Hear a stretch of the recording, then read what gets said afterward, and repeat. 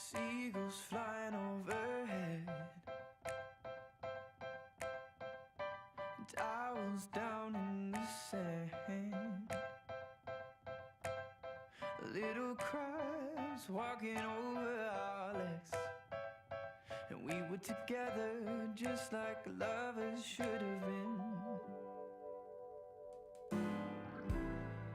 Like the changing tides, you have changed your mind, and now you are no longer mine.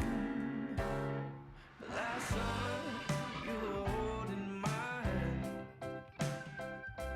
Last summer you were laying in my bed. Last summer we were more than just friends. But that was last summer.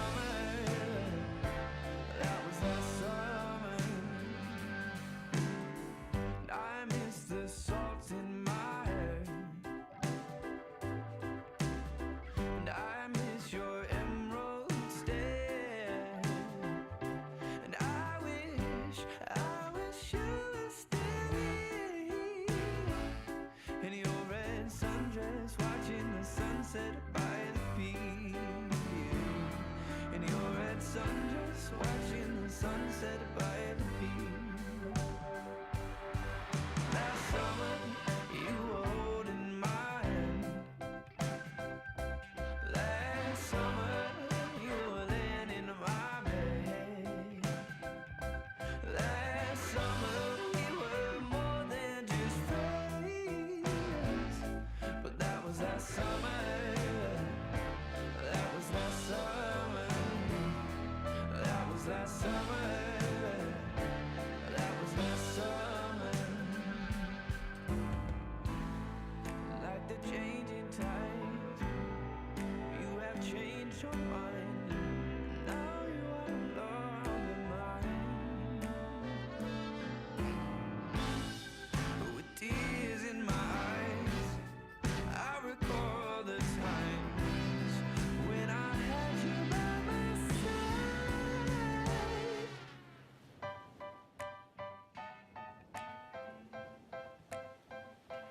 Last summer, you were holding my hand.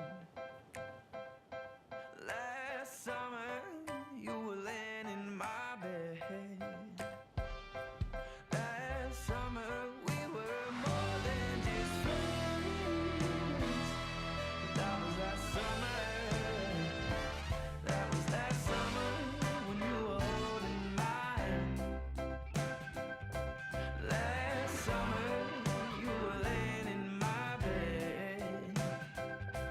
Last summer we were more than just friends. But that was last summer. That was last summer. That was last summer. That was last summer. And that was last summer.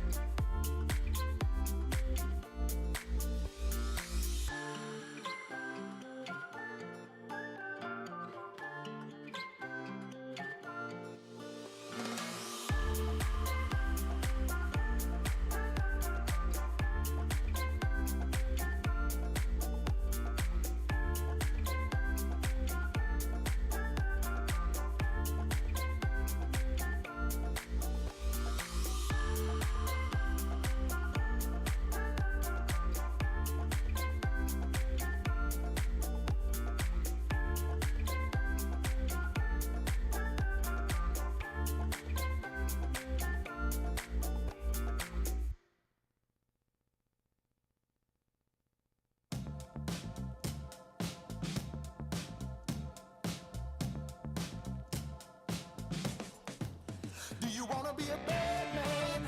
Yes, you do. Do you wanna taste sweet salvation underneath the summer moon? Do you need another hand now? Yes, you do.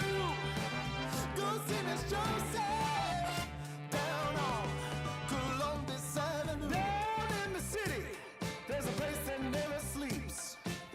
You can see it all up past 57th Street. Music is hot and the drinking there's free. It'll turn you upside down before you count to three. One, you're looking for a helping hand. Two, you need a friendly face. Three, feeling good you can barely stand. You're falling all over the place. One, you're looking for a helping hand. Two, you need a friendly face. Three, feeling good you can barely stand. You're falling all over the place. You own it, they got it, they flown it, you bought it. Ow! Do you wanna be a bad man? Yes, you do. Do you wanna taste sweet salvation underneath the summer moon? Do you need another head now? Yes, you do. Go see Miss Joseph down on Columbus Avenue. Columbus Avenue. Ha! Go see Miss Joseph down on Columbus Avenue. Columbus Avenue. Ha! Go see Miss Joseph down on Columbus Avenue. One, you're looking for a helping hand. Two, you need a friendly face. Three, feeling good you can barely stand. You're falling all over the place. One, you're looking for a helping hand. Two, you need a friendly face. Three, feeling good you can barely stand. You're falling all over the place. You own it, they got it, they flown it, you bought it. Ow! Go see Miss Joseph down on Columbus Avenue. All right, Columbus Avenue.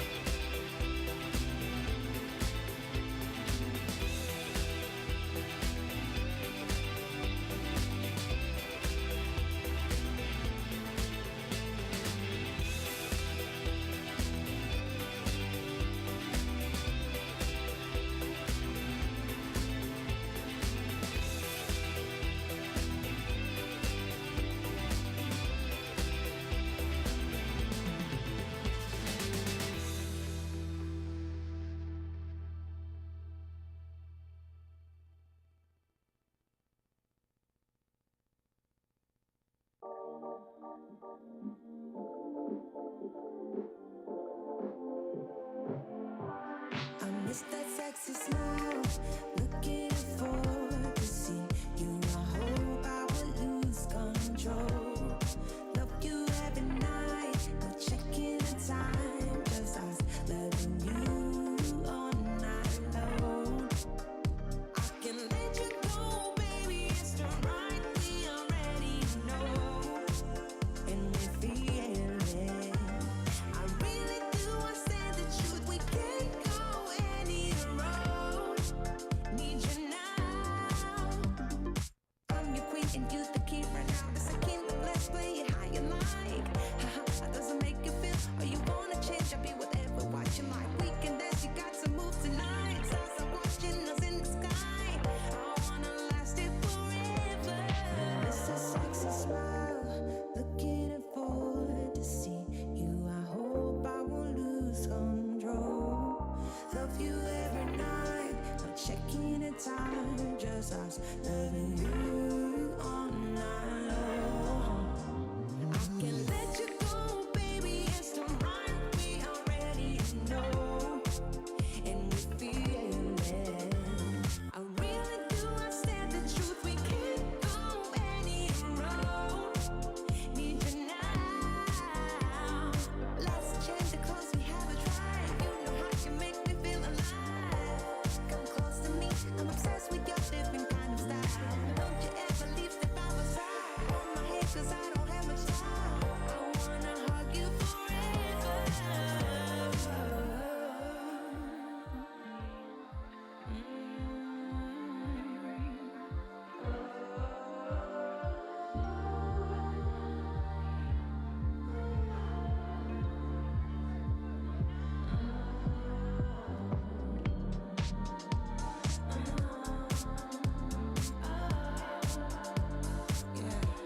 I miss that sexy smile, looking forward to see you. I hope I will lose control. Love you every night, not checking the time, just us loving you all night long. I miss that sexy smile, looking forward to see you. I hope I will lose control.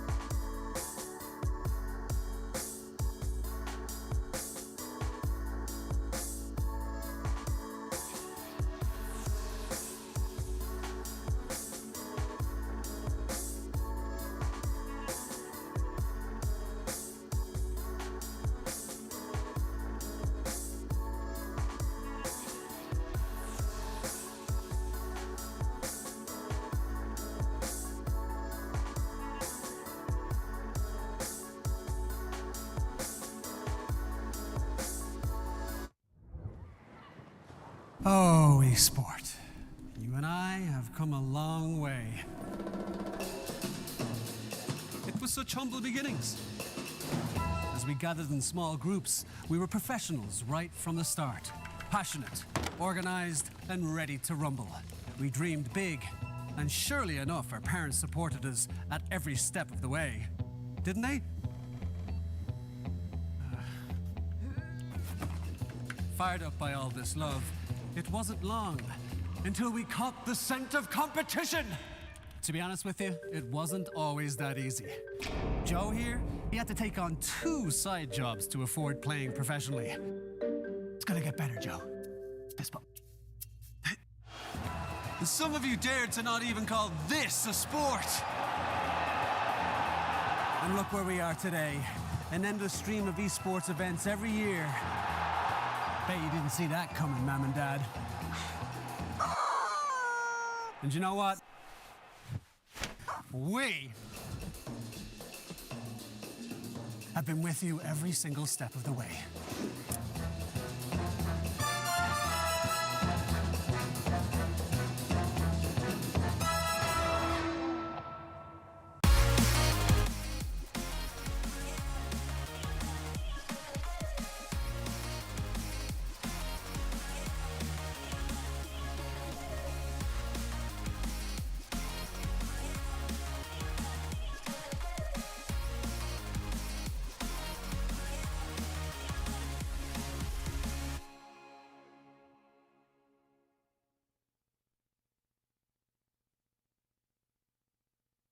Dream of working with people you watch on screen.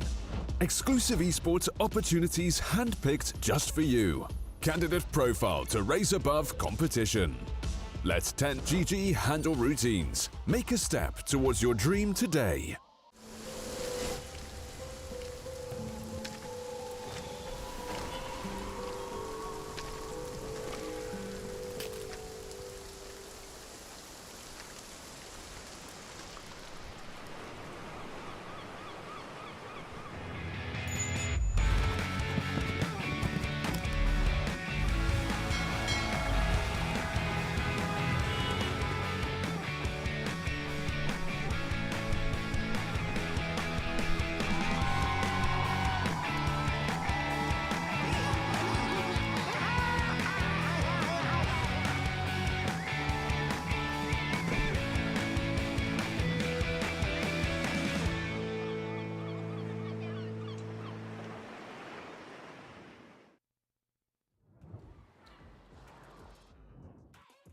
The last best of 3 ended up in a 2-0, so we had an hour-long break here at the Pinnacle Cup Malta Vibes. But now, after that time is out, we're going to be hopping into the second best of 3 of the day. It's going to be Moneymakers versus OG. I'm Harry Freak, and I'm going to be bringing you the Dota action of this best of 3 series here at the Pinnacle Cup. Of course, let's just remind ourselves what matches we have today. We still have 4 best of 3 days, so a lot Dota to watch. Navi did beat the Ancient Tribe 2-0. Now we're going to be watching Moneymakers versus OG, but later on, Blue Scale will be taking over the cast, and he's going to be going into Alliance versus Hellraisers, and ending the day with Into the Breach versus Quest Esports. But we should focus now on Moneymakers OG. So we're going to be looking how Moneymakers went through the bracket to get towards OG, to get towards the big guys who they're going to be fighting right now in the third round. Directly invited team OG Moneymakers, they beat Mega Creep Gaming, then they beat Betrayed yesterday. Both of those were easy 2-0s for them yesterday. They did win $1,000 today. If they want to continue making money, as is in their name, they're going to have to beat OG. So we're going to be focusing on these 2 teams right now. OG yesterday, they did manage to qualify to the major, barely beating Oridu Thunder Esports as in our tournament, but we are gonna be still remembering which players are on these 2 teams, even though one of them are very, very famous. But Moneymakers, this is X, Y, and T. This is why these guys are so known to you guys. These guys know what's up. Lucas, Yegor, Vierch, Bignam, and FN are not to be underestimated, though, when on the other side, there are 5 gods of Dota: Yoragi, BZM, DM, Taiga, and Chu. Then it means it's not going to be an easy path forward. They did qualify to the major, barely. But to be honest, considering that the Western European region is so strong, uh, qualifying in any way is a big win. And OG today, they are coming in as the heavy favorites, and they're probably gonna be favorites in most of the series that they're gonna play. We'll see who the next team that they're gonna face is gonna be. But for now, they're gonna be looking towards this series. And it's gonna be interesting. I don't know how teams are gonna draft moneymakers.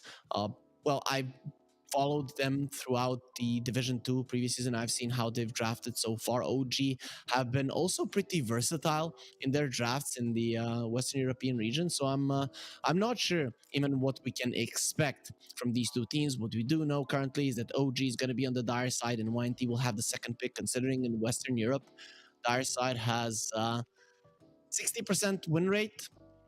I wouldn't want to be in the shoes of money makers, but still, in the draft, you can maybe get some advantages with that second pick. And with that being said, we're going to be hopping right into it because it has started. Money makers versus OG. The series now will officially commence. And we'll see how they will approach this one. What do you even ban if you're money makers? As I mentioned, I've looked through the heroes OG played throughout the DPC season. Considering they barely made it to the major, you could say, oh, they weren't that successful throughout the season. But to be honest, they still played some good games against some of the best teams in the region as well, and qualified. And the drafts were all over the place. Something that I've seen has been the constant, has been the NH Prophet. I did follow some of the games myself, but obviously so much Dota to follow and cast, and we have to get fresh air sometimes, and that's exactly what we're given to our to the winners of our tournament, right? Because whoever wins the Malta vibes, they're gonna be going to a boot camp on Malta, and they're gonna have a 5-star hotel. They're definitely gonna be enjoying themselves, the sunshine, the beach, and of course Dota to just make their stay there even productive. Though we're not gonna tell the teams how they're gonna be practicing there, what they're gonna do, how they're gonna relax and stuff like that. It is gonna be all on them to decide that one. OG definitely one of the contenders to win the entire tournament. Moneymakers, I don't think anyone thinks these guys can win, but I believe in them. I think they actually have a lot to show, and in this series we're gonna be finding out actually how much. So OG, as we mentioned, major team now. These guys have been looking good. Chu has gone into the lineup, so they did swap out their coach at position 5. It seems to not have been working out with Misha, but he's still a part of the team, and I always hear that his ideas are a big deal. Moneymakers, they open up with an Nature's Prophet Elder Titan, who has been coming back into the meta, so I'm hoping to see some magic damage burst from the Elder Titan. But right off the bat, this is a dangerous lane. OG, they do have a Rubik, but when you have a guy with 110 damage coming to smack you in the face, in the laning phase, that Fate Bolt isn't gonna help all that much. You're still gonna be feeling the pain. And Nature's Prophet is no pushover either when it comes to physical damage. Might start with the Blightstone that we're seeing. We're seeing more and more Nature's Prophets actually stay away from that as a starting item, though it used to be pretty much a staple for the starting items of the Nature's Prophet.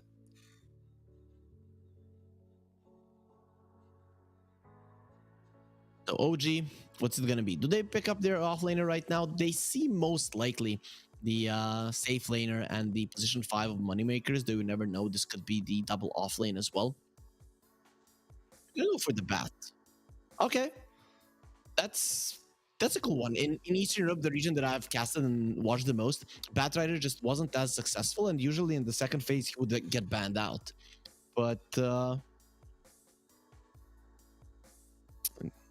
here, Western European teams not afraid to pick it first phase. OG, they're still coming in as the favorites, So I don't think they feel like they can lose. This is a team that has lifted the Aegis twice. Of course, none of those players are part of the team right now, but they are definitely advising them, but there are some former OG members in our tournament. Old G is part of it, and they're going to be playing tomorrow versus Cybercats. I think I'm going to be casting that one as well, but we'll get the info about tomorrow's games at the end of the day, which is going to be late into the night when Blue Scale does take over. Every single series that I've casted so far in the Pinnacle Cup has been a 2-0. On paper, this one should be a 2-0 for OG as well, but we're all hoping that that Moneymakers can push a game 3 at least. And yeah, I've gotten confirmation that I will be on Old G tomorrow, so that's actually quite cool. If you guys haven't seen their logo, it does look pretty good. The Old G logo, actually quite nice. They are banning out heroes that are good against the Batrider right now. The Queen of Pain, the Puck, lane well against the Batrider. Are solid against him in the later portions of the game as well. Slark, of course, at every point of it, laning stage wise, later portions of the game wise, is always going to do well. Disruptor makes it to the second round without being banned out. That's interesting, to be honest, because he has been like the top pick of both Eastern and Western Europe. Moneymakers, of course, they weren't part of Division 1. They're going to be starting Division 2 in Eastern Europe is starting today. So I don't know when they're going to be making their debut there, but that doesn't really make much of a difference here for us till Disruptor. Quite interesting he makes it this far. In the last series, it was banned out in the first phase both times.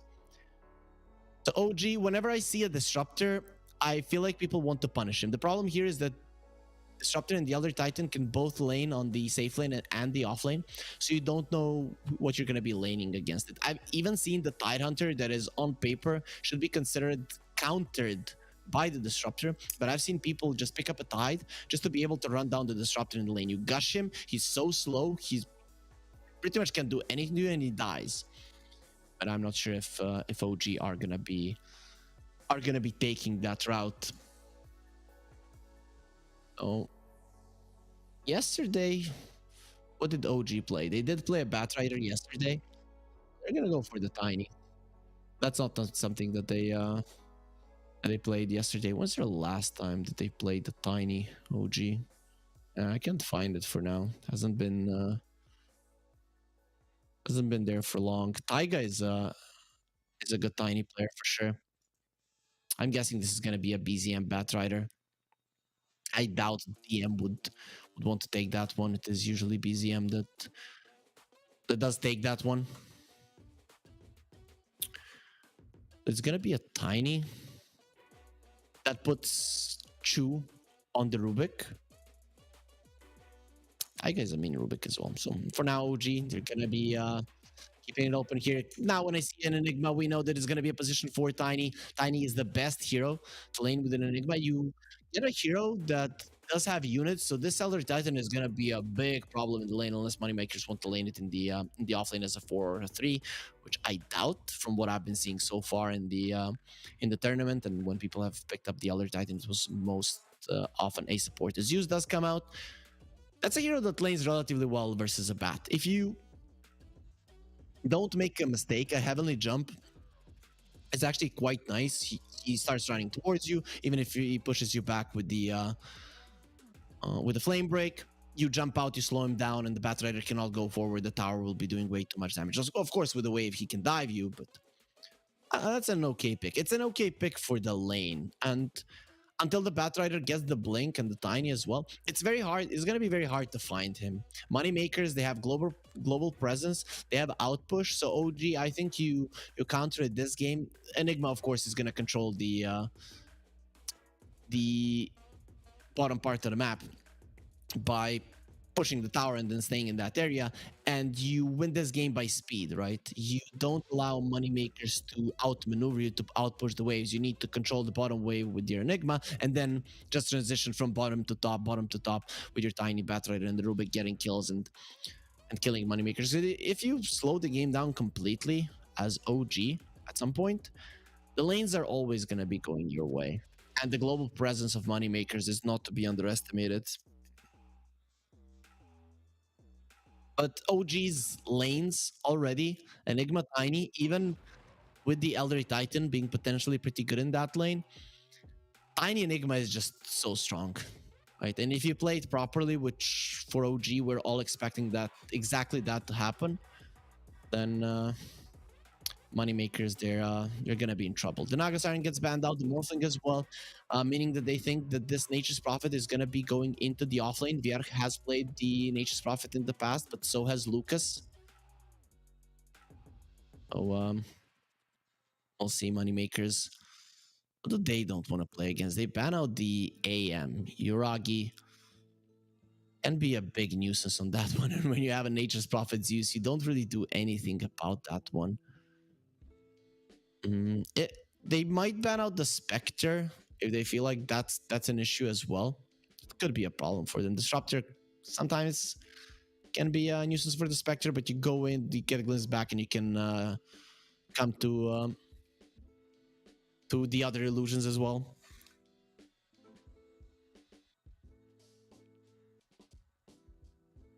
And the thing is with OG, when you have a Batrider, if the Batrider is having a good game, you don't really need an early game damage there. They ban out the Lifestealer. Okay.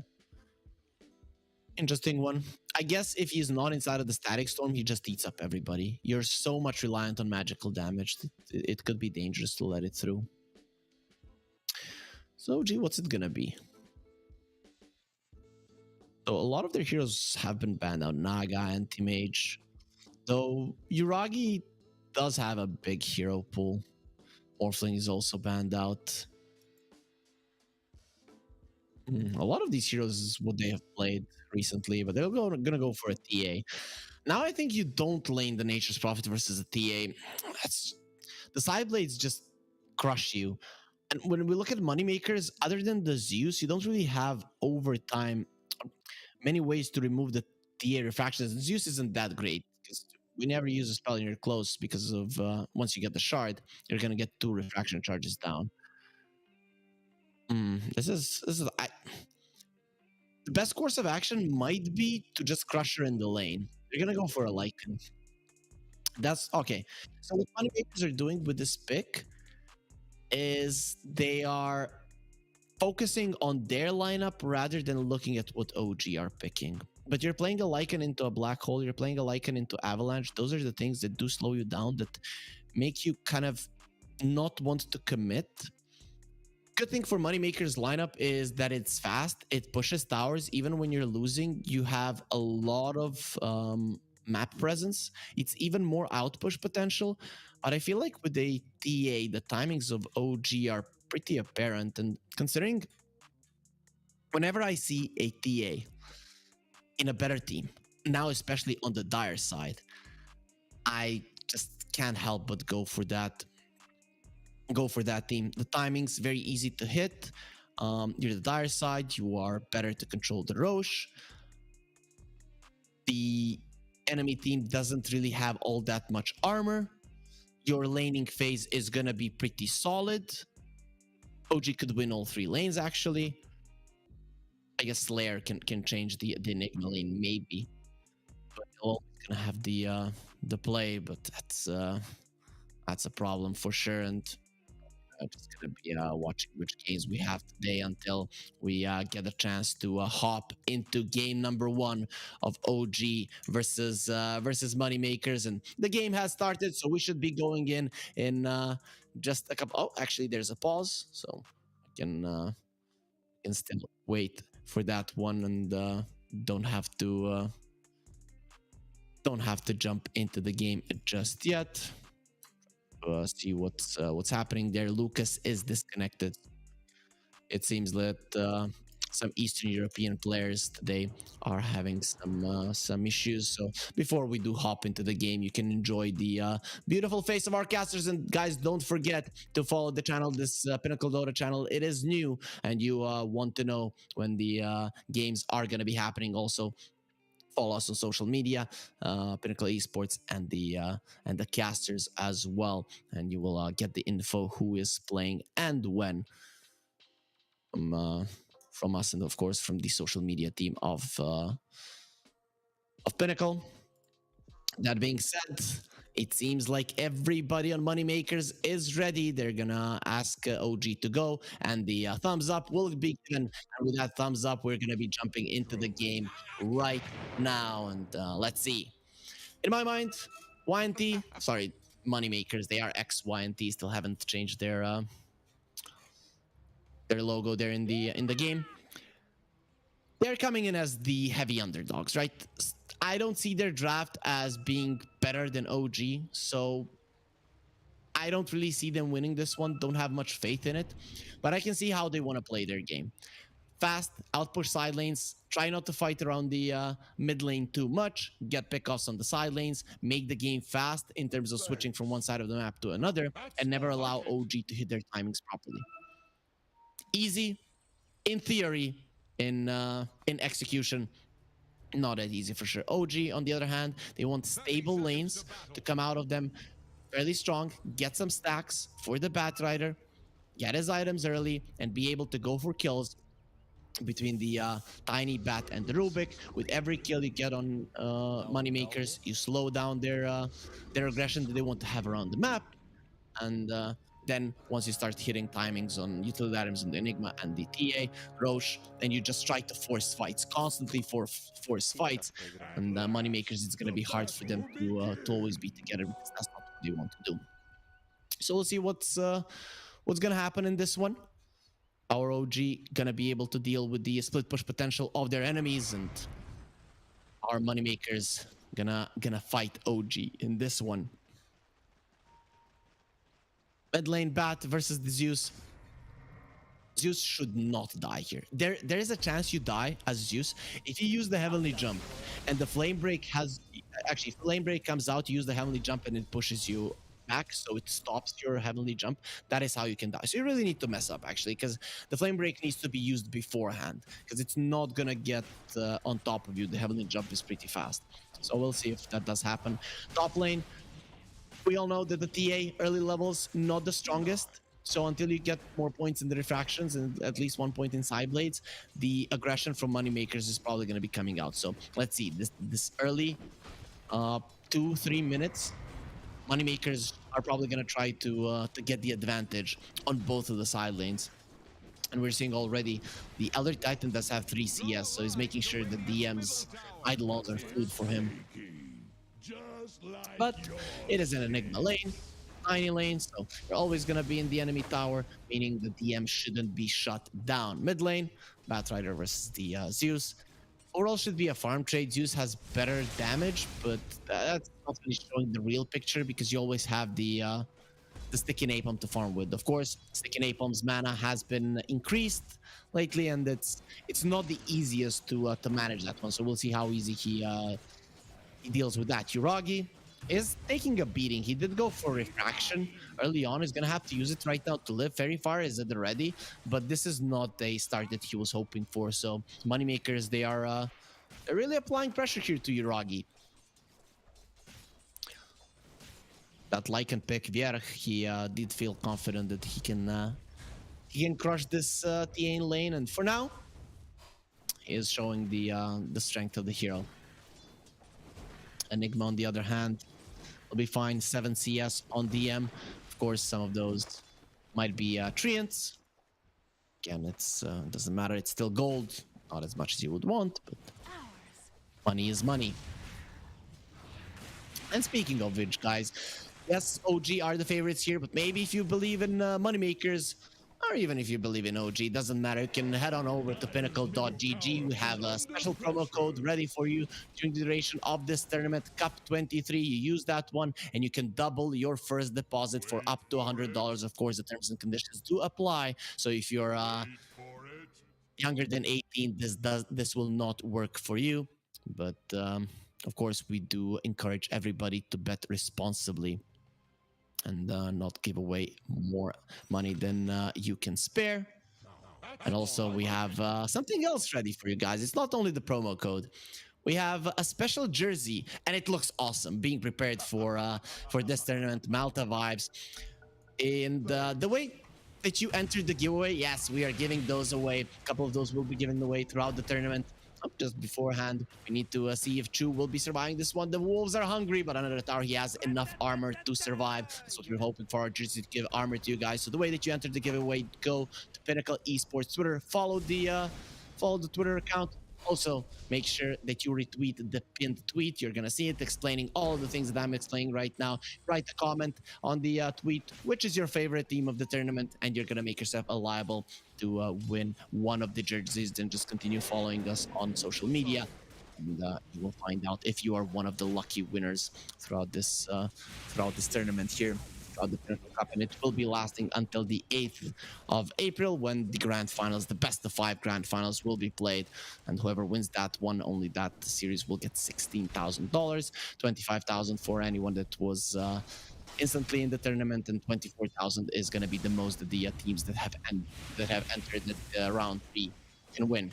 Bignum has the glimpse. That means the Chu is looking very much dead. The Wolves will get spawned, and finally, Bjerg will land himself a kill. But look at Yuragi. He's not going to let this one slide. Tries to get a return one, but will not be happening. The Wolves, they bite a little bit too hard, and Yuragi doesn't want to be part of that one any longer. So the first blood will go towards Moneymakers. Their laning stage has started off very, very well. Not only are they doing well in CS across the board, but also their Elder Titan on the bottom lane is taking a ton of farm. Some of those are pulls, some of those are eidolons, so he's going to be quite happy with that one.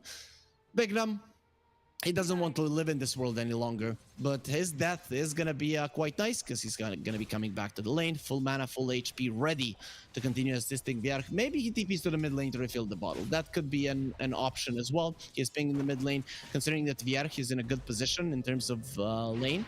It does make sense. So Yegor is gonna get himself a little bit of a help, but BZM, he might need some help here. Glimpse is at the ready. BZM, he has to run, and he's gonna be brought back. No kinetic kill, meaning that Moneymakers are not gonna have enough lockdown. They're not gonna have enough damage to get the kill, but guess who will? OG on the bottom lane. They bring down Slayer. So finally, the Tiny Enigma come into play. This is the lane I was talking about. If there's a partner that the Enigma loves laning with, it's the Tiny. And considering that Taiga is big on Enigma as well, he knows how to play with the hero. Ragi gonna be found. Does have the refraction charges keeping him alive. The Wolves, yep, not gonna be able to finish him off, and he does live through all of this, but he's continuing to struggle. In terms of CS, he's fine, I guess. Same as Lucas. Oh, Taiga, you have 0 armor, so this hurts. Slap. Oop. Actually, Slayer, he takes pity on Taiga. Okay, no 0 armor. He did start off with the Ring of Protection. Ragi, low again. Bignum, no mana, so no glimpse will be coming out. Fairy Fire was at the ready, so with all of the resources missing on Moneymakers, no chances for a kill. OG starting to get a little bit better in terms of CS, but we'll see how that's going to affect the net worth as we switch to it now in the coming minutes. The first power rune does go towards the Batrider. It's always very hard to contest those runes with the Zeus. Let's say you use the Heavenly Grace, it can very easily die. For now, the Batrider is not giving up his ulti. He is saving a skill point though. Guys, if you're not good at calculating, 3 + 2 + 1 and stuff like that, if the talent tree is glowing, that means that you have a point to spend, or the player has a point to spend out there. Taiga, Avalanche gonna be used. No toss back will be coming through, and now coming into the 7th minute, we are gonna be switching over to the net worth 50 CS on the Enigma. 3,500 net worth already. Though Bjerg isn't doing much worse either. He has his Helm of the Dominator already 7 minutes in, so that is gonna be a huge timing for him. Player in trouble. He does get his spirit back, so the armor will increase significantly, but the Avalanche and the Malefice, the magical damage will be more than enough to get the kill. Chu all alone in the top lane. He was left here, and there is nobody coming to help him. Actually, BZM, he TPs in. He doesn't have the lasso. Actually, doesn't have the mana for the lasso. Even with all of the sticks being used, Zeus did pop his ulti, maybe unnecessarily. They do get themselves the kill. Is there gonna be any kind of return? Taiga does want Bignum. TP at the ready, goes for it, and the crease blocking Taiga in. No tosses will be coming through, meaning that Moneymakers, they get out without losing anything. So OG TPing heroes to the top lane. This is looking beautiful for moneymakers. Dire's middle tower is So far, so good. Should be happy with their performance. Nature's Prophet going for a Midas. Lucas is having a bad game, but if you compare him to Uragi, well, then he's having a blast. Now he's gonna have his ulti, blasting everybody on the map, taking even more farm, whereas the TA is still, without any items, one of the fastest, if not the fastest farming hero in Dota. So he should be able to get back into this one. Once you get level 6, you want to return into the lane, but we'll see if the against the Lycan though it's a little bit more difficult. He has the shapeshift, so doesn't really care about the traps at all. Only one having a good game currently from the cores of OG is DM. The Batrider, he's having an okay time, and him and the Tiny are smoking, looking towards Lucas. Seems like the Batrider and the Tiny in the big jungle there, they're gonna be finding the Nature's Prophet. Lucas in a good position to be saved here. Actually, no one is TPing in. They're just gonna let him die. The lasso being used, he's taking a lot of damage, and at a glimpse, it's gonna be enough to turn things around. OG now, they're surrounded inside of the kinetic field. Toss for the Tiny, get away from my mid laner. He wants to save BZM, but there is no safety for the Batrider. You went deep, you got the kill, but you will be punished for it. You still force out some TPs, so I'm gonna guess OG are not gonna be too mad about it. And both of the offlaners do secure the towers. It's fine. So now they're gonna be trying to overtake the enemy jungles. You know how effective they are at that one. Thing is, EA, she cannot contribute right now, and the Nature's Prophet, he's contributing to a push. Where is OG? Where are OG heroes to help with this one? Well, they're nowhere to be found. Their Enigma is the only strong guy on the map, and he doesn't really want to connect here. So with the Lycan coming over, the mid lane tower is gone. This is going to be hindering the ability of OG to go for the Roche. And for a TAA lineup, that is very much important. And stealing Roche with the Lycan, Nature's Prophet, not impossible. Moneymakers, they came to play today. Major team, easy for them. For now, of course. This is only 10 minutes in the game. The gold lead, it's not there. It's still a little bit in favor of OG, but the farm distribution, Moneymakers are definitely happy with how it's going. Black hole gonna be used in the bottom lane. That's the first one. The light will disappear from the eyes of Slayer. It seems like he tries to put people to sleep. Not gonna be happening. But now they're trying to turn this one around, and considering you have a disruptor, it's actually quite easy to do. The storms, the lightnings will finish off the Enigma. Be a first static storm usage as well, but a much bigger kill for OG on the top lane while this was happening. The shapeshift was used, but the Lycan did survive.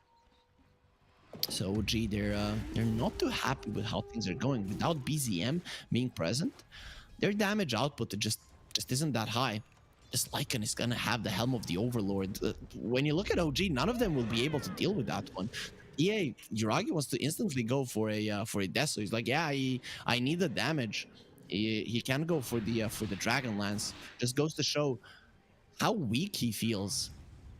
BZM drums at the ready. He's gonna be going for the Witchblade build. Lucas looks pretty dead again. Will be hunted down this time around. Moneymakers, they don't seem to be in the vicinity to punish OG for this one, but OG are staying, overstaying.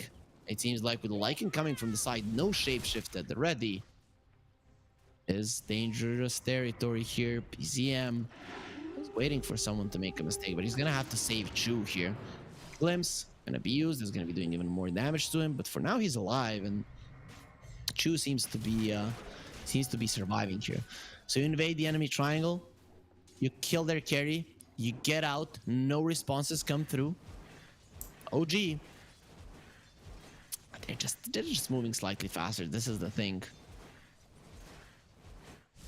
Moneymakers, early mid game. This is where you're gonna show just how strong you are as a team, and moving into the mid game.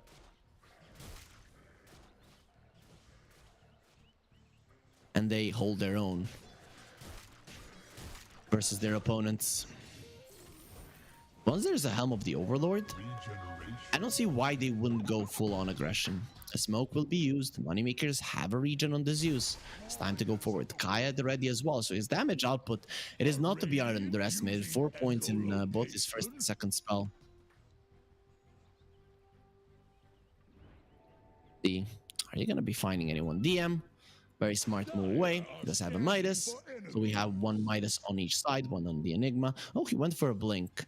Usually I want to see one defensive item on the Enigma before the blink BKB, but he's going straight into this kind of a build, and we'll see if it does work out. OG, their supports coming over, and yeah, well, the Disruptor doesn't look like he's going to be surviving this one, not even close. The blink of the Enigma gets revealed.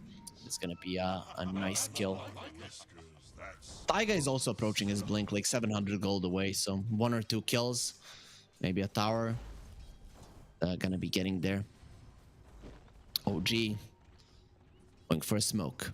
Very fast move towards the mid lane. They would love to open up the enemy's map to be able to have a bit more of an access towards Roche pit, or take away access to Roche for moneymakers. Getting the top part of the map again into their control also doesn't seem like a bad deal, but the smoke from OG for now isn't going to be landing them any kills unless Yegor. No, don't stay on the death camp. They're also going to see the courier coming over. Okay, he's not going to do it. Smart move. That is the camp where carries usually die. Yegor are going to be one stolen glimpse. Yeah, they saw him there having a ward behind, and we'll get the kill. Stolen glimpse from Chu. This changes that one. He was out. Right now he's going to be looking at his disruptor. How did you give him the glimpse? Why did you give him the glimpse? Taiga. Well, at least that glimpse will be used on the other side as well, landing 1 kill for moneymakers. So they're not gonna let their buddy die for nothing. Now we're trying to get the wards down.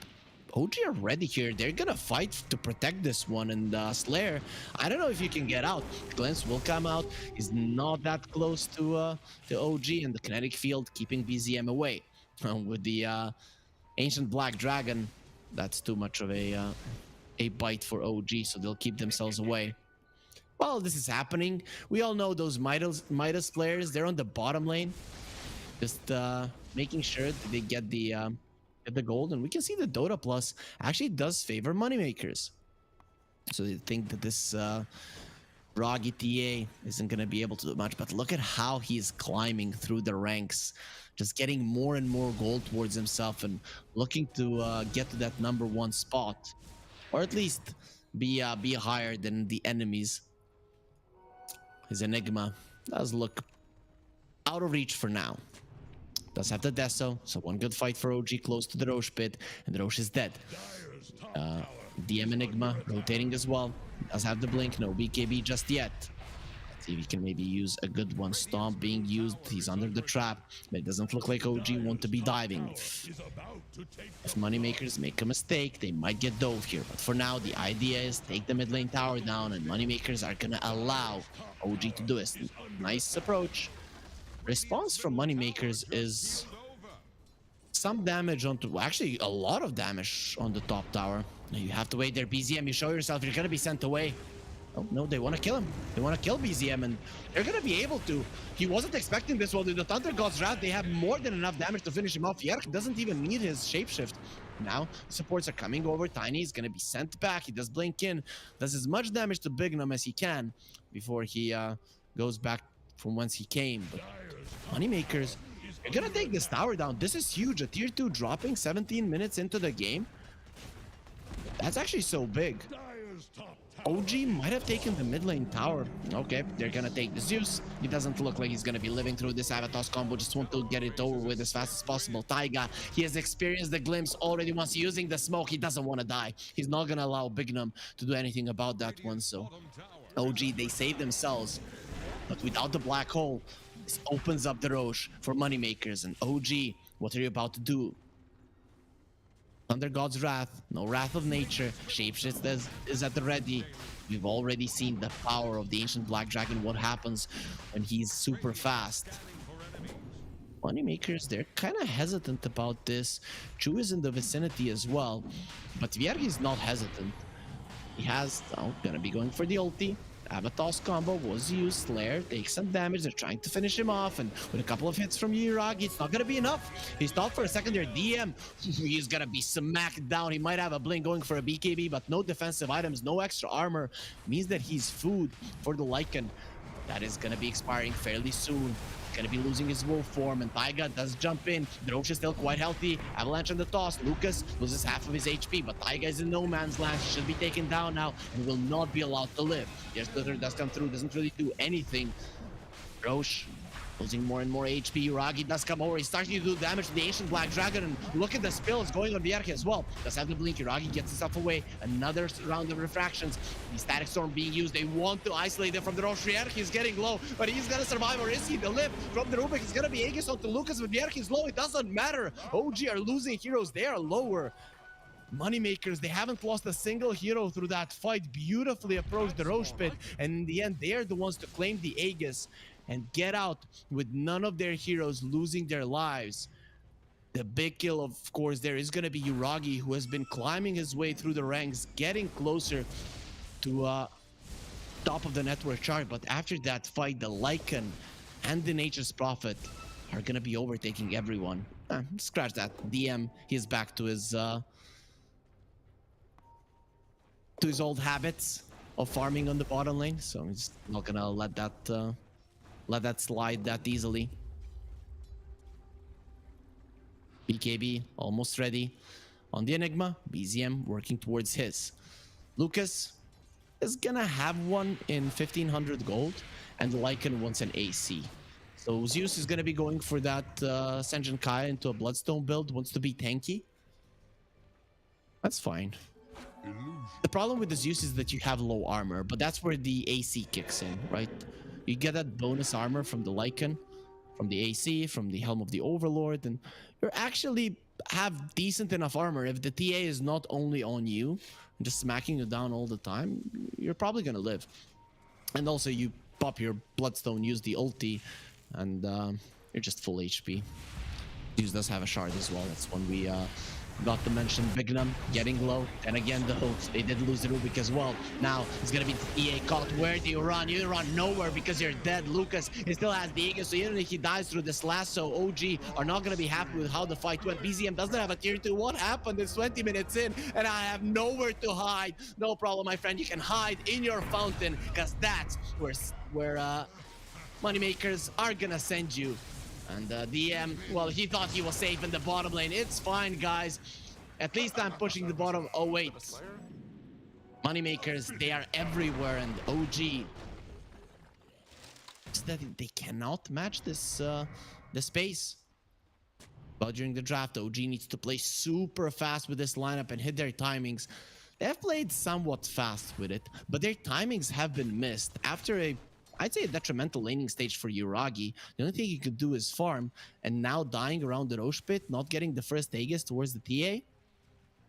A lot of things going wrong for OG. Still, Black Hole, BKB at the ready. 80% win probability for moneymakers at this point. OG might start being afraid for their life here in the Pinnacle Cup. This is going to be their debut in the tournament, and you don't want to get eliminated immediately. Of course, this is the best of 3 series. Even if they lose this one, it's not over.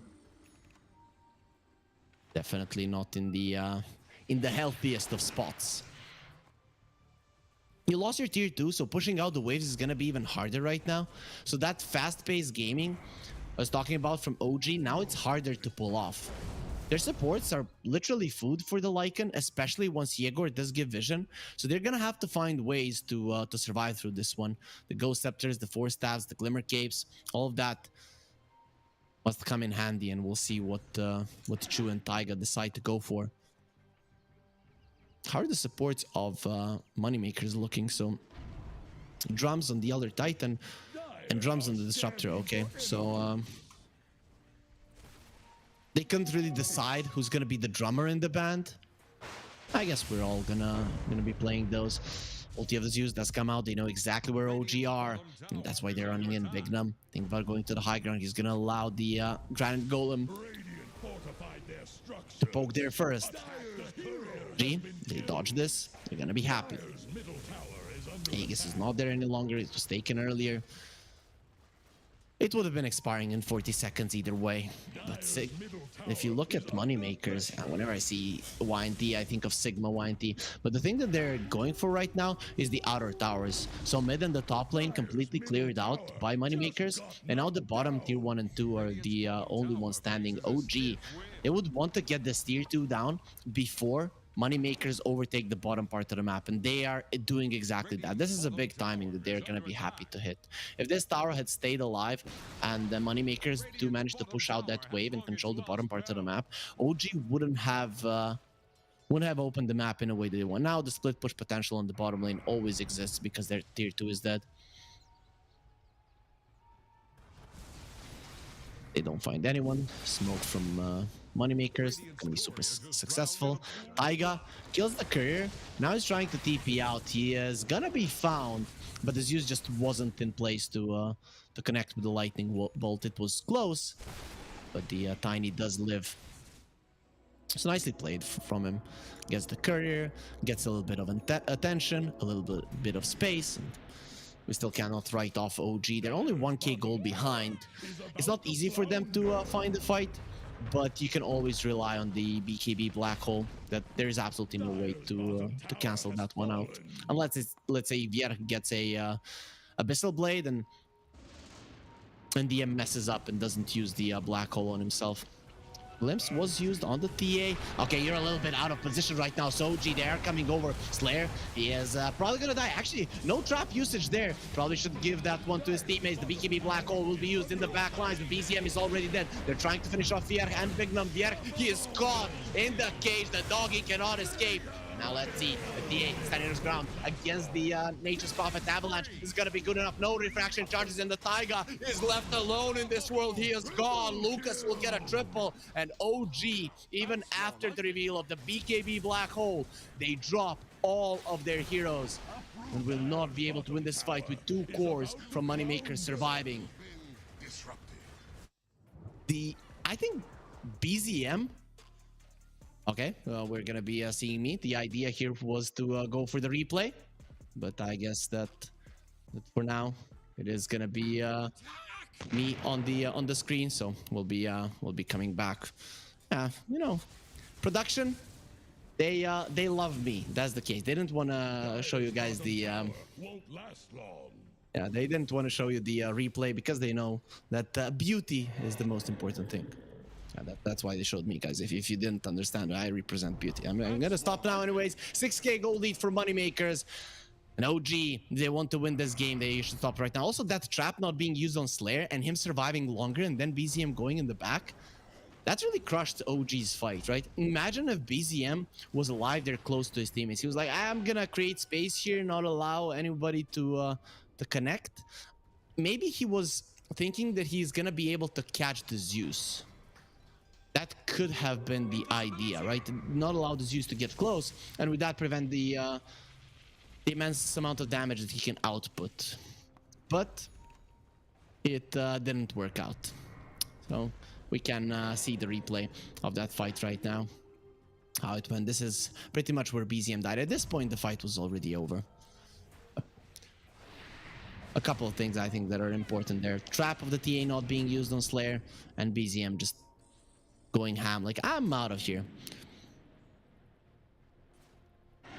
TA usually could do good against heroes like the Lycan and the Nature's Prophet if they didn't have their units, right? Those units do allow you to burn through the refraction charges easily. Leipner on the Nature's Prophet, he's going for a Satanic, just continuing to increase the gold, and TA being such a fast farmer, but it seems like he cannot come close to Lucas in this game on Yuragi. Roche, a relatively long respawn, somewhere in the middle, two minutes approximately. So we're gonna be seeing the second Roche. That's the shard one. I have seen TAs get the shard early, right? Not wait for the second Roche. Not gonna be the case this time around for Yuragi. And we'll see what he decides to do. And he's going full on damage right now. Daedalus into MKB. That's what he wants. But Moneymakers are gonna probably start itemizing Now into hexes, halberds, things like that, and then even once he gets items, it's gonna be a problem. He needs to deal with those creeps because there could be a glimpse coming through. He doesn't have his BKB any longer. He has been found by the Zeus. The God of Thunder knows where you are, but Chewy has the ability to move his teammate away. Where's the vision? They don't have it. He gets himself to the high ground. The TP away. Uragi will get sleeping on the job. That's not something that's gonna be allowed. He feels like he's already on Malta, enjoying the beach.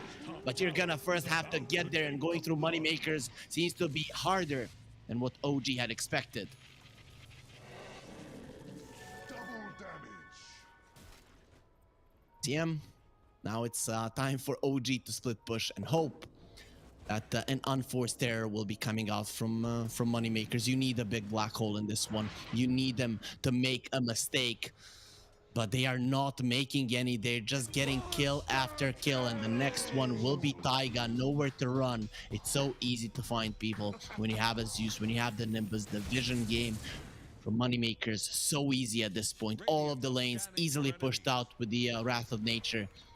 Then you have the Zeus to just show you where every single one of your enemies is. The DD on the Nature's Prophets will be expiring, but this Roche is gone. Second Roche is like the biggest timing for a TA. Not only for the shard, but this is the part of the game. Somewhere between minutes 22 and 30 is usually when the TAs get it. And that is a time where you increase your lead to heights that your enemies just cannot come back from, right? And, well, not only are they not increasing their lead, but they're losing, and now the enemies have a double life plus the shard. Not sure who got that one.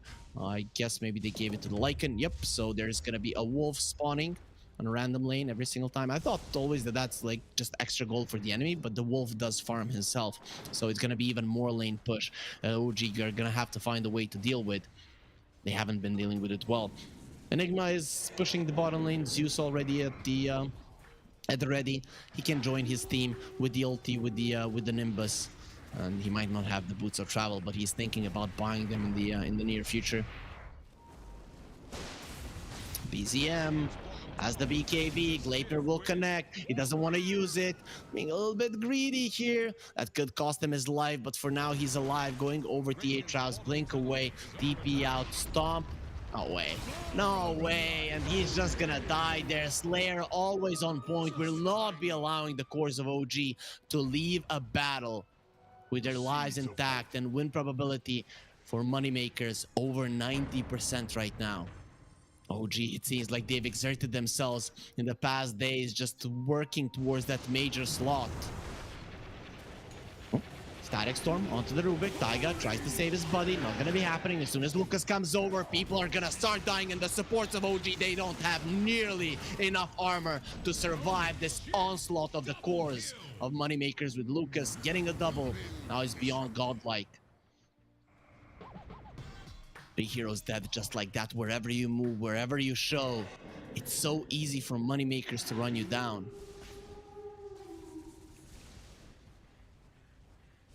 24-13. OG. Their chance to win this game is decreasing. TA, the Daedalus, is gonna change a lot. He will be able to burst people down quite easily. But Lycan now working towards the Hex. That is a big one. The Ghost Scepters are gonna start coming out as well. There is no chance for luxury items for OG at this point, so thinking about Hexes, thinking about Nullifiers, that's not gonna be happening. You still need your core items. Batrider glimpsed, he doesn't use the BKB, he might have to do it right now if he wants to live. Now even at this point, loses his life. Okay, they know exactly where the TA is, caught with the Gleipnir, but a blink out. Refraction charges do last long enough for him to get himself away. They're being very patient with those BKB charges, but the Batriders is down to 7. DA down to 8, and the Enigma as well. DM. He did pop his BKB. It's not gonna change anything. The one thing I haven't talked about is also the Earth Splitter that can cancel your TP as well, even during the BKB. Avalanche toss. They found Vieira. He pops the ulti. The BKB. No, we were just kidding. We didn't want you. He tries to put the leash on the dog, but this one is rabid, too strong. And Chu, he gets lane in the base as well. Taiga nowhere to run. He's gonna be throwing rubble, sand into the eyes of his opponents. Is that enough to live? Well, no, because he's gonna be glimpsed back, and now Yuragi, the lone survivor, he's trying to get away, but he's not stopping. Nice BKB, I'm just gonna gobble you up. And Nature's Prophet says, let him live, let him suffer. Being alone in the world is not a nice place to be. So that sprouts from Lucas, definitely saving Yuragi for the time being. He needed a friend, and he had one from the side of Moneymakers because all of his were dead. That is a manly approach from Lucas. Gleitner does come out just for good measure. Doesn't really need to go for a kill. It is going to be the Raxes they're looking to get. 18,000 gold lead, 17, sorry, at the moment for them. And they want more. They want this to end right now. They know, they feel that they have beaten OG here in game number 1. The Glyph is still going to be keeping OG in the game. They have the Black Hole, but after that one is used, if they don't get a convincing fight, I think it's time for a GG out.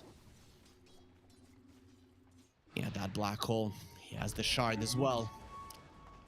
So the Malefice is going to be spawning even more Eidolons.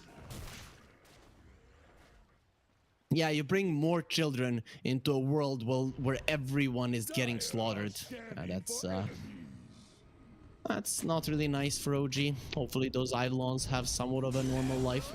YNT, they're in the smoke. Their Aegis is going to be expiring. Okay, that illusion. Not even that is gonna die. Now they know what's up. OG, it's time to run. You don't have your lasso any longer. Ulti from this use does come out. A lot of them were still in the smoke as well, but the DM was not. It's gonna be lifted up by the Rubik, tossed away. Run, DM, run, and he will be able to. But yep, the savior who's gonna be saving him. The TA is gonna be slept. The Air Splitter is coming over. They're gonna destroy Yuragi. He does not exist any longer.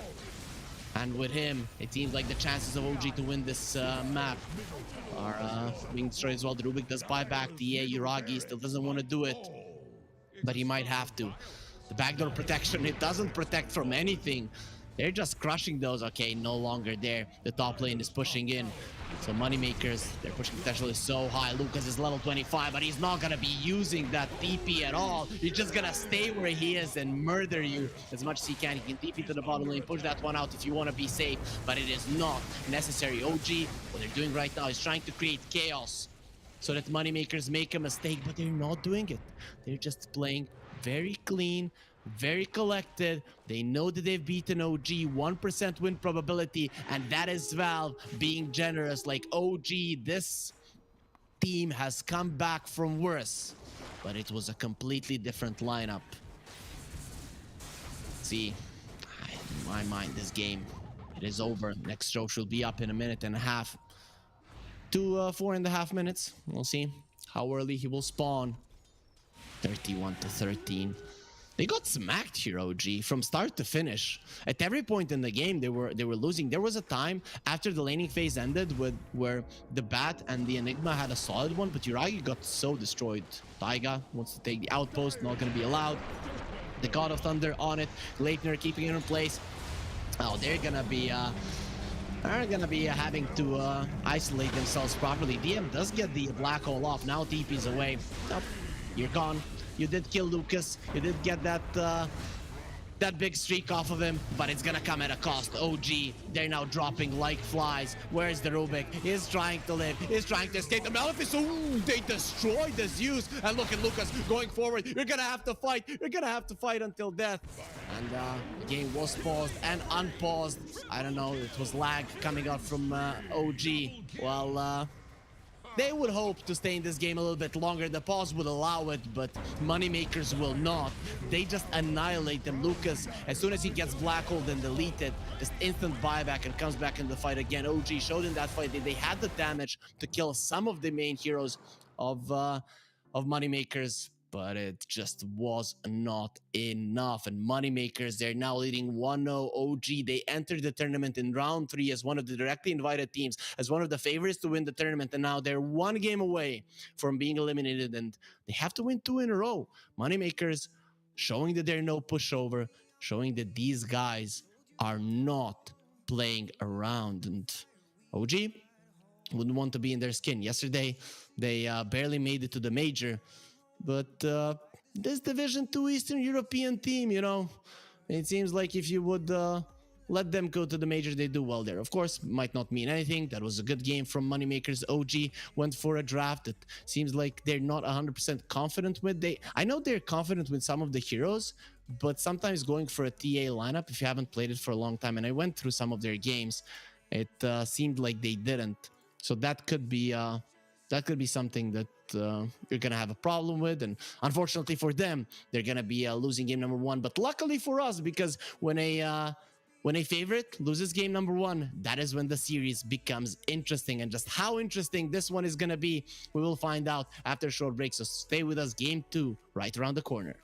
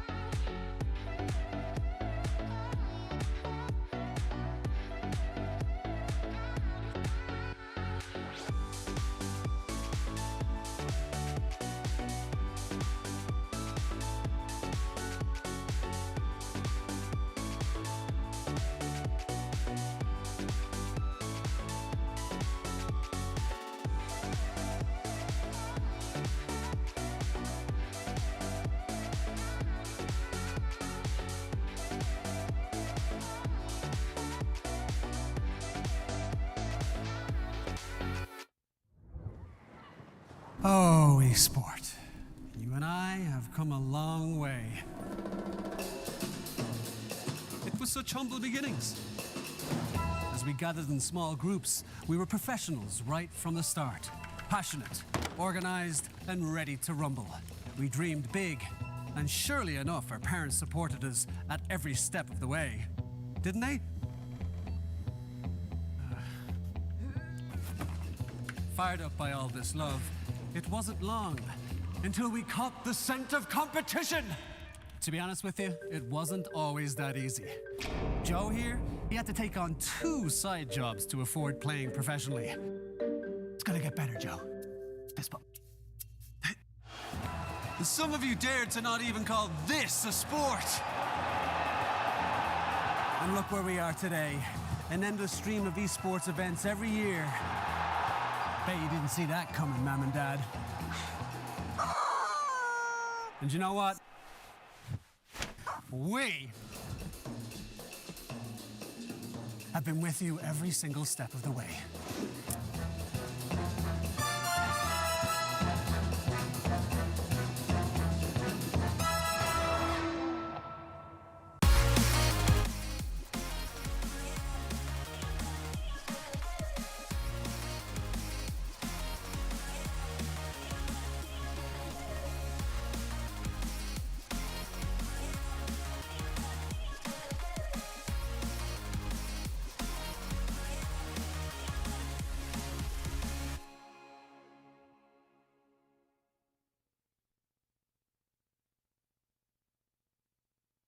Dream of working with people you watch on screen. Exclusive esports opportunities handpicked just for you. Candidate profile to raise above competition. Let 10GG handle routines. Make a step towards your dream today.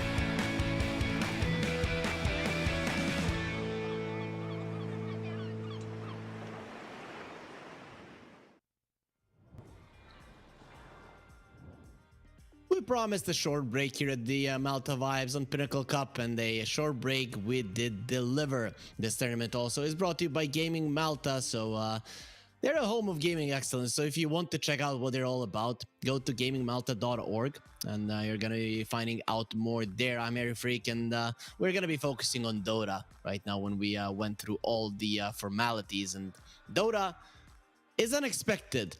A team that yesterday qualified to a major now loses to Moneymakers, who were 4th. I think they were the 4th team in the Eastern European Division 2. Yeah, I'm pretty sure it, because this is X, Y, and T.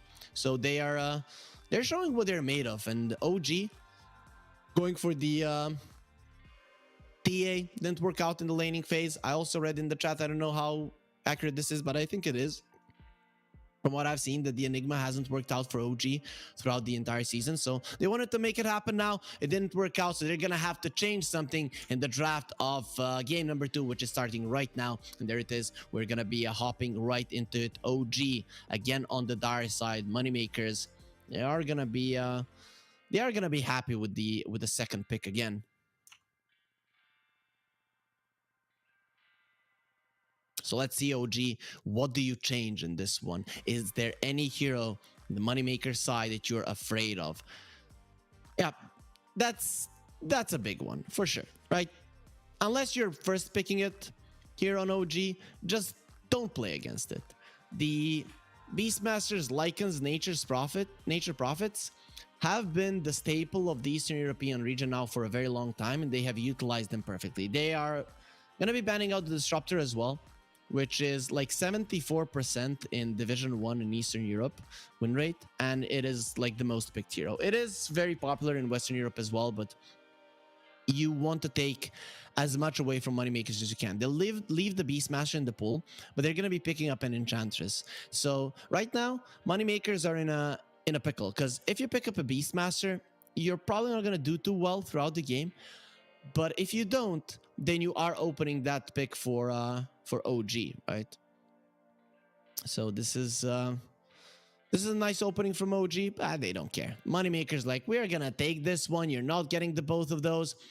And Beastmaster Rubik, this is the lane that has been looking good in the Eastern European region for a while. I never liked the Beastmaster Rubik lane all that much when people were going for boars, but now when you're maxing out the axes and just going for a constant spam of the two spells, the Fade Bolt and the axes, it really is hard to lane against that with anything. I have seen people just go straight up Terrorblade into a Beastmaster and just run him off the lane. So any illusion hero could do well. That is why you pick up a Rubik, a Snapfire, or something along those lines when you go for heroes like this, because you want some extra magic damage to be able to clear out the early illusions.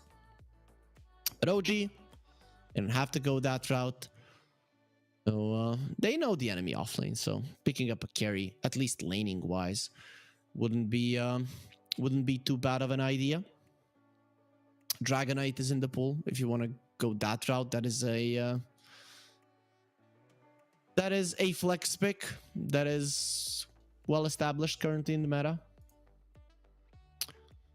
So I'm looking at what they would want to play. Maybe later on down the line they pick up a Tidehunter, though I don't think you pick it up this early.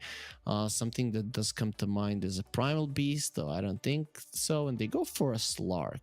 Okay, this makes sense, right? Slark wouldn't do well versus the boars, but there aren't gonna be that many boars. Enchantress does provide some kind of a heal. For a hero like a Slark, you want to be having some kind of extra sustain in the lane. But on the other hand, you are gonna be spammed out by spells. Players don't like to be low on the Slark, so kind of mixed feelings here for the pick from OG. I'm not sure how well they're gonna be able to utilize that one. I'm also looking through their picks in the DPC, and again, no Slarks. Pretty much the same story as it was with the TA. They did play something. Okay, they did play a Slark versus Game and Gladiators, and they lost in 18 minutes. So and it was versus a Beastmaster Rubik lane. They had an HN that time around, didn't have the Enchantress, but it's kind of the same thing, wouldn't you say? I don't know, my faith in OG here, it's starting to crumble. And I saw a lot of... Okay, so OG did play one TA game in the DPC. They lost in 38 minutes. That was on March the 15th. They played the TA Tiny Enigma as well. It seems like it was a mid lane TA though. That's what it looks like. Or it was a mid lane Monkey King. Doubt it. It was a puck mid lane on the other side. So yeah, it was a mid lane TA. Yeah, they did not play a carry TA on Yuragi. That was a new thing. This is not a new thing, but didn't work out for them last time they played it. We can still look at OG as the favorites of this series somewhat, but this is looking scary for them. The Phoenix does come out. Slark is actually quite good against the Phoenix because you remove the Fire Spirits. This is interesting for Moneymakers. This has to be something that they were preparing for if they get towards the stronger teams. And they're probably like, yeah, we can knock them out right now. They would probably pull it out in the second game, even if they lost the first one. Interesting. So, no Snapfire. Murana is in the pool if you want to go that route, but then you're going to be really weak in terms of potential fighting when it comes to your supports. Anything else that comes to mind? You're not going to be picking up an Ursa or something along those lines. This is actually quite a nice pick here. OG don't have much to work with against that one. Beastmaster also taken away, so that aura terms of attack speed isn't there. Killing the egg isn't going to be easy whatsoever. And moneymakers, now they have a solid amount of team fight, solid amount of damage, vision, catch, push. Everything is there. And you still don't have your mid laner and the safe laner. Phoenix can be weak in lane, but doesn't have to be weak in lane. If you're relying too much on your right clicks, the fire spirits are going to be hella annoying.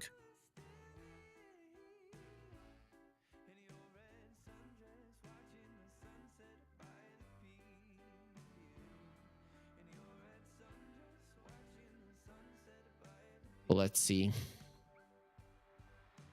OG. What will they get? They go for the Dark Willow. That's a Taiga special. It's a specialist hero overall. It does give you some team fight. The attack animation and attack speed of Dark Willow are okay. They did go for the Tide in the end as well. Now when I see the Phoenix, I'm not so sure about the Tide, right? Maybe use the Ravage during the egg. Just to...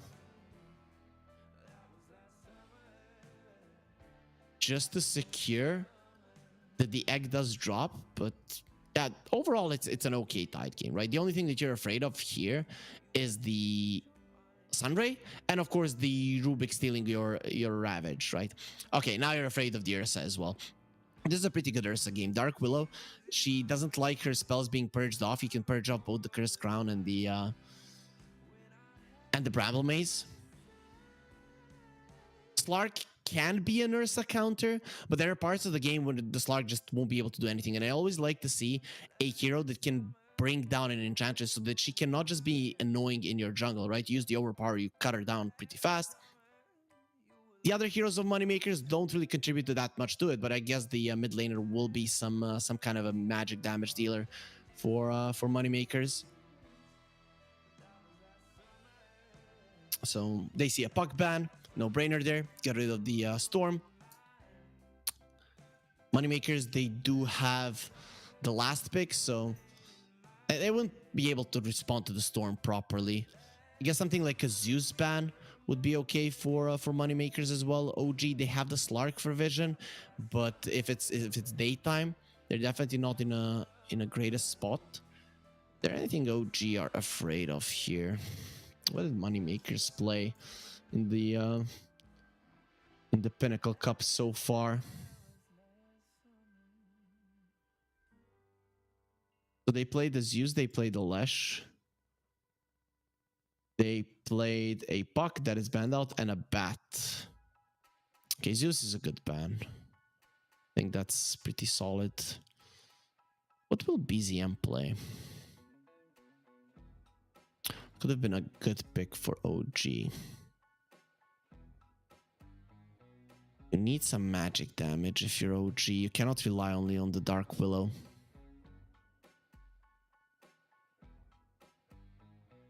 So moneymakers, what's it gonna be? They get rid of the Pango. That's a really good ban. Would actually make a lot of sense. I guess though you have the Roar for the Rolling Thunder, and the Ursa BKB Basher can kill you. But before that does happen, you can constantly use the speed of the hero to go around the map, and BZM is pretty good on the hero. So OG, they don't have much reserve time. Considering that moneymakers were given a penalty here, guys. Yeah, I forgot to mention it. They did leave their cameras turned off, so they received a penalty. It's gonna be a BZM Invoker. Okay, we're up for a show. I'm hoping for a Meteor Hammer here. Are there good setups for a Sunstrike? Not really. Though it depends who you're laning up against. If you're laning against someone that is gonna crush you in terms of CS, you might have to go for the Exort. Something like a tiny mid comes to mind for moneymakers. I know that Yegor has played something like that in the past, though Yegor has been known to be somewhat greedy as well from time to time. I feel like Tiny would be great. And any Blink initiation seems pretty decent for moneymakers, and I'm not sure about the Dragonite. Could work. You have a Phoenix to heal you up with the Sunray. I wouldn't mind it either. Actually, there's a couple of heroes here moneymakers could go for, but they go for a DP, so it is going to be a pushing hero like the Dragonite, but just a little bit more in terms of damage and burst.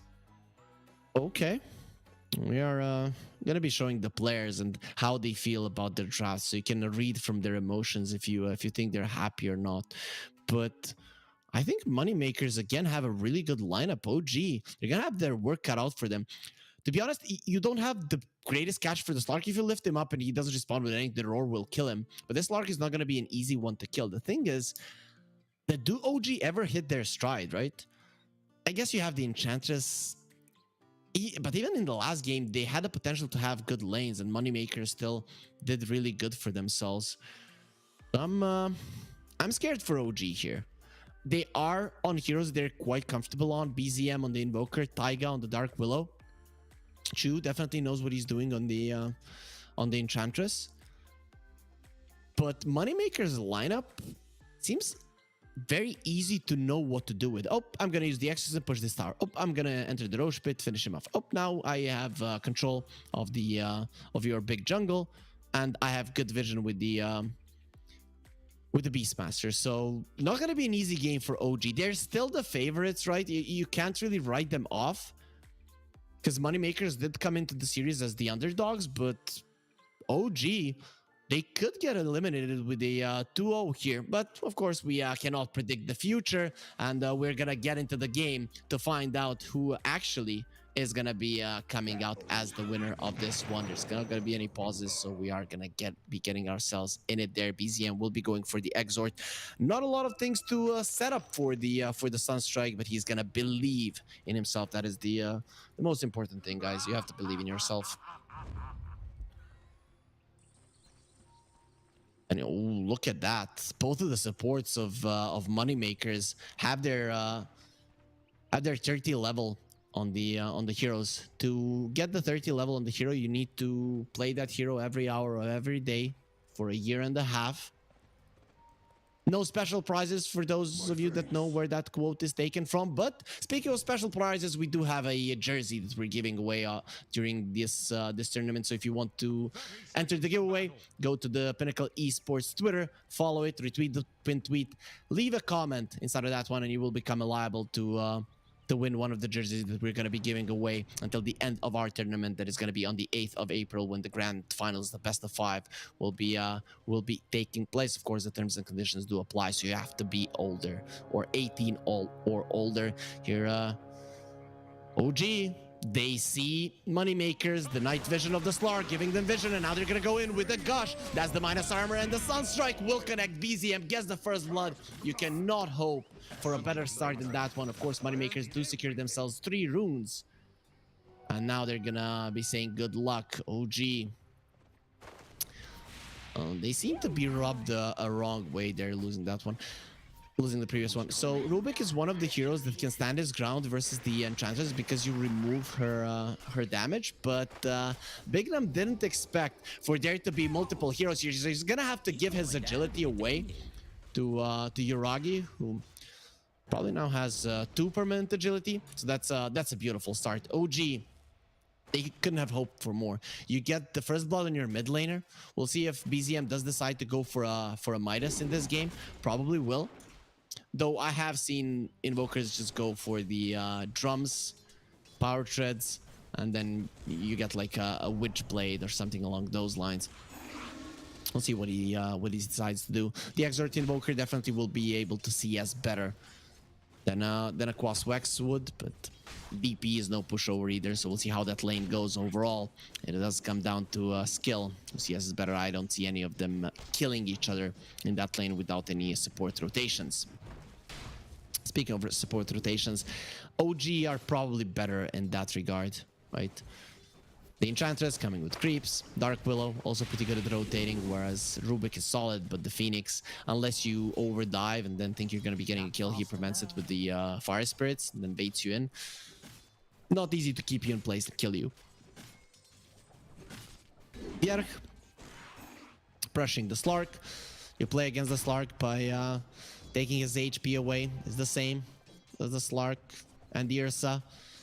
Monkey King, those types of heroes. If you're full, you can just go ham, do whatever you like. Taiga from the Shadow Realm, doing some damage to Slayer. DM, ooh, that hurts. 7 Fury Swipe stacks. so maybe one more would have killed him. Slayer dropping low, only 1 armor on the Phoenix. Does have a Fairy Fire, so he might just be baiting Taiga here into the arms of Lucas or into the claws of Lucas, but for now it's not gonna come down to anything. And we can see just how much those bounty runes mean, because it's still Moneymakers having a slight net worth lead. Of course, it's literally 0 at this point, but you have 2 kills in OG, one of them being a first blood, and they don't have a... And also they're CSing quite nicely, and they're there on 0. That's because of those early bounty runes, with 3 of them going towards Moneymakers. But Yegor is going to try to be a little bit more aggressive towards the Invoker. He has to, considering the difference in damage. The Invoker is starting to get ahead. BZM, very much confident on this hero. Not a... something you want to be fighting against.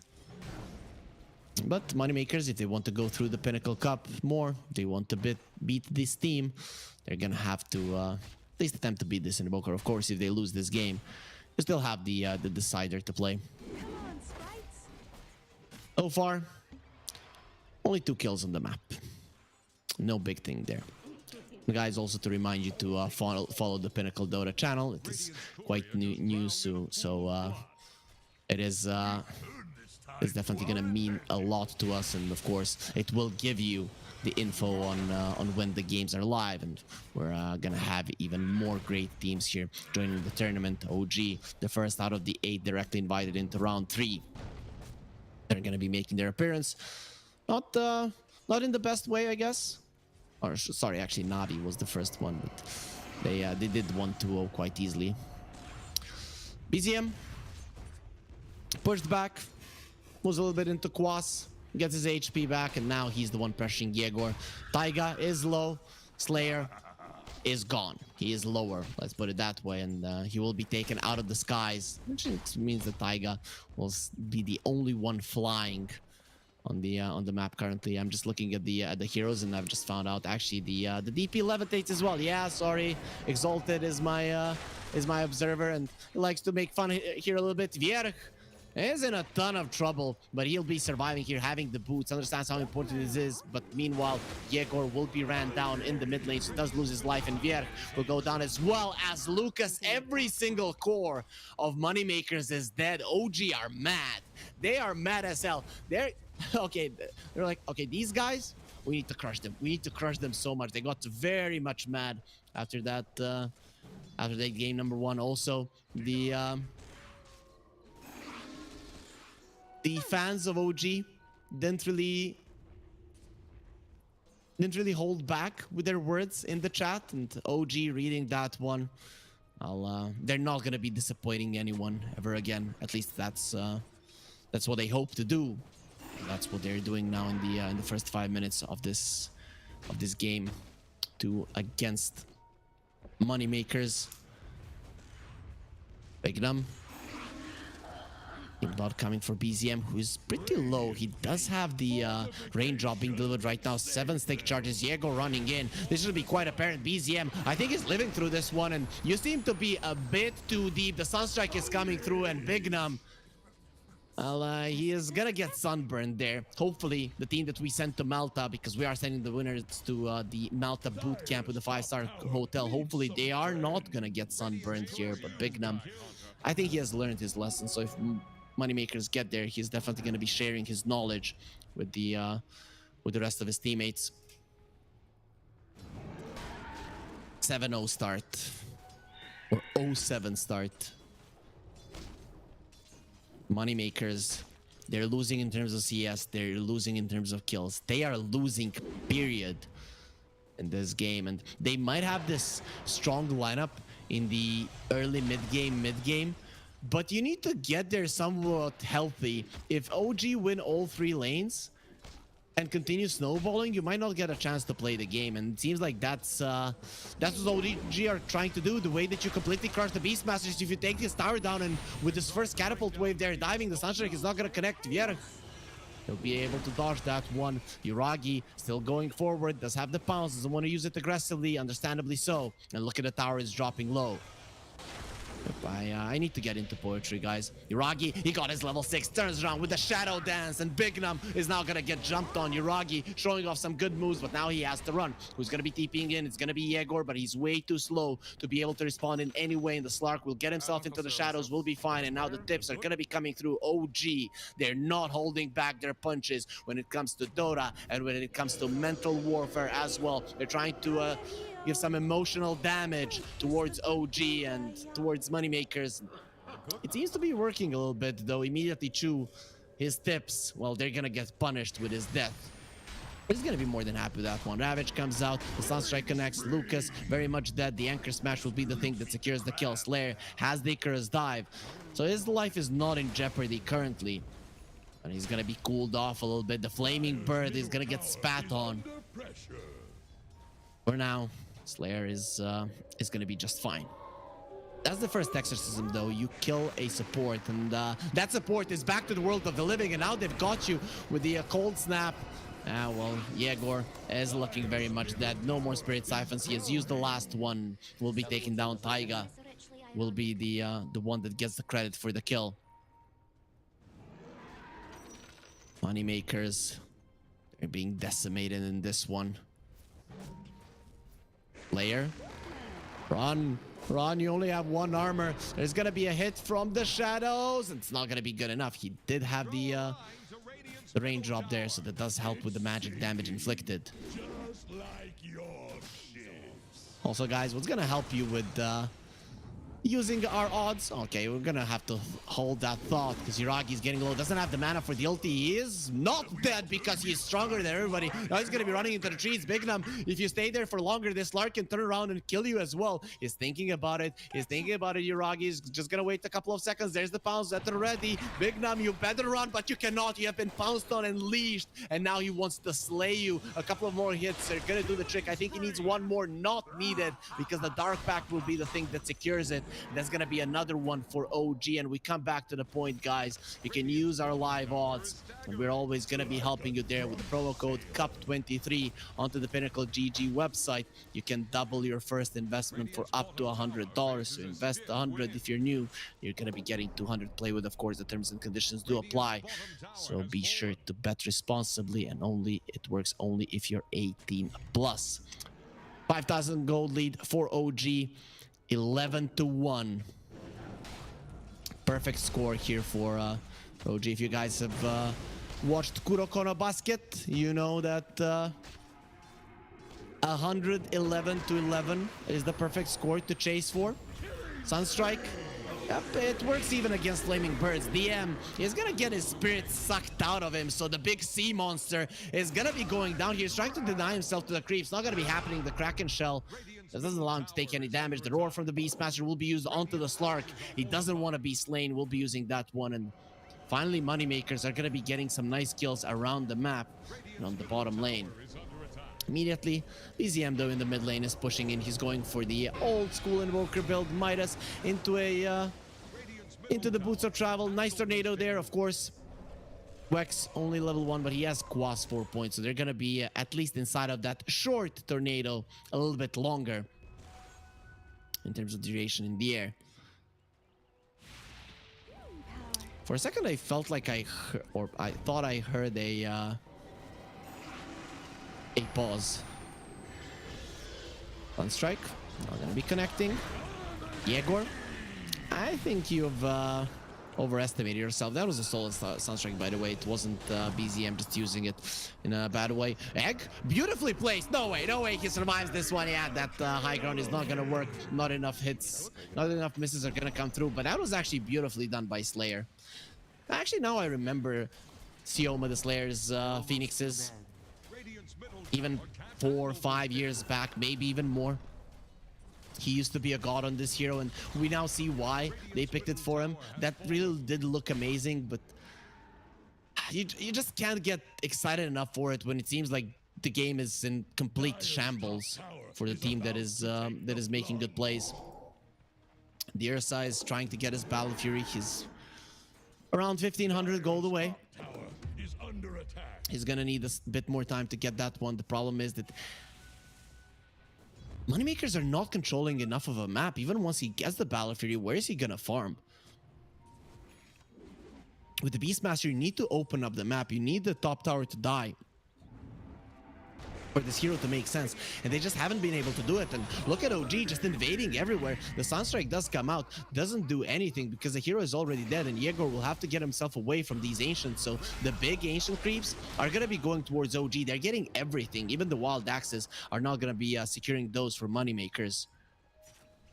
Not living up to their name in this game in particular. OG making a lot more money, and Yuragi wants to continue the trend here, bringing the tower down, threatening with the roar. Yuragi just comes forward. He has been stunned, but it's already inside of the Shadowlands, and the help is coming. He turns around and just removes it easily with a Dark Pact. Yegor, he wants to be fast with the exorcism, but he's not going to be able to get on top of the Slark. The Gush will keep him at bay, and OG, they probably want to re-engage here. Yegor, he thinks he's all strong here with all of his sisters, with all of his ghosts around, but there's going to be one more, and that's gonna be coming out from the main hero. So Yegor is gone. Yuragi, he gets the kill on both of the guys that were trying to take his life, and that bullet him in game number 1.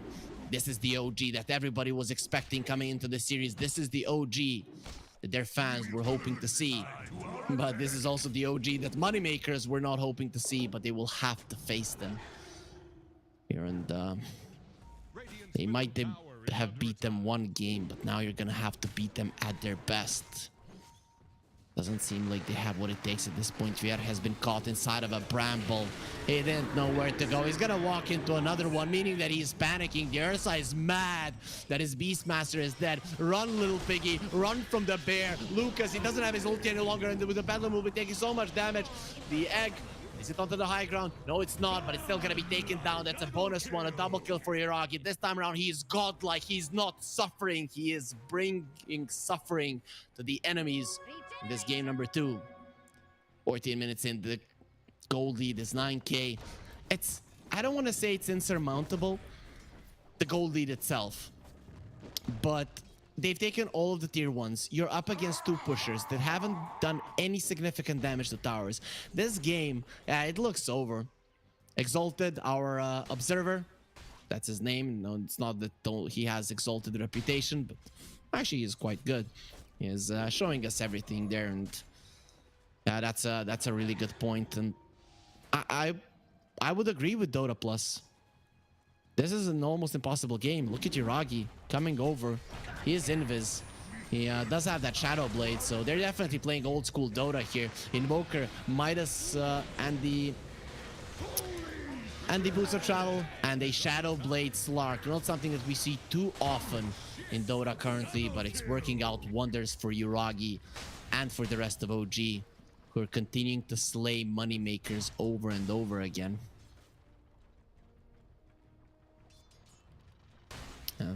Like freaking capitalists, and you just take them down. A lot of people in today's world would want to do it, and OG, they're sticking it to moneymakers. It seems like they should be quite happy.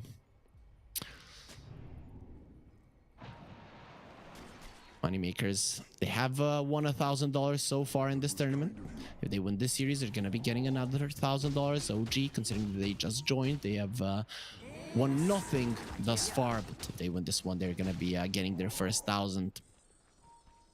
Probably hoping for more to come. And Roche gonna be taken down. Moneymakers, they don't want to do anything about it. They probably can't do anything about it. No BKBs on their side. Running into a Ravage would just be death for all of them. Invoker will have a BKB in no time, and I'm guessing that they do give this one to the Slark. He's going for Radiance next. Probably going to be disassembling that one into a Nullifier later on, but who knows? The Radiance is not that bad of a item.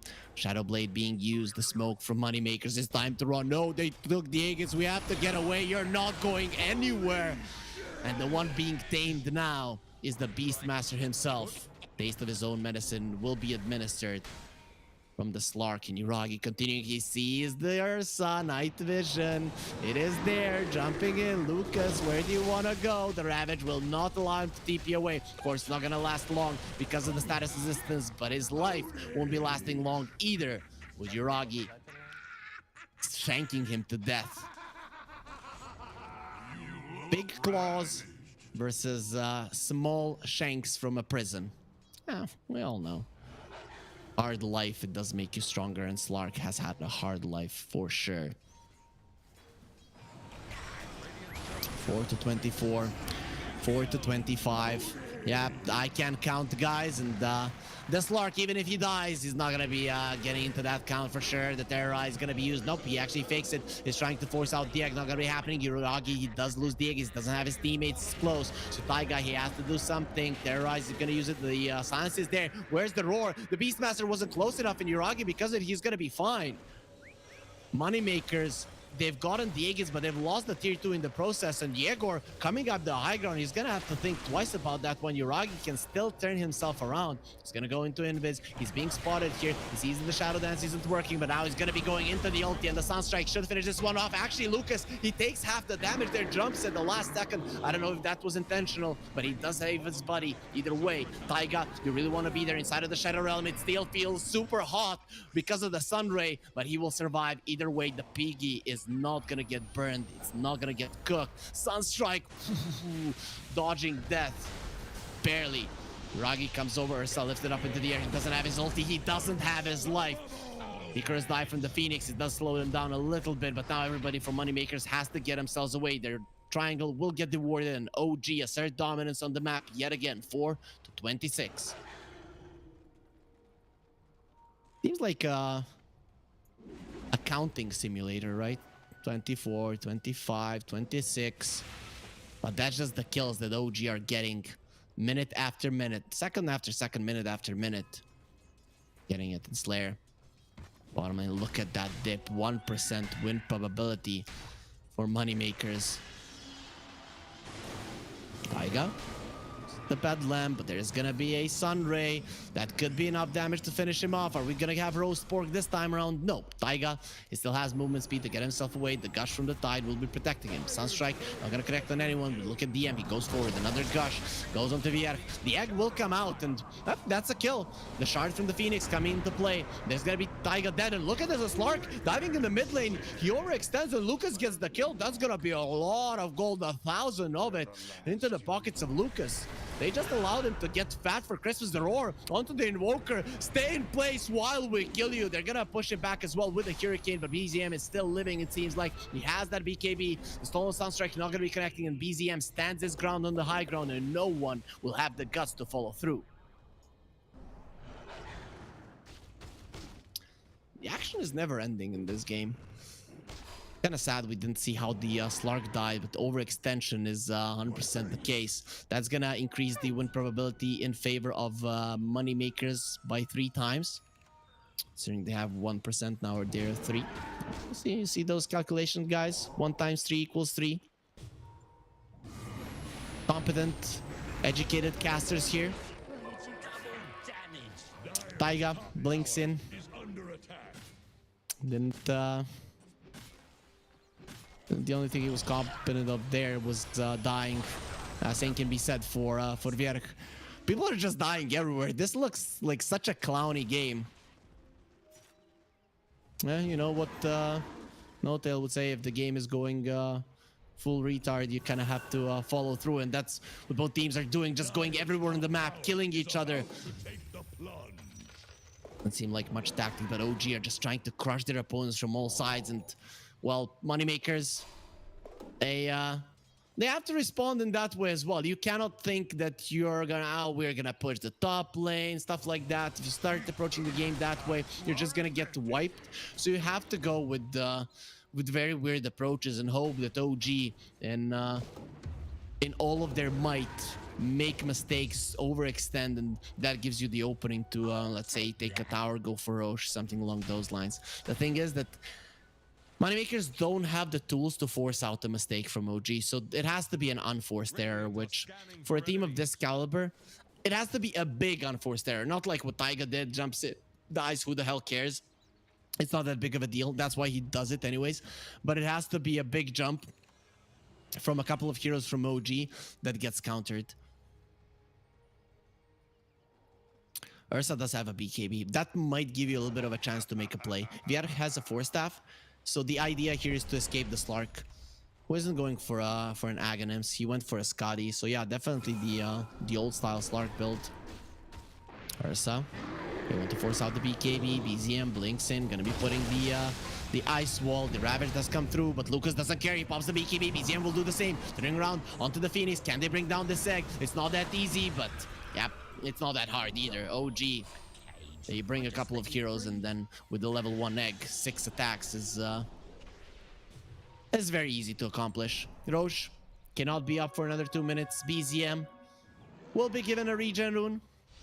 Lord Gaben, he loves OG. We all love OG, right? They've won two TIs.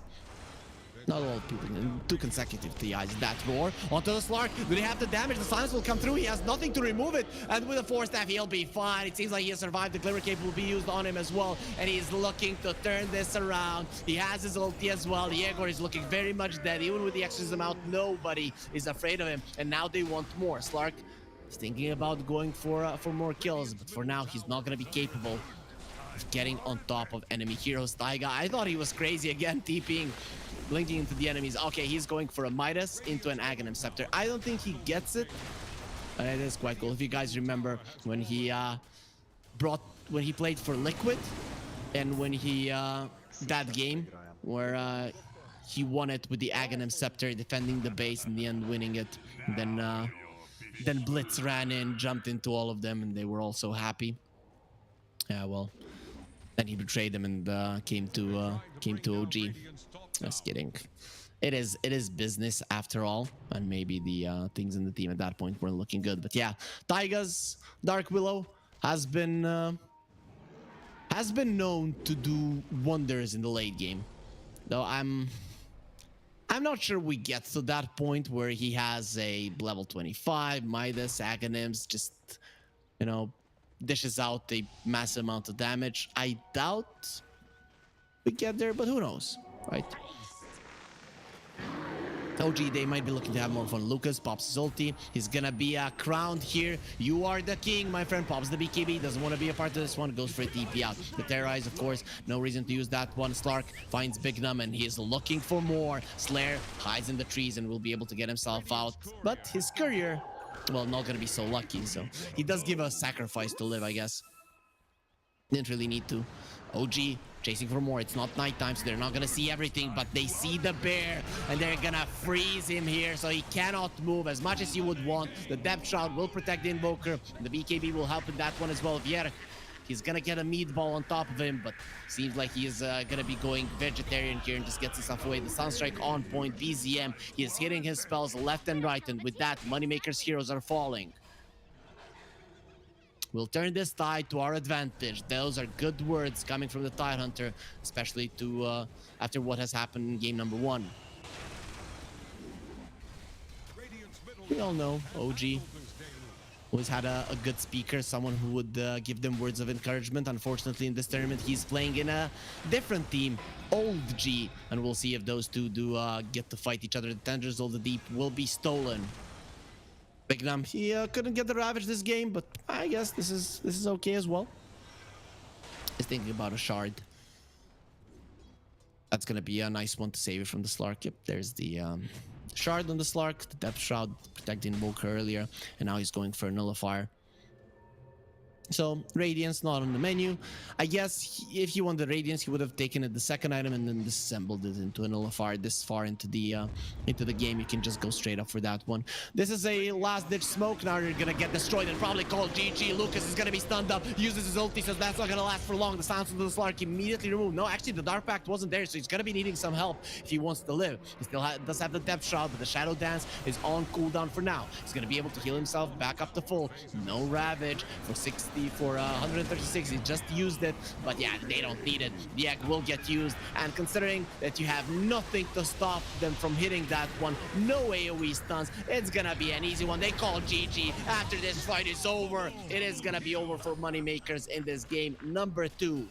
But they still have a decider to show their true strength. But it seems like the ones pulling the punches in game number 1 were OG and Moneymakers. Now they did face them in full force.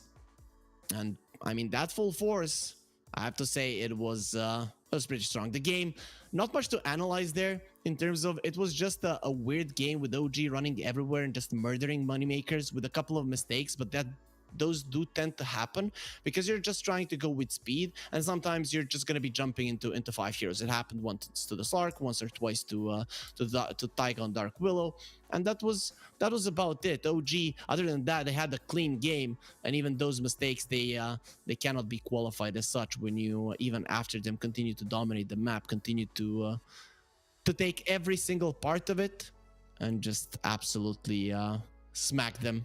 So, guys, that's it for the second game. Not much to talk there. OG, they even though the Slark didn't work in the DPC Division 1, that is the strongest region where it didn't work here against moneymakers. Well, it was very, very efficient and effective. But are they gonna be this effective in game number 3? Probably, but there's one team that has something to say about it. That's Moneymakers. So we'll find out after the break if Moneymakers can take this series or will OG get their victory here in the first match they're playing in the Pinnacle Cup.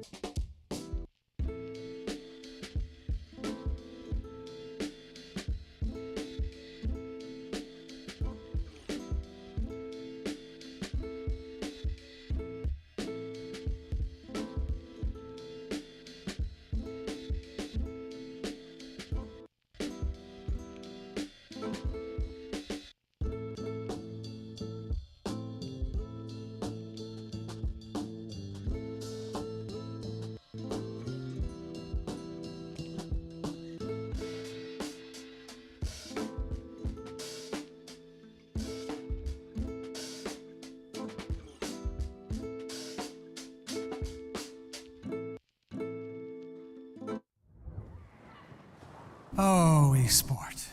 You and I have come a long way. It was such humble beginnings. As we gathered in small groups, we were professionals right from the start.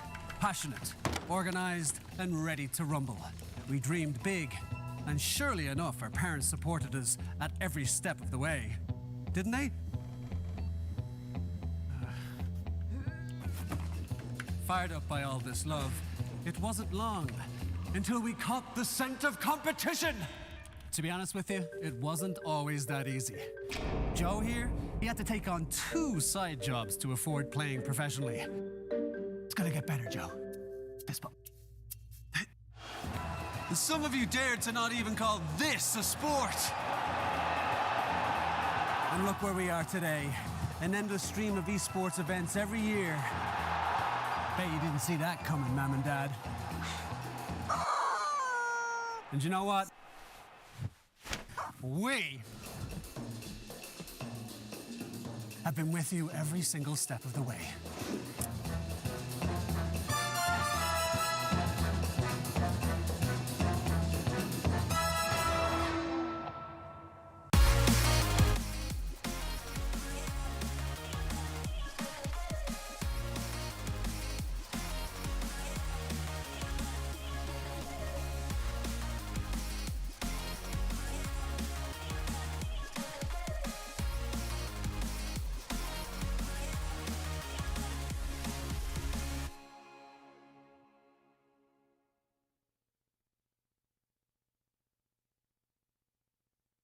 Dream of working with people you watch on screen.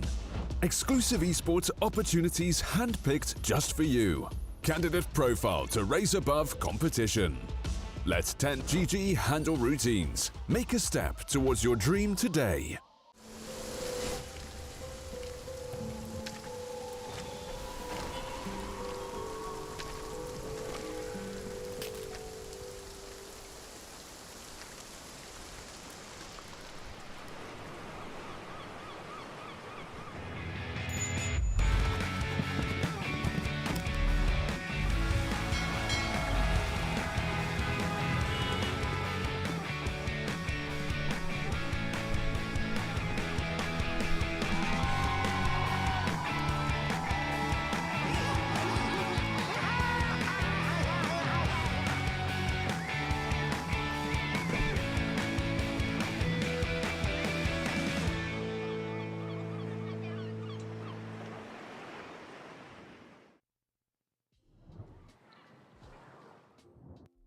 Oh, we get to have a game 3 in this best of 3 series, or I get to have it. You guys, if you've been watching the tournament, you've definitely enjoyed some full 3 game series, but this is going to be the first one that I myself am going to be casting here at the Pinnacle Cup Malta vibes. Game 1 goes to Moneymakers. Game 2, OG show that they're definitely one of the best teams in the world, and they stick it to Moneymakers. They got really mad after the loss in game number 1, so they really showed their power. Now, I'm hoping for a close game 3, but probably not going to be the case. OG are still the better team on paper. We saw what happens when they are 100% into it. Moneymakers this time around, they are going to be on the dire side. So this is going to be OG's first time being Radiant, but then again, they're going to have the second pick as well. So we'll see how well Moneymakers can do when they are first pick, because both of the games they were second pick. This time around are not going to be having any penalties. You saw them on cameras. Everything was turned on, and they're gonna be quite happy. They're not gonna have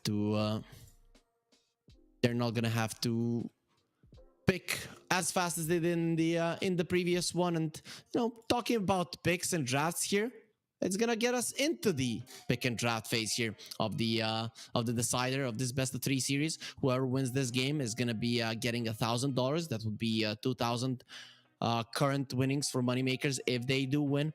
1,000 for OG, given that they were a team directly invited to the third round of the tournament, alongside some of the other team, and those are Bedboom, X Hellraisers, Navi, old G, one move Quest Esports, which is Oridu Thunders and Virtus Pro so far.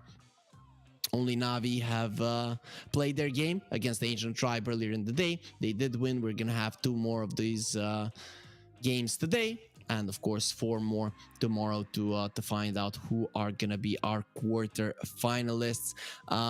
If OG and OG are to meet, that's gonna be in the semifinals. So hopefully that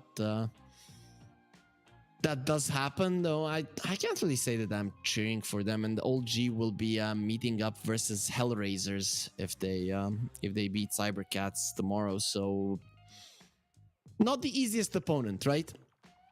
Anyways, though, guys, let's focus on the draft here. Moneymakers open up with the Enchantress. The Beastmaster was banned out by them, which is very weird considering that they picked up the Enchantress themselves. The response from OG is going to be Mirana Dragonite. That could be the double offlane, but the Dragonite's flexibility, we've seen it so much throughout the regions. In Eastern Europe, it was played as a carry a couple of times as well by Ramses from Hellraisers. So, you know, in across regions, it does make sense that this hero is picked up, given that he's solid in the current meta.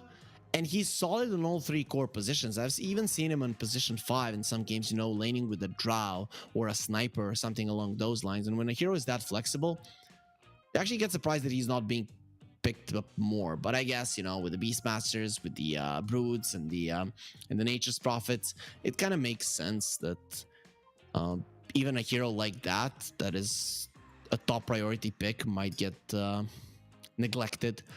Moneymakers, they pick up a Timbersaw. Today we did see one Timbersaw lose. It was a mid Timber played by Mobe from Ancient Tribe. Didn't look too good. Looked okay in the lane later on. It definitely struggled. Oh, they saw the Dragonite. They're straight up like, let's go for a Timbersaw. I'm not sure I'm loving this, because a team like OG, they should be able to know how to counter it, especially because this team has played with Amar, right? So considering that was one of his heroes that would always get banned out, he probably taught his team exactly how to play with the hero, and that opens a lot of doors to how to play against it as well. So I'm actually surprised that Moneymakers would pull out a Timbersaw here. It doesn't seem like necessarily that great of a pick, and you're playing it against the team that should know exactly what to do against it. But then again, when you're playing against someone who is favored, you need to pull out something weird. So we'll see if this is that pick that is going to help them.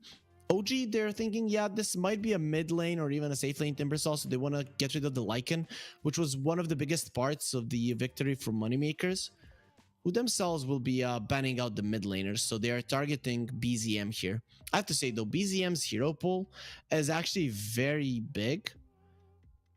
So I guess with these bans, they're just taking away his heroes that lane well against the Timbersaw. Ursa lanes well against the Timbersaw as well, though people have found ways with an offlane Timbersaw to play against the Ursa too, just by maxing out the first and the second spell, or maxing out the second spell, mostly. But we still don't know where he's gonna go. With the Ursa ban, I'm leaning more towards the offlane Timber. OG, their last ban, what's it gonna be? Beastmaster is out of the picture. You could ban something like a Snapfire Disruptor or something along those lines. They are the ones that have the first pick, so if they want the Disruptor, they can have it themselves. Would actually be a pretty decent one and good one versus the Timbersaw. You don't have the burst for an Enchantress though. Okay, they're gonna ban it. They get the Rubik. Okay, this. I guess Taiga likes playing Mirana more, and it makes sense. It's probably a better hero to go with the Dragonite in the lane. Though it's debatable depending on what you're up against. If you're up against some illusions, the Rubik could do well. This is a cool draft from OG, right? It's nothing uncommon, but it's something that can be very fast on the map. You take towers, and once the DK gets the blink, you actually have set up for an arrow, and that's pretty much a secured kill on anybody. between these three when they use their spell. Sometimes people are like, yeah, these guys don't have enough burst. Yeah, well, Fade Bolt, the oh, actually, did I just forget what it's called? The Fire Breath? No, it's Breathe Fire. Yeah, I'm crazy. Sorry about that, guys. Their way, the moneymakers are gonna go for the Undying Drow. Dragonite is actually considered a Drow counter because you have that extra armor. Yes, Undying is gonna help you laning wise, but throughout the game, the piercing shot is not gonna do much versus the Dragonite. So that right off the bat scares me if I'm moneymakers. I think right now they're just going with what they're comfortable with. That is the most obvious choice here, and they have played Drow Ranger in the past, even during their YNT days. Also, this Enchantress, imagine later on, gets the Drow aura, bam, bam, bam. Just get that extra attack speed. So, OG. You could go for something like a Tusk here, but I've been hoping for a PL for a very long time against the Timbersaw. Of course, it's not good, but I would like to see it. Something like a Chaos Knight comes to mind. Monkey King also could be good if Yuragi wants to play, but they'll go for the Anti-Mage. That's nice. Timbersaw is not going to have the mana. He will be able to stand his ground if it is an offlane Timbersaw, but he won't be able to pressure you. Pure damage can be problematic for the Anti-Mage, and if he gets caught by the gods without his mana, it's a problem. But a farmed Anti-Mage in this game is a god. That's just what it is. And Yuragi, he knows how to play this one. Is definitely quite confident on his Anti-Mage. They will ban out the Slardar. The other hero that lanes really well against the Anti-Mage is an LC, but that's not the one that that's not a hero that we see too often. Though to be honest, I would like an LC here for moneymakers. Actually, would be quite nice. Would lane well against the Anti-Mage. Would be a nice save for the Dragon Tail Arrow. Very nice hero with the Drow. Pure counter to the Anti-Mage at any time in the game. They have no saves for you. It would be a cool pick. I doubt they go for it, but one can hope. And it would allow you later on in the game to actually just put the Drow in front, right? They go on her, they stun her, immediate press the attack, force staff out, and then you fight. And that's kind of the way that you want to fight with Drow Ranger, is that you are standing first, and then once they go for you, your team responds, you move yourself a little bit back, and you just continue getting those arrows out. They're going to ban out the Centaur. The Riki does come out. Probably going to be a mid-Riki. I've seen Melojule play it. Did look cool. He went for a Meteor Hammer. I'm curious to see what Yegor is going to do. Is it going to be a straight-up Diffusal, or is he going to get a Meteor Hammer as well? Get a Shard later on, too. So the build was, when I saw Melojule play it, it was... they lost that game, but it was actually very close. It was Meteor Hammer, Diffusal, Shard. That's what he went for, and then Manta, of course, and that's where the game ended, I think.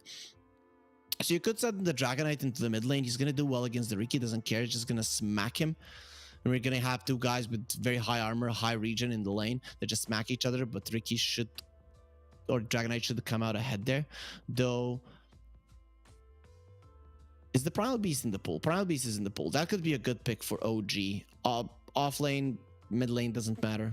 Does look good on both roles. But they are missing on some magical damage. On core magical damage, let's put it that way. Anti-Mage and the Dragonite do contribute some, but you don't have that one zap hero that just kills them.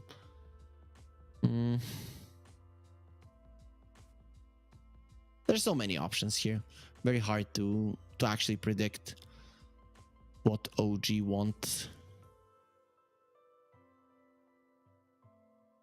We're just gonna have to wait it out to see where they're gonna be taking this draft. It's gonna be a Zeus, yeah. So they go for the magic damage, and also vision for the Riki. Not only vision for the Riki, but the vision for the Drow as well. The way that the Drow works is that you have, if you do not have any save, you have to keep yourself hidden before the fight starts. If they know where you are every single time before the fight engages, they will be able to the position correctly to be able to catch you. We're seeing how the players feel about their drafts. You know, if you guys are good with people and can read emotions, then you can definitely get some info out of their faces. But in my mind, OG, they're playing an easier lineup to execute. They're playing pretty straightforward heroes that they know how to utilize. They are definitely the better team. I think they showcased it in game number 2 quite visibly. Moneymakers, even after the game number 1 victory, I think they've just opened up the wrath of OG, and they might just be happy with that 1 game win. But we'll find out. You know, I'm kind of they have no stuns. They have 0 stuns. Moneymakers, they're up against the anti-mage. You have 0 stuns. So if you don't use your smoke screen perfectly, he's just gone every single time, and he's actually pretty solid in this game. He doesn't have that hero with a lot of mana. He's gonna be able to blow up. Timbersaw can count, but it's just a beautiful anti-mage game overall. With that being said, we still need to find out if OG have what it takes to win this one, or if Moneymakers can win another game against them. We're gonna be hopping into it right now. There it is. The game has started. OG already in a smoke, in a warding mission. Maybe even maybe even going for a kill mission. I like that one. Use mana, get kill. Dota is easy, actually. Dota is very easy until you start playing it. It's very easy to watch it. It's very easy to point out other people's mistakes. When it comes to playing it, that's when things get a little bit tricky, but not by much. OG coming over, but Moneymakers are ready. So not sure that you want to be here, OG. And Chu, he'll get the war down, but it's gonna come at a price of his own life. So who gets that one? Ricky, let's go. Yegor gets the first blood, and last time around it was OG that got the first blood on their mid laner. We know how that game ended. So Moneymakers, they are gonna be making a buck here, bringing down Chu. And if you guys want to make a buck, you can go over to Pinnacle.gg, use the promo code CUP23. And during the duration of this tournament, you can double your first investment for up to $100. Of course, the terms and conditions do apply, so you have to be 18 plus to be able to participate in that one. And we are going to be seeing a pause come out from BZM. It seems like they are lagging a little bit, and we saw that Zeus and those muscles, he wants to show them off. But there's one thing that you would want to dress on you if you had a body like that, and that is the jersey that we're giving away here at the Pinnacle Cup. So you go to Pinnacle Esports, you have a pinned tweet there, you retweet it, you like it, you comment on it, tell us what your favorite team is, and you're gonna become liable to win one of the jerseys. Of course, again, you have to be 18 plus. Unfortunately, if you're younger than that, you are not gonna be able to enter the giveaway. And then just continue following our social media throughout the tournament to find out if you are one of the lucky winners. And speaking about following, definitely give a follow there to our casters, me here, freaking my colleagues as well on Twitter as well, and give a follow to our Twitch channel. It is new. You want to know when the games are happening, and we have some big teams here in this tournament: Hellraisers, OG, Old G. All of those teams definitely deserve your attention and are gonna be giving you the right entertainment, and that's what we're here for, entertaining ourselves. Dota is the game that you want to entertain you. You feel super happy going to play it, and then you kind of get miserable. But when you're watching other people do it and get miserable themselves, that is when it's really enjoyable, right? So we'll see who's going to be a miserable in this game. Is it going to be OG or Moneymakers, or are we actually going to have a really cool game on our hands? Well, we'll see. Dota Plus, it does favor the draft of Moneymakers. Why? I guess because they got the first blood. Yeah, it's not the draft. It just favors them because of the first blood. We're seeing J there on the screen. So you can get a couple of those in the chat, guys, if you want. Of course, I'm 5 minutes in the future from you, but it doesn't really matter. It's actually quite nice being from the future.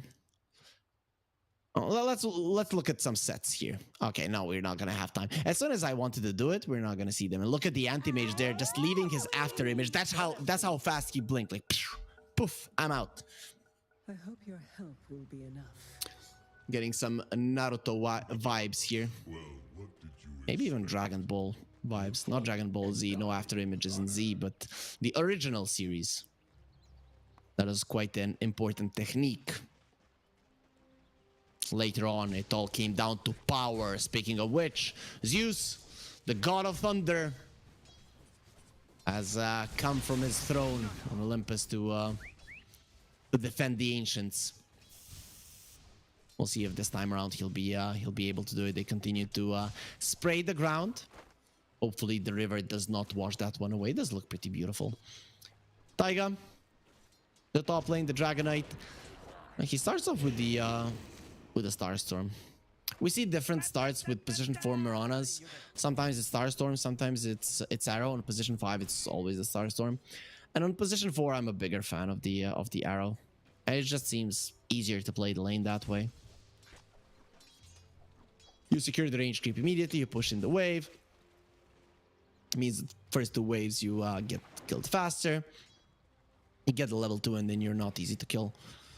And also you have a Dragonite, so you can set up for that arrow if the Undying does get out of place. Bottom lane, it's gonna be an Anti-Mage and the Rubik versus the Timber and the Enchantress. Both of the heroes should be farming there. There's not gonna be much mana on the Timber going into that lane, but Enchantress probably isn't gonna have enough to harass the Anti-Mage. Sometimes I have seen Timbers buy a Orb of Venom versus an Anti-Mage. An Orb of Corrosion wouldn't make me mad even though it's not a Timber Saw item, because you lose all of the mana you want to trade, and you want to be able to trade effectively with the Anti-Mage, or even more effective than usual. So the Orb of Venom would definitely help you in that one, even though, you know, later on you don't really right-click anyone, but just for the laning phase. So we'll see if he does anything of the sort. Slayer, he is getting low. Needs to be careful. Yeah, He's thinking about the Ring of Health, so I'm guessing Meteor Hammer, Hood. There's gonna be Slayer. Does heal himself up. He's baiting in Taiga. There's 2 leaves. Okay, who's baiting in who? He has to run away. He's gonna have a DK in a second, and Taiga doesn't want to go forward. He understands the dangers of just losing some of his HP. Double Starstorm. Slayer turns around. Who's gonna be stronger here? 1 star falls, and that's gonna be a second one as well. Seeing stars, as the Murano would say, and Slayer definitely is, but he's not gonna be seeing them any longer because he's gone. Iragi postures aggressively, takes a couple of hits, makes sure that he saves Chu. As Taiga, he didn't only kill Slayer, he finished off his courier as well. Oh, mid lane, there's a big difference in CS. OG starting to get ahead a little bit here. But the Drow is farming well, and that's pretty important. Of course, as the lane progresses, the Undying is just gonna be less and less effective. Look at Vierch. No mana, just going forward. He knows the reactive armor charges are allowing him to trade better with the AM. But Yuragi has the money for the Ring of Health, and he's gonna take the path to buy it. Does give moneymakers a little bit of a free time here in the bottom lane for the Timber Saw. Pignum, slow down. Doesn't have any mana, so the damage being dealt isn't really that high. Should be able to live. Has 9 stick charges, and they were trying to force those out. Bignum not gonna be taking the bait. He does get the Centaur, so Yuragi is now in trouble. 5 seconds until the blink, and Vierch without the mana he can't do much. But now he's gonna get it. The Mango is eaten, and the Whirling Dash just does so much damage. He cut down like 3 or 4 trees with that one, so the bonus damage more than enough for Yuragi to go down. Yep, he thought he could be aggressive in that lane, but he was wrong, and Moneymakers showing up quite strong there. No arrow just yet on Taiga. He might not even get it on level 3. We'll see what he decides. Against the Undying, you're always gonna have stick charges, so you could go with 1-1-1, but a level 2 Starstorm is just such a huge increase in damage. Yegor, he is going for the Meteor Hammer, jumping in on BZM, who is just standing his ground. Let's go, you versus me. Yegor, he takes him up on that one. But he is being smacked quite a lot here. Some stick charges are gonna be there. Nice glyph being used by BZM. Doesn't want to use all of his mana. Yegor dropping low, and it's not gonna be enough damage. Uses the Fairy Fire just in time to survive through that last mana from the Zeus. Zeus, once he hits level 6, unless he gets the Power Rune, he's not gonna have mana for his ulti. So that's kind of a bummer for them. Hiragi goes for Bignum. Bignum is fine. Now he wants to take Vierx. Look at that Alpha Wolf, how much more damage it allows Vierx to do. But of course, that Whirling Death was the biggest output of it. Zeus, let's get the Arcane Boots. So his mana now is gonna be replenished just enough. He's probably hoping for one of his supports to die as well to refill his bottle, but neither Taiga nor Chu are close to their deaths. Yuragi, on the other hand, is very close to his. He wants a Vanguard. He's probably going to be getting it. He needs another 100 gold. Ooh, the impetus. He has been broken. Yuragi, blink onto the high ground. This means he's not going to be touching creeps for a very long time. And Bignum, he does have the Cobalt form, and look at how fast he's prancing on. But Yuragi will get himself away in time. Bignum rotating to the mid lane. BZM, though, he is invis. And seems like you just weren't fast enough. Even with the speed aura. This time around, OG are not crushing it as much. They are still in the lead, but most of that comes from the Zeus just having a hell of a good time. We're gonna be switching to net worth soon to see how it's looking there. Yegor is level 6. He's approaching that Meteor Hammer. We'll have it in no time, and then this Ricky could be a nuisance if Moneymakers can do anything without the stuns. Yuragi comes back to the lane, only to be bullied once again. Timbersaw, level 5. Anti-Mage, level 3. One would say the lane isn't going well. It's not going well for the other carry either. Nope, it's actually going perfect. Lucas gets the silence off and turns around. Taiga is gonna have the leap. Is he going for this one? He sees Lucas double leap at the ready. Can he get there in time? One leap to the side. He wants one more. He wants to find him. How deep are you ready to go? Lucas, just one more. Nope, you go into tier 2, you die. Lucas is gonna be quite happy with the experience given to him. That ulti from the Zeus, it just baits them in, but it does give enough damage towards the bottom lane here for OG, and the Thunder God uses the ulti, kills the uses his spells, kills the Timbersaw, and then they finish off the Enchantress as well. Nice rotation coming out from BZM, understanding that his buddy in the bottom lane needs help. Minimal damage will be taken by the mid lane tower so far for the from the Meteor Hammer. Nothing big there, so we can turn to net worth right now. Our observer is going to do just that. There it is. The mid laners from both teams are doing well. Of course, BZM doing much better than anybody on the map. 700 gold ahead of the Ricky. And that anti-mage, you know, was getting bullied earlier. It's actually doing fine. Better than the Drow. He went for the power treads. Might decide to leave the Vanguard this time around. Soul Ring on the Timber every single time he gets that, he's gonna be going for a Soul Ring into Whirling Death just to annoy Yuragi even further. But you have to be afraid, once Yuragi gets his level 6, the Mana Void can do a solid chunk of damage, and then Zeus rotates again. You're a pretty easy target. BZM does have the regen here. He's making sure Yegor takes as much damage as possible. Yegor jumps forward. Have to be very careful. He has the Thunderbolt, and that's gonna be giving him vision for the time being. The Warpine Raider from the side. That raid isn't gonna be too successful. Just drops, but we'll be getting the seed shot before he does.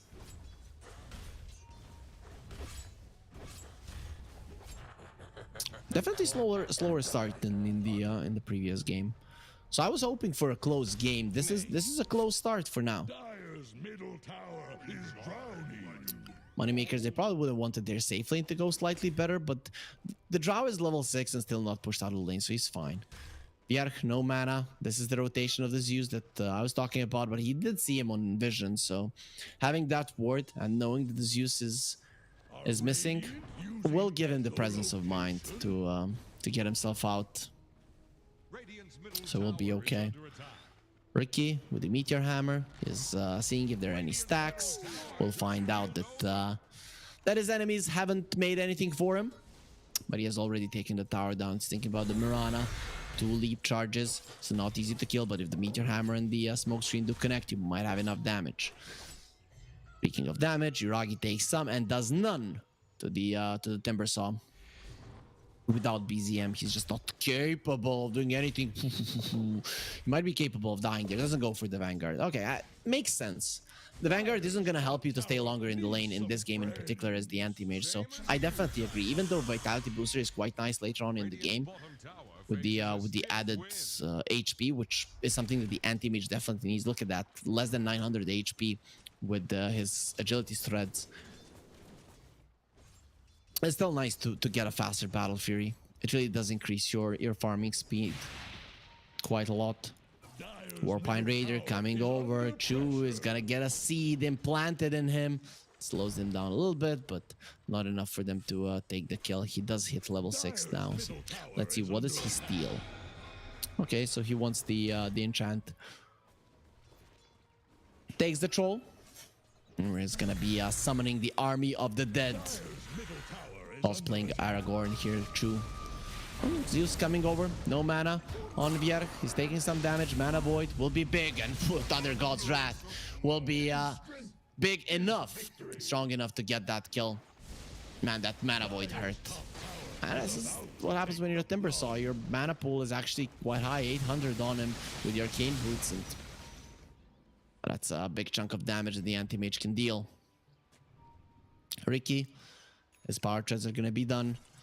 Once he lands a Meteor Hammer on someone, he kill Yuragi. Ah, sentries on place. Yuragi doesn't want to play with his life. He understands the dangers. Meteor Hammer drops.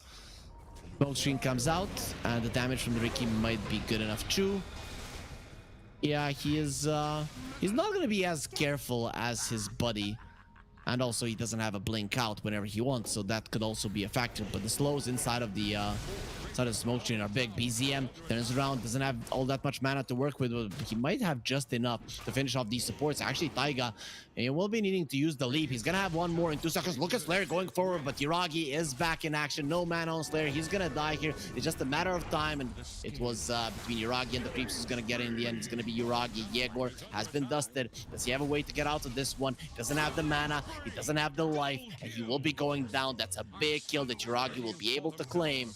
That propels him ahead all of the cores from the Moneymaker side. The aggression from Moneymakers not going to be paying off. Dire's middle tower is under pressure. Double damage Zeus, pushing your tower. Not the highest of damage dealers, but the attack damage of the Zeus is actually pretty high, 101. And now I'm imagining spots on the Zeus. Like a Dalmatian. 6 to 7. Lucas has been doing fine in this game. I'm guessing you get the Hurricane Pike shard into a BKB. Oh, what an arrow from Taiga, and Big Lamb comes over to help roast that lamb. Not a lamb, it's a deer. Doesn't matter. Same thing. Now there are gonna be some people who know something about animals in chat. They're gonna hate on me. Just kidding, guys. I know the difference. It's really not that hard. The roast lamb just came to mind. Seems like I'm getting hungry here, but no matter. After this game, I'm gonna be getting my rest and getting some food. That's what DM wants. Wants some more food here to get even stronger. Arrow flying out. Close, but not close enough. Taiga is not going to be on point this time around. Regen, are they going to save that for the Zeus? I think not, right? He is on the top lane, meaning that he used the TP there. Yep. Oh yeah, BZM not going to be coming over. He's going for an E-Blade shard, so it's going to be full-on damage coming out from BZM. Makes sense. No stuns on the enemy side. Yegor, Diffusal Blade. Gonna be close to being done, less than 1,000 gold. So this Riki is farmed.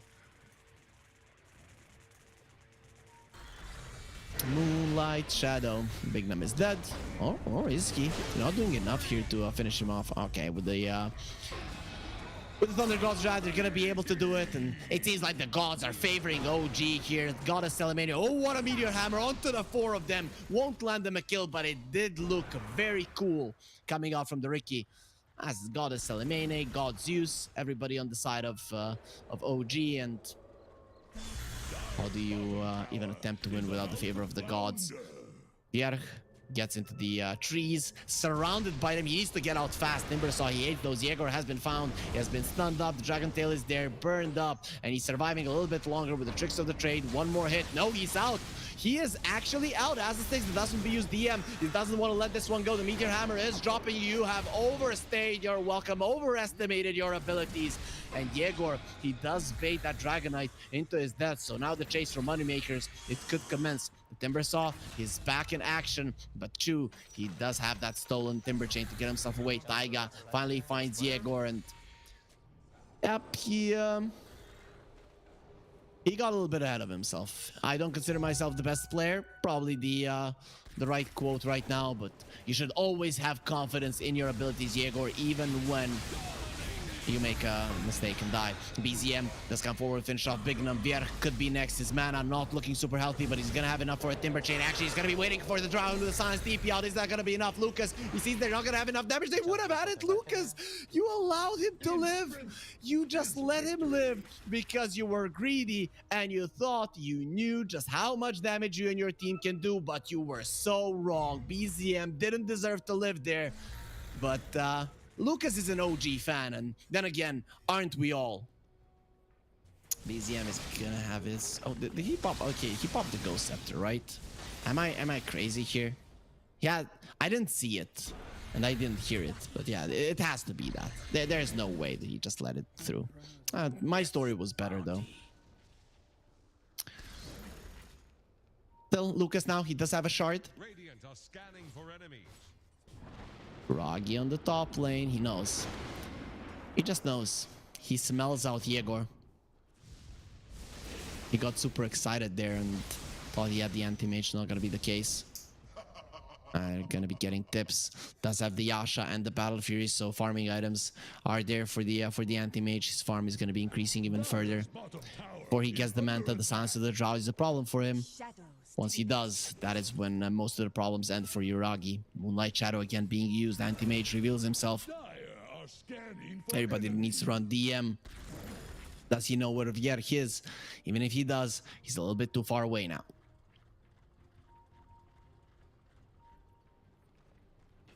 So Timbersaw wants the Sanjin Kaya. I'm guessing he's going to be going for an Aghanim Scepter.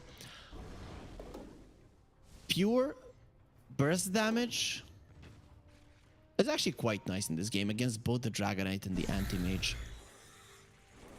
Anti-Mage not susceptible to magical damage. Dragonite not susceptible to physical. He's probably gonna have a BKB sometime soon.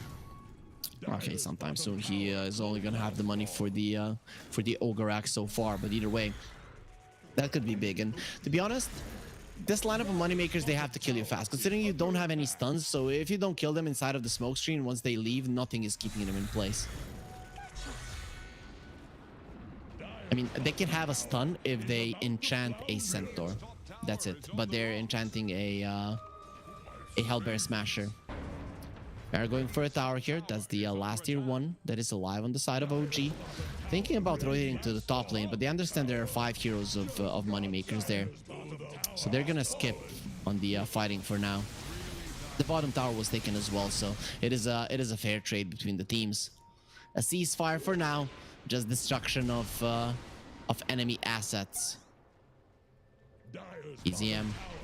Oh, he doesn't cancel that one. He saw Yegor for a second. Does have the Bleed Arrow. Perfect! On point into the back of the Ricky. And now that back is gonna be broken by BZM. And that Timber saw TP to the bottom lane, thinking he's gonna be safe there. Not the case. OG on every side of the map. They're making things happen. Tombstone onto the high ground. They need to break this one down because those zombies, they're a problem. E-Blade on BZM. He's gonna keep himself alive. Turns around, does enough damage. And Lucas is gonna be next. Gets the silence off, but he's gonna die before he can get it. He kills Centaur. Get at least one. Bring down their god. No. Moneymakers. They lose 5. 4 of them on the chase on the top lane. And the Timber Saw died on the bottom lane to the hands of DM and Yuragi. One of those two did manage to connect with his team, but look at the damage done by the Zeus. His teammates, they do nothing. They just pray to the god of thunder, who annihilates all of their enemies. Ooh, that is huge, really. That fight probably seals the deal for Moneymakers in this tournament, but it's not over. 13% win probability. Dota Plus hasn't written him off just yet, so I'm not gonna do it either. It was close in that fight for them at least to kill the Zeus. Multiple points. Maybe they've gotten lucky with more high ground misses on the Tombstone. Maybe. We can hope. The Draw Ranger wants to go for a Shadow Blade. Doesn't want to be KB. Understandably, need more damage. The Silver Edge is a necessity against the Dragonite in particular, but it's about the crit.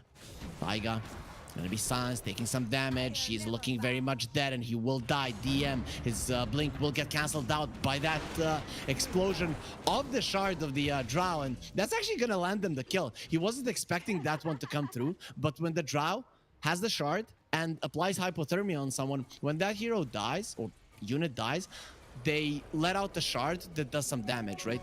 And the Dragonite was close enough for it to connect on him, and that's ultimately what killed him. He would have been able to blink away. So now straight into the pit. Moneymakers, they're gonna be going for that one. The lanes, not in the greatest position, so now the scam does come through. Zeus has his ulti, but the Roche is dropping low. It's already at 5% HP, and it is gone. Lucas will get the second life. OG in a smoke, a little bit too late, but they want to fight after this one. Yeah. Resources of Moneymakers, not at the greatest of spots, but they get themselves to the high ground and secure themselves. They have a better position if it does come down to an engagement. Taiga jumps onto the high ground, won't get silenced. The Gust a little bit late. He knew that he was going to be targeted immediately, so he jumps in time. Yuragi, Manta ready. Next item going to be an Abyssal Blade. Basher, of course, a classic build up to it. Philosopher's Stone going to be found. We'll see who's gonna be gaining that extra gold. For now, no one. Not the player. I think none of the players are gonna be getting it. Okay, I'm seeing more and more supports just not take the Philosopher's Stone. For an Undying, I really don't see a reason why you don't. So Moneymakers, they're clearing out their jungle from enemy vision. Pretty important. They have some deep vision of their own. I'm not sure how they're going to be using that one. Yuragi on the bottom lane is going to blink out. As soon as you see the Drow, you have to expect that there are more heroes there. Plus, she has an Aegis, so you have nothing more to do there other than just get away as fast as you can and continue farming. Drow going for a Lincoln, so he's not going to be... I still... would like to see a Silver Edge. The crit is too good. But I guess if you cannot connect on him with a Dragon Tail or a Lift, does allow him to force staff back and continue attacking without being caught. We'll see if that does happen for Lucas. But the Lincolns is a really good item for the Drow. This hero just naturally does a lot of damage because of the piercing shot. So you just want some stats, some attack speed, some survivability, and you know, Lincoln's gives a little bit of everything. So it's never a bad item on Drow. And this game, of course, there's a good chunk of spells to block. Bignum gonna be stunned up. The arrow flying through, it's gonna connect onto the Ricky, so Bignum is gonna be fine. Well, Dragonite immediately went for a TP out. This is the problem. You need a shard at least on the Ricky to be able to cancel those out. As soon as he saw the smoke screen, he went for a TP out. And no matter how much damage you do, you're not going to be able to kill a hero that has jumped you in less than 3 seconds, because you understand that he has jumped you. You go in again. When all of your heroes are already there, he's 1 second before TPing out, and the damage is just not going to be sufficient. BZM getting himself away. E-Blade is there. He wants an Aghanim Scepter. Wants the Boots of Travels as well, but the Axe is probably the first on the menu. Force Staff, Mech going for the Guardian Greaves, understandable. The only thing that you're afraid of are silences. Ricky is going for a BKB. He's gonna buy a shard as well, and they have a gem. So Moneymakers, they're putting a lot of emphasis into controlling the map. The problem is that the anti-mage is getting farther and farther away in terms of net worth, and once the Abyssal comes out, whoever gets jumped, if they're not defended, they're just gone. He's gonna kill them. Taiga, is he preparing for something here? Or they're just gonna let it go. The arrow does connect. They do some damage to the Drow. Still has the Aegis for another minute and 15 seconds, and with Tombstone being dropped down, this tower will fall.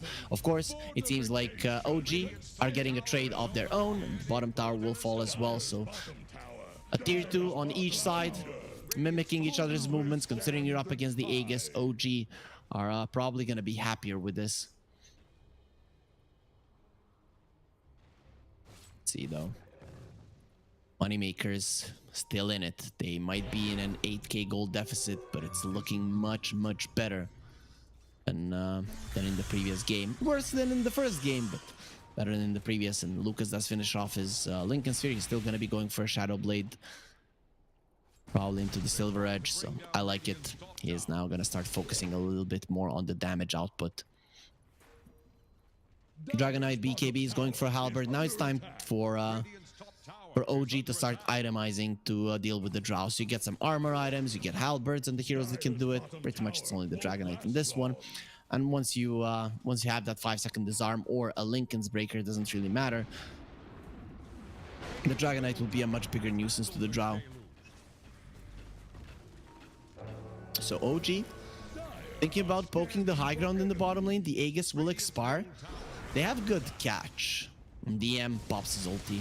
That's gonna be solid amounts of damage here on the tier 3 if Moneymakers do not respond. First of all, they're gonna take this tier 2 in the mid lane, but their tier 3 is almost at half HP. This did lose 1,000 of its HP. They have a ward there in the base. Coming forward, the Drow, if he comes close, he can easily die. Lincoln Sphere is probably going to be keeping him alive. He understands there could be a ward there, so he's going to keep himself away. Goes with the multi-shot, but the tower is gone. Arrow, range creep, sacrifices itself, jumps in front of it, no, and just takes it off. But his sacrifice will be valiant. Image, Abyssal Blade at the ready, counterspell gonna be used. He can remove the dust there, but he has been slapped. The arrow flying through, it's gonna connect onto the Ricky. He's looking very much dead because of this one, and goodbye Ricky, he is gone. That means that Yuragi is unstoppable. There's nothing you can do to stop him from going forward. He knows that he's unkillable. Abyssal Blade onto the Enchantress, can touch this, doesn't work for the anti-mage. He is gonna touch this Enchantress until she is dead. That's gonna be a wicked kill streak, wicked 6 streak for Yuragi. He really did get mad after that game number 1. His TA got absolutely decimated, but his Slark was amazing. And Anti-Mage just as much. He's only died once in this game. So now it's time for a push. There is one more glyph on Moneymaker's side. The Yuragi. You can see that from the piercing shots, he can take a solid chunk of damage. Just gonna have to be somewhat careful. Multi-shot, nice dodge there, focusing on the range racks for now. The Drow Ranger not to be underestimated. That right-click damage can hurt even the tankiest of heroes, and anti-mage isn't that. So we're looking at the buybacks.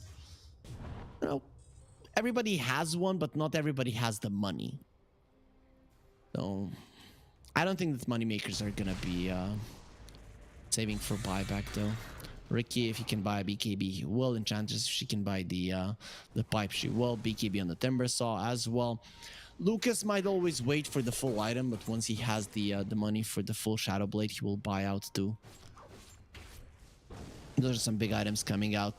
DM has the BKB, not the easiest to kill. Here comes the Meteor Hammer. They need to follow up stun. There it is. Nicely done. Is this gonna be enough? BKB gonna be used. He tries to run away, gets the stun onto the Ricky, and DM, he is still alive. Multi-shot, not gonna be long enough, and he gets himself out of range, and then gets himself out of harm's way. Does cost him a BKB charge, and that is a stolen smoke screen. That's your biggest lockdown spell, and now it's on the other side. That was an 8-second BKB from the Dragonite.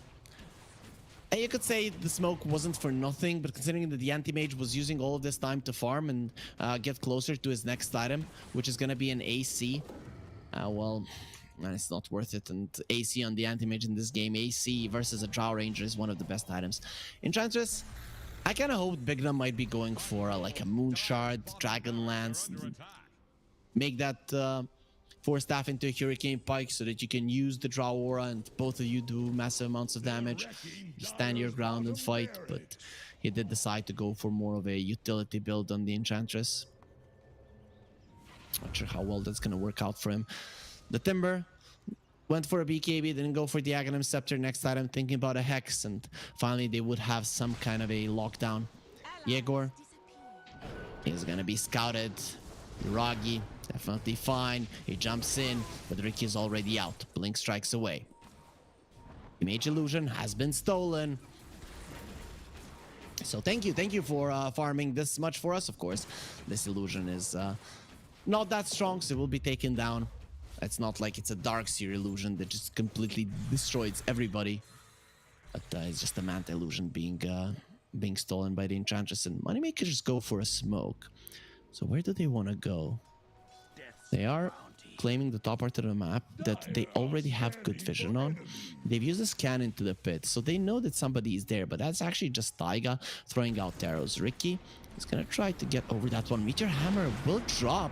The Guardian Greaves are at the ready, and that's going to be enough for him to survive. Ooh. Taiga, very happy to live there. He had one more leap charge, didn't want to use it, and Lucas just gets himself out. He didn't finish off the multi-shot, the whole thing. Nice attempt from Moneymakers, but the itemization from Taiga does keep him alive. And when you're this far ahead, it's really not hard to itemize. BZM, Aghanim Scepter, E-Blade, Burst Potential, Immense. He's thinking about the Hex, he's thinking about a Octarine Core. We'll see which one it will be. Dragonite almost has his Halberd, just 20 more gold, and that's gonna be done. Everybody is super farmed. Even Rubik has a Force Staff, so you have counters for the only spell that you're somewhat afraid of. Ricky did go for the Smokescreen cooldown talent, and that's a necessity because you need to be throwing those out all the time. Ulti comes out. They know exactly where Moneymakers are. Oh, guys, they know where we are. Oh, well, let's just walk into the pit. Let's force them to fight us when we are 5. And this is something that OG might not be able to say no to. The Roche is dropping low. You have to be there in time. And it's only half HP, so they might have time to get there when they need to. Lucas, no BKB. He does have the Hurricane Pie. He'll get himself out of the pit. And now it's the Timber side taking the damage, but inside of the smoke screen, the anti-mage needs to run away. Now turning around onto the Ricky. The Ricky seems dead and he's gone. Without that one, he cannot fight Verk. He will get an Aegis. But is that enough strength to be able to continue fighting? They're just running away from him. They don't care. They care about the Drow. Forced after the side, TPing away. Lucas will not be getting out. The Mana Void will be the thing that secures the kill. And now with the stolen Chakram, look at how much damage Shu is doing. Buyback from the Ricky. A little bit too late. All of his friends are already dead. And the only one alive is the Timbersaw. He has 2 lives, but they're gonna be very lonely because everybody else has kicked the bucket on his side. Big fight for OG. They don't stop the Roche, but they do make Moneymakers pay for it. Dire's middle tower is under attack. Yerch is working towards that Hex still. He has been scanned up. Needs to get out of here immediately, and he has been found. The Nimbus is there. The arrow is flying in. The creeps are gonna be getting in the way, protecting Vierk. They're already done that to the Drow Ranger, but it doesn't matter even without the arrow connecting. Still gonna be going down. There is gonna be a stun waiting for you, and all of your mana, all of your HP will be taken down. This time around, no creeps will intercept the arrow, and he's gonna be stunned up long enough for Chu to secure the kill like a true, real Rubik player. Every kill is yours. Dire's middle tower is under pressure. Dire's middle tower has Boy, I fallen. miss Yapsor in the Dota scene, playing his heroes in a greedy way. Dire's middle tower Hopefully, is I under knew pressure. there were some health issues. Hopefully, all of those get Dire's bottom fixed up, so under attack. that he can come back in his real former glory when he's playing a Rubik and taking every single kill. And then, of course, showing what he can do with that one. The last glyph, there's not going to be any refreshes here. Ricky, he doesn't have a buyback, he's gone. The burst potential from OG, it's too high. And without Ricky, how do you fight? The anti-mage comes in and says, they don't, they just die. There is going to be a buyback from the Undying, trying to fight here. And here comes the Timber Saw. He has a flamethrower. That is not gonna be a living for long. You still need to use that one responsibly. And the Drow Ranger doesn't connect the silence onto the activate. It's an ultra kill. Yuragi says, give me the rampage. And nope, DM. He doesn't allow it. Don't get ahead of yourself. Be humble. And Yuragi there, he tries to destroy his items because his rampage was taken, but he's not gonna be allowed to do so because OG have already won the game. Those are the types of things that you can get kicked for. Well, DM, I'd be very scared if I were you. Of course, that's not gonna be the case, but obviously, Iragi is gonna be sad. Every carry player, they love to get those rampages, and this would be the first series of the tournament for OG, and they get the rampage on their carry, but it's just not gonna be allowed. DM. He used to be a mid player, so he wants some for himself. But anyways, let's see how the brackets are looking now for OG. They're going to be moving forward and are going to be fighting against the winner of Virtus Pro versus Sigma YNT, and that should be the game that is played tomorrow. And also, let's see how much money OG have made from this one. That's gonna be $1,000 for them in this round. This is round number 3. The next round is worth $2,000, so they can ramp up that money and just hear the cha-ching sound. Moneymakers, they have earned $1,000, but they're out of this one. So they did make money. They're moneymakers. Does make sense. Hopefully, we wish them all the luck in the Eastern European DPC Division 2, but they're not going to be part of our tournament any longer. We did have a 3-game series. That means, guys, that you're not going to have to wait too much for the next series of the day. It's going to be Alliance versus X Hellraisers. I'm going to be taking a little bit of break. I'm going to be seeing you guys tomorrow, but Blue Scale is going to be taking over, so you're going to be in good hands, enjoying more Dota action here at the Pinnacle Cup. So be here in just about 10 minutes and enjoy more great Dota. Alliance versus Hellraisers, game number 1 after the break.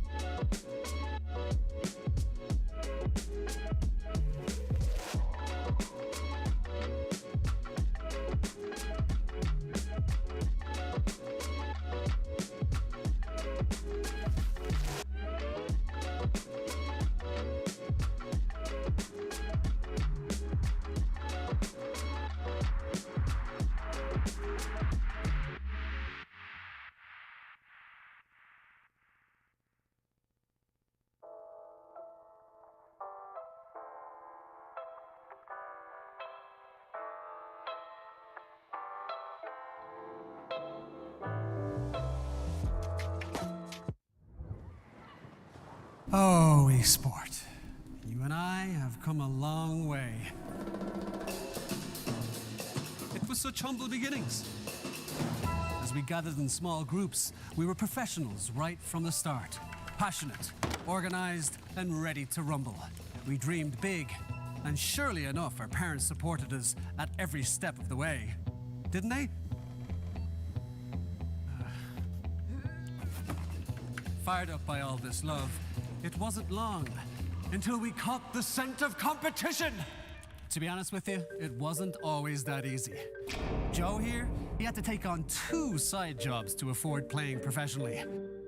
It's gonna get better, Joe. Fist bump. Some of you dared to not even call this a sport. And look where we are today. An endless stream of esports events every year.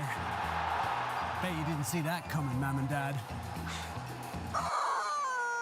And you know what? We have been with you every single step of the way.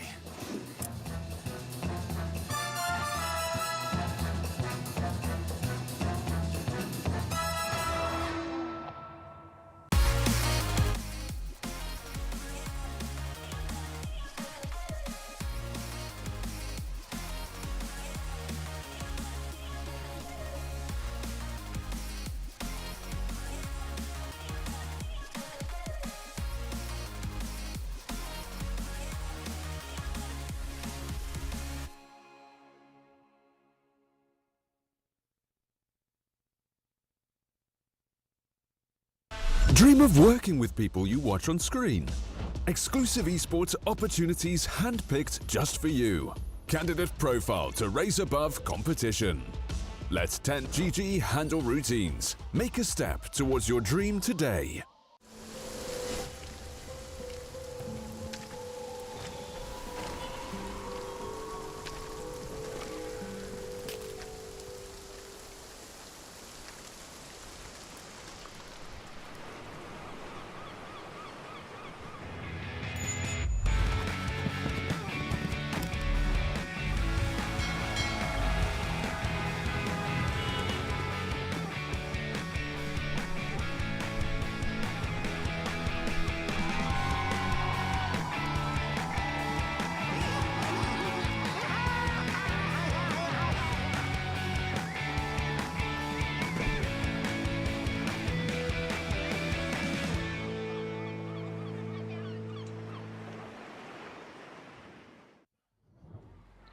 Good afternoon, ladies and gentlemen, boys and girls. Welcome back into the stream for the continuation of the Pinnacle Cup Malta Vibes tournament here. This is day number 7. And obviously the second half, we've already seen 2 teams go home today. We've seen plenty of teams get knocked out so far throughout this tournament. And we're going to see some more today, as obviously we've got a couple more matches still yet to go before we close it all out. And the first match of that is going to be Alliance versus ex-Hellraisers. The ex-Hellraisers, they were invited into the 3rd stage here of this tournament, but Alliance have had to claw themselves through it. Obviously already taken out out Dog Champ as well as Team Faith. Ex-Hellraisers as well, obviously. They've sort of had a bit of a weird situation with their org, which is why they're now called ex-Hellraisers, but they are still the strong team who have been having absolutely fantastic series before this.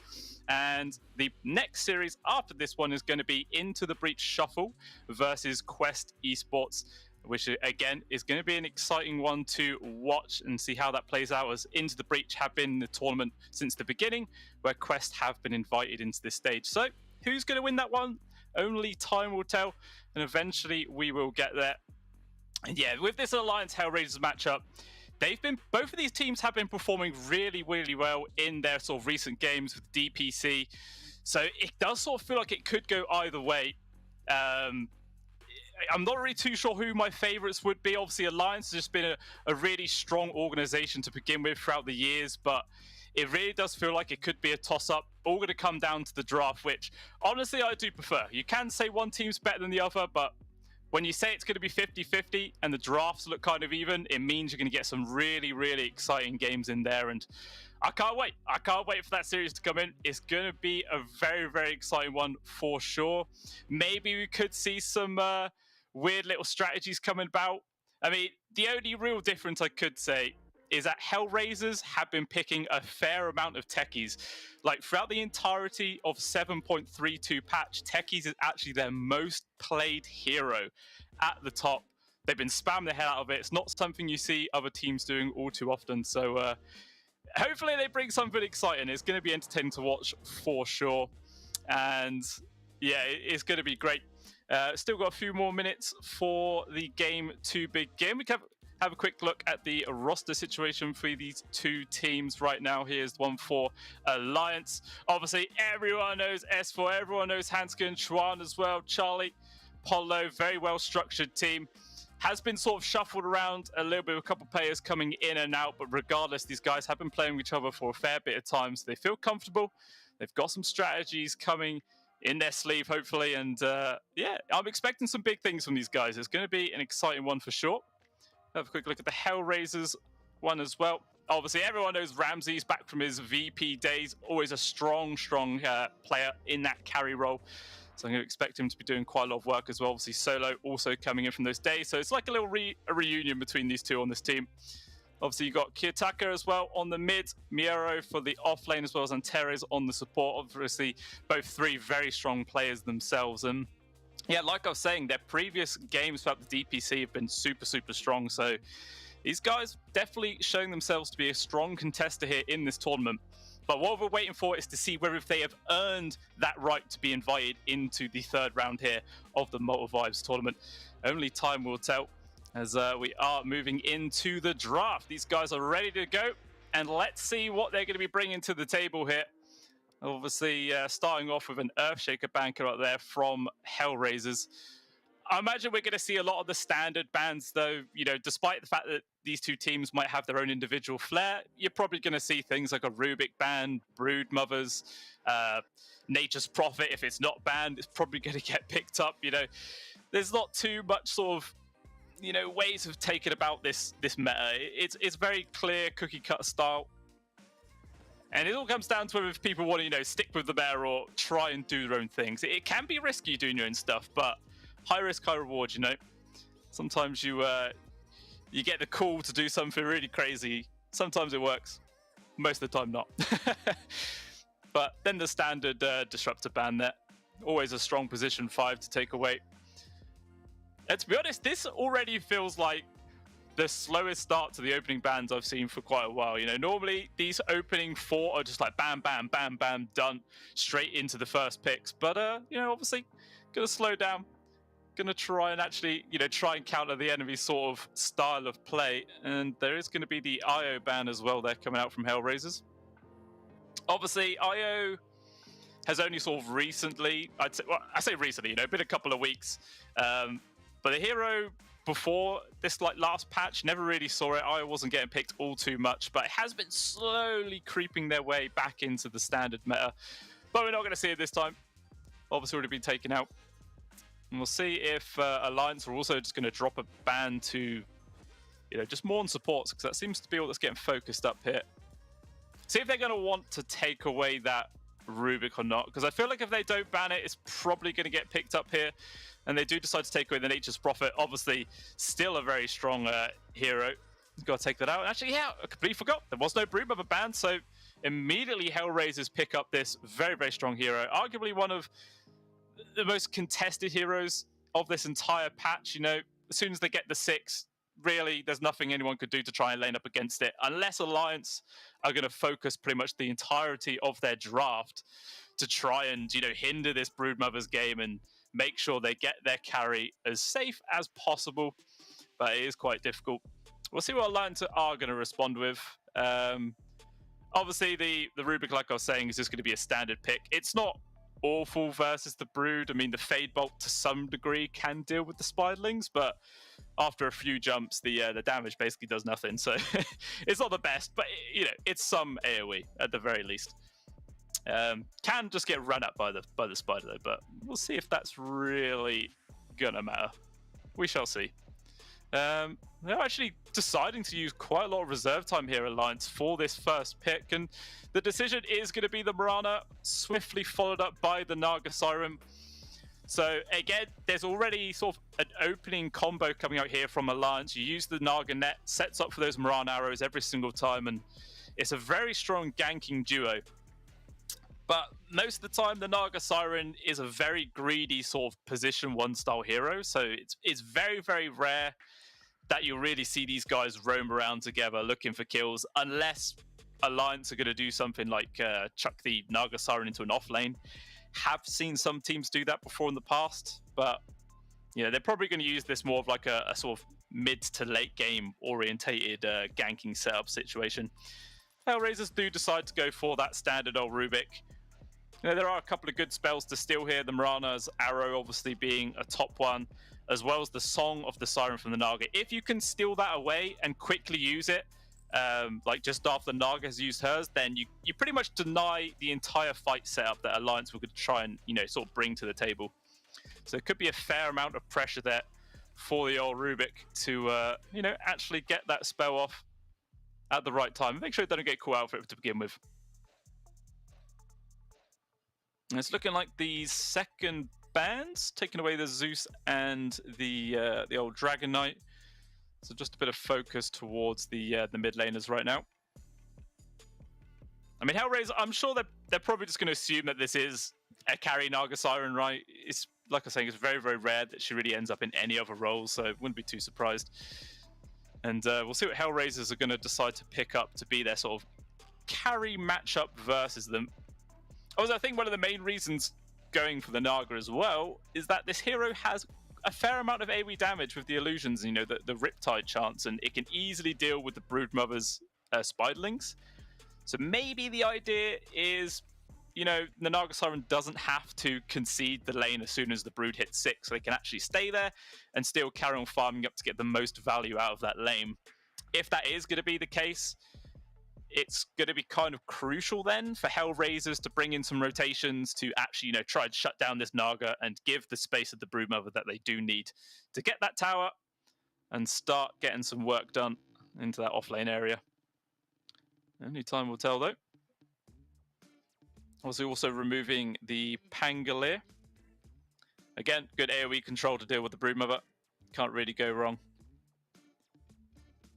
We'll see if Alliance are just going to keep on barreling bans towards the mid. And yeah, they're going to take away the Ember Spirit as well.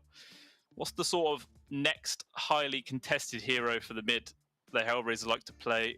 And it looks like it's the Death Prophet, according to the statistics that I have to hand. Which, you know, that's kind of standard with most teams, right? You're always going to see someone playing this DP. It's always strong. And it's very hard to, like, counter a DP in the laning phase as well. Like, most of the time, they could just do what they want. If you're in a melee matchup as well, it's just even better for the DP. But I wouldn't be too surprised if we see one of these teams pick it up. I think so far it just works with either draft right now, as it's still very, very open. And this Hellraiser's also going to ban another mid laner potential. I mean, Alliance do have the pick priority here going into this final grab. Or I say the first grab of the second picking stage, I should say. So I don't know if they're maybe fearing the Death Prophet perhaps and maybe want to ban it themselves. Maybe giving it some consideration, but it looks like of all the mid laners, they've actually been preferring the Leshrac. They're not playing it for a little while, mind you, but that is still one of their most highly prioritized mid laners. Very strong win rate on it as well. So I wouldn't be too surprised if they decide to go for that. Because again, it's more AoE damage for the Broodmother. So you'll have multiple ways of shutting this hero down here in this game number 1, which can be pretty good. And they actually decision to remove the Snapfire there coming out from Hellraisers. Maybe expecting that to be the mid. Even if it's not going to be the mid, it's still a very strong support. Especially with like the Song of the Siren setup for the Mormon's Kisses. And whoever you land on the arrow as well. It's just guarantees a ton of damage. Very, very hard to deal with indeed.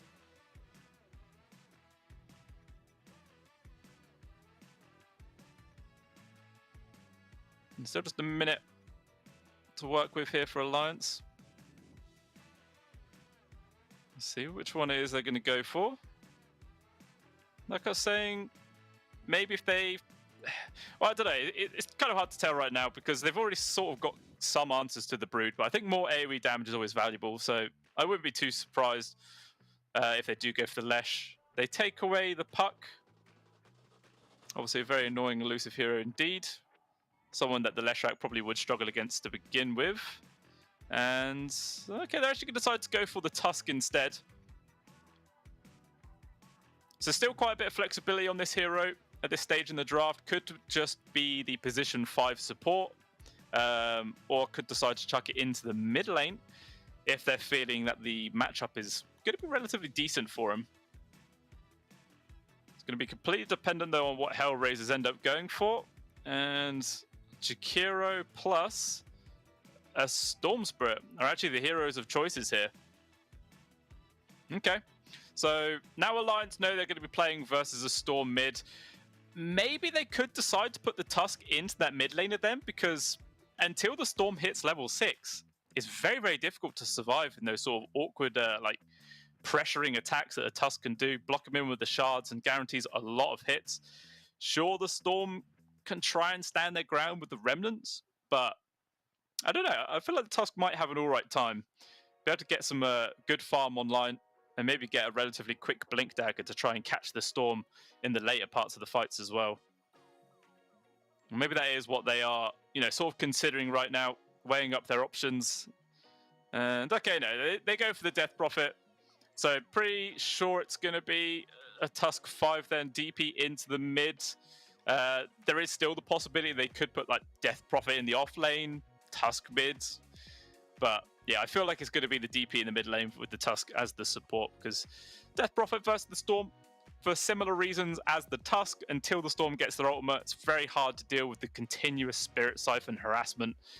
And yeah, going to make it kind of awkward to get that farm on the go. But just the final picks to come out here from both squads. Definitely a carry left to pick up here for Hellraisers. Meanwhile, Alliance, you know, very likely to be their carry, as I was saying earlier, but there is the possibility, not offlaner, sorry, but there is the possibility that this Naga could just be the position 3 to, you know, do those ganks with the Mrana. It's not as common, but it is on the table.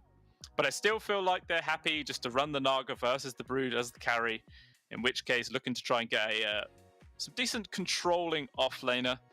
Hellraisers removing the Enigma, and yeah, for good reason. It would bring some really nasty combinations with the Song of the Siren into the Black Cult. Maybe they might think about banning something like a Tide, perhaps? You know, a bit of extra initiation control to follow up from the Song, or even set up for like a Song for the rest of the team to come in, maybe? I mean, there's not much reserve time to work with here for Hellraisers. We'll see what hero they're fearing the most, and it's actually going to be the Centaur Warrunner.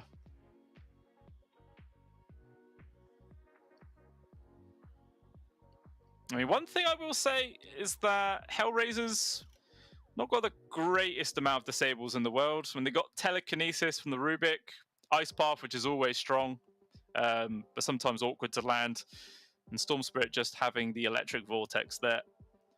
Alliance, obviously they've got the arrow, the net, the snowball, and the punch. So, it feels kind of even at this stage. Not a huge amount, but not, severely lacking from either squad.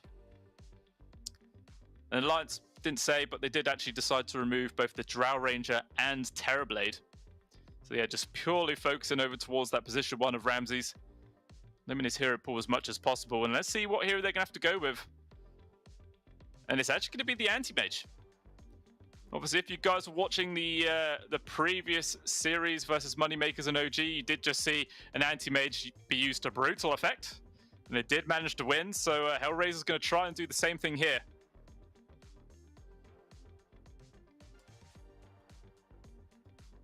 And what do Alliance want to go to match up this? I mean, the Naga's not terrible versus the Anti-Mage, by all means. Sort of like the Battle Fury Cleave can sort of deal with the illusions a little bit when the AM's actually hitting like a truck. But, a lot of situations you can just sort of swarm him as the Naga Siren, so it's not awful. And their last hero of choice is actually going to be the tiny pickup there, which is quite an interesting choice to go for. And we're going to show into the players' cameras. Have a look, see what these boys are doing as they're getting prepared here, moving into the first game of the best of 3. So moving over in a second. But yeah, as a whole, looking at this draft, not too sure who I'm leaning towards.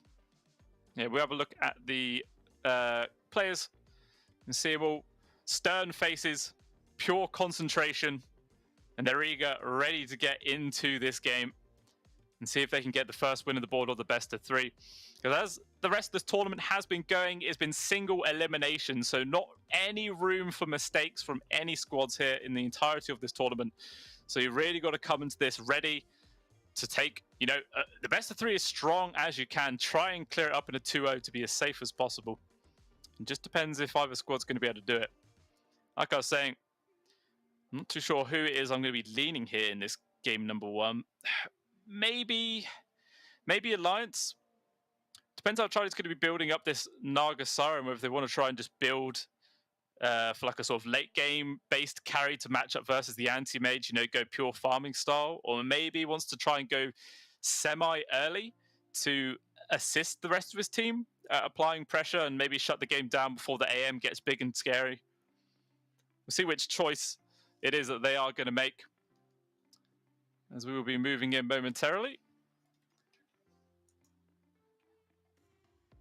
But there is a pause, so nothing to jump into just yet. Gonna have to look at my very lovely face. And yeah, make sure you guys as well, if you haven't already, if you want to get involved with the true enjoyment of Pinnacle Esports, do go over to pinnacle.gg/welcome, and you can do a 100% deposit bonus for your first deposit. And you can obviously use that to bet on all these games. There are continuous odds coming through. Make sure though, if you are going to do that, that you are doing it in a safe environment. You don't spend more than you're willing to lose. All the terms and conditions do apply. Obviously you've got to be 18 plus as well, but it is good fun at the end of the day. So if you want to, do get involved. There is also a jersey giveaway. I'm sure you guys might have heard of it before, but if you want to have a chance to win the jersey for yourselves, do make sure you head over to Pinnacle Esports Twitter, find the pinned tweet about the jersey, comment on it, who your favorite team is. Make sure you give it a retweet and a like, and you will be entered in for the chance to win that very, very nice prize, because they do look pretty good. I do quite want one myself, but I don't think we're allowed to enter. You guys are though. So good luck to you if you guys are going to enter into that one. It's why not? Doesn't cost you anything. You may as well give it a go. As we are just still going to be waiting for it. It's just a DC coming out from Antares on the side of Hellraisers, but it's gonna, it's to be expected. We'll have a look at the player cameras. You don't want to get tired of staring at my face the whole time. Make sure you see someone a bit better looking. Yeah, like I say, it's just Antares we're waiting for. You do get people having bad connections in online tournaments. It's just the nature of the beast. You can't expect everyone to have perfect connection all the time. But hopefully it is just a minor pause and we can get underway relatively quickly. And yeah, it's like I said, looking at this draft, I was feeling relatively 50-50 about who could come out ahead. And considering the previous series that these guys have all played, like a lot of their last games have been really, really strong. Hellraiser's doing very well in a lot of their DPC matches, as well as obviously Alliance managing to take out 2 other teams on their way here to the round 3. So really are going to push it as best as possible. It wasn't actually a connection problem either. The reason why we are paused is actually a PC crash that comes out there from Antares, which is not good. Actually, I don't know. What would I prefer? Would I prefer lag or a PC crash?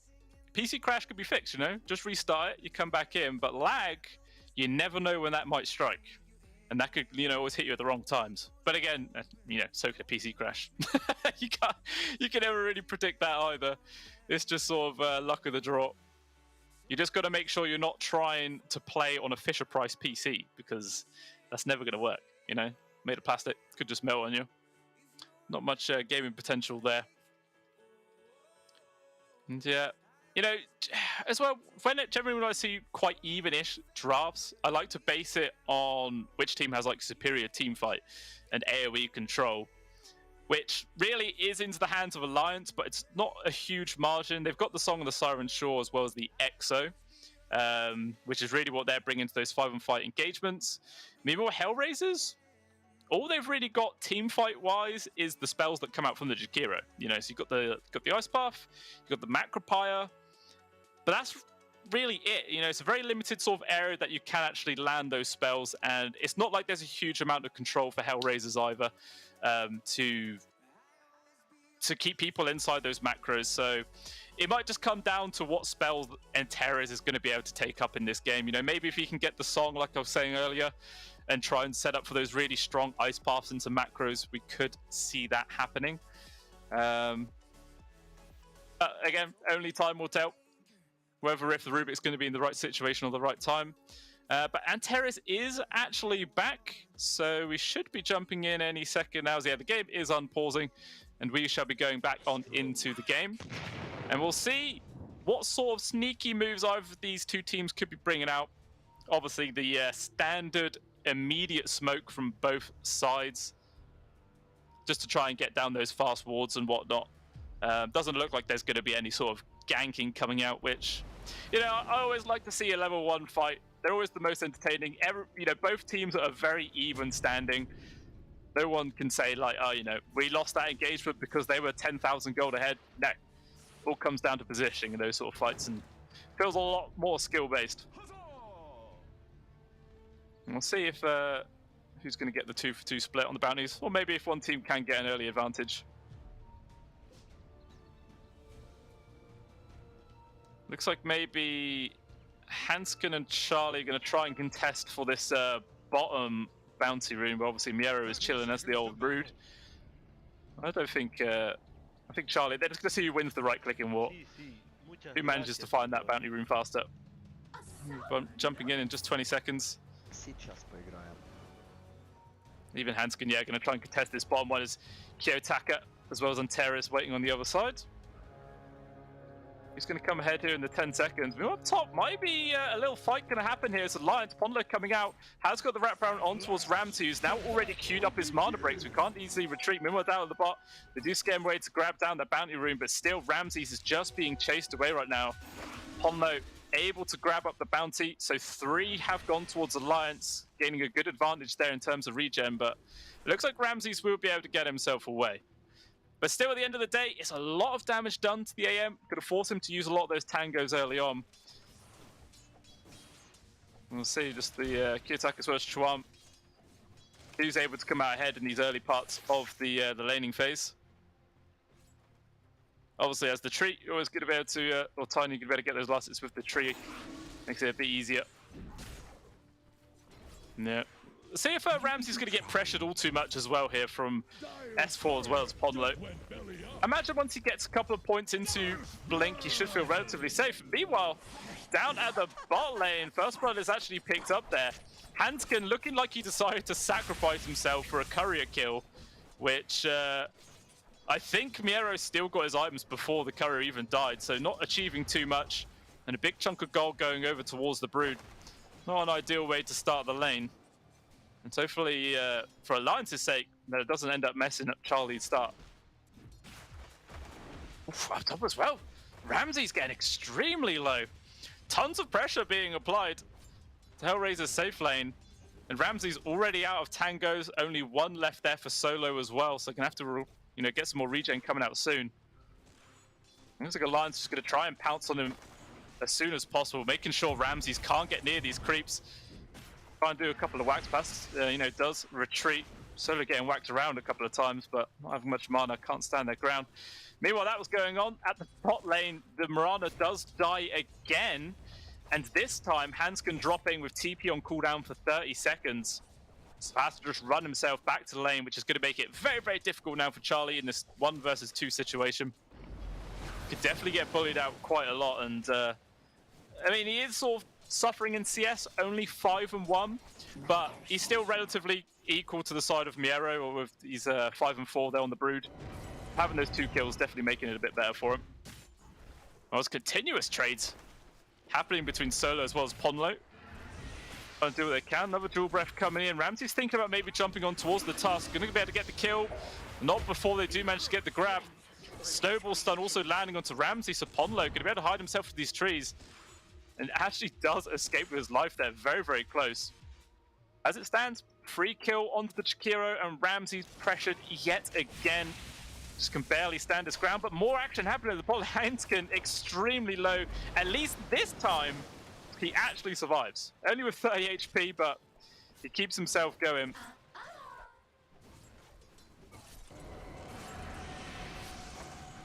S4 trying to harass that onto the Chikiro. Ramses is trading away, but there's not much mana left from either one, so not getting the bonus damage raining in. Instead, though, the Snowball chasing forwards, and Ponlo gets a freebie there onto Ramses. And this anti-mage is getting punished extremely hard here at the beginning of this best-of-3 series. He might actually be forced to take an early point into a counterspell to try and sort of disjoint those snowballs. Sounds kind of rough to take it this early on, but sometimes you got to do what you got to do, So in terms of CS, it's looking like the mid lane is very, very even. 23-1 to Kiyotaka, and the 21-3 there to Schwam. So not really either one pulling ahead just yet. They're both very close to their level 5s as well. I'm going to hit that at a very similar timing. Just constant pressure, man, being applied. Charlie really can't do anything. Still only 10-2. Meanwhile, S4 ends up getting punished this time. Hellraiser's finally able to bounce back here in their safe lane, getting that kill onto the enemy offlaner. With Solo just running straight into Ponlo at the moment. But yeah, every single time we see Charlie step close to these creeps, he just gets bullied and shoved back towards his tower. Just not really any space. Okay, looks like Ponlo was able to get the kill there on towards Solo. I think I don't think the Death Prophet was even involved with that. Ponlo just takes him down on his own. Doesn't need no help. Support versus support, easy matchup. Okay, he did get a Crypt Storm in. He got something. A little bit of credit. But yeah, it's still...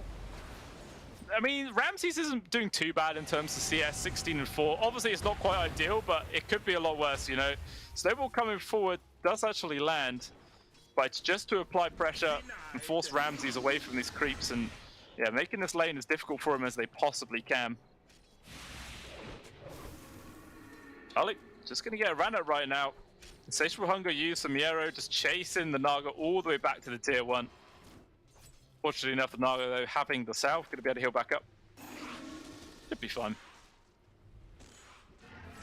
And still, 3-3 is the scoreline, just less the 1k gold advantage here.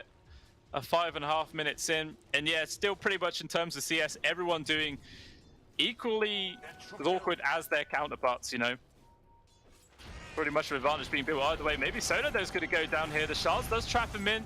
Snowball's well to make the space, but Ramsey's just beating into S4 the entire time with the dual breath on top. The damage just rains on in.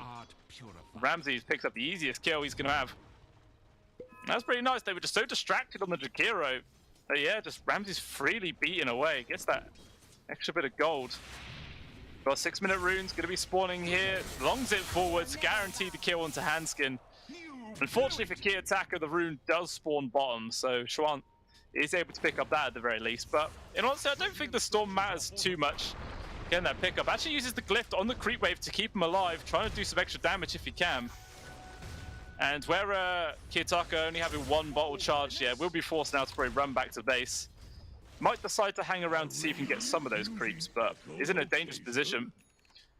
Actually, it looks like Ponlo's rotated into the mids. Kiyotaka, is he alive? Yeah, he is. Just about. Avalanche Nova connects onto him. Storm is A-okay. Very close, though. Very, very close indeed. You see Hanskin just putting down some vision, trying to control the area for his team. Meanwhile, up top, Ramsey's now sort of being left on his own as Solo went towards the mid to help out. But, you know, just a couple of right clicks draining away so much mana, and with the Vanguard, he feels relatively safe, but, you know, he's not safe. Solo dived underneath the tier 1, but he is going to be fine. Instead, the zip going forwards, but good toss back there from Schwam, making the space there, so he will be fine. But still, it has been some decent damage to this tier 1, already down to a quarter HP. 7 minutes in. Now all the support's moving away, so Charlie and Miero just sort of left in this 1v1 situation right now, which I think Charlie is perfectly happy with. Even when I was saying the Broodmother gets the 6, I don't think it's going to threaten the Naga too much with, yeah, multiple points into Riptide. Not bothering with the net this early on.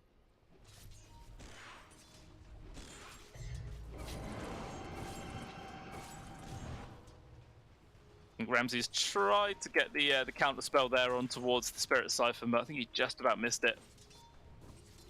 Just hanging around. Maybe if Ramsey shows himself, Pondo might try and go for the kill. Who knows? Meanwhile, fight down towards the bot, and Sarah's in some real danger. Just gonna get harassed away there, but he will be able to retreat as Kiyotaka making the space. Schwan just constantly chucking all the spells and towards this Tiny's face. There is a Chikuru here as well. Maybe they're just trying to slow him down, get him in range of the Ice Buff, which will just about get the connection. Still, he's a tanky boy. They're going to try their best. Kiyotaka out of mana, but so Schwan is out of life. They bring him down, and Terra is actually just about getting picked off there, but the right click through the trees. Hanskin will drop to the dots of Solo. It ends up being a 2-for-1 trade. Ends up being quite nice for Hellraisers. As well as while all that was going on, Ramses was actually able to get a kill onto S4, despite the fact he was in a 1 versus 2 situation. So, yeah, this Anti-Mage definitely having a fantastic start.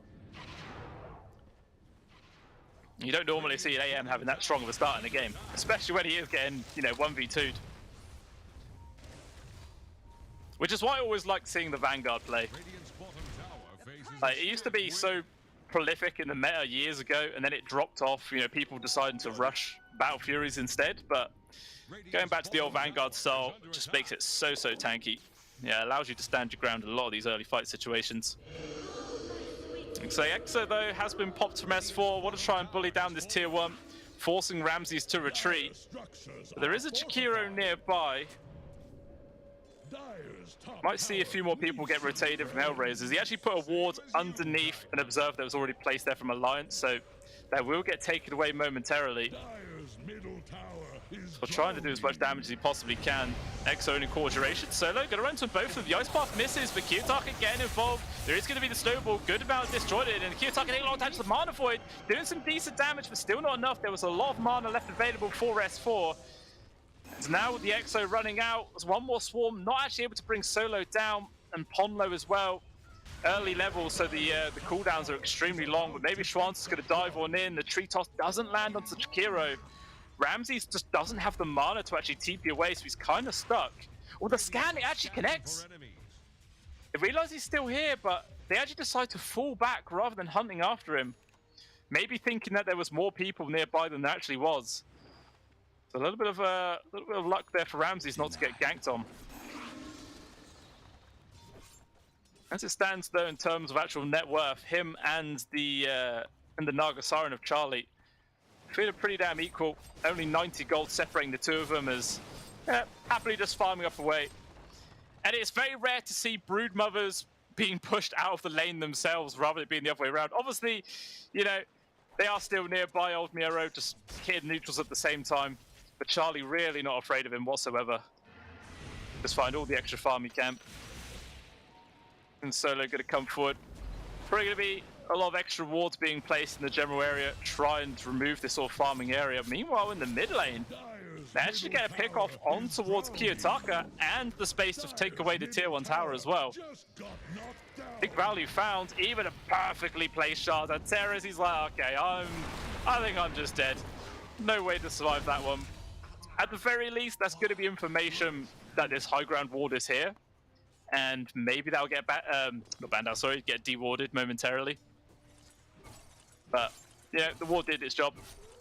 Got them killed, got them the space to get the tower, as well as the storm, obviously. Just for, like, Spirit Siphon's not really that scary for the AM. Could just land a couple of right clicks, just blink away, break the second. It feels very comfortable, just keep doing what he's doing. I'm going to be able to get the Battlefield line at a very, very good time. Meanwhile, in the mids, there is Ice Path plus Macro landing onto Schwan. The shards actually sort of awkwardly block it, and I think there's a stolen one there coming in from Antares. And that actually does guarantee the kill. And the Tusk going to be the +1 here. No chance of surviving that situation. So a nice couple of kills getting grabbed for Hellraisers. Looks like they're going to try and use this space to apply pressure to the mid-tier 1. There is S4 coming into the backline, so maybe try and get a stab onto Antares, but still feels kind of awkward trying to force the fight on him on his own. As a mech available, is that really enough? It's going to need the assistance of both the Tusk and the Tiny, who are now respawning. And it looks like, yeah, Hellraiser's seeing that. They will fall back. Not going to choose to overcommit. Very wise, disciplined style of play. Not putting all your eggs in one basket. Radiant's middle tower can't handle this deluge. Yeah, just bit by bit, though, Charlie has managed to gain a lead here. Top of the net worth chart so far, but it's not a massive lead by any means. Miro just constantly saying hello. Chuck down all the webs. Maybe Charlie thinks there's going to be a gank coming in, and yeah, immediately just TPs. He's like, okay, this spider is playing really, really aggressively. I just want to run away right now. The rest of his squad, though, 3-man smoke here from Alliance. And they are pinging out the bottom there onto Miero, but there was also a ping from Solo. So clearly they're saying, be careful, there's probably a gank coming your way.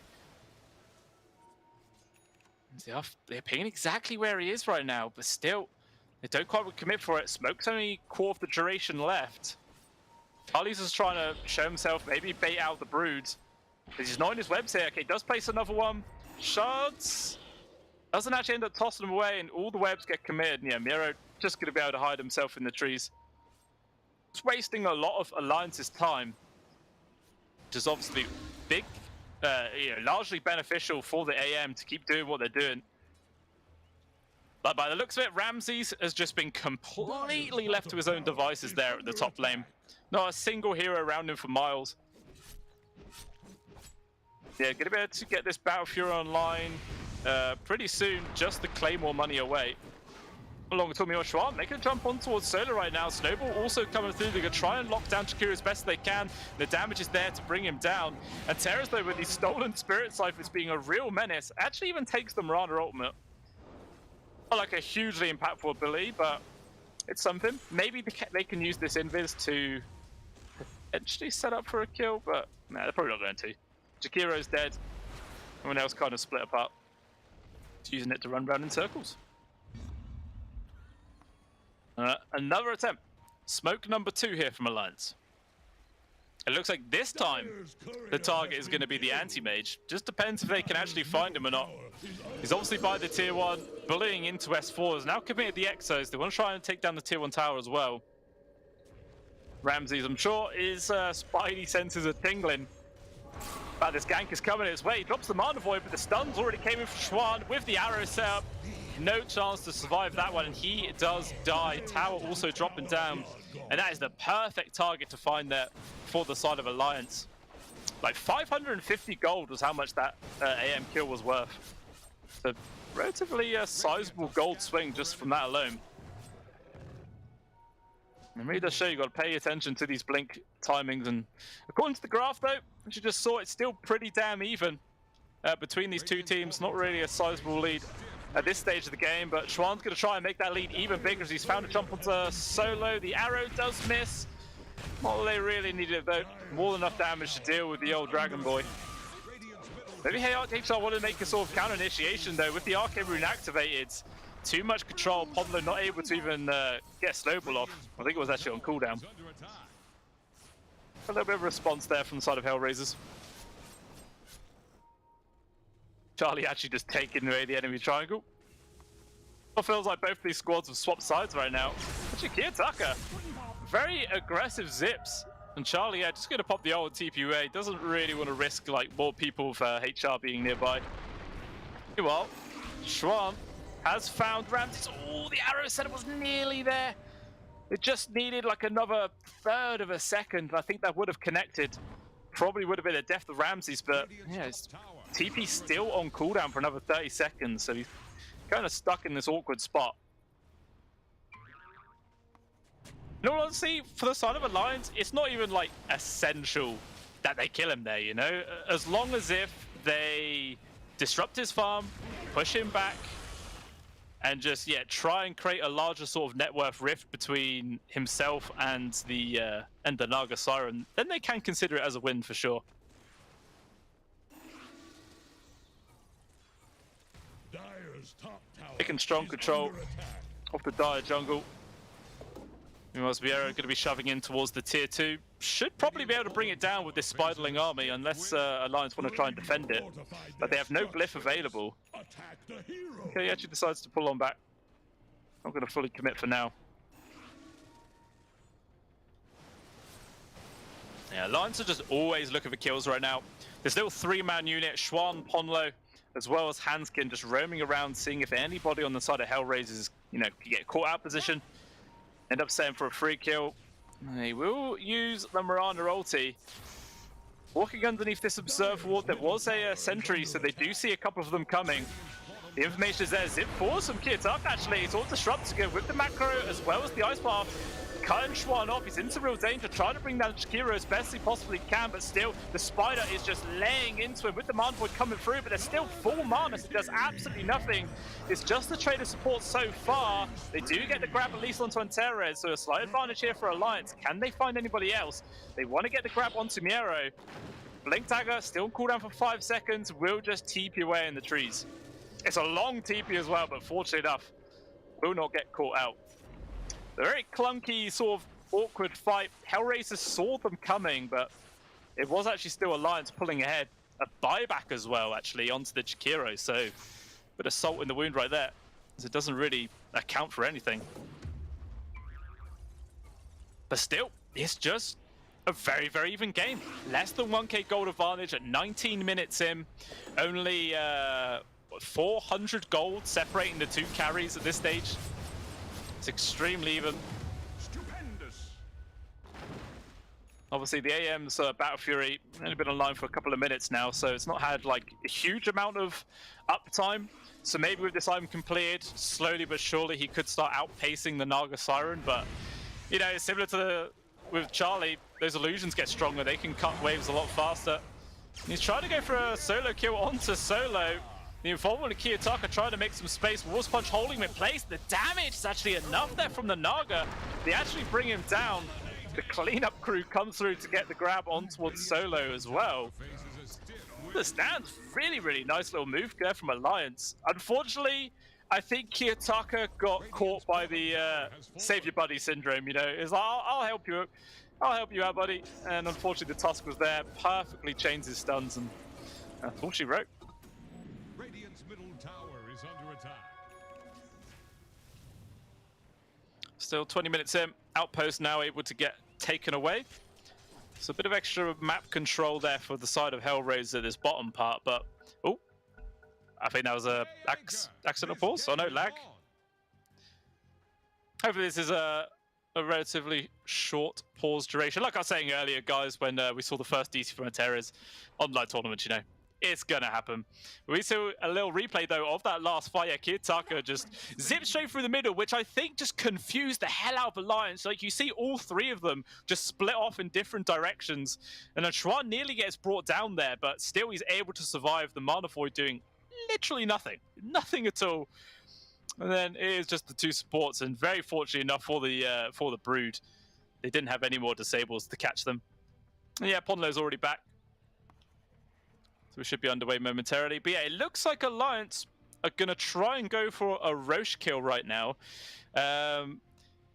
If we have a look at the Dire Vision, if we can see that on the observer, you can see the fact that there is not a single ward here for the side of Hellraise. There is no info to work with, completely in the dark. And yeah, it's going to be a free Aegis for sure going to the side of Alliance. I'm wondering if they even put it into the hands of Charlie. Maybe they give it to Schwan, maybe even S4, as you know, the Naga Sirens has been chilling and farming for a while. It's really them that have been getting involved in a lot of the action, but you know, they will decide to put it into the hands of Charlie. With the Orchid now getting picked up, so maybe the cue is just to go full aggression. Try and find some fights and get some kills with the rest of his team. I mean, this silence is very, very strong versus Ramses before he's able to finish up his Manta style, which is still about 1,000 gold away. Little 4-man smoke though from Hellraisers. See if they're able to find much out of this maneuver. They just want to make space for Ramses. Maybe actually just want to try and bait him out, as majority of Alliance are actually up here. It's a very ambitious move to smoke into an Aegis. They're going to go for it. Big step forwards. Kiyotaka able to get the initiation on towards the Tiny. With Ramses jumping in, he's locked in place. He will die. Oh, actually, it's going to be a bit of a disjoint coming in from this Snowball. Can he blink dagger away? Not going to matter because the Song of the Siren is there. But then the stolen Snowball rolling forward. They got their AoE silence onto it too. The Storm Spirit is dead. AM in some danger. Is there enough damage to kill him? There is. He will die. It looks like Solo as well to be following his 2 calls to the grave momentarily. As actually Alliance, they're going to sort of split their maneuver, trying to go for them both. Instead, yeah, they will just get the grab onto Solo. So sure, they kill the enemy mid laner of Tiny, but it cost them so much, losing both their, their first 2 major cores. And now we can actually see the first big advantage of the game being built up here. 3k gold advantage now for Alliance, and they're going to try and bully down this tier 2. Actually, I say that and they completely disengaged. Not interested in doing that. We see on this replay, like, it looked really good start there. That they were just going immediately on towards the Tiny. They had good lockdown. Technically, it's making it kind of awkward, but that snowball just in time to keep him alive. Then the Song of the Siren comes in, completely resets the fight. Oh yeah, like I was saying, sure, the Tiny does die, but who really cares, man? It grouped him up. The silence was devastating. And yeah, before there's the Manta style online for the AM, those silences are absolutely pinnacle to finding those kills. And it was just complete disarray from them. Looks like in the live game, Charlie did just get a freebie onto Antares.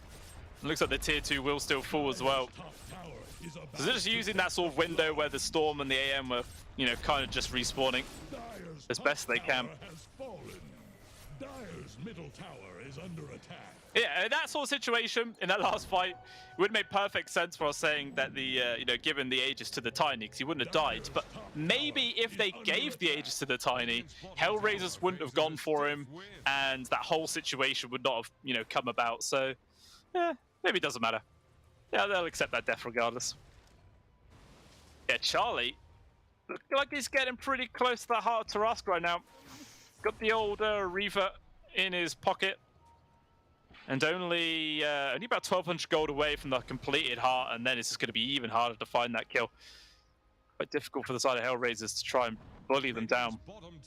Definitely, like, the weight on Ramsey's shoulders starting to feel bigger and bigger.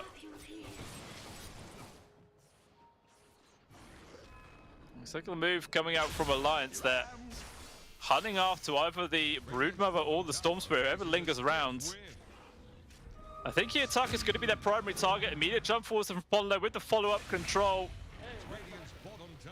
Looks like they will manage to find that kill. Miero just able to TP away there from the high ground. So he is going to be fine. Yes, poor old Storm is just getting punished quite a damn lot in this game.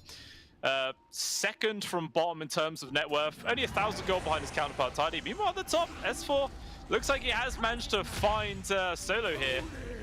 It's a really nice place for a Macropier, but unfortunately, it just doesn't do that much damage. It's still only level 1 at 25 minutes into the game. So damage is pretty damn poor. Mira just trying to force the Naga away from the tier 2. He's a scary hero at the end of the day.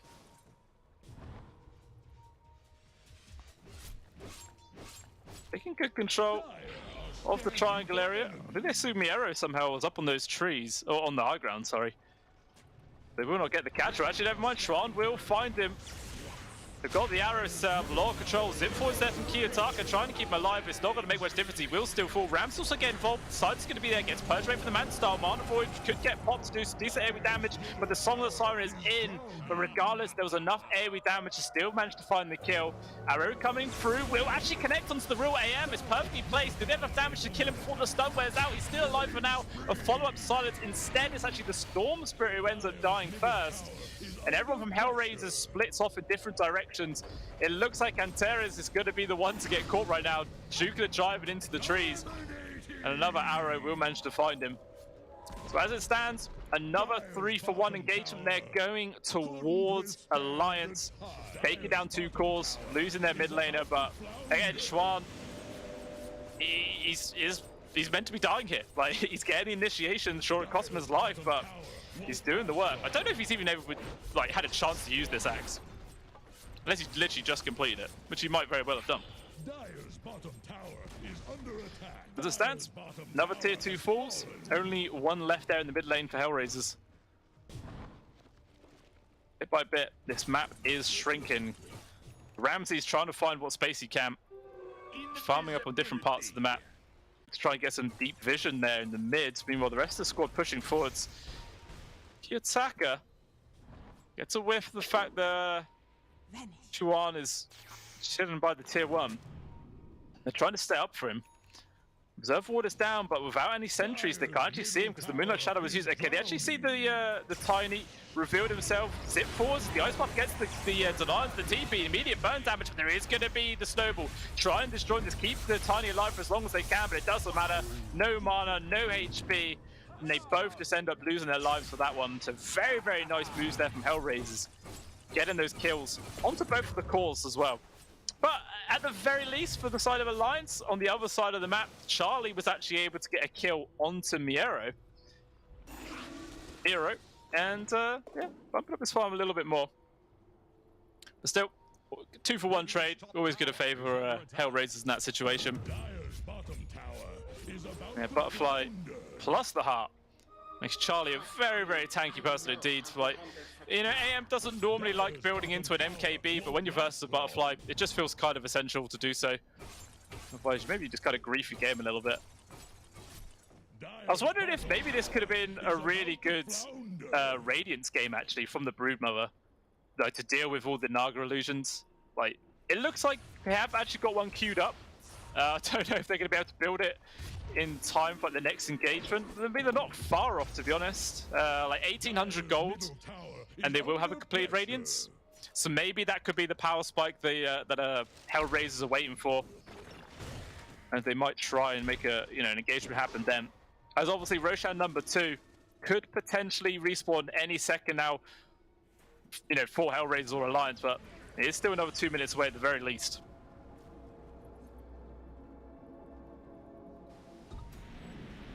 Alliance just making sure they're keeping as much control of this sort of dire jungle as they can, because they know Roshan could be up very, very soon.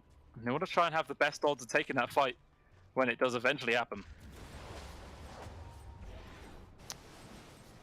Yeah, fortunately with that extra minute and 30 seconds till it is up, it is time for Hellraisers to get those next items. Which definitely be much, much needed. Looks like at Ramsey's though, I think that scan did get a connection onto him, so they realize he's somewhat in the area, but does manage to get the blink away. He is fine. Charlie, little did he know, if he just popped the Song of the Siren then, there would have been a grab onto the anti-mage. Fortunately, without map packs, you just never know. Like, you could screw him over, or you could just completely waste your roll. And we've seen multiple times that the Song of the Siren has been very, very useful for the side of Alliance, so they don't really want to waste that ability if they can. Bloodfall now also online for Charlie. Bit of extra DPS. Whoever they do catch, most likely going to die. Dire's top tower is about to take the plunge. But Charlie, up on the high ground already here at the top, trying to force some TPs back for the side of Hellraisers. They're actually coming in, long tip forwards there from the Storm Spirits, just trying to kill the creeps right now. Even the Exo getting dropped, so Alliance actually want to fully commit for this fight. There's no glyph available to stop this. Ripstorm getting stolen away, not the missing Pinnacle spell, but the zip forwards, a lot of control on towards S4. Polo getting immediately caught inside the ice path, but still is able to destroy him to keep S4 alive, and instead Solo is going to be the first casualty. No buyback available, so 4 versus 5 situation for 40 seconds. Actually, Ramses is still in the mid farming up, so it looks like the decision is just to sacrifice this entire set of barracks. Very hard to try and fight. Actually, instead, zip forwards again, trying to get the grab on towards the Tiny right now. As Ramses here, the Mana Void, putting an end to him. Stolen Song of the Siren as well from the Rubik. They're not even needing it right now, as Ramses just running people down. And the Lions just in complete retreat right now. Kiyotaka trying to get the grab onto Hanskin. Needs a little bit more now for a Vortex. Hold him in place. And Ramses, with a few right clicks, gets the kill. Looking like he might even chase after S4, because why not? Instead, actually, Ro16 is up. That's a big old target to find. With 3 people dead, there's not a single thing Alliance can do to stop this one. That is a big shift in momentum for this game. As you can see there, it's like 2,400 gold swing. 4,000 experience. Big old shift change. Actually, aggressive move again from Ramses. Jumping up to the high ground, drained away all the mana of S4. The Death Prophet can't do anything. Now the Naga Siren caught amongst 3 enemy heroes. Charlie desperately trying to sliver themselves away. Obviously, with no mana left, the damage from the AM is pretty negligible, but regardless, they still force them away. Jump force from Schwan. They're trying to get the burst on towards the Storm Spirit, but good stop there from the Ice Path, keeping them alive. 4 staff push them around. Stolen Song. Trying to set up. There's going to be the AoE Vortex, sucking them 2 of them back on in. Ramses getting the kill onto them both. Actually, Miro getting the one onto Schwan there, but it's just more kills for Alliance. That was also a buyback for S4. These last couple of minutes have been an absolute disaster for them, and they've really got to make sure that it doesn't get much worse. But they're going to try and commit to stop this this Ro16 kill. There is going to be the song with the BKB from Ramses. Make sure that he can keep on hitting away. No man left again for the DP. Got the Exo back up in 7 seconds. See if they can get much done with. Obviously, no BKB left for the anti-mage. The constant illusion throwing in, making sure Alliance have some vision of seeing what is going on right now. But they've already fallen back, deciding to sacrifice the Aegis. And it is now into the hands of Ramses. And as you can see there, less than 1k gold advantage now for the side of Hellraisers. I think at one point it was about 6k, but it's been brought down nicely. And yeah, just see that very aggressive move. Ramses just jumping straight into the high ground. I don't think they even have any vision. Like, he just blinked straight up there, sort of knowing someone was going to be around, and yet allows them to capitalize perfectly, getting that free kill. And then forcing a buyback, and then getting 2 more kills. The Ice Path as well, perfectly placed, completely stopped the tree volley, which would have got Kiyotaka killed. Like, he was so close to being brought to death, but the save from the Ice Path, the save from the song with the Vortex follow-up, it was just absolutely beautiful stuff. And Hellraisers really show that they are not out of this game whatsoever. And the Lions definitely be shaken up right now. I mean, sure, they've been able to find an entire set of barracks there at the top, but it's kind of a minor consolation prize when you consider the momentum that has just completely shifted here in this game. Like, sometimes Dota 2 is, a game of mistakes and a game of capitalizing on your enemy's mistakes, and you just got to make sure you don't make too many of them. Alliance, that is probably their one. If they make another sort of move like that and it goes wrong, it's going to be just super difficult for them to turn around. Meanwhile, big tip forwards, 3-man Vortex there coming up from Kiyotaka. There is going to be the song disjoin this a bit, allowing Alliance to disengage. So far, that's not a bad little fight there for the side of Hellraisers. Big Olmets gets committed for not really any commitment whatsoever from themselves, just the Vortex, that is it. It's like Alliance though, they're still lingering nearby, doing a 3-man smoke. Maybe they want to try and still force this fight. even without the Naga's ulti ready available. Instead, they got the grab on towards Ponlo onto the side there. The AM beat into it, but the damage raining on it. Ramsey's getting brought low. Can he survive? He's still alive for now. Might choose to disengage, but no. Stands his ground as he has the age. He's going to be coming back into this momentarily. Kiyotaka super low. The silence barely does end. He will retreat, but still Schwan is just gone. Eventually, the Storm does die. So it's a trade of mid laners. And looks like they got the grab onto S4, caught in the trees. Ice Path on top with the Mana Void. Makes it a 2-for-1 exchange there. And it looks like they're going to use this as best they can, Hellraisers, and push into this tier 2, maybe even high ground, as they do have a couple of catapults here. At the very least, they could be thinking, let's force a buyback. If not, let's do some decent damage. Looks like the decision is actually to fall back, as there's a big old creep wave inside the Dire base right now. Doing some work. No one else is really going to go back to deal with it. You get a little look at this replay. Is under pressure. Just how it all started going down. It's just a good job there. Solo getting the initiation stun on towards the Tusk. Podlo, he does actually manage to get 4-star away, which is extremely close. Could have been a nice pick off at the very start of the fight. I mean, the beginning isn't that bad for Alliance, in all honesty.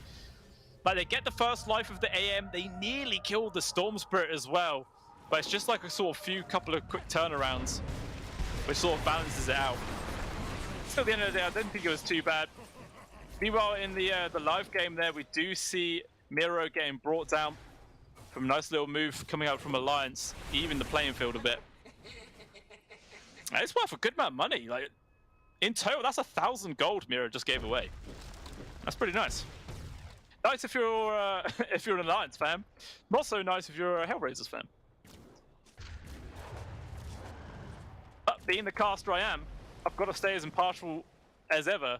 So no matter what happens, I'm saying it's nice. You guys are good. You got to deal with that. You have to deal with that. There is going to be the MKB pickup from Ramses. It does have that answer to the butterfly from the Naga Siren. Going to be able to just beat into them relentlessly right now. I'm not really too worried about the mischance.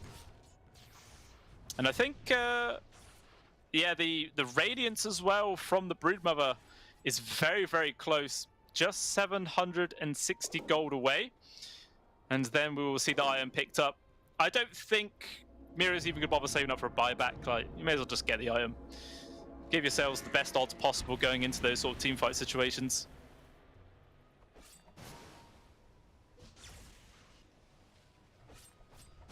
But still, this game really does feel like it could just go either way right now. Only 3k gold advantage at 38.5 minutes in. That is basically nothing at all. Yeah, look at the win probability as well. Nearly dead even. Just a very slight advantage for Hellraisers. Gaben has no idea what's going to happen. He says flip a coin. And that's what's going to happen. Dire's middle tower is Probably the best way of deciding. Doesn't make himself look stupid either. As BKB now also picked up from Kiyotaka.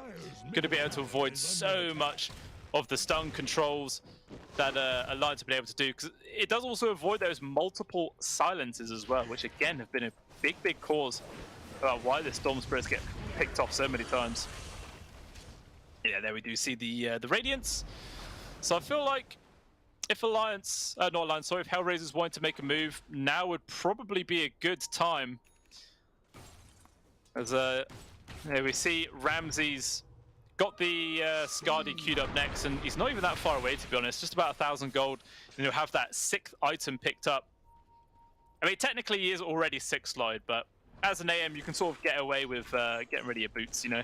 Not quite as essential. Oh, Charlie.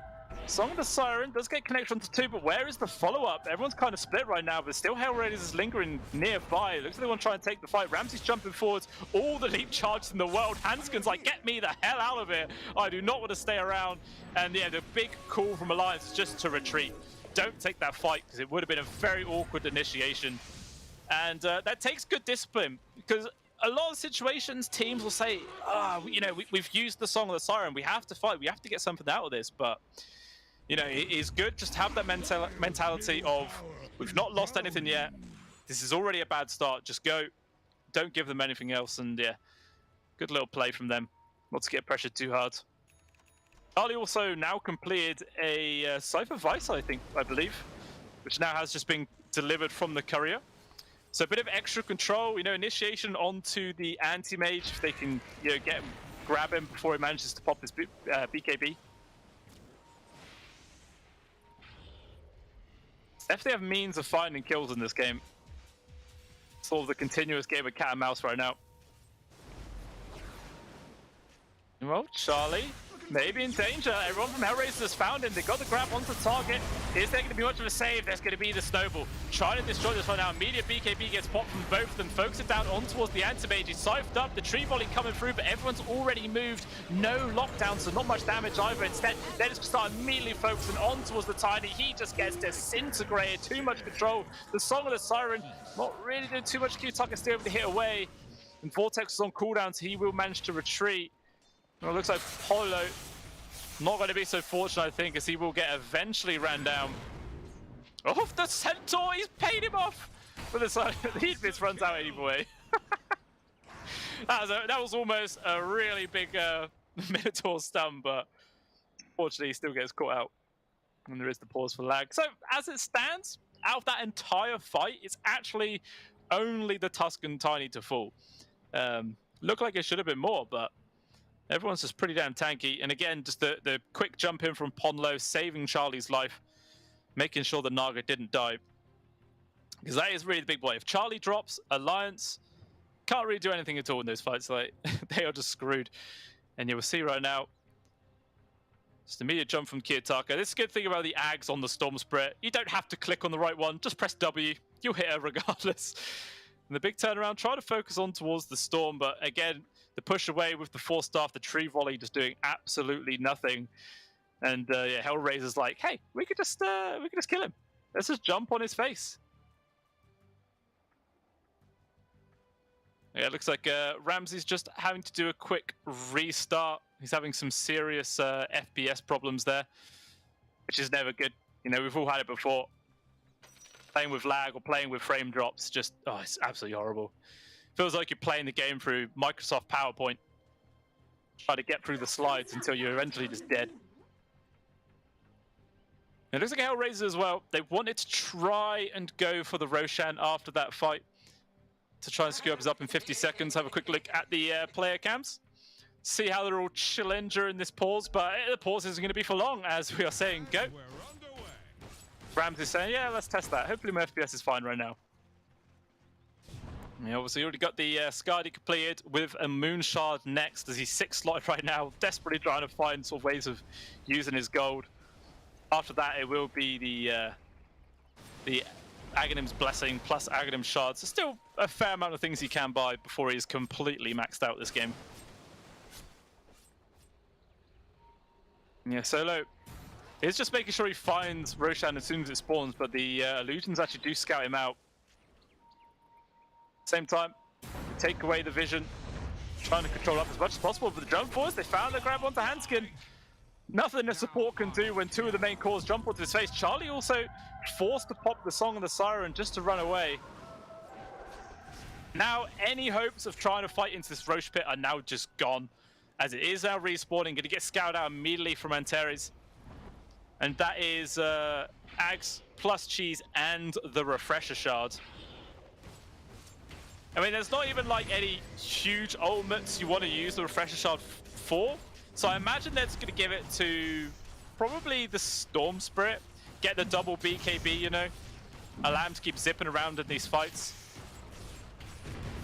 There's some argument to maybe give it to Ramsey, so he also has double BKB, but it just feels a bit more clunky, he needs the slots more.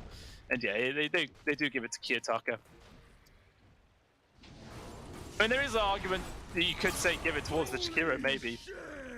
Actually, meanwhile, Ponlo just gets eviscerated, completely brought down. Rum's actually going to try and stand his ground versus both Charlie as well as Chuan. But right now, the Naga Sirens get completely bullied down. A lot of the attacks get evaded, which allows them to survive a little bit longer. But that's all it does. It just delays the inevitable.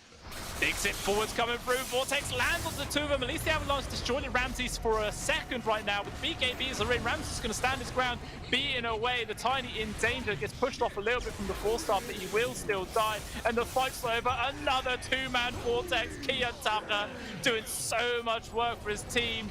and it's a 5-man wipe. They are all in the grave. Only one buyback from Handskin. And we'll see how much damage Hellraisers are going to be able to do. It's going to be one set of barracks for sure, probably two. Fortunately for the side of Alliance, though, they have the tier 2 still standing at the top, so they can't get megaed right now. But actually, Hellraiser's like, Mega Creeps be damned. We just want to end this game. We'll force out the first glyph, but still 40 seconds pretty much before any of the cores are alive. 30 for the Naga. Probably going to see the buyback forced out from Hanskin momentarily, but what can they really do on their own? It will be down to him and Pondlo to try and keep them their whole team in this one. It's going to be a hard one for sure. Ice Path just completely catches him off. He can't do anything. Does have a buyback, and actually Alliance just called GG.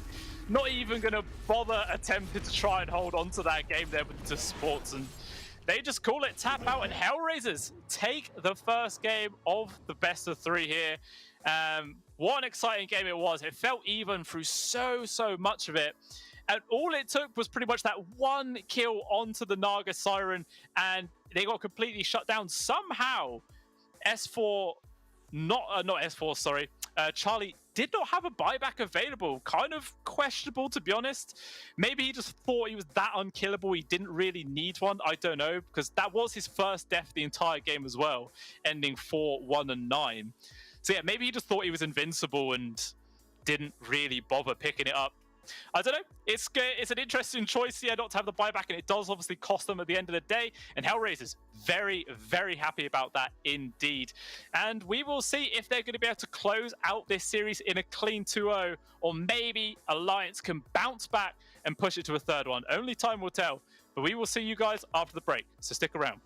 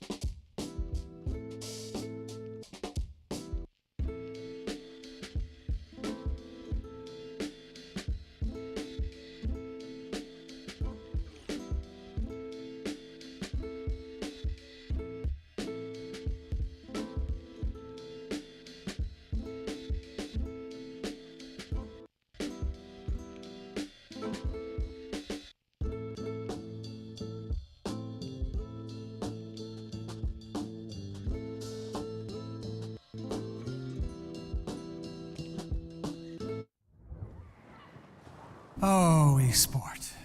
You and I have come a long way. It was such humble beginnings. As we gathered in small groups, we were professionals right from the start. Passionate, organized, and ready to rumble. We dreamed big, and surely enough, our parents supported us at every step of the way. Didn't they? Fired up by all this love, it wasn't long until we caught the scent of competition. To be honest with you, it wasn't always that easy. Joe here, he had to take on 2 side jobs to afford playing professionally. It's gonna get better, Joe. Fist bump. Some of you dared to not even call this a sport. And look where we are today. An endless stream of esports events every year. Bet you didn't see that coming, Mom and Dad. And you know what? We have been with you every single step of the way.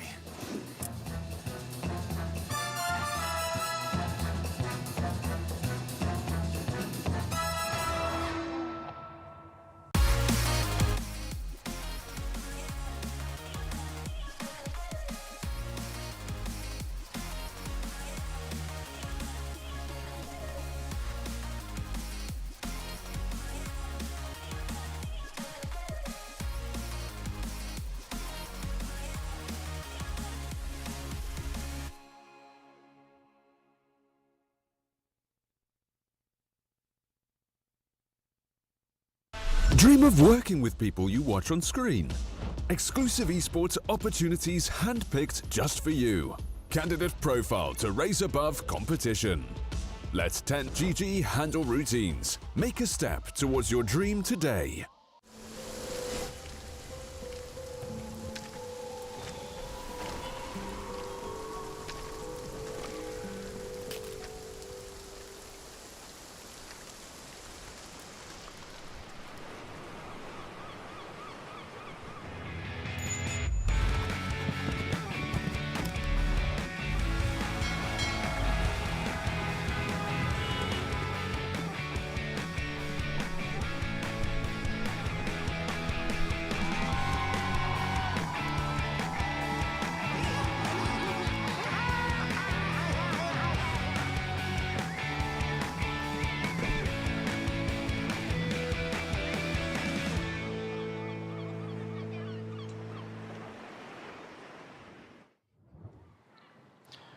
Welcome back, ladies and gentlemen, to the Pinnacle Cup Malta Vibes, the tournament brought to you by Gaming Malta, the home of gaming excellence. And as we just saw in that game number 1, Hellraisers able to bring down Alliance after what felt like a game-long stalemate of like really back and forth fights. It's hard to tell who was really coming out ahead, but it feels like it was just the one mistake of Charlie getting caught out without his buyback available, and Hellraisers immediately punished it, charged down through the lane, swept the rest of the team out of the way, and just ended the game in just a matter of seconds. Really, of it all unfolded. There wasn't much they could really do to stop them.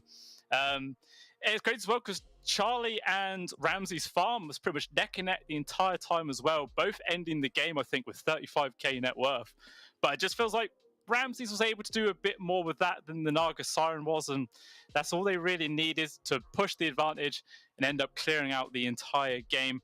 So yeah, we'll see if they're going to be able to do that again in the game number 2 coming up in a bit, guys. But if you haven't already, do head on over to pinnacle.gg/welcome, and you can use the sign-up bonus of Cup 32 to get 100% deposit bonus, and you'll be able to get involved in the betting of the tournament for good fun. But we have the draft now underway, and let's see what sort of twists and turns this game number 2 is going to bring us. Whether if the bans are going to be the same.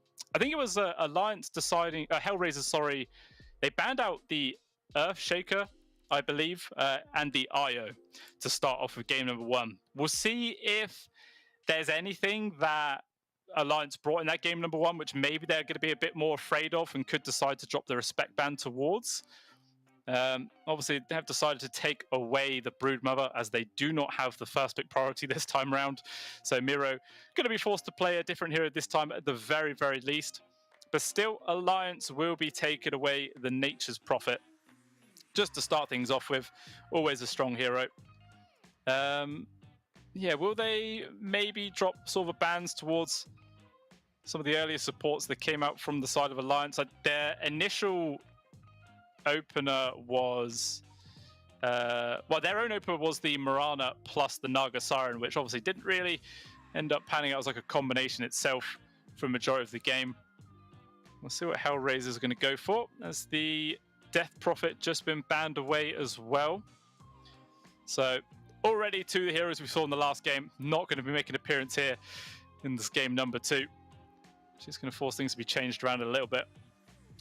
Obviously, S4 did have a relatively, it was all of an okay lane in the early parts of that match, where they did get quite a few kills onto the Jakiro, but there wasn't really anything they could do against the anti-mage. And yeah, Ramsey just had really a fantastic game, just running away, doing whatever the hell he wanted. And Alliance, their first pick of the game is actually going to be the Dragon Knight. That was banned in the second phase from Hellraisers in that game number 1. So they think it's going to happen again, and they just want to secure it here and now, and just snapped it up straight away. So whether it's going to be the mid lane for Schwarm, or possibly they might chuck it into the hands of S4 for the off lane, still early days, so it remains to be seen. Going to see what the follow-up duo is going to be, though, from Hellraisers. Again, the key suspect of Rubik still in the pool, so I would not be surprised whatsoever if we see this hero make an appearance yet again, because why not? Just keep sending it. He's a stronger hero. Obviously didn't do much in the last game. They did still lose, but regardless, they will grab it. Actually, no, it did lose. It was on the side of Hellraiser, wasn't it? What am I talking about? It did its job. It did good. As he got multiple, I think stole Song the Siren a couple of times, which did sort of help a little turnaround. Yeah, it's going to send it back yet again, followed up with the Doom as well this time round, which I'm sure, yeah, is going to be Miro's hero for the position 3. Sort of towards the early parts of this patch, we were seeing a bit of Doom mid as well. I even saw once or twice carry Doom. I can tell you, it felt pretty weird. It was a very odd, role to see this Doom in. It did actually work, though. I think I saw it 2 times played as position 1, and it did actually win both games. I'm not saying it's going to happen this time, but it's possible, guys. It is possible. Keep it in mind. There might be that little swap around from Hellraiser's last minute. Depends if Ramsey's obviously a bit used to it. You don't want to just chuck him on a hero he has absolutely no clue how to play as a carry. But hey, these guys are professionals. They can play anything carry. They could do carry Witch Doctor if they want, and I'm sure it'd still work out. And the second pick from Alliance. And the choice, it's going to be the Mirana, okay? It's going to see that yet again, probably back into the hands of Hanscom. Already a much better setup for it than game number 1. Because like I was saying, they had the Naga net setup, but with a carry Naga, you're not really going to be in the right position, and you don't really want to spend skill points early on for that skill either way. But with a Dragon Knight, it's a perfect duo. The Dragon Tail stun, I think it is still the highest duration stun guaranteed level 1 out of all the heroes. So whether if they want to run this as their position 3 to try and bully out Ramses and set up for those stun combos, they can. Or if they want to chuck the Dragon Knight into the mid, and the Mirana can just rotate in at a moment's notice, really, and set up with the Dragon Tail stun for the arrows again, and maybe get some free kills onto Kiyotaka. So I'm very much liking the beginnings here for Alliance, already off to a better start. Obviously, Doom is always, he's just a strong hero though, right? There's very few times that the other team can pick a draft that makes the Doom feel bad. We'll see what it is they're going to go for. As Alliance have taken away both the Disruptor as well as the Tinker there. Hellraisers removed the Anti-Mage. So already they've actually banned 2 games that they played themselves in that first series, but yeah, why the hell not? Just get rid of them. Better be safe than sorry, you know?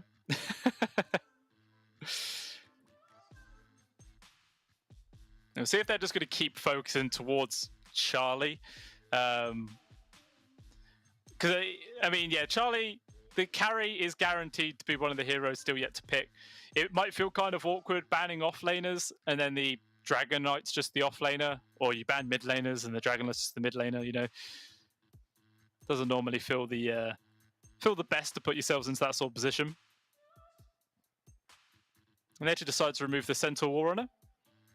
So I guess in that respect, they either are thinking that it is going to be the DK mid, or maybe at the very least by banning other offlaners, you're trying to force the DK to be the offlaner itself as you take away all the other viable options, perhaps.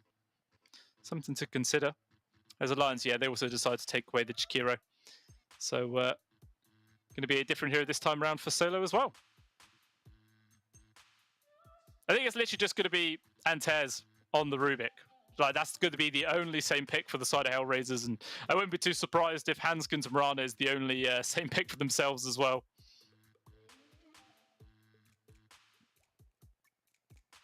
One final ban to come here from Hellraisers. And yeah, Alliance, okay, they actually decide to take away the Drow, so they do drop one little focus towards Charlie there. Obviously, you want to try and make sure that he doesn't get free harassment onto the Dune in the laning phase, which I guess is guaranteeing this Doom to be the position 3 now. As the Drow's always a relatively strong hero to lane versus them. There are many ways they can counter harass them out. They actually decide to go for the Silencer pick there. So that is going to be their position 5, most likely for the side of solo. So, you know, any sort of hero pickups like a Bat Rider or anything like that is immediately just a no-go, because it really does screw them over. Even Enigma, not going to see that hero make an appearance. Imagine picking Enigma versus Silencer and Rubik. Like, probably just the biggest grief ever. You're never, ever going to use your ultimate. If you do, either just you give away a strong ultimate, or, you know, you just get your whole team silenced, because that will be the time that Silencer presses are. I don't know. Yeah, definitely no Enigma. If there is, GG Alliance. Just saying. Yeah. But looking at the current odds so far, guys, if you're looking to get involved with the betting on this game, it's 6.63 to the side of Alliance, so quite a big return on them, where it's only 1.09. Actually, no, just been updated. Sorry, 1.1 now for the side of Hellraisers, and 6.1 for the side of Alliance. So very little bit on the draft there, but still is heavily favoring ex-Hellraisers right now. And yeah, after that last performance, I can see why. It definitely felt like they just kept their nerve a little bit longer, but we'll see if this IO plus Leshrac combination from Alliance here is going to be able to turn the tables and perhaps push this to a third game. It's a lot of sustain here just from these two. You know, all the heals that the Leshrac gets from the Bloodstone, which, you know, is just guaranteed to be built. You can't play this hero without it. And then also the extra sustain coming from the IO, who most likely will be going for the standard Guardian Greaves. Going to make this Leshrac into a real monster. And Hellraisers, they decide to respond by going for the Ember Spirit, which, yeah, makes perfect sense. It's not too bad in the laning phase. You can use Sleight of Fist to dodge the Split Earth stuns, as well as putting a lot of points into the Flame Guard to mitigate a large portion of the magic damage that's also coming through. Just one final pick from both squads. It is looking to be the carries from both sides.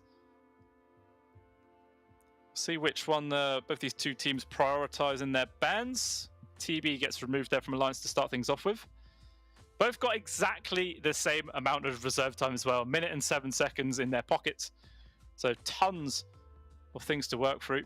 Even banning the Abaddon there. I mean, it's very rare you see a carry Abaddon, but it has been done in this recent patch, and it's not too bad versus like the Silencer either. Like, the ultimate doesn't really do too much to you.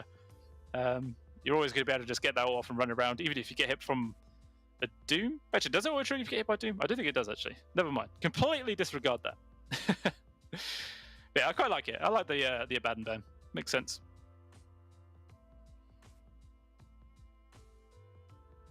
I wonder if Hellraisers are going to bother banning the Naga Siren. I mean, Charlie definitely had some good farm, and he was able to, you know, get his hero activated at a decent timing, but wasn't really able to actually do too much work with it. I mean, if you get hit from a Doom, you know, the global silence comes through to set up against it, it makes it kind of awkward and can just get caught out in that situation. So maybe they won't bother banning it, unless they think Charlie just wants to spam this hero a lot.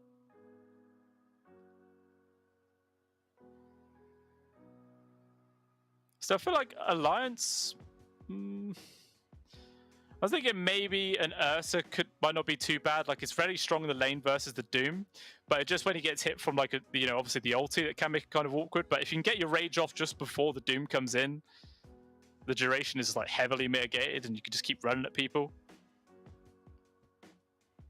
So you also will have the heal sustains from the IO as well to keep yourself alive through the duration of that entire ulti.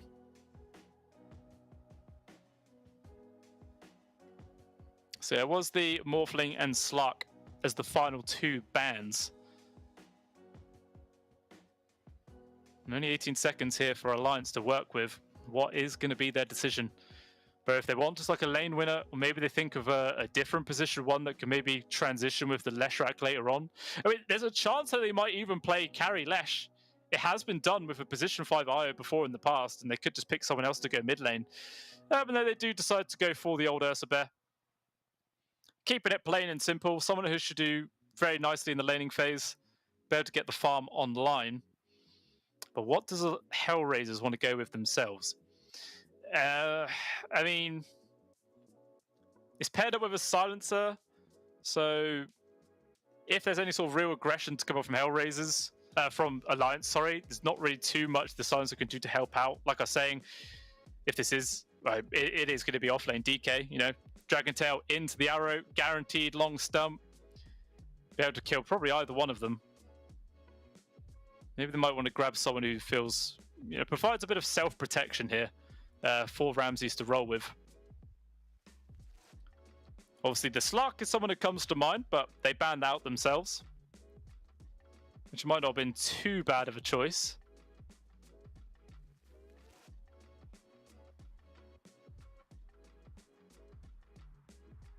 Regardless, to try and go for like more of a durable style of carry instead. They can just try and stand their ground and yeah, not get pressured away too much. Kind of hard to bring that out though. Maybe Bloodseeker could be quite nice. Rupture the Ursa or the Leshrac, and then just sort of kite around them with the rest of the team. Doom lands onto either one as well. Yeah, I think Bloodseeker's not too bad in this game right now.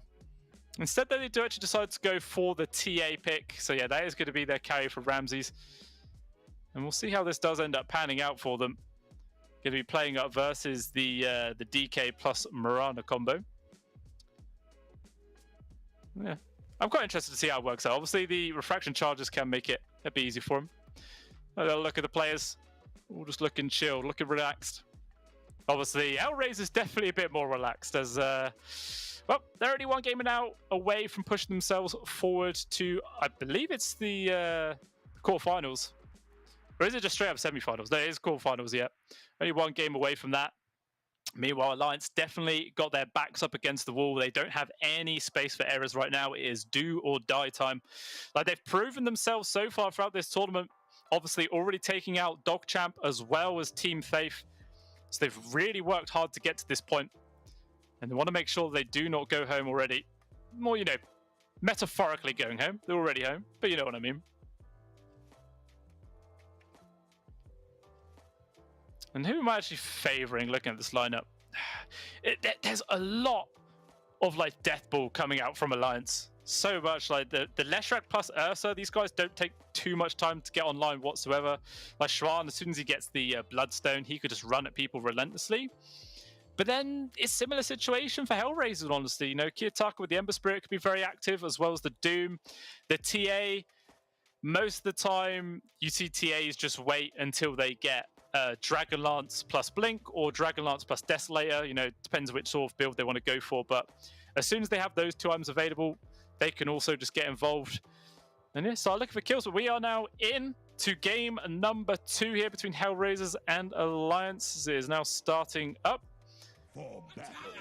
And we will see if any potential first blood play could come out again. Just a smoke from Hellraisers, but it looks like it's just to get those walls down. It's disappointing. I want some first blood, guys. I want them now. I want the action. Very much more calm and collected. Which makes sense, you know. There's a lot online. They don't want to throw it all away for nothing. Trying to get some vision down, split around. Solo also getting the high ground ward there, just by the dire triangle. So I'm going to give them some information to work with right now.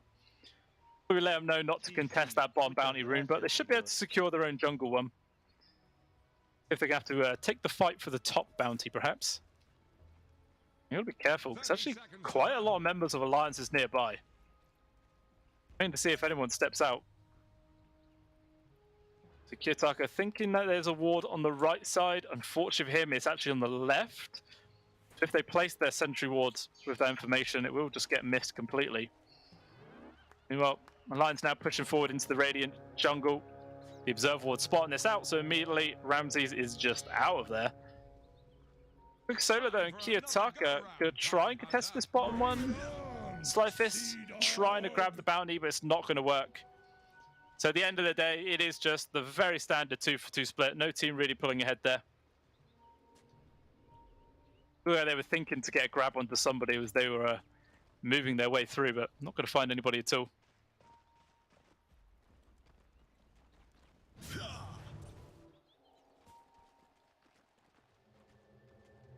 And Skip will TP back. I had my hopes up then for a second that we could see a tri-lane, but I should know that's just not going to happen. Haven't seen that be done in such a long time. And I absolutely love it. Oh, a little bit of a mess up with the Meld Strike there, and instead it just sets up to get hit for a couple of times from S4. Fortunately enough for Ramses though, the arrow was used by Ponlo to kill the range creep. If that hadn't been used, I think we probably could have seen First Blood there. A little bit of luck. But yeah, I think Ramses just double clicked. He went to do a Meld Strike onto the range creep, but did just kind of mess it up. But hey, it does happen. We've all done it before in the past. Or something similar at the very least. Yeah, Charlie should have a pretty decent time here at the top. Gonna better just trade away against Miro. Obviously with the sustain from Hanskin coming on through. Meanwhile, Ramsey's definitely a bit more pressured. Yeah, we'll see how this mid goes down though. Kiyotaka's Ember versus Chuan's Leshrak. Just a slight lead for Lesh so far. A couple of CS ahead, but again, it is early levels. Maybe once Kiyotaka gets a couple of points into Flame Guard, we might see the power dynamic of this lane shift a bit.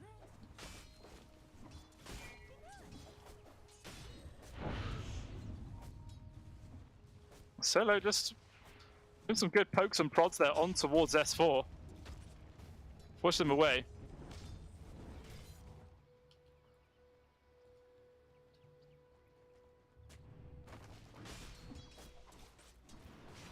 Seems to keep getting his farm up there for Ramses.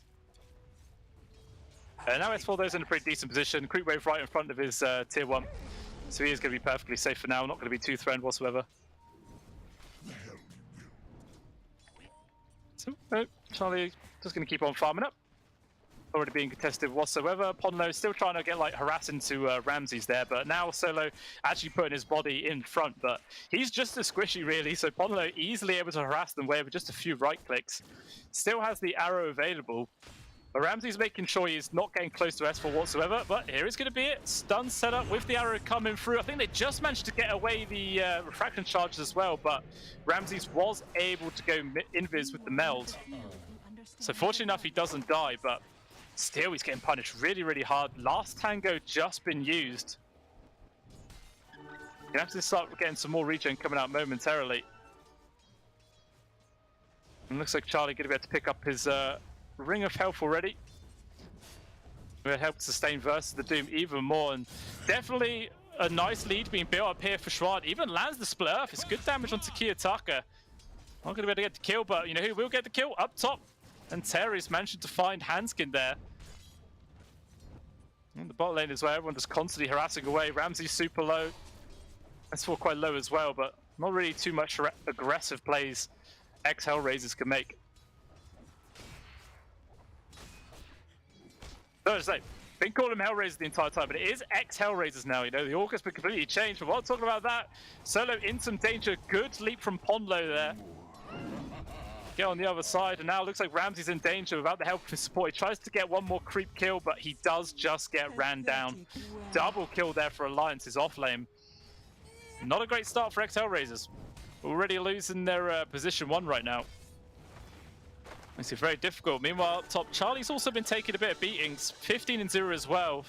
Samiro's still just ahead of him in terms of actual CS.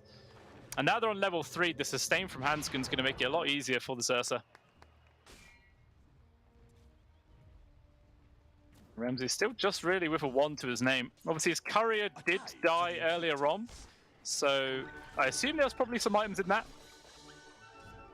The prize is mine. Yeah, just going to be lacking with this for quite a while right now. That's for a lot more stats. If we can use it to abuse him. As it stands, actually, already a 1k gold lead being built up here for the side of Alliance. Which doesn't sound like much, but to be honest, when you're this early in the game, it's a fair amount. Meanwhile, Ramsey is as well solo, trying to actually get a bit aggressive themselves for the first time. Whacking it on to S4. Doing some very, very good work, just constantly harassing him out right now as they've got a few more points on towards solo. Trying to damage him away. Yeah, maybe the TA now should be able to start building up the CSs. It's at the bottom right now, but going to start recovering. I mean, Charlie's in an equal position, only 22-0.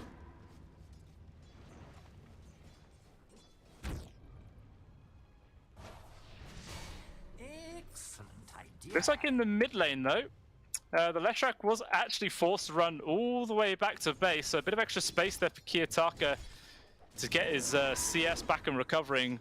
And as a result, it is now pretty much equal between the two of them, 31-30. I'm pretty damn happy about that one.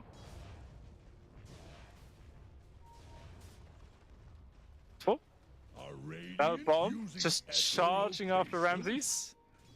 Will not show himself with the Meteor Hammer already picked up. Arrow's not gonna land. Looks like Ramsey's still in danger right now, trying to juke and drive in through the trees, but there's just no way he can really go. He actually shows himself out of invis, but I think he had dust still on him either way. There's another kill onto Ramses. Definitely punishing this TA pretty damn hard. Charlie just gonna be able to try and blast it underneath his tier 1 towers. He's pretty low, but he's safe for now. Well, it looks like quite a lot of people are gathering up in the mid lane.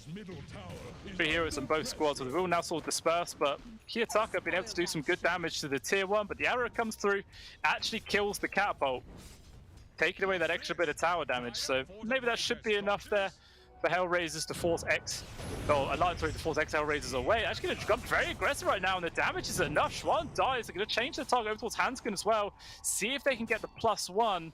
Slideface up in a couple of seconds, Telekinesis dragging him back. Is it going to be enough damage to find him? One more slight and he will guarantee the double.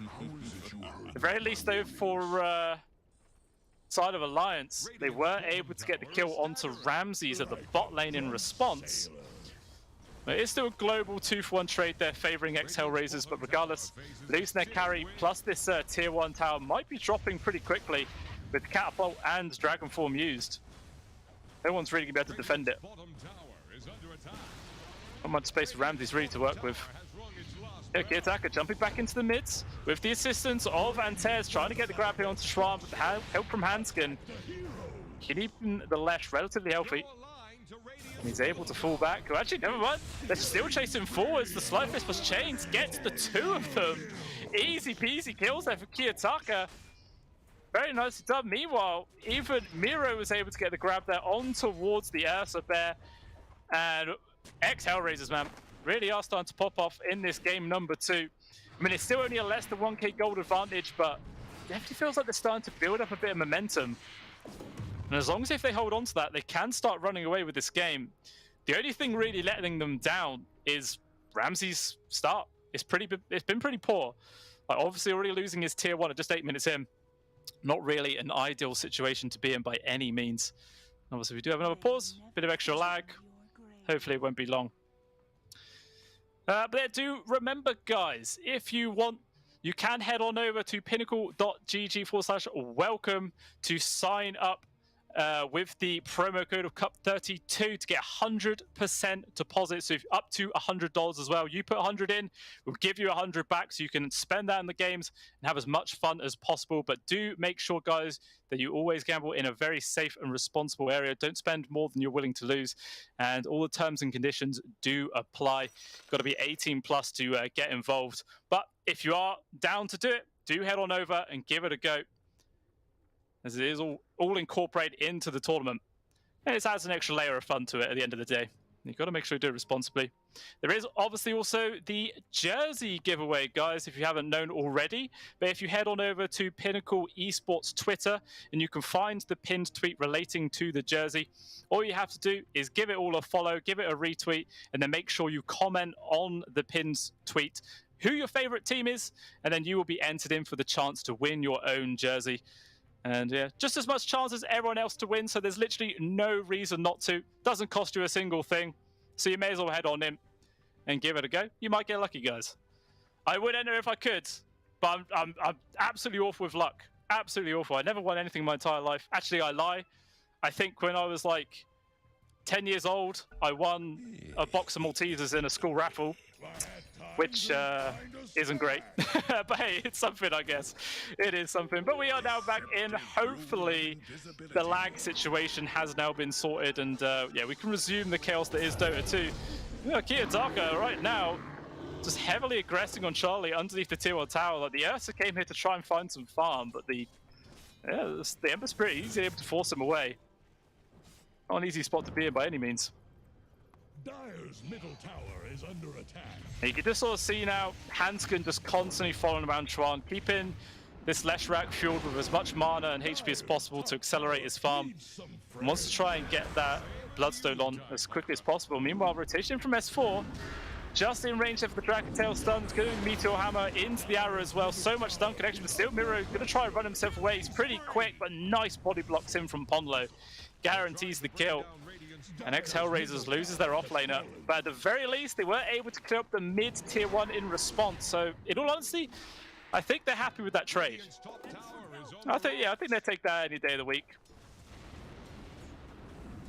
Looks like S4's going to try and take a tower of his own, though, obviously with the help of the Meteor Hammer. Should be able to do it with the DK form as well. Very big stack as well for Schwan getting farmed up. Give him a sizable amount of gold, but it will get spotted out from Entez, followed up by Kiyotaka and Solo.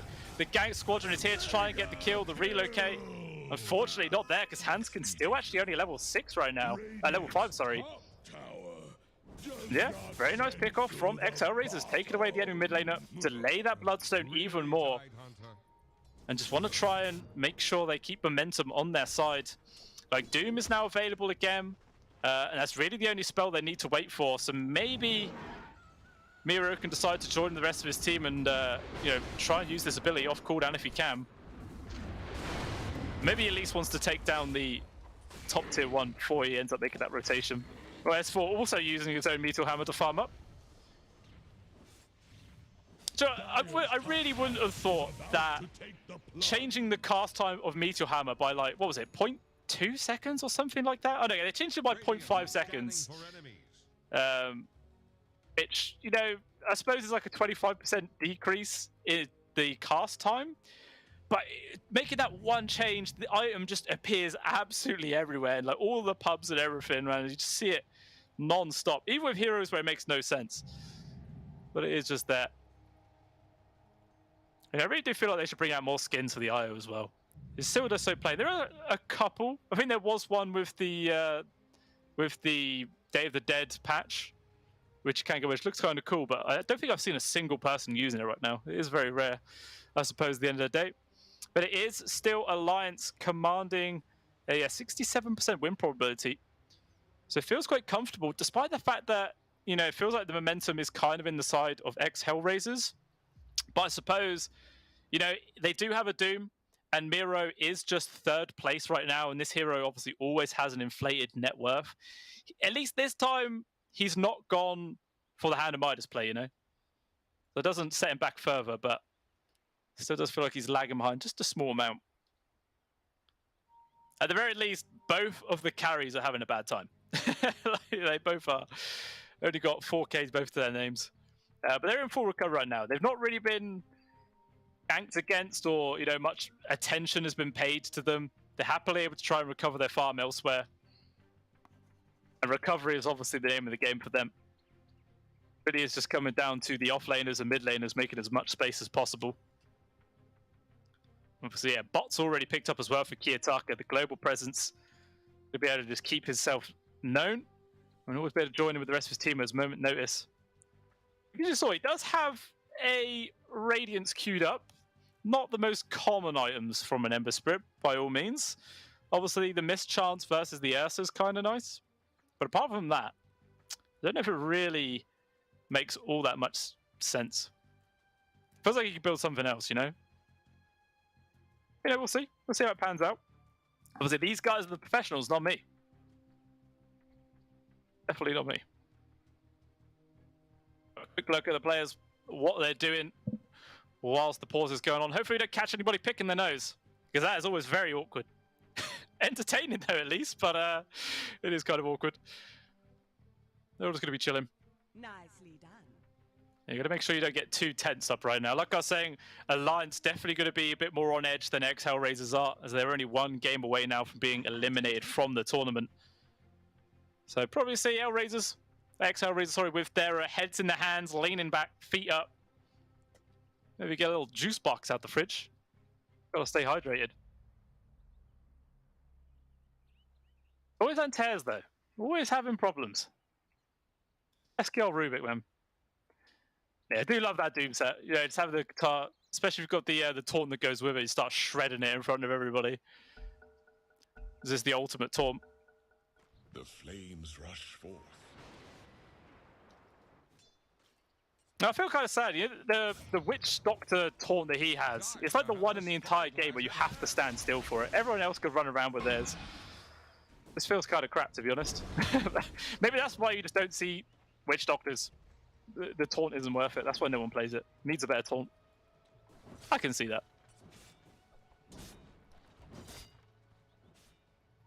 As it stands, though, both supports of ex-Hellraisers just lurking behind Kiyotaka, and they're actually now going to go for a 3-man smoke.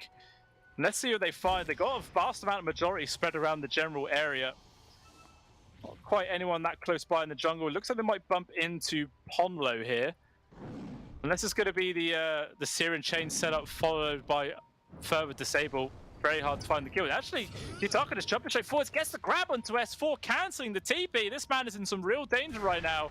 We will get hit from the Dragon Tail, but there is going to be the Doom coming through. Arrow actually gets landed straight into his face, and he body blocks up Ember Spirit a little bit there, so they're definitely trying to run away, but still, persistence is key, and S4 not a hope in hell's chance of surviving that one. And down he goes. There should be this tier 1 tower also going down momentarily. The Ember Spirit actually TP's bottom as well to try and start soaking up some farm there himself. He's just playing very aggressively, always looking for kills right now. So we see Schwarm still quite a ways away from his Bloodstone, to be fair. He's got now the point booster coming out. Not the point booster, sorry. The soul booster? I've actually forgot what it's called. Oh, when you get the 3 items all combined, and he's about to build it.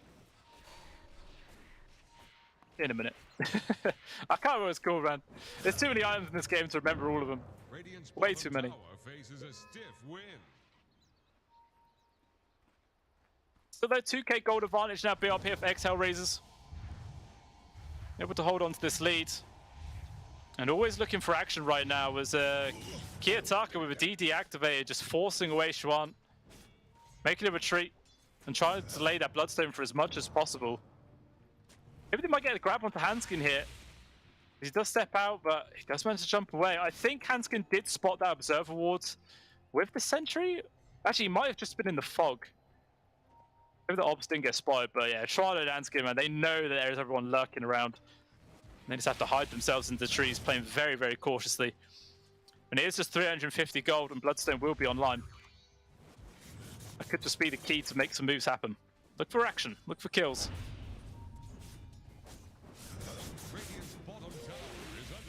Constant stacks being taken away here.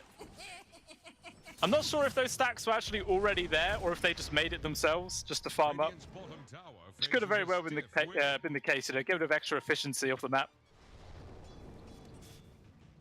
And down bottom, Kiyotaka may be in danger. S4 is here, pops the Dragon Form, but not close enough, and Kiyotaka just sort of taunting him there with the high five, making sure he doesn't turn left too much to maybe get caught from a stray Dragon Tail stun and just zips away. As it stands, you know, that's a DK ultimate used, pretty much wasted. And perhaps XL Razors can use that as a window of opportunity to make some work happen. Global Silence comes out, but Charlie was able to get the rage off beforehand, so it doesn't last long. He does just back on out. So really, it actually just ends up being a trade of ultis across the map. No one really coming ahead too much there, but it is now Schwan can clean up the Bloodstone and the immediate smoke to follow up. Looking for the kill. I mean, there's still caught duration as well with this DK form. If they can find a grab while it's still here, it will be pretty nice. Ponlo trying to scout people out will actually find Solo. And not a single thing the poor old Silencer could do to survive that one. A free kill, down for 20 seconds, and maybe Alliance can use this window to take down the mid-tier 1. I'm definitely going to try and do so. It doesn't look like Hellraisers are really going to try and defend it. Meanwhile, in the Radiant jungle, looks like Antes has been found and brought low. Like I was saying in the draft, man, this combination is just really, really scary. The Blink Dagger forward stun into the arrow, into the follow-up Meteor Hammer stun if they need it. So much guaranteed lockdown. And really, you know, this combination is effective throughout the entirety of the game, you know. Even if it's like an hour, hour and a half in, it's still going to be a perfect way to initiate onto people. But they are actually heading bottom towards Kiyotaka, who's farming up right now. But again, zip away. He is fine. All three cores on the side of Hellraisers now at the top of the net worth. Not really by a massive margin, but they are still in the lead. But despite the fact they have that net worth advantage just about, it's still a win probability advantage there going towards Alliance. So Cable knows who he's going to try and bet on. Now we do see the first Roshan attempt of the game. Ramsey's even getting very lucky with a DD room. Yeah, not any vision at all again for Alliance in the area. No clue this is happening, no way to stop it.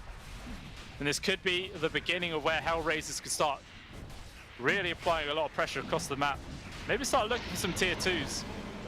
Actually, the TA, it's got the Dragon Lance, got the Death Slayer with, I'm assuming it's going to be a Blink Dagger queued up next. Just feels like a very standard item progression. Nothing yet, but could be something.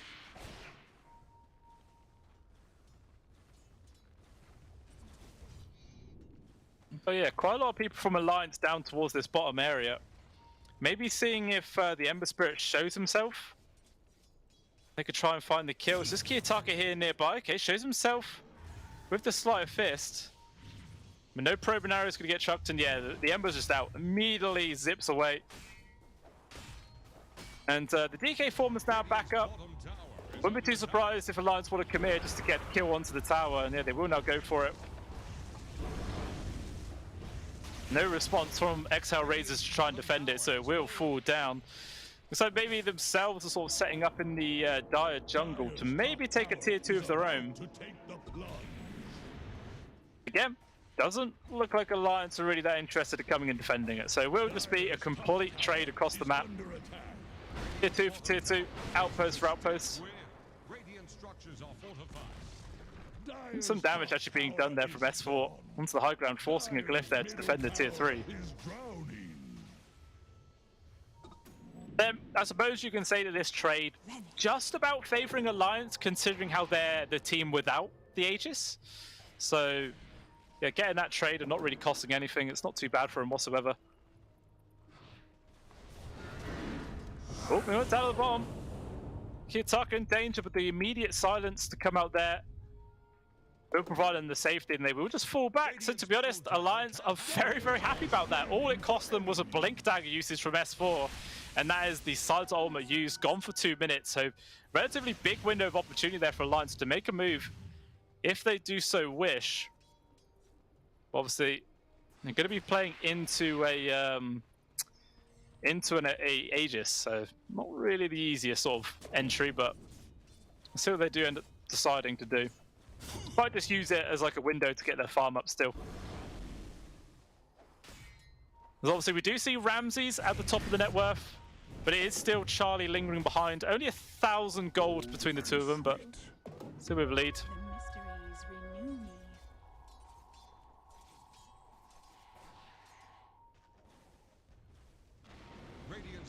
Henceforth, always lurking down at the spot, continuously using that Meteor Hammer to push in the tier 3, sending the creeps. Even going to use the next DK form to do it. Does Hellraisers want to come back and defend it? It doesn't look like it, as they're actually in the sort of dire triangle area, looking for a kill onto Hanskin. They should be able to get this grab onto the IO for free. Never mind, tether away, Meld Strike chasing after them though. Is it going to be enough damage? Not quite. The Lions get away there with the skin of their teeth. Hellraiser's not able to find anything. Meanwhile, the damage is still just piling on at this bottom tier 3 right now. S4 just being a real thorn in their side. Trying to take a tier 2 of their own in the mid lane right now.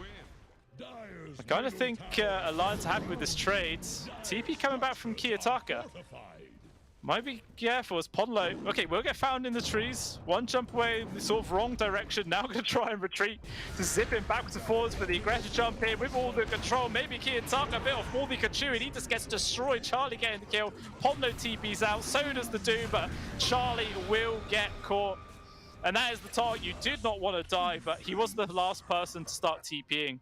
So his duration was like 8 seconds or something like that.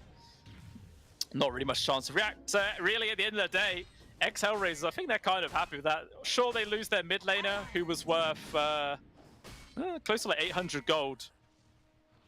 But yeah, it is still Alliance gaining 300 gold, sorry. But I think just the fact that the Ursa is now off the map for like 40 seconds in total, hindering his farm, allows a bigger gap for Ramses to build.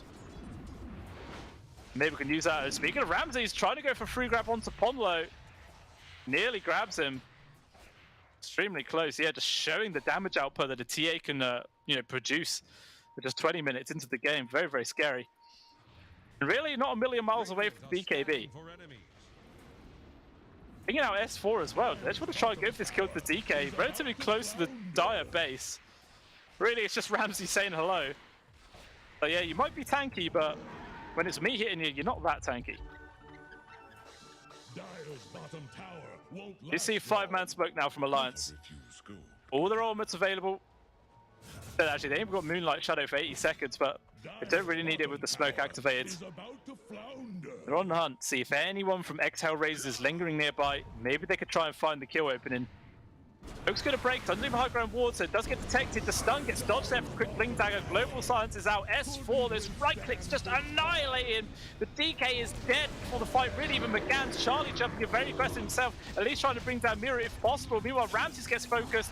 The Aegis not available anymore, so he is just gone. Maybe Charlie can get the extra grab on towards this Doom, but still, Kiyotaka doing all the work in the world. Like, we don't need our carry. Juan trying to TP out, but the telekinesis is there, dragging it back in. It's going to be 5 kills coming on in. Ultra picked up there for Kiyotaka. And what a fantastic fight it was for Hellraisers.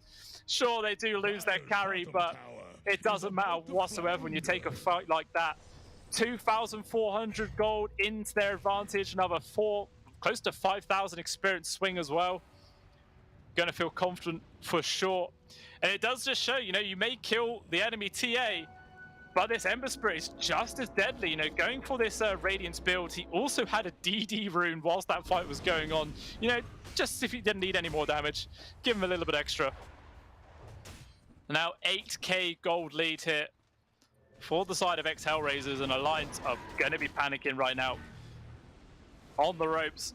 We see a recap here, just the initiation not going their way, the dodge with the blink dagger, S4 just gets destroyed and result. Everyone from Alliance is trying to retreat right now, but the BKB gets committed, and Charlie's like, I'm going in, boys, you may as well come follow me, and he commits his team to this fight, which at this point it doesn't look too bad getting the kill onto the TA, but they're just not quite registered how much work Kiyotaka actually does.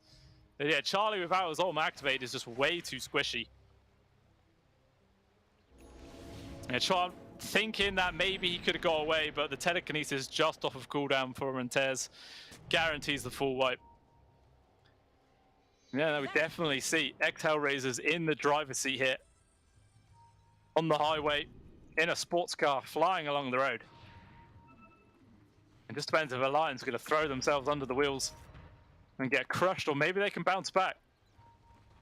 The smoke move will see the courier there from the Marana, so they realize that there are some people in the general vicinity. Jump forwards onto Strider, gets hit from the Doom as well, into real danger. The burn damages a lot with the global silence. S4 just straight up TB's out. He is not hanging around.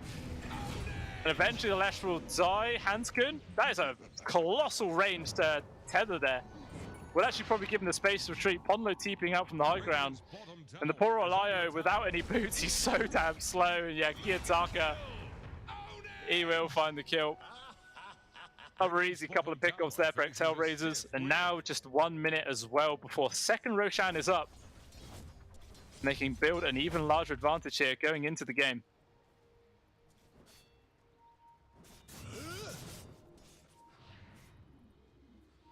I wasn't sure if S4 was thinking about making a jump there on towards Kiyotaka. It's a very dangerous one to go for, but they are going to commit for either way. With Charlie getting involved, his right leg's hurt a lot. The Guardian Grease trying to keep him alive, but it does not work out. There is going to be the Yules making space, trying to allow Charlie to retreat. He will get the jump to the low ground, and he is away.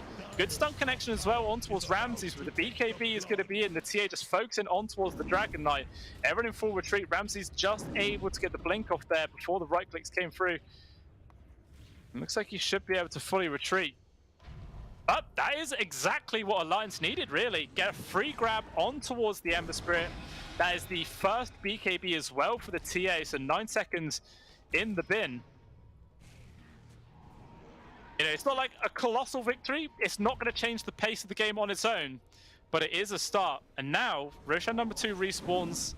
Does get scouted out by the TA trap. I'm not sure if Alliance spotted it, but instead they're just going immediately for another kill. 4-star pushing Miro into the Arrow's path. Another free kill there onto the enemy offlaner. And now this is the perfect opportunity to take the Roshan. Like I said, I don't think they know it's up. They need to check it. And the Arrow will do that. Obviously the trap from the TA is going to give this information until someone dewards it. Do they have a sentry? Hope they have a sentry. Someone should have one. Still Kiyotaka though, being a real nuisance, jumping in and out. Like I say, he's the one real doing damage here in this fight. The global silence coming into effect, but Ponlo is the first casualty with the immediate buyback. Charlie taking a lot of hits from Ramses, but there is going to be the ultimate, allowing him to disengage. But Kiyotaka's like, you ain't going anywhere, little bear. Chase after him, chains onto 2, tons of damage, easy peasy double kill. S4's going to quickly follow them to the grave. Meanwhile, Ramses also doing tons of work himself, getting the double. And it's an effective team wipe as Ponlo actually bought back at the start of that engagement. He even drops the smiley face there. Ramses feeling confident in this game number 2, and for good reason. These guys may have just, you know, tipped the balance too far. Well, ex-Hellraiser and Alliance, they're going to struggle like hell to try and recover from this one now. 15k gold behind. Aegis and Shards into the hands of ex-Hellraisers, and an immediate jump up there from the graphs, as you can see. Now an 83% win probability. You see here in the replay, Charlie tried to retreat, but Kiyotaka, you know, Ember Spirit is all about AoE damage. He doesn't even have to right-click anybody. He just walks away, lets all the damage do the work for him. Yeah, finds the free kill, and everyone just can't get away whatsoever. Gets disintegrated. Dire's bottom tower won't last long. You know, most of the time, when you're in this sort of position for Alliance, you could try and rely on a ability like a Ravage or a Black Hole, you know, some really big teamfight ultimate that if you land it onto like 3, 4, 5 heroes, you can flip the game on its head. But they just don't have anything like that in the bank. Literally nothing at all. They're all about sort of skirmishing pick-off based drafts. You know, a lot of it was reliant on the S4 initiation with the Ponlo Arrow follow-up, which has worked several times, don't get me wrong, but they just haven't really found the right targets that they need with it. And they are sort of splitting up right now. Going to this 3-man unit, it looks like they will find Kiyotaka. It's a fantastic hero to get. Can he survive? There is going to be the global that actually disjoints the arrow coming through, and Kiyotaka should be able to retreat away. Meanwhile, the rest where Letrak does end up dying. Arrow coming through, but Antez going to tank it up for his core. And now Ponlo is out of leap charges. He's out of life, and he will die. S4 though, still hanging around. They want to try and go for the fight with the help of Charlie, going on towards Solo, pushing him in towards the stolen sort of Earth Splitter stuns there from Antez, keeping the Silencer alive, dragging him back in, and Charlie is just gone. S4's hammer landing on one sort of low ground, but Hanskin's TP ain't gonna work, and it's just a complete disaster. One by one, they're all dropping down, and S4 gonna be the final casualty for Alliance as it's another team wipe. Now 23k gold behind. Ramsey's got an entire set of barracks in the mid. He's focusing on towards the top as well. And in all honesty, I wouldn't be too surprised if we see a GG call coming out momentarily. Like, really does feel quite overwhelming as Hellraisers, man, just been absolutely popping off here in this series. Obviously, game number one did feel a lot closer. Like, the largest net worth leads without it being the end of the game was like 4k, 5k, something like that. But 26,000 built up in this one. Gonna be able to secure megas. Most likely, I mean, 10, 12 seconds about the DK and Ursa, one more glyph. And it will actually give him a little bit of window. So it's not over yet. The fat lady has not started singing. But it feels like it's close. It's going to be the last hurrah here from Alliance. They're going to put all their eggs into this one little play. Bringing out Ramses, they found the initiation, jumping immediately. There's going to be the friendly telekinesis, dragging him out of danger. And then it's just the Ember Spirit jumping into the backlines with the BKB doing all the work in the world. Charlie has to pop his rage at BKB just to survive. It's Kiyotaka, man. He's doing so much work. Ponlo is dead. It's also going to be a stun for Miro, blocking the retreat from the Leshrac, who will also fall down. 3, make that 4 people dead. It's just the Ursa left alive. There is still 2 buybacks available, but even if they expend them, what is it really going to do? I don't think anything. Because even if they got that kill onto the TA, they had the Aegis, so it means absolutely nothing. And that's it. GG is called Alliance. They tap out. They are done. And Hellraisers winning this best of 3 series in a very clean 2-0, push themselves forwards onto the quarter-finals of the Pinnacle Cup Malta Vibes tournament. Fantastic show for them, but unfortunately, we do say goodbye to Alliance. Someone's got to lose, someone has to go home, and it is their turn to do so. They've managed to push themselves forwards to this stage, taking out DogChamp and Team Faith, but just not enough to compete against Hellraisers, sorry. And yeah, that is all she wrote. So hats off to Hellraisers to push themselves forwards to the quarterfinals, and I believe we should get a look at the brackets. Here we go, and see what the sort of outcome for the rest of this part of the tournament is. Just got Old G to come up versus Cybercats, and the winner of that series will determine who has to go up against versus Hellraisers. And I do not envy whoever has to go up against them, because they are such a struggle to deal with right now. Look at the 1v1s. We go through, and obviously, yeah, just what a fantastic show. Hellraisers gaining an extra 1,000 guaranteed earnings. Very nice themselves. And Alliance, they do still get $1,000 themselves. So, you know, 200 split between the all 5 of them. It's not a huge amount, don't get me wrong, but it is still something. And that just shows you, though, Dota 2, it's a cutthroat game. Only the best get to go forwards and claim those big, big prizes. And it just was not meant to be theirs today. And yeah, Hellraisers obviously going to wait a couple of days, maybe just one, before their next series comes up. But obviously, guys, we still have one more series to come for you today, and it is going to be Into the Breach Shuffle versus Quest Team, or Quest Esports, sorry. That game does have, what's that, about a 40-minute break until it does start, because there is a fixed schedule. Don't just start up things early. So do stick around, guys. We will be back momentarily for the continuation of the Pinnacle Cup Malta Vibes tournament. So we'll see you all then.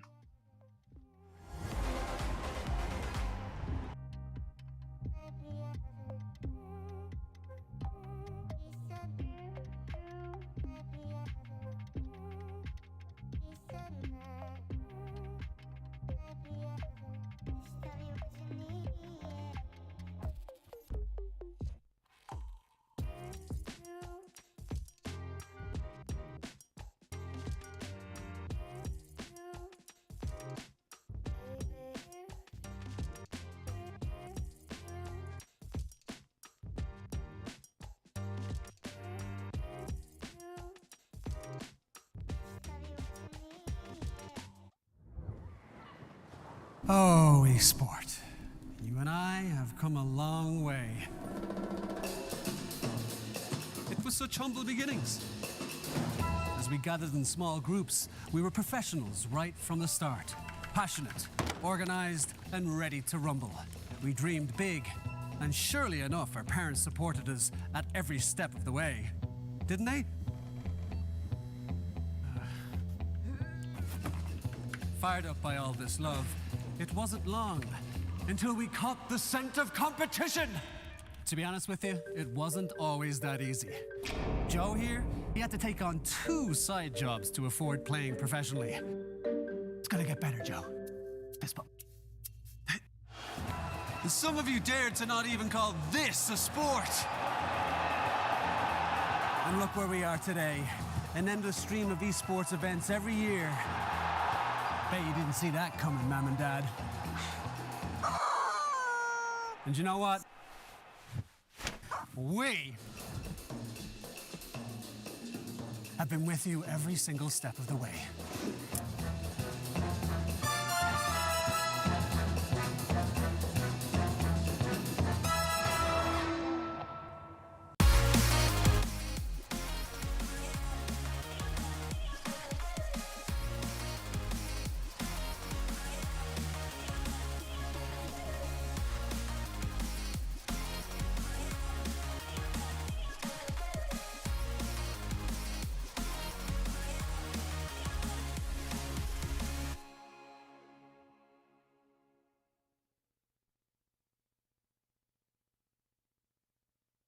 Dream of working with people you watch on screen.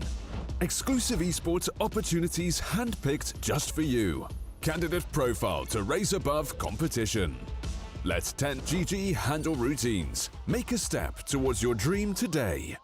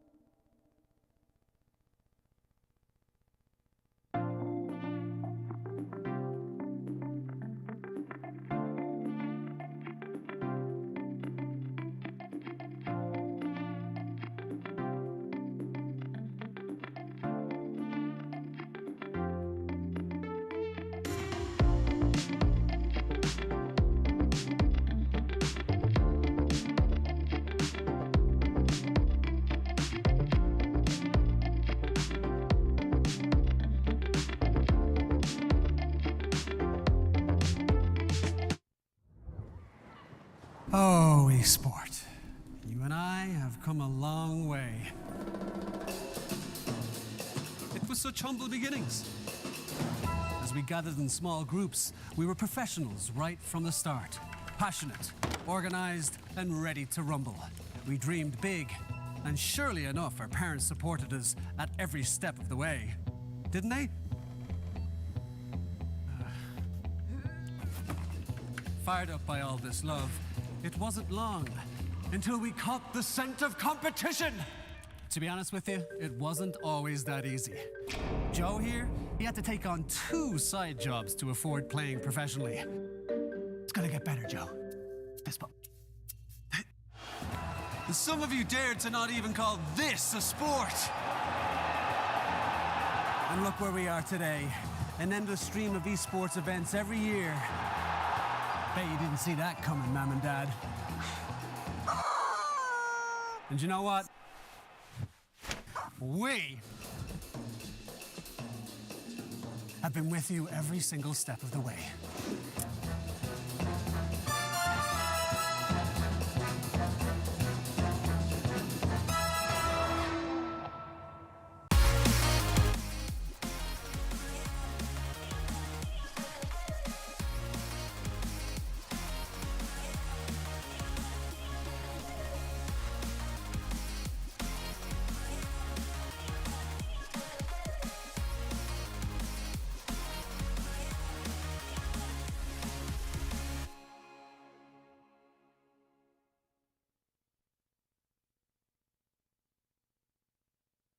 Dream of working with people you watch on screen. Exclusive esports opportunities handpicked just for you. Candidate profile to raise above competition. Let 10GG handle routines. Make a step towards your dream today.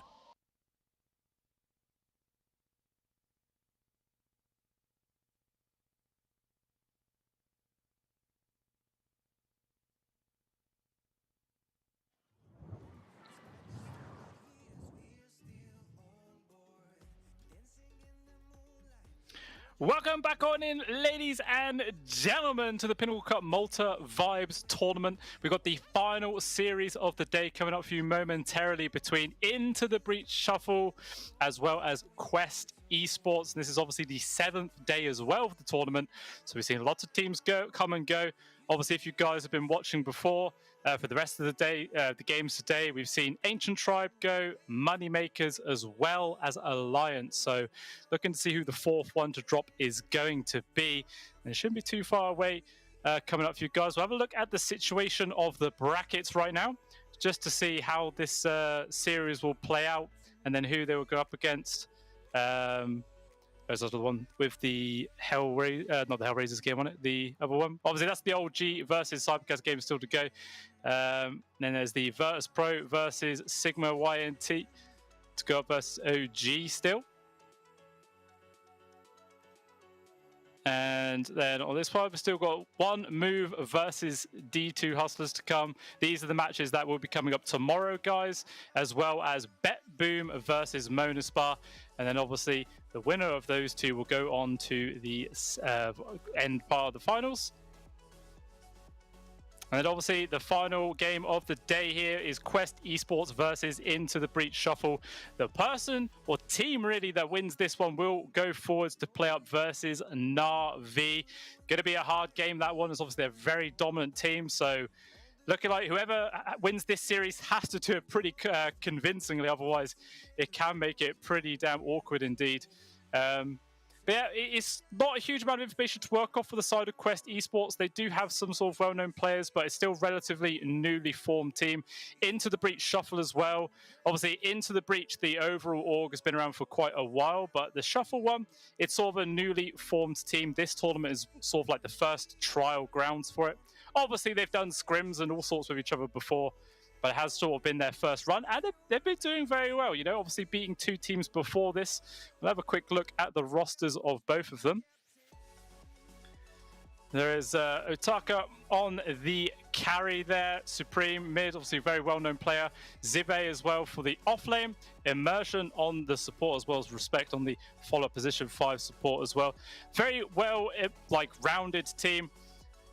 some well-known names out there. It's all been bouncing between Div 1 and 2 teams for vast majority, but they have now settled to play with each other on this roster.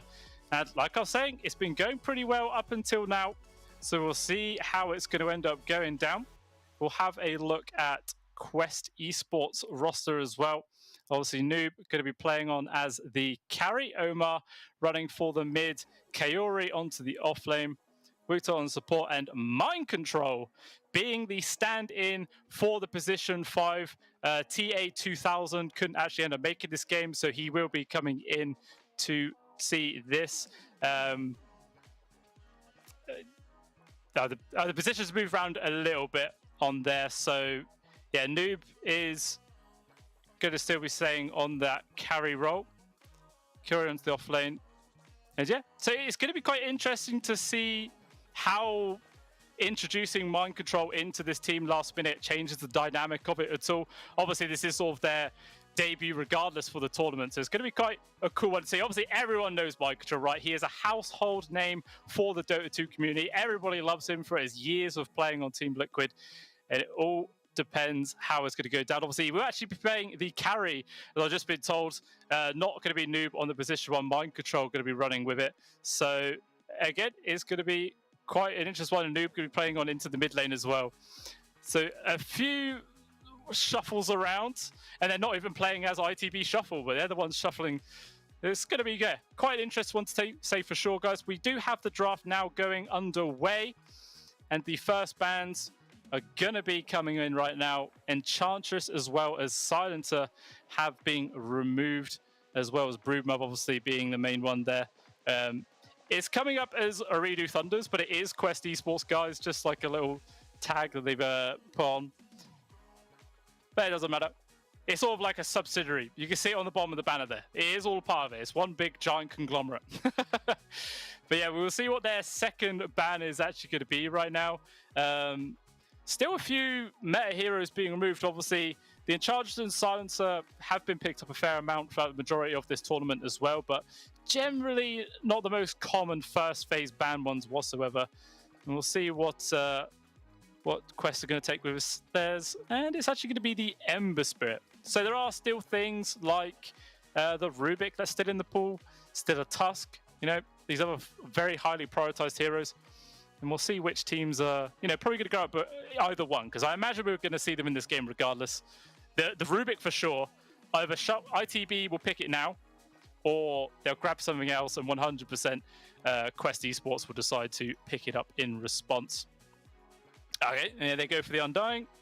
And do Quest Esports decide to go for the Rubik? It's not too bad, because, there's already the Tombstone that you can steal. Even Decay isn't actually that bad in the hands of Rubik either. But it actually makes him relatively tanky in those sort of team fight situations, as well as it doing a decent amount of damage as well.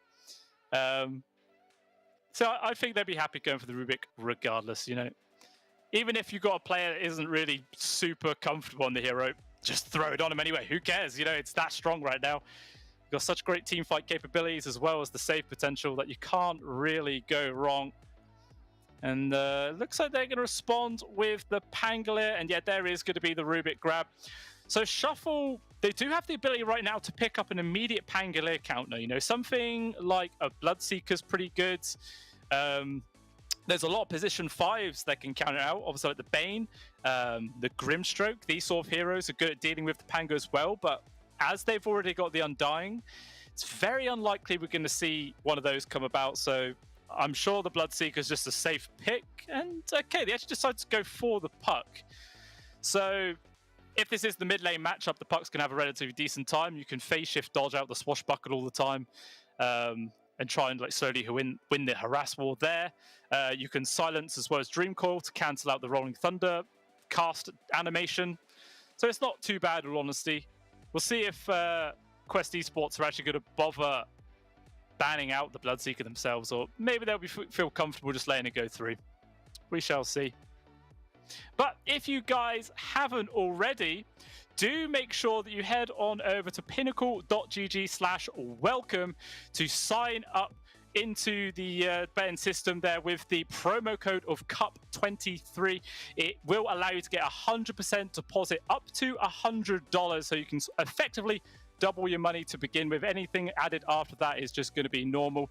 But do make sure that if you are going to get involved in that, you do it responsibly in a safe area. All the terms and conditions do apply, and you must be 18 plus at a minimum to actually get involved. But by all means, if that sounds like fun to you guys, sounds like fun to me, do make sure you head on over and get involved.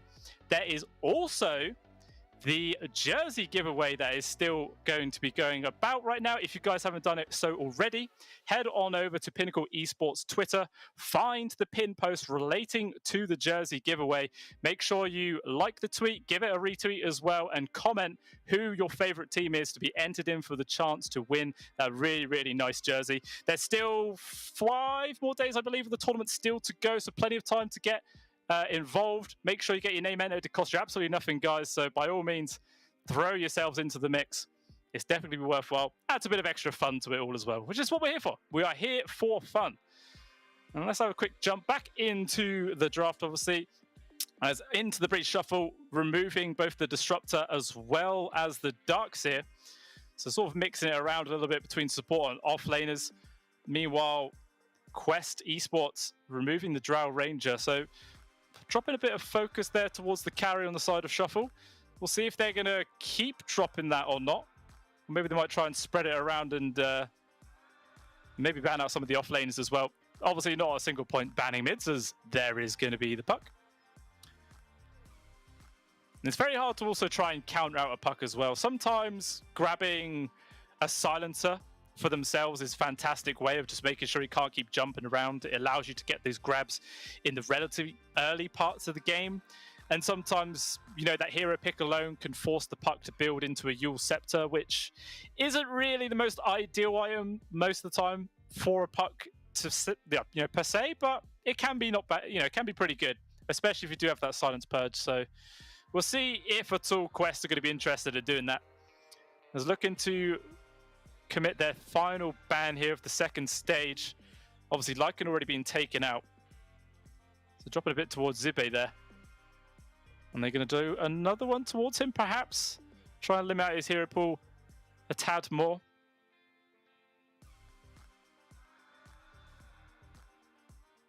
I think probably one of the favoured offlaners so far for the side of Shuffle has actually been a Beastmaster, which obviously is still in the pool. It's not a bad grab as well for the Pangolier. Gives you another sort of BKB piercing disable. Extra means of catch and control for him. The only downside is that obviously there's a chance you can give the Raw away to the Rubik, but you know, it's a Rubik. Something like that's going to happen regardless. So yeah, I wouldn't be too surprised if I see a Beastmaster come out. Now, Quest are actually going to pick up a Shadow Shaman. Not really a hero you see all too much nowadays. Did receive a few slight changes in the last patch, a couple of buffs, but nothing really astronomical, you know, just a couple of small little points here and there. So we'll see how this hero does end up performing. Obviously, it's fantastic grab versus the puck. If you can get a timely Blink Dagger, the Blink Hex into the shackles pretty much guarantees the death of the puck, unless there's some really good safe mechanic that Into the Breach Shuffle can actually, you know, get to the table right now. So far, there's just the Undying Soul Rip heal, which will help, but not really, you know, something to completely change the situation. Looks like ITB are actually going to commit for both the Terrorblade as well as the Beastmaster. So they've actually already committed 3 of their cores already at this part of the draft, looking like it's their position 4 as the final pick. Unless they're going to do some pretty old meta right now and run the puck as the support. Maybe. I've not seen that been done for quite a long time, to be honest with you. So it's going to be interesting if they do actually bring that out. But I don't know. It could throw a little spanner in the works there for Quest Esports. You know, keep them on their toes. As maybe they might try and pick their mid lane to just focus against the puck, and it doesn't even end up being that matchup. Could make it kind of awkward for them. But Naga Siren, though, being the 4th pickup, sorry, there for the side of Quest.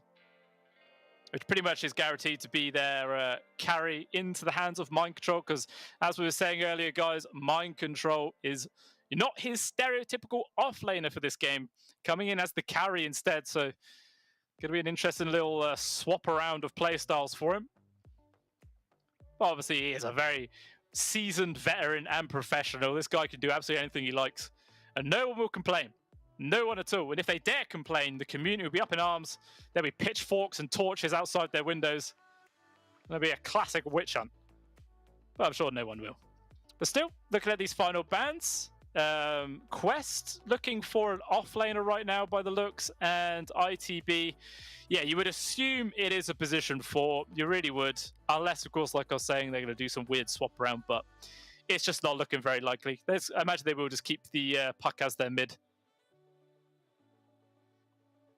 And we'll see what position 4 they're going to want to go with. Someone to pair up with the Beastmaster to help deal with the Naga Siren, and I'm assuming Shadow Shaman is going to be the 5. You know, you normally see quite a lot of variance between the Rubik as well as the Shadow Shaman about who can go in which role. They can be moved around depending on the current situation. So, but I think it's more likely to be the Shaman 5, you know. Even still, it could potentially keep into the breach shuffle guessing just for a little bit longer, you know.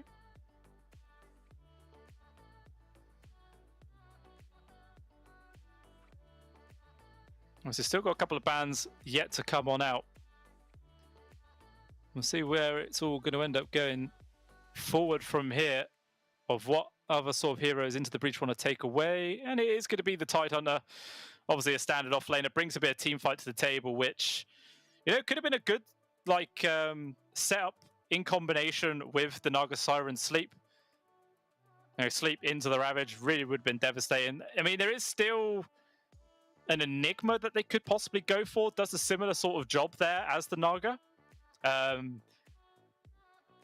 I mean, there's a couple of cancels for it so far from Shuffle. There's the BKB Piercing one from the Beastmaster and the Silence and Dream Core from the Puck. But so far, it is literally just one BKB Piercing ability to actually put a stop to that black hole. And, you know, it feels like into the breach, you're going to have to grab something else extra, because you can't really just rely on that one disable. You need a bit of extra crowd control happening here. See if they actually go for it, though. And, okay, the final pick is going to be the Mirana. So there is the Raw setup into the Arrow, but that is about it. That is literally all they have to set up for this skill shot stun. Not really ideal.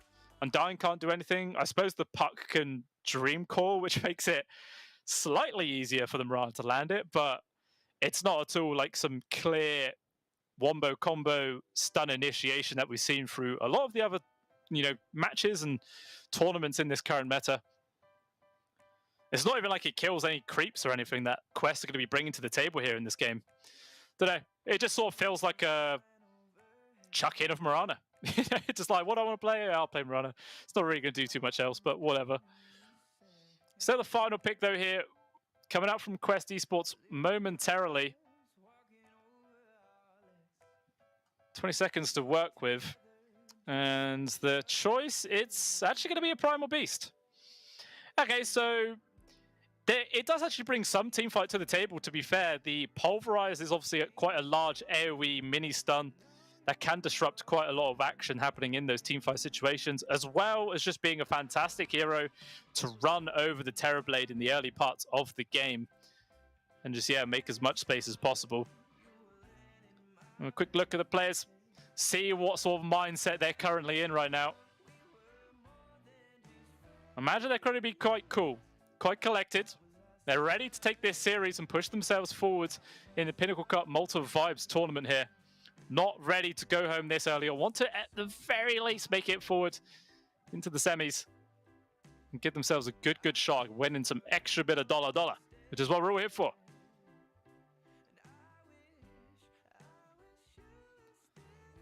And just got the cameras from Into the Breach, which is fine. Obviously, Mind Control couldn't have his ready available, such late notice.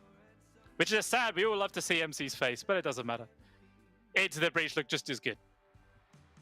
maybe. But yeah, looking at these two lineups, it definitely feels like there's a lot more momentum on the side of Quest Esports in the sort of early parts of the game. The TB obviously requiring a fair amount of time before he becomes quite scary and hard to deal with. Similar kind of situation to the Naga, you know. Hero that takes a fair bit of time to sit back, hit creeps, and build up those early items. But it feels like maybe you can actually, you know, build the hero to come online just that tiny bit sooner than what the Terrorblade is actually able to do. But we are now into the game. It is rolling here between Into the Shuffle and Quest Esports. Everyone just has to ignore Quest Esports tag, obviously. Arena Thunder being the parent org, if you will, but not quite the team then that they are playing under here in this tournament. It looks like they used their smoke just to get down some early wards, where the entirety of Into the Shuffle hanging about in their own triangle area right now, maybe seeing if anyone from the side of Quest tries to step forwards for potentially a first per play and they could catch them out unawares. Not quite going to happen this time though. Everyone's just going to keep chilling. They have to move momentarily. They're going to miss out on some bounties. They ain't got it forever.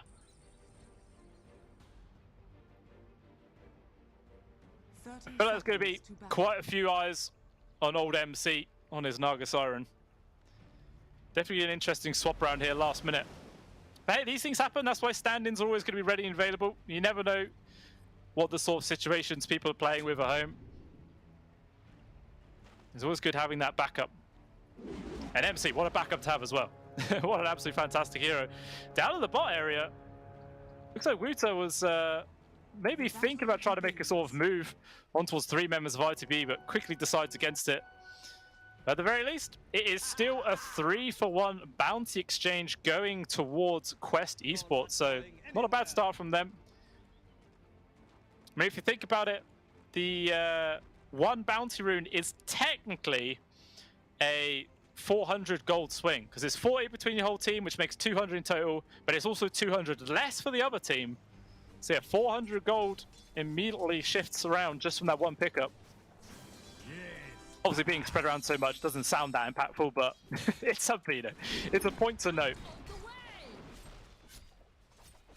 We'll see how well MC is going to be able to do versus Zibba here. Obviously already sending the illusions just to try and harass him back as best he can.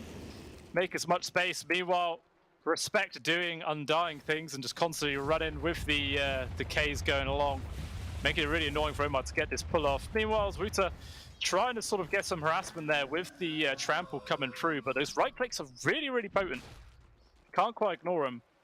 So it looks like both lanes are just going to get sort of put behind the tier 1 towers. At least Respect's going to be able to soak up some of the experience. Oh, there's the courier of Omar. I think he actually just got... None of the creep spotted it. Just very lucky there for the Rubik. His items didn't get immediately taken away from him. But literally, Respect is in a 1 versus 2 right now. But he's got 8 decay stacks on him. And he's actually quite happy just to stand his ground versus the 2. Trying to secure any denies and last hits that he can. Getting some extra value out of this little maneuver.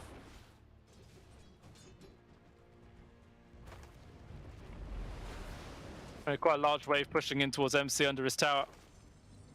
Gonna find what farm he can. Kind of awkward. Meanwhile, yeah, the TB got the entire lane completely last hit up and denied as well for himself. So pretty good turn of events there for the old safe lane carry from Into the Shuffle. Meanwhile, this mid lane, 9-1 so far from Noob. 8-0 there of Supreme. So still relatively even here at the early parts. We'll see, still level 3 just been hit, so we might see the power dynamics shift a bit as the harassment from Swashbuckle comes in relatively soon. Meanwhile, Kaori, every single time he steps up, man, the ball help plus the right clicks from immersion. It does hurt. Can't stick around for too long. Normally, trading against the Shadow Shaman is one of the most difficult things in the game because his right clicks are ridiculous. Hitting for 73 a whack plus the Ether Shock on top. It's very, very hard to actually get effective trades, but seems to be going quite well just with the assistance of that boar. Or creep pull-in shenanigans from Omar. He's trying to get the connection here onto the creep wave. Wuta with the blocks. We'll be able to get it at the very least. Yeah, Zibe with the creep wave in a pretty nice position. Pretty close to his own tier 1 tower. The arrow a little bit off the mark there, but regardless, did give time for MC to get a few right clicks in, do some damage, and yeah, Wuta getting punished quite a bit at this bot lane. You can see why Omar is so desperate to get these drags behind the tier 1 tower. Every single time he steps up and the metamorphosis is available, Omar, or Otaker, sorry, just pummels into him. It's really, really hard to stand their ground in that situation. But look at his CS. He's only 4-1 right now. He's a mile and a half behind, 15 and 11 to Otaker. This Primal Beast is not a happy boy. He's going to rely on a relatively early rotation, I think, from the Pangolier to try and, balance out the status quo of this lane. Meanwhile, Immersion just continuously being a thorn in the side of both Kaorin and MC. It's pushing them back, trying to deny as much farm, because likewise, MC is also only 12-2 right now. Not really ideal, but they find an opportunity to get kill onto Respect, maybe with the trample. They are actually able to pick up the first blood. Omar somehow getting that one rather than the actual Primal himself, which I'm sure they would have loved to give it to the Primal.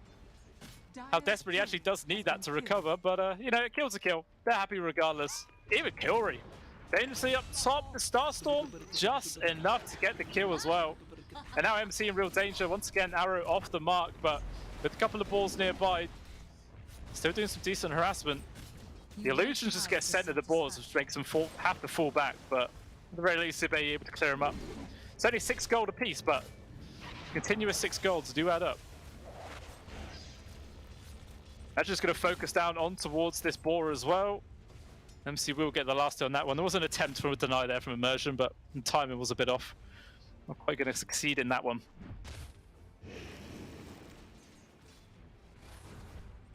Yeah, we were trying to use this window where the TB doesn't have meta as best as he can to get some CS. Much needed CS. Yeah, he's still a mile behind. Only 9-3 right now. But it's not even like the meta is the biggest problem. It's just these constant decays coming out make it even harder right now. He's going to just trample, try and deal some damage to TP and force him back, but the Undying doesn't care about that whatsoever. Keep on whacking away. I haven't looked down in the mid lanes for quite a while, but it actually looks like Noob is starting to pull ahead by a fair margin. 31-8 right now here for the Pangolier versus the 23-0 of Supreme. Already on his level 6. Meanwhile, Supreme still, he's almost there. He's nearly got his ultimate available. But obviously, with both of these ultis up, we could see a rotation come out from either one to try and balance out how the side lanes are actually going. So far, Quest need it a hell of a lot more, though. 6-minute runes, it spawns bottom, and Omar has to grab it there. It's no bottle refills, but still, the Rubik getting a nice little regen rune pickup. That's always nice. Looks like MC just continues to get pressured as soon as his supports are away. Not much he can really do to make the space. Every single time he sends illusions in, like the axes plus the balls just kill him off. Making it quite awkward for him to actually get any farm going. Still lagging behind.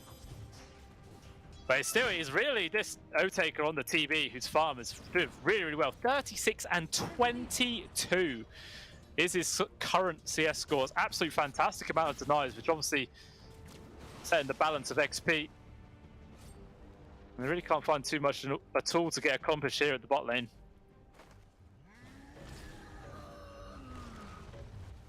Yeah, Wuta only just got his level 4. Meanwhile, Otaker is just a quarter away to his own level 6. Obviously, a Terrorblade not really, caring about the ultimate pickup all that much. Most of the time, you will see them hold on to the point. But all respect, charge forwards coming through with the trample. It's good damage. Is it enough? Yes, it is. Respect does actually end up falling down. Quest Esports able to get something accomplished here in this lane. I mean, that's actually the second kill they've been able to find on towards the Undying. So sure, the Primal not able to get much in the actual CS department, but killing heroes, that's definitely something he can do. Who needs the rotation from your mid laner, This is like my pubs. Mid laner just sits there forever, never rotates, doesn't want to gank, just wants to hit creeps. It's fine, if that's the plan. Might see something happen with the 8-minute runes, which potentially, are up in 10 seconds time. Double supports though from Into the Breach are nearby to try and secure it. Actually just going to go for the kill right now. Silence into the Dream Core, but the damage reduction there from the shield crash, keeping him alive for now. They kill the Tombstone pretty quickly, and now the focus is on towards Supreme. Out comes the Roller Thunder, but the orb just in time to avoid it. Instead, it looks like they are going to have to try and focus down for the kill onto Immersion. They will get that one. Thinking about diving after Respect, yeah, they are just going to try and go for it. Kieran leading the charge. Noob wants to get into the tower, but it's doing a decent amount of damage. Now Supreme getting involved. They're probably bit off more they can choose, and Mars does end up dropping. Supreme, though, doesn't have much mana to work with, but he does have the Illusion Rune bold. Even still, it will really just be a trade of support to the end of the day. Quest getting punished for that sort of over-aggression to try and get that +1. All that really does is allow Immersion to TP mid and fill up the bowl. Supreme getting a whole extra bit of regen coming through as a result. So with the Rubik, you know, it balances itself out.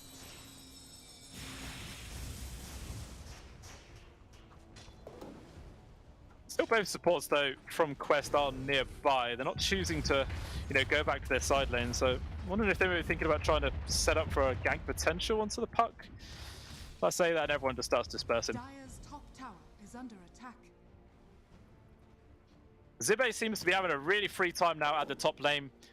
Second in terms of net worth, just slightly behind that at the Pangolier. But he's going to have this Helm of the Dominator online at a very good timing. And really, the Helm of the Overlord, not going to be far off it. Go on the mids. Trying to make a move on towards the park, but instead, there's going to be the Dream Core with the Tombstone drop. Kaori probably going to end up drawing there to the Decay. And Noob, it was a valiant attempt at trying to make space there for his support with the Rolling Thunder, but it doesn't actually end up working. Moving up top, Immersion takes a heck of a beating there from MC. He's able to get away with stick charges, as well as the old water drops? No, use raindrops, that's the one. Water drops, and trip him. Completely wrong thing. 10-minute room, also again just denied away there from Omar. Already able to be not much getting accomplished from that one. Even if it was, you know, Nineveh's rune doesn't really get too much done. But the early parts, sure, does actually set up for some decent ganks, but we're still yet to see a single mid laner move to anywhere else apart from the sort of mid lane area. They just want to keep getting their own farm going, not really paying much attention to any rotations towards the side lanes.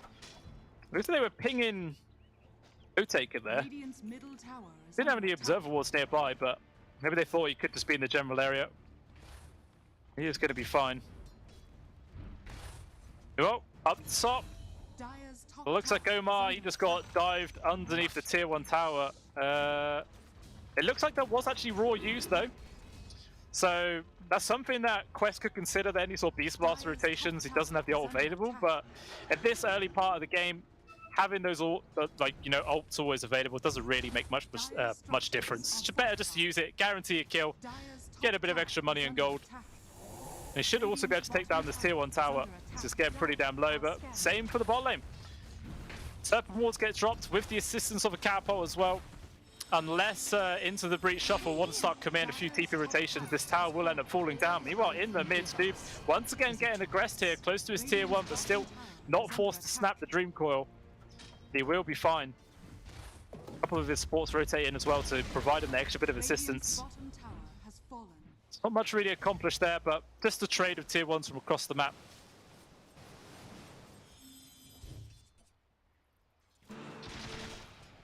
Been playing pretty aggressive there inside the Dire jungle area.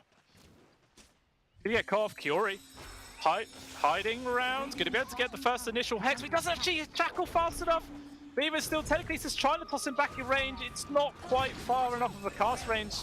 So he's going to be able to get away. Instead, it's Omar that actually ends up getting sacrificed as a result. Zibe just chasing after MC right now. Doesn't have an ultimate available, so he can't really accomplish too much. Meanwhile, Supreme just forced the ultimate usage away there from Noob.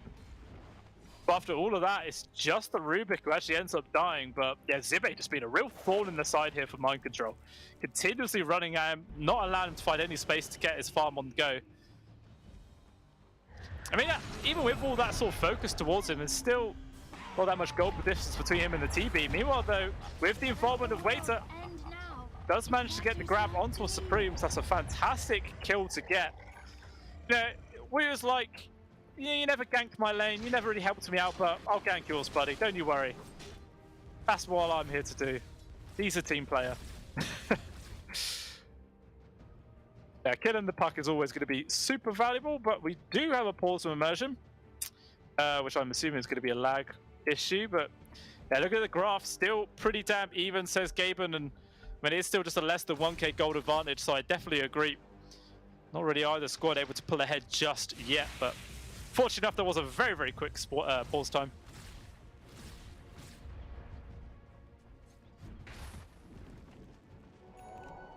See, we're trying to get his farm elsewhere. I imagine he's going for the first time BKB, very standard Primal B stuff. Meanwhile, in the mid lane, looks like we could be getting a fight pretty soon. 4 heroes have into the breach shuffle here, coming in to try and aggress it. Their Observer Ward did get killed behind the tower, so they did lose their vision.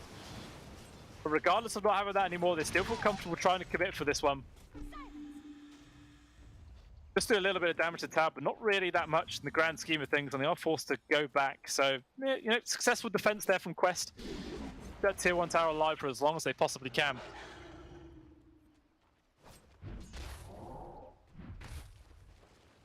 It's still just Zibe, comfortably at the top of the net worth. Taking complete control of the enemy jungle. And actually, he literally leaves the jungle just as Quest decide to move into it to try and go for a gank. They will actually run into the little zoo. Obviously, no Beastmaster themselves. Illusory Orb stolen away. Always a nice spell to have actually there for the rebate. Oh, O-Taker has actually just walked straight into the open arms of Kyori. They commit the Serpent Walls with the Rolling Thunder, dropping everything in the kitchen sink onto this man. They just wanted him dead, and they do achieve that, and what a fantastic kill to get as well. TB off the map for 30 seconds. Going to be a larger window now for the Naga Siren to get our own farm going and start building a bit of a rift between the two of them. But it looks like the puck, though, after some sort of retaliation kill, going after Kyori. Actually, Immersion, though, ends up getting the kill there, but these wards will all get farmed up. Actually, there's a lot of gold there for Supreme.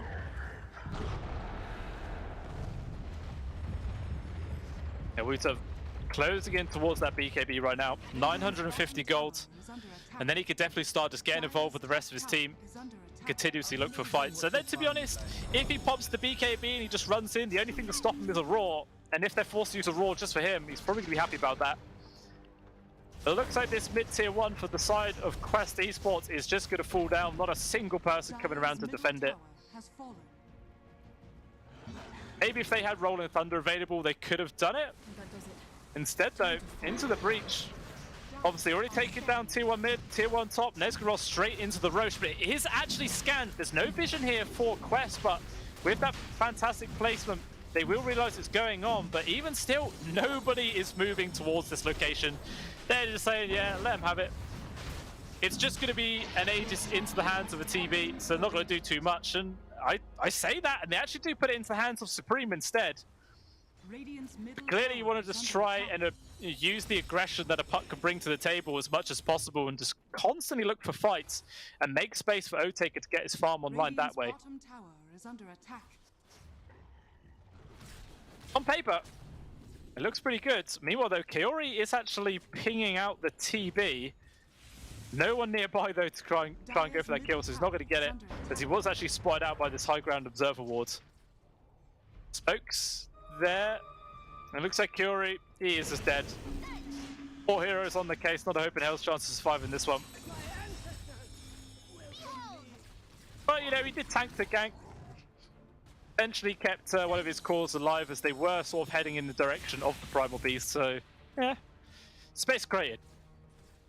Always the chat line, you got to spam. Whenever you die as a support, it's just space created, guys, that's all it is.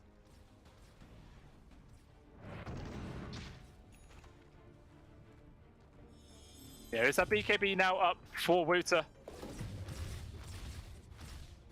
I'm sure there's going to be the cue to, you know, potentially group up and look for a gank. You know, just leave the Naga Siren to keep farming up. The rest of the squad is a 4-man unit who can definitely start making some action happen. Try and get a couple of kills if they can. Obviously, the Terrorblade going to be the creme de la creme of gank targets. And if they can find him, though. It looks like into the breach. Making sort of aggressive move themselves. They do actually break this smoke onto 2. And I think Supreme actually got it. He jumps very aggressively up to the high ground right now, trying to get himself away with the telekinesis, make sure it denies the retreat, and the Aegis is gone. Looks like Curie will get traded away. He manages to get the snakes down at the very least, but still 1-for-1 with the buyback being committed.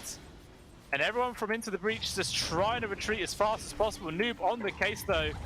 Maybe get the kill to respect, but the immediate turnaround, and Noob gets punished for his over-aggression. The rest of his team was killing the Mud Golem, or the Granite Golem, which they do kill that, but it costs them the life of their mid laner, so not really the best trade at the end of the day. So it is 2 kills for Into the Breach with a buyback, and all they really lose is their Aegis. So they're very happy about that one. Ends up being a full 1,000 gold swing, 1,800 gold experience as well. Wuta trying to find immersion, but Zibe is here with a fresh ancient creep. Sending him in.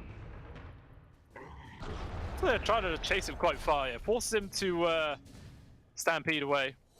Or onslaught away, I should say.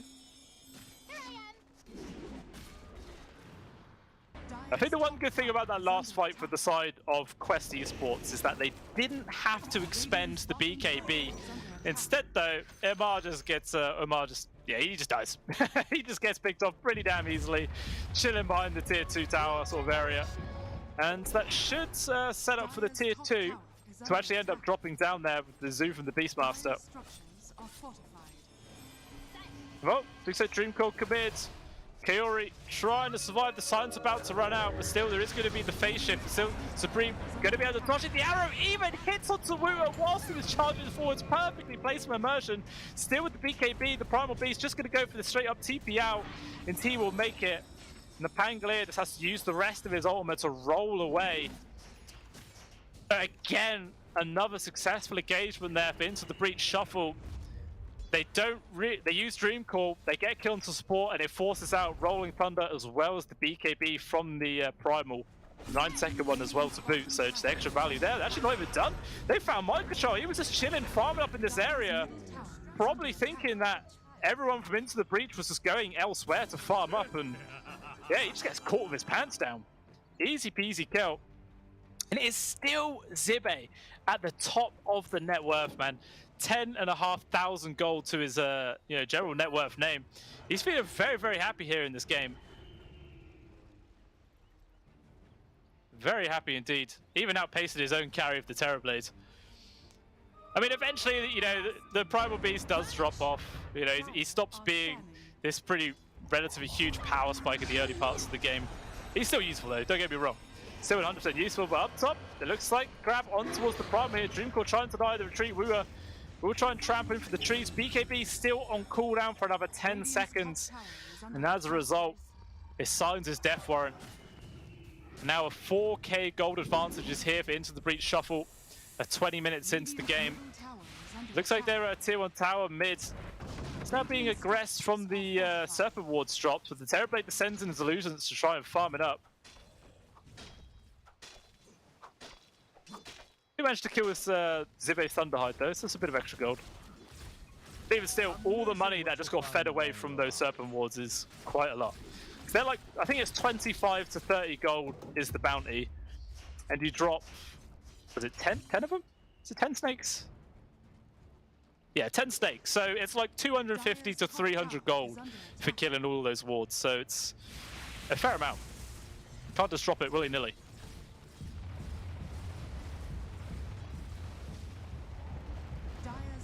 Looks like we do see a smoke play. Was that 2 smokes? I don't know if our eyes were tripping, that was 2 smokes, but there was actually underneath an observer ward, so the information is there from Into the Breach. This move is coming. Smoke gets broken from the puck as well, from the high ground. Just backs on out. Rolling Thunder has been committed from Noob.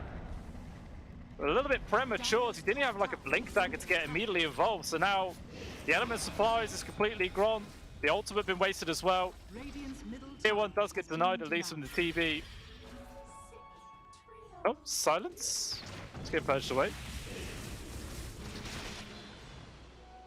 Yeah, Noob obviously going for the defusal into the Aghanim Scepter build rather than like the standard blink dagger you see from a lot of Pangoliers. Choosing to go for like this higher damage style build. I mean, getting the axe this early definitely helps dealing with like all the illusions and creeps. We see Kaori die for another time. It looks like MC in danger, but with the Song of the Siren used, Mar TPing in, but I don't think he can really stand his ground. The Dream Call now does end, but it doesn't look like Into the Breach really that interested at trying to chase after it.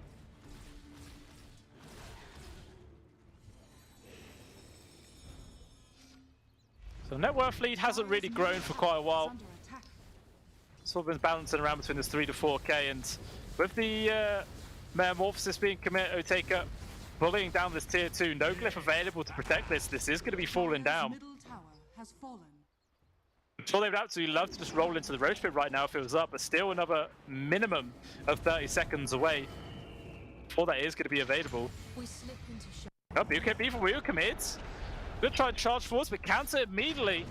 So already things gone completely pear-shaped. Now Supreme trying to chase after, deny the retreat. Dream Coil still on cooldown, but Kaori cannot get himself away. Just gets run down into the ground. MC trying to hide underneath the tier 2 tower, but they smell blood. They are chasing after him. Noob going to commit the Rolling Thunder. It's going to be some good AoE control stuck in this area with the Roar, locking them in place. The right clicks from TB2, but actually the meta runs out. The Stolen Roar is in. They're trying to lock down Oteka. MC do what he can, but he doesn't have any damage, doesn't have any sustain. He is gone.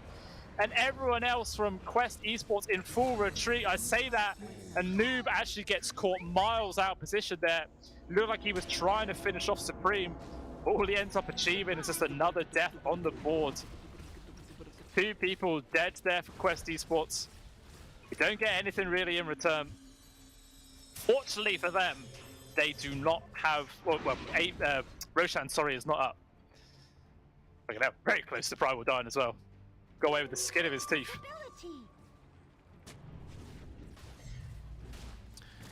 But this game isn't looking too great so far here for Quest Esports.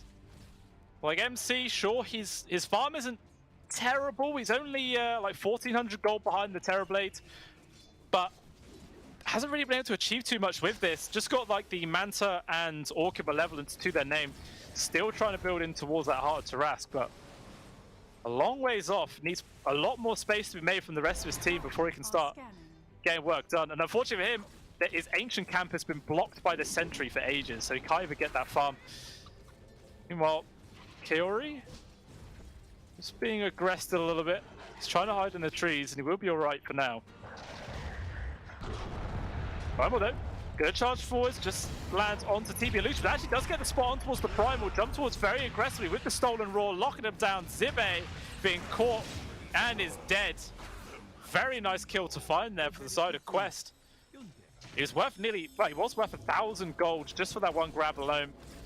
Did they kill his creeps as well? Or did his creeps get away? I think his creeps got away. Very nice pick off indeed. But still, Wuta aggressive forwards, trying to go for a TP out, but the damage from the TP just rains in, destroys him in seconds. Nice Dream Coil, also gets the catch onto 2. Noob breaks it to try and run away. Kaori not going to be so fortunate as the Shadow Shaman does die. And everyone from Quest Esports just dispersing in different directions. MC? Not quite sure which one the real one is, so Supreme can't just fully commit. As it stands, 2 people dying. And Roshan now respawning with the meta that still has about a third of its duration left. And once again, no vision whatsoever for Quest Esports in the general areas. This will be going to them for free on the side of Into the Breach Shuffle. The Illusions does scout out a bit.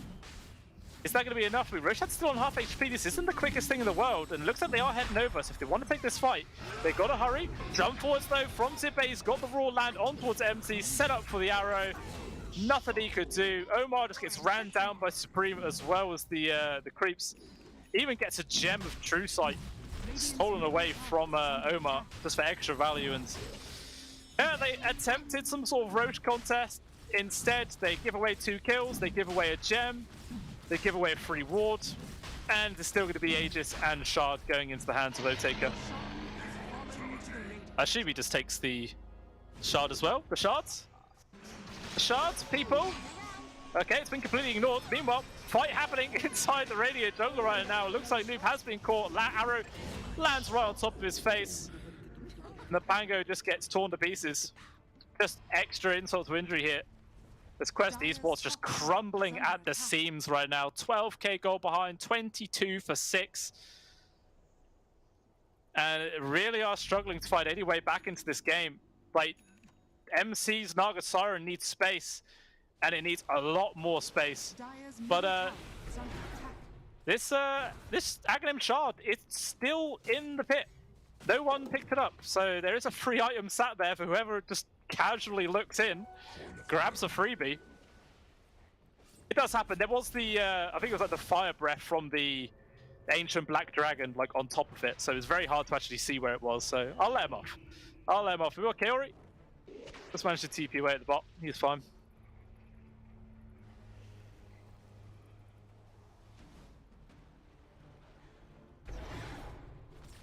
I imagine for the side of Into the Breach Shuffle, it looks like they are just going to go. Obviously, Meta now off of cooldown. They've got all their ults.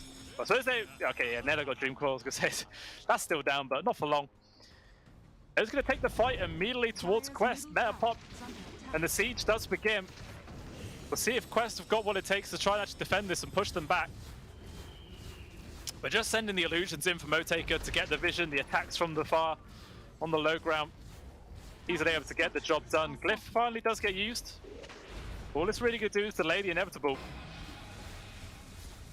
As the push will continue. If they're only going to survive like one more hit. Tombstone drop now onto the high ground, so clearly Into the Breach, staking the fact that this is where we're going to hold. You're not going to push us from this. And if you do push us away, it's going to cost you a lot. Using the second glyph to try and keep the range barracks alive.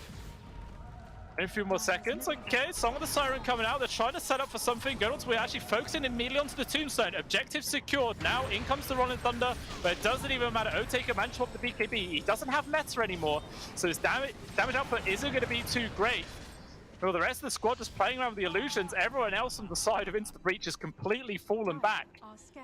And they get away unscathed. They don't lose a single thing. Sure, the 9-second BKB gets committed from the Terror Blades. So do the BKBs on the side of Quest. Actually, no, the BKB didn't get popped from the Primal at the very least, but it doesn't matter. It's all a complete disaster. Although Supreme, underneath an Observer Ward, trying his best to juke and drive. Charge going to come through from Wusa. They actually get the grab before he even completes the jump towards the orb. It's good lockdown with the shackles. That's a dead puck. Huge chunk of gold as well. 1200 there, 6 kill streak going over towards Amar. And they do also recover their gem. So going to be able to start getting the vision back on the game. Start controlling up the map. Meanwhile, Noob dies again. He just gets caught. Very unfortunate. But yeah, as you guys just saw in the graph, was a slight little dip down, but it is still Into the Breach commanding an 87% win probability. It's a hard sort of number to fight against. He's obviously going to be very reliant on the farm of MC. And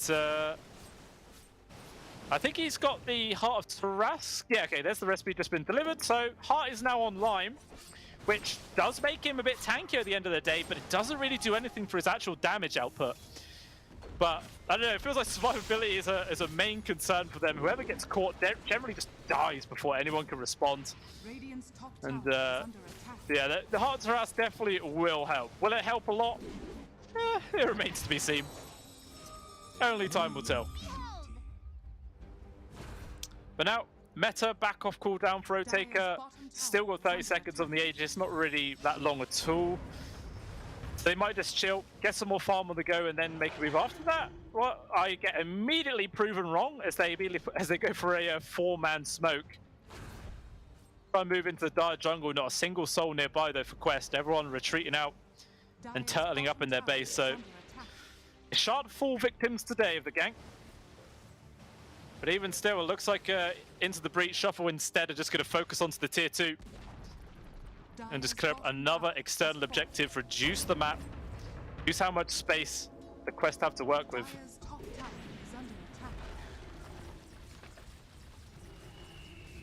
Down it goes. Dire's top tower has fallen. And there's still no glyph available for another minute and 40 seconds there for Into the Breach. What if they might just, yes, shove high grounds? It looks like that might be the case. Also got a decent side creep army with the illusions. Holding on to the meta though, Otaker not going to fully commit. Obviously he doesn't have the reliance of the Aegis this time round, but no one from Quest is really here. It's just the Rubik. The rest of the squad has gone for a smoke maneuver and they're pushing through from the mid. Maybe they can get into the backlines here of Into the Breach. They know their spidey senses were tingling. They decide to fall back because they're like, hang on guys, there is no one defending these buildings. Let's play a little bit careful. And yeah, don't get punished today. Instead, they get a free tier 3 plus a ranged barracks. So now they're going to have 2 lanes, slowly shoving themselves without any real interference required.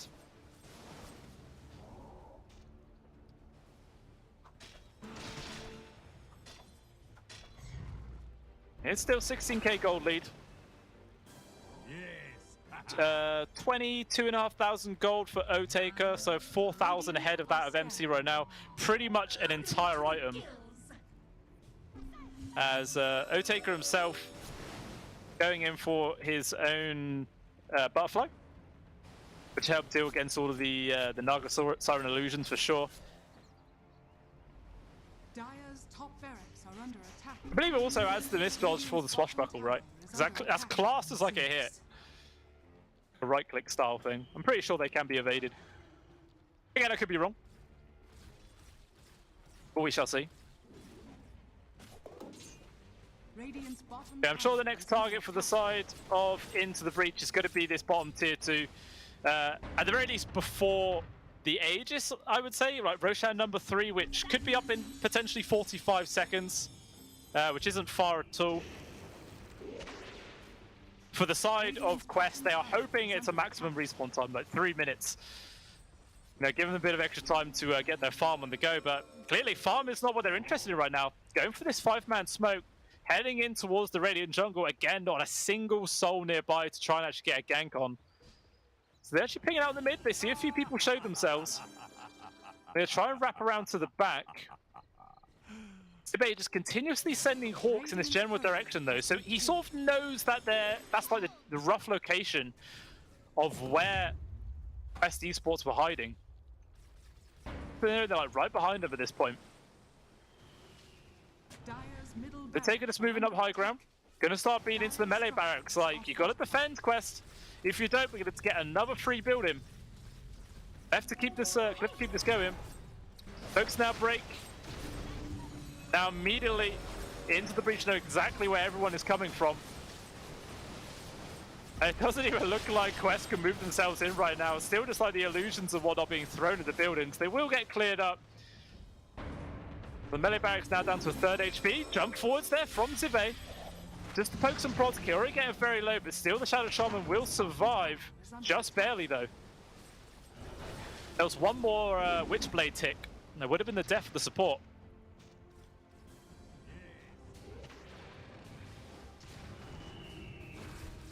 Ro16 number 3 as well has actually respawned now. So it's going to be the next clear objective. But it looks like we might get a fight by the tier 2. The BKB's already committed from Wuta, but the immediate blink tag is out. It gets completely wasted.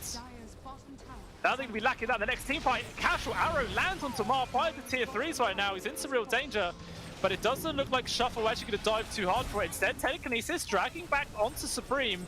Some heals and support is there. It will allow the puck to disengage. But at the very least, the tier 2 is already dead. And Into the Breach don't have to commit anything at all. And now they can look for that 3rd Roche and get the next clear objective on the board. And yeah, start taking this game. That shard is still there! It's still there! Well, that's going to be a nice little surprise for them when they do walk into the pit. There's an Axe Shard as well as a full Axe. Meanwhile though, there is a fight happening. Kawari has been caught, he is gone. They're trying to make a move on to Zibe, but with his BKB, it avoids both this trample as well as the Rolling Thunder. Instead, they've got the lockdown on towards the puck. Supreme is gone. And that is actually really, really good. Taking him down. And they're going to try and use that as best they can in 60 seconds. Even gets a little free grab on towards the tombstone there, so a bit of extra gold can get given away.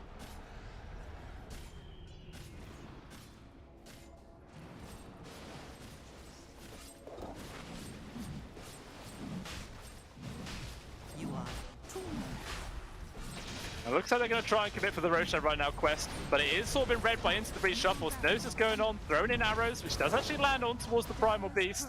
Song of the Siren as well from MC. They just have to fully retreat. They see the Metamorphosis pop from Otake, and they're like, yeah, we're not interested in that, but at the very least, they got the 3 shards. But instead, turn around, they got to jump onto Immersion. The Mirana's in some real danger, still alive for now. The Roar comes out, locking down the Primal Beast, who is just gone. Supreme getting involved with the buyback, trying to lock down onto MC. The 4 staffs and everything, going for the TP. Is there a cancel? There is not for Dream Coil. Just a moment too late. And they do manage to make the escape there for the Naga Siren, but even still, it's just completely abandoned the Roach bit, but actually the rest of Shuffle were here. Shuffle, sorry. Quest. They were chucking in the rock. I think that was the shard that got picked up there. They gave it to the Primal Beast, but still, Roshan is going to be dead. Free Axe is going to get given over towards the TB, trying to pick everything up. Cheese did actually get grabbed at the very least, but still won't take it in some danger. They get the lockdown on towards the Undying as well. Respect the first casualty of this fight. And it looks like Quest's going to try and accept that for the sort of slight win that it is. Chasing after something else, blinks up to the high ground. Kaori in some real danger. Looks like the Shadow Shaman will be dropping soon. Still alive for now. One final axe, it's not even going to hit him. Very slippery customer. The puck TPing into the creep, but no one kills it, and instead just immediately blows up the Shadow Shaman. He is gone. Amar also abandoned, trying to survive there with the Glimmer. Not going to work as the little Shadow Wave comes out from Otaker. Buyback gets expended for the Rubik, wants to get involved back into this fight, but still, the melee barracks is gone. And it looks like Into the Breach Shuffle will just disengage. They don't need to stick around for anything else. 26k gold advantage is theirs, obviously with the Aegis into the hands of Otaker, plus the free Ags they got. Not sure who he gave the cheese over to. Is it Zibe? He must have already eaten the cheese, unless someone else got the cheese. Not too sure. Even so, this game looks pretty damn terrible here for Quest. 25k gold behind now, and this Naga Siren just can't really get too much accomplished whatsoever. It feels like absolutely everyone from Quest need to bundle onto a single person and try and burst him down as much as possible. But then when you do that, you've sort of expended everything just for a single target, and then the rest of Shuffle can come in and do all the work as well.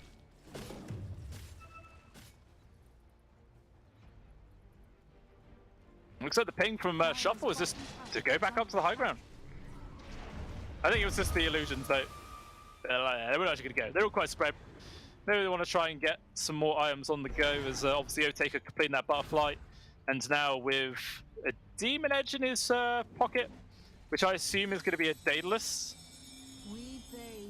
Just for some extra DPS. Why the hell not? Yeah, they are more than ready to take a fight. Got all their ults back online. BKBs are up. Metamorphosis is up. Kaori is down. And no Shadow Shaman for 40 seconds. Should be the window of opportunity for potentially the last high ground push of the game to come away here from Into the Breach Shuffle. Depends how well Quest Esports are going to be able to do to defend this. There's no actual Beastmaster nearby. We're shoving the top wave instead. Maybe Quest could use like a 4 versus 4 situation. Looks like they're going to jump forward, try and lock down to the TB. Still alive for now. Manages to get the BKB off. He uses ultimate, but just onto an illusion. He doesn't get any HP back. He's still super damn low. The Rolling Thunder there from Noob, trying to make some space as best as they can. It looks like everyone just disengages. So trade of abilities at the end of the day. Still got half the duration of this meta. So maybe Into the Breach can, reset and go again. Because why not? Use this ability while you have it. They've also got the Terror Wave still left on standby. Chucking out the net. One stay up against Otaker, jump forwards, the Roar is in. MC just gets locked out, but the actual Stolen Sunder keeping his carry alive. 4 staffs as well, but it's not going to make any difference. MC still dies with the buyback.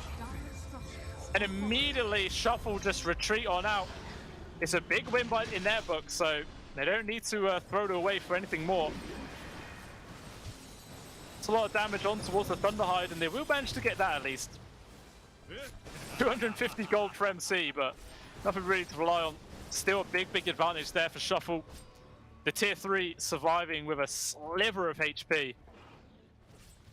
Look at that win probability, 99%. Just a 1% chance right here for Quest to turn this game around, and That's going to be completely dependent on this move. Okay, they use Bloodthorn and Illusion, not realizing that the smoke didn't break. Hey, we've all done that. We've all done that. You get a little bit excited.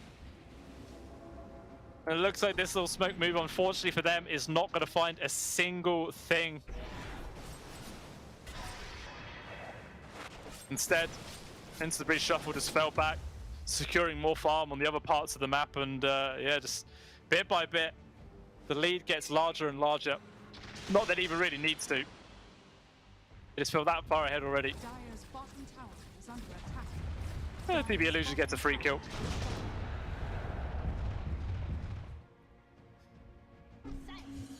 So there's only 15 seconds left of the Aegis here for Rotaker. I wonder if the play is to wait for Roshan number 4 for them, and then, you know, try and go high ground with that Aegis security, or if they just say, nah, we don't need it. Let's just go for the push regardless. It looks like maybe some sort of push play is what they're going to do. They go for the 4-man smoke. Again, meta is back up. They're going to journey into the jungle, but just like last time, everyone from Quest Esports vacates the area.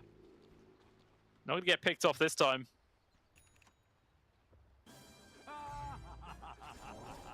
Radiant's top tower is under attack. But still, as soon as they catch a whiff of any aggression coming out from ITB, they just have to run.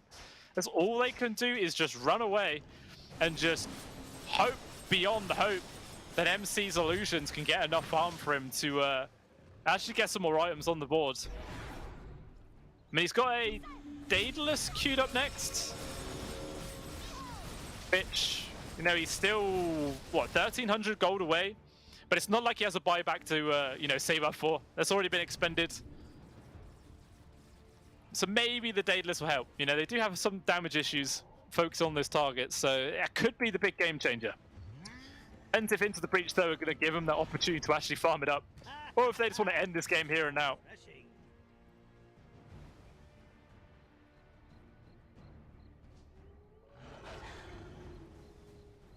And still just spread him.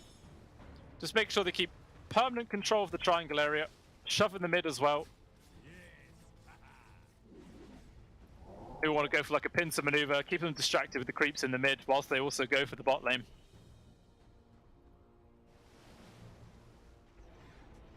Are there any sort of particular items that that Into the Breach are waiting for? Like, is there something that they really, really need? Well, Supreme's already spent out his money, nothing to save up for there. Otaker's got a casual 7.3 thousand gold in his pocket. You know, he's just saving up. Because why not? It looks like he's going to go for the Swift Blink, which I think he could just immediately buy out. He doesn't need buyback. He really doesn't, I don't think. Maybe they are just waiting for the 4th Roche. I mean, this is the part of this tournament, you know, it is single elimination. You have to treat every single series as if you are in the lower bracket, because all it takes is a couple of mistakes and you're just gone. All your chances of progressing further in the tournament just vanish, and they vanish as quickly as that range barracks does.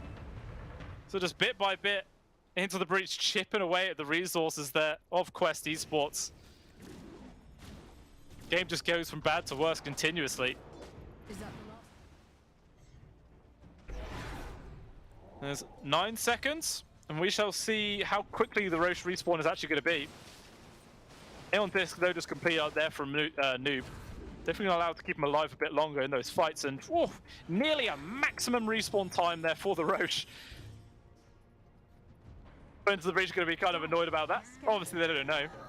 They're going to wait until it's up, but we'll see.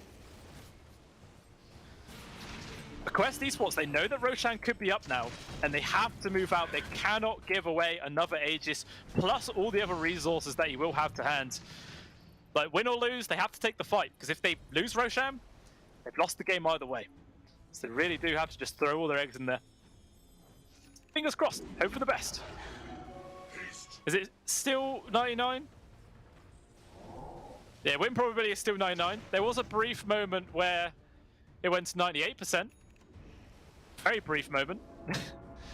Still just extremely favorable for Into the Breach right now. Yeah, it looks like it is just the Roshan waiting game. I wonder if we can start to see some like memeing items coming out from either squad. And sometimes you see Pucks going in for the Dagon, something like that. But Supreme's playing far too professional to be going for a Dagon. Not going to happen. But he's got 4K. He could buy it out. Always fun to watch. But we do see a 5-man move here from Quest. On the hunt to see if they can find anyone. Oh, Otaker. Smoke breaks there from MC. They see Zibe immediately going to try and burst it down if they can with a jump in from Otaker with the Terrorize. Actually pushes them all away. Kiori is just dead. They've got the control on towards the Naga Siren as well. They're dropping like flies. Multiple buybacks getting expended. But what does it really do? Noob rolling around. The Lincoln Sphere does actually block the Roar at the very least, but still no buyback available for the Naga.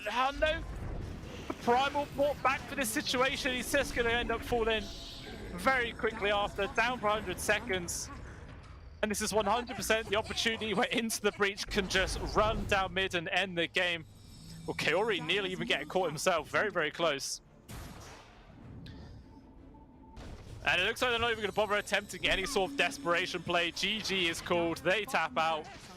And that is a pretty clean win there from Into the Breach Lonsty.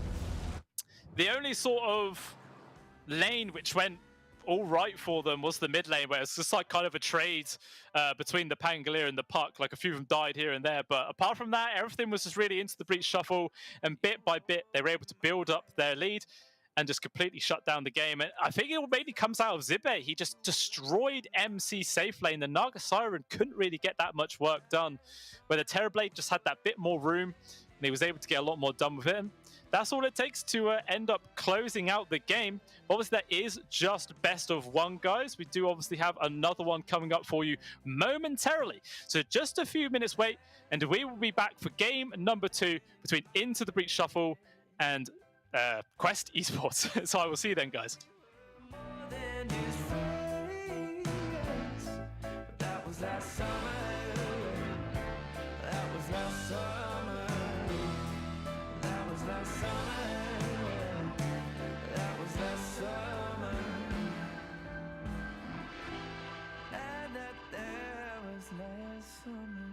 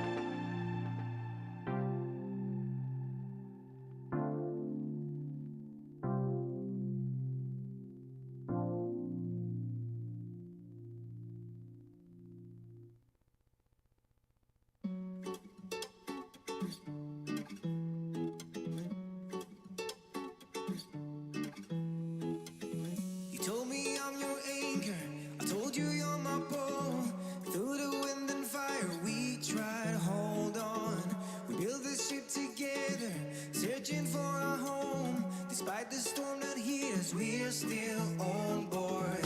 Dancing in the moonlight, the world just stopped and stares. We got no destination, I'll take you anywhere. All the doors we've opened and all the books we've closed. Words just come together, story that we never told. So I say for my own, you said just keep holding on. If you're about to break, oh. Oh, Esport. You and I have come a long way. It was such humble beginnings. As we gathered in small groups, we were professionals right from the start. Passionate, organized, and ready to rumble. We dreamed big, and surely enough, our parents supported us at every step of the way. Didn't they? Fired up by all this love, it wasn't long until we caught the scent of competition. To be honest with you, it wasn't always that easy. Joe here, he had to take on 2 side jobs to afford playing professionally. It's gonna get better, Joe. Fist bump. Some of you dared to not even call this a sport. And look where we are today. An endless stream of esports events every year. Bet you didn't see that coming, Mom and Dad. And you know what? We have been with you every single step of the way.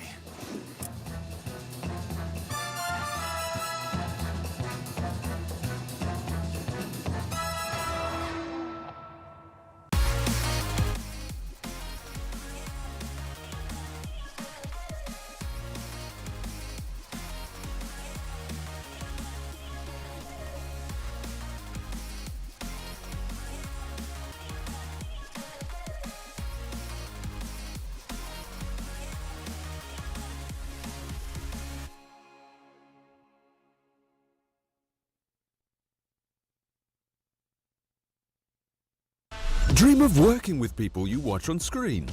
Exclusive esports opportunities handpicked just for you. Candidate profile to raise above competition. Let 10GG handle routines. Make a step towards your dream today.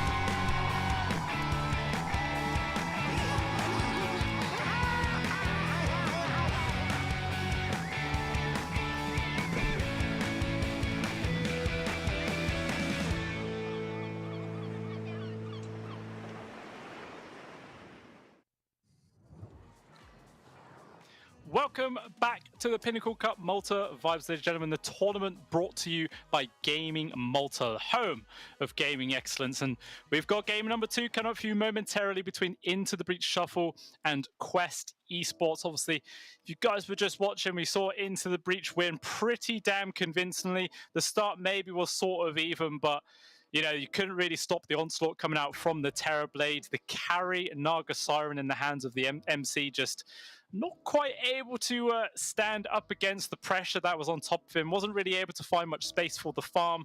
And eventually their whole team just got completely closed out and nothing they could really do. So we'll see maybe what sort of changes they could be bringing into game number 2 right now. Maybe it feels like a different hero for MC. I don't know. Like, obviously, we all know MC from Liquid, well, the old Liquid days, Nigma now, sorry. But yeah, mainly just an off-lane player. So coming into this one as their carry is maybe dragging him out of his comfort zone just a little bit, which is maybe the reason why his performance wasn't great. Maybe just needed a bit of warm-up. who knows? You know, you can't really put everything on him. There was a lot of factors into that game, but why it was so one-sided. Obviously, Zibe in the hands of ITB.Shuffle for his Beastmaster was very, very strong, and it was very hard to deal with that one. Just applying constant pressure, obviously with the assistance of Supreme's Puck as well. And that's all they really needed to just completely close out the game. And yeah, it's going to be interesting to see what changes they do make. I mean, I feel like the draft could have worked. Just maybe need to be played a little bit different, but yeah, only time will tell. Obviously, guys, if you haven't already, do make sure you head on over to pinnacle.gg/welcome to sign up into the betting system. Use the promo code CUP32 to get a bonus 100% on your deposit up to $100. You put $100 in, we give you $100 free to use throughout the tournament and all future events as well.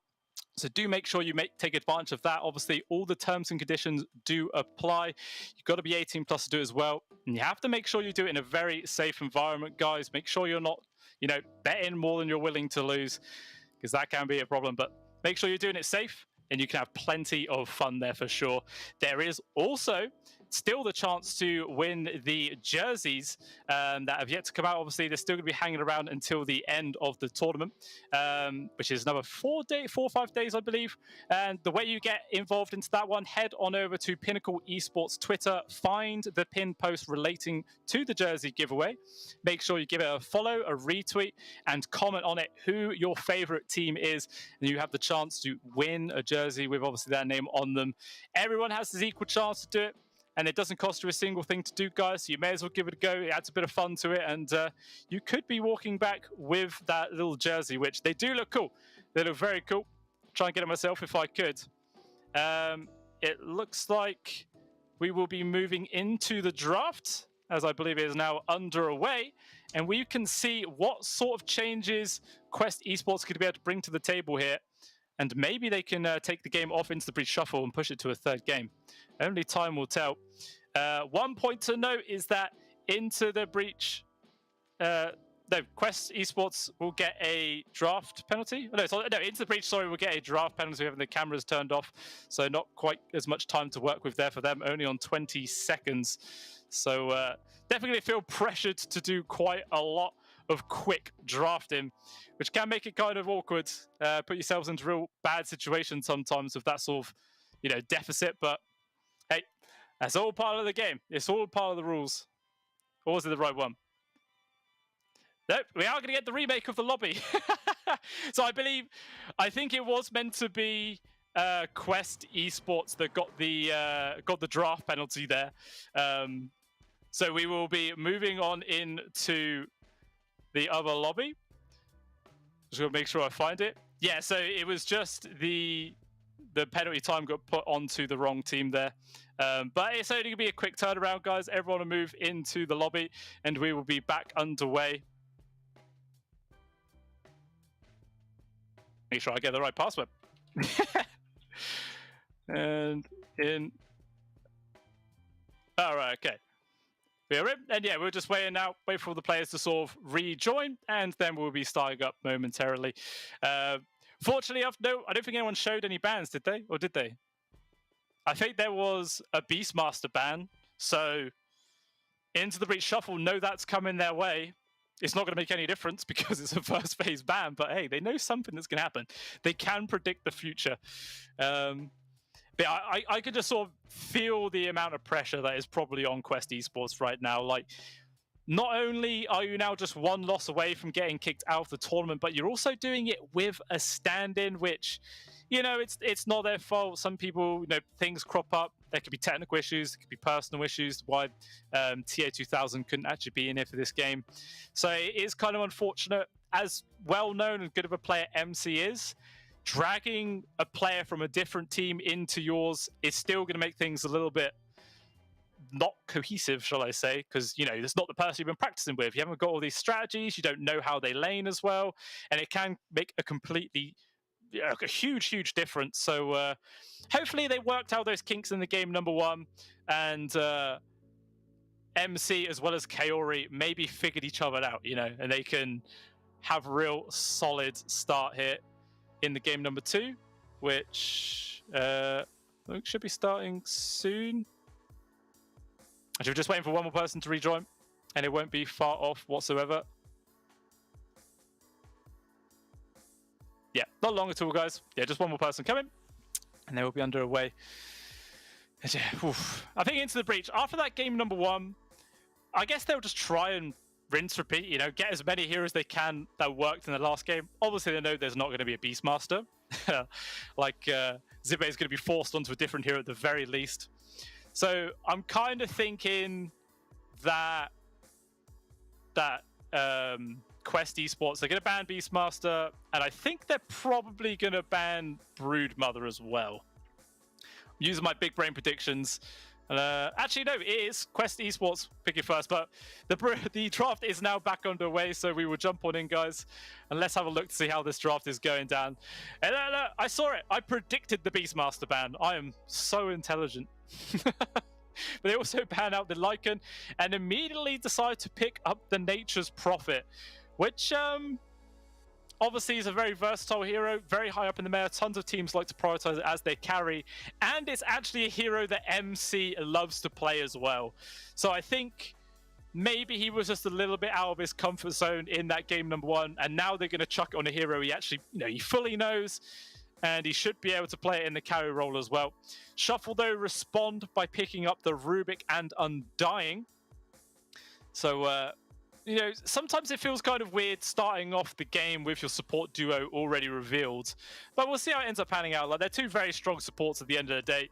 You'd happily pick up the Rubik in a lot of, you know, support position 4 positions, support roles. Words, man, I'm getting all tongue twisted. And the Undying as well is always just pretty versatile in whatever lane situation he is in. But Tusk is actually the second pick there, coming out for Quest. So most likely going to be the position 5, I think, to pair up with the Nature's Prophet. Like, that combination can be absolutely devastating. You can just block everyone in with the shards. You have the tag team damage coming through with the treants on top. Most likely going to be a corrosion orb as well, just to reduce some of the armor, and can be very, very hard to survive, especially if the target is going to be someone like the Rubik. Might have to have a position 3 from Into the Breach Shuffle that can, you know, disengage from those shards relatively easy, or, you know, maybe make them just super tanky so they don't care. Something like, I feel like an Underlord could be quite good, because if they both go on you, you just drop the pit, you drop the Firestorm, and all of a sudden it makes it really dangerous for the Tusk to stand his ground. You'll kill all the treants as well. I think it could be quite a good little choice. Obviously, it's still very early days, you know. Still very early days. Looks like the second set of bans, Terrorblade as well as the Naga Siren getting taken away there from Quest Esports. Meanwhile, Into the Breach Shuffle deciding to remove the Silencer and Phoenix, so just focusing on towards the support roles themselves. I mean, most of the time you see a Silencer as a 5, so maybe they'll think that this is a 3-4 Nature's Prophet Tusk, perhaps. Or maybe they think the Tusk is going to be the mid. Like, there is still a fair amount of flexibility in this draft coming out here. It could really go in a lot of different directions. But Into the Breach, they decided to go for the Dawnbreaker. So definitely got what I was just saying for the laning phase. You can use the hammer to always jump away out of the shards, or even if you're caught by sprouts. You've got good AoE damage to kill the treants as well. I do like it. I think this is a fantastic pickup to go versus this lane pairing that Quest Esports are going to be bringing to the table here. We'll see how they do respond. And it looks like the combination is going to be a Storm Spirit plus Io. So clearly the mid lane hero there picked up with the most likely position 4, I would guess. Unless they are going to run a position 4 Tusk with the Io as the 5 for the Natures. But it doesn't really sound like that great of a combo, to be honest. Like, Nature's Io could still just get ran at by Rubik and Dawnbreaker. So I feel like they kind of have to put the Tusk in that lane. In which case, maybe they want to go for quite an aggressive off-laner to pair with this Io. Maybe something like a Chaos Knight could be quite good. But then I suppose if you're doing that, you're also putting 2 strength heroes versus an Undying. So the Decay is going to have that extra value there. I don't know. It kind of feels like Quest Esports are stuck between a rock and a hard place in this situation. Not an easy spot to get themselves out of by any means. They're going to try their best to do so, though.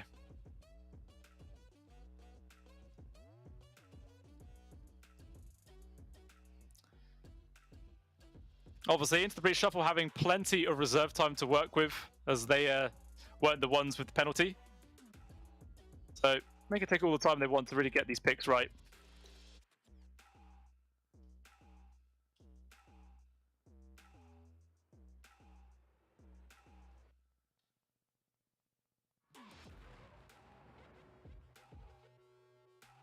AM also getting removed with this final ban, because it does look like Into the Breach Shuffle now just looking for their carry as the final pick. There's a Leshrac pretty damn safely going to be running as the mid laner for themselves. And I imagine that it is going to be an off-laner pickup for the side of Quest Esports. Because like I was saying, if MC is the carry and they want to put him on a comfort hero, the Nature's Prophet is exactly that. And he can be played as a carry, you know, as the hero itself. So it just makes a lot of sense to me. Trying to think if there's some other sort of non-strength hero which pairs up really nicely with the IO in the laning phase to play quite aggressive, but nothing's really coming to mind.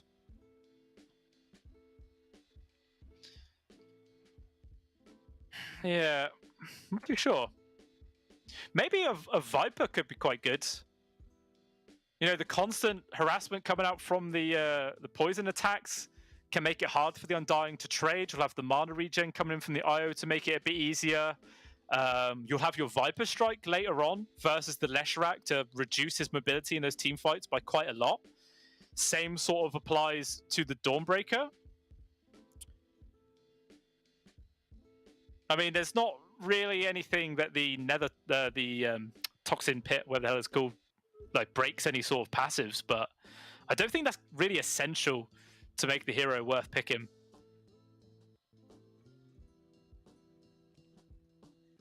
Yeah, I think Viper's solid for Quest. Whether if they've got the same read as me or not, who knows? They probably thought of something better. Only time will tell. Meanwhile, Shuffle removed both the Witch Doctor as well as the Marcy.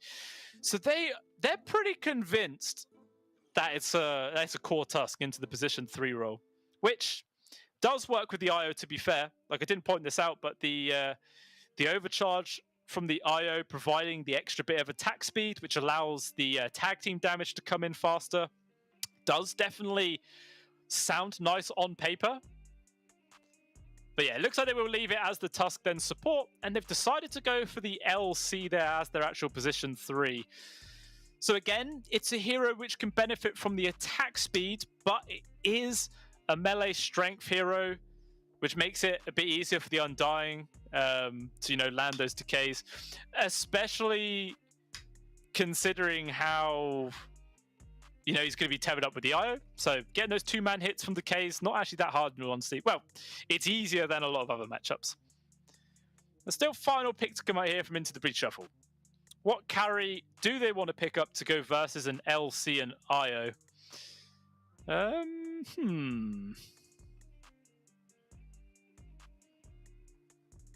Trying to think right now. Maybe they could just go for like a standard Ursa. Lanes up pretty nicely versus the Legion. Can also just get like good kill turns around as well.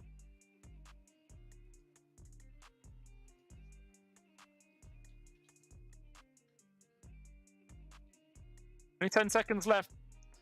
What is going to be their hero of choice? Yeah, I think the Ursa is a fine shout. Maybe they can go for something like a Slark, perhaps.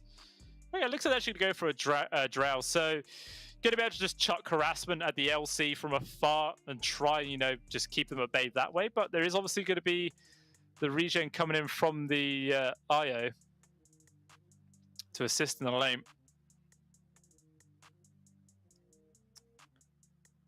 Let's have a look at the player camps. Don't know if Quest is still back down. Probably not. It's not like they can get too much more of a draft penalty. It's already happened. But yeah, I mean, looking at these, they're all I don't know. I think I am going to be leaning towards Into the Breach Shuffle here in this game. As long as if the lanes go all right, it feels like the Dawnbreaker plus the Leshrac should be able to build up enough momentum and just run over everyone on the side of Quest Esports. But on the flip side of that, if Wuta is not punished too hard in the laning phase, we could maybe see the LC getting a lot of work done. Obviously, the IO-LC combination of the global duel allows Wuta to get those free duel wins a lot easier, get that bonus damage online as fast as possible, and really you can transition the LC into a sort of pseudo carry in a way when you do get enough damage into your hands. So I'm sure that's going to be the kind of game plan coming out from them, like using the Storm Spirit to set up for kills, and then the IO relocate in plus the Nature's Prophet. The global presence that they've got coming out is very, very scary. But at the same time, Into the Breach with their Dawnbreaker pickup can do kind of the same thing, just joining on that global fighting and maybe completely flip the games around. But we now have the game underway. And let's see what ends up going down here in this game number 2 between Quest Esports and Into the Breach Shuffle. Looks like we might get a little bit of an engagement towards the bottom rune areas. Both teams moving as like a 4-man unit in the general vicinity. And you know what I'm like? I love a good level 1 fight. Always entertaining to watch. I'm expecting respect if this does happen to hit a 4-man decay and just start beating into him. I mean, that's a lot harder than it sounds, but he could do it. And actually, never mind. It all gets ruined. The tree, it scouts it out. So, yeah, we're probably not going to get the fight now. How sad. We might still do. Oob spending all of his hard-earned money on his skins. I'm pretty sure that hat is very expensive. And what else have professional players got to spend their money on? Just skins. Skins all day, every day.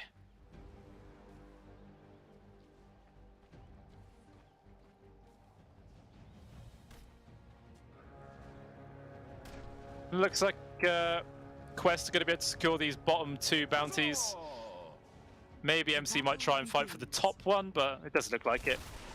Actually, Zibe just gets behind both Kiori and Wuta and just grabs a bounty rune for himself. So it's actually a 3-for-1 exchange going into the favor there of Into the Breach Shuffle. It's a pretty good start. One thing to note as well is that Quest Esports are actually sort of shuffling their lanes around a little bit. We've got Kiori and Wuta, normally the off-lane pairing running as the safe lane right now, and MC back into his traditional off-lane position there at the top. Whether or not he's actually playing the carry from the off-lane, or he's actually, the position 3 now, remains to be seen. Obviously, we don't quite have access to their comms to know the full decision-making there, but it's going to be interesting to see how this last-second change does end up panning out for the entire squad.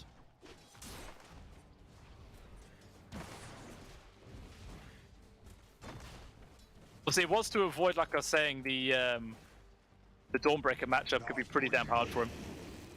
Now versus an Undying plus Drow Ranger, it might not be too bad. They can actually get some kills themselves. Like, they might wait till they're level 2.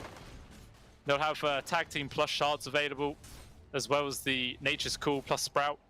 Actually, probably Teleportation, not Sprout. And yeah, definitely start looking for kills then. Only time will tell. In this mid lane as well, it should be relatively even for quite a while. Supreme actually does land the stun to guarantee the deny, which is pretty good. But yeah, 6-1 to 5-1. Doesn't get much more even. Yeah, until the Storm Spirit really hits 6, there is the chance that like level 5, the Leshrac could get aggressive and try and find a kill himself. But respect, maybe in danger, steps out of position. Tag team coming through. But he doesn't actually skill up the shards. And actually MC trying to TP out. And it takes too damn long. First blood getting picked up there for respect, and Amar just going to get ran down. The slows from the zombies plus the right clicks coming on in. One apiece there for the safe lane of Into the Breach Shuffle. And that's pretty damn awkward. Fortunately enough for the Natures, that TP back to base isn't super punishment because, he has the teleportation skill to come back. But regardless, not at all how they wanted this to go. Can't afford to make as many mistakes like that, otherwise, yeah, this game will quickly get out of hand. Well, this safe lane, so far Wuta just like game number 1, not doing super hot in terms of CS. He's at the bottom right now. 7-1 compared to Zibe's 9-4, so just a few extra denies sort of upsetting the balance of this lane. So again, level 3 is going to be the general power spike, which I think into the breach probably going to be a little bit stronger at that level 3 point in this lane rather than Quest Esports are. Maybe they might try and go for a kill onto the IO once they hit that, which they're still like half the level away. Gonna need another wave to come on in. And then we could see that action start happening. I imagine we'll probably get another fight at the top before that happens. Looks like Respect actually trying to get the grab off the mark with the shards, and actually instead they're going to decide to kill the Tusk with the split shot coming through. One more right click's all they need. Respect will find it. Even going to dive underneath the tower. MC attempting another TP back. Does he make it? Just barely. Respect will just probably try and deny himself to the tower. He will give away a little bit of gold towards MC and Omar there, but regardless, denies any experience. And actually TP comes back in from MC. Otaker in some danger. I think he overstayed his welcome a little bit too long. At the same time, Wooter actually gets picked off there at the bot lane. So death comes on the board for the Legion Commander. Obviously that level 3 mark, like I was saying, very strong. And Respect using his death as best as he can, getting the refill there for his mid. Noob still on charge himself. The water runes both get taken away, so he's not going to be able to fill up. Not ideal. Maybe Supreme can use that like regen advantage and try and pressure out the Storm Spirit even more.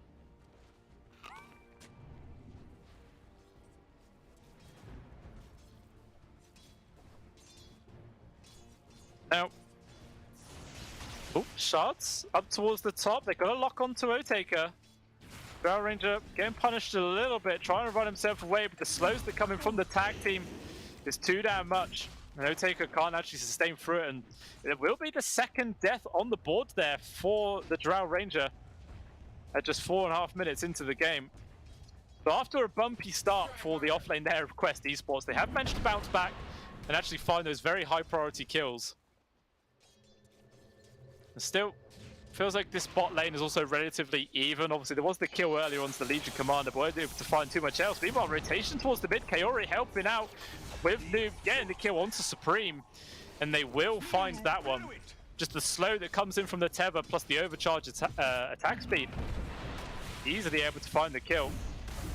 Now, it looks like the Lesh might be requiring a gank coming pretty soon himself. Try and balance this lane out. MC getting pretty low there. Drow Ranger actually had to run all the way back to the base. Obviously when he died earlier with the TP on cooldown. Very unfortunate. So Zibe is getting constantly poked and prod. Feels like he could be left on his own right now. The Rubik heading towards the mid. Obviously 6-minute rune spawning in just 10 seconds time. Supreme though still hitting creeps, so he's not going to be there to secure the top. It looks like they're actually both going to commit for the bottom one. Just going to gamble on the 50-50. And he is actually top lane instead. They're going to keep going for the kill right now. Zip forward, Supreme in danger, brought down. And nothing he could do to survive, and Noob should still be able to even grab that top arcane room. Just extra value there. The Respect using the opportunity where there's no Tusk to try and bully out MC as much as possible.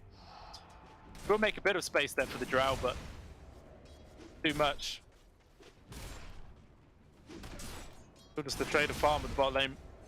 As soon as Wooter hits his 6, he's going to want the Kaori just to follow him around all the time with those relocates, which technically the IO should get first. He's actually got more XP than the LC at this stage, obviously with those 2 assists.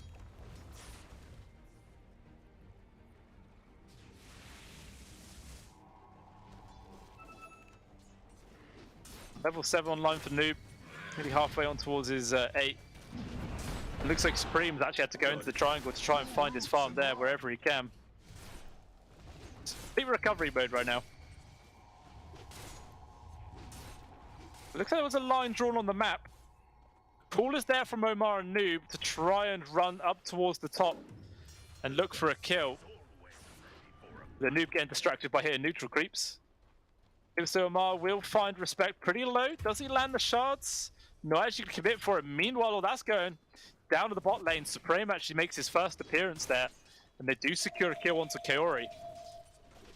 Not like the most high priority kill in the world, but it is still something. But up towards the top, it looks like Otake in some danger. In comes the Dawnbreaker roll, trying to make the space, but still the Drow is dead. They get the trade on towards Omar as well as MC. So it does end up being a 2-for-1 trade at the end of the day. Still favourable for Into the Breach, but obviously it does cost them the life of their position 1. Not really the most ideal situation, but, you know, a favourable trade is a favourable trade, you know. You got to just take it.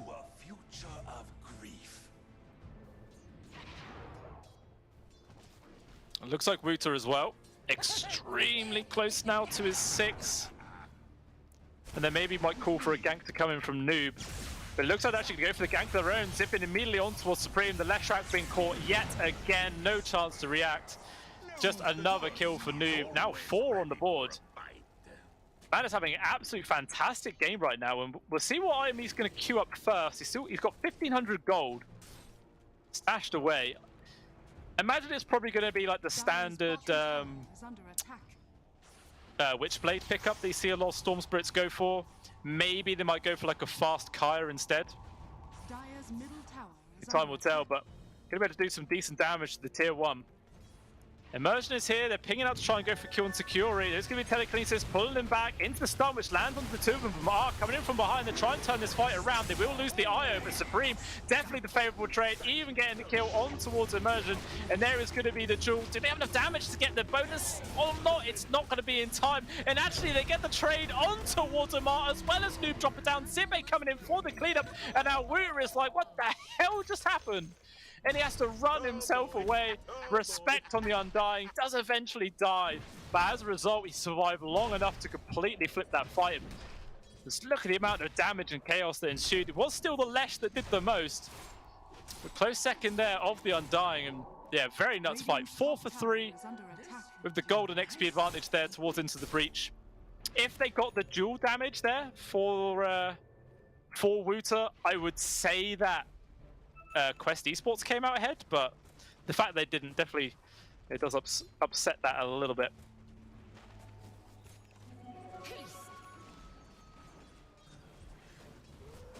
There was also Meteor Hammer just picked up there for Zibe. I don't know if the Starbreaker stun duration is really long enough for the full hammer. I don't believe it is. I'm just using it for like more AoE control with the push strat coming on through. Meanwhile, 3-man smoke from Quest on the hunt for somebody. Oh, and they're going to find Otaker. It's the perfect target. Can he survive?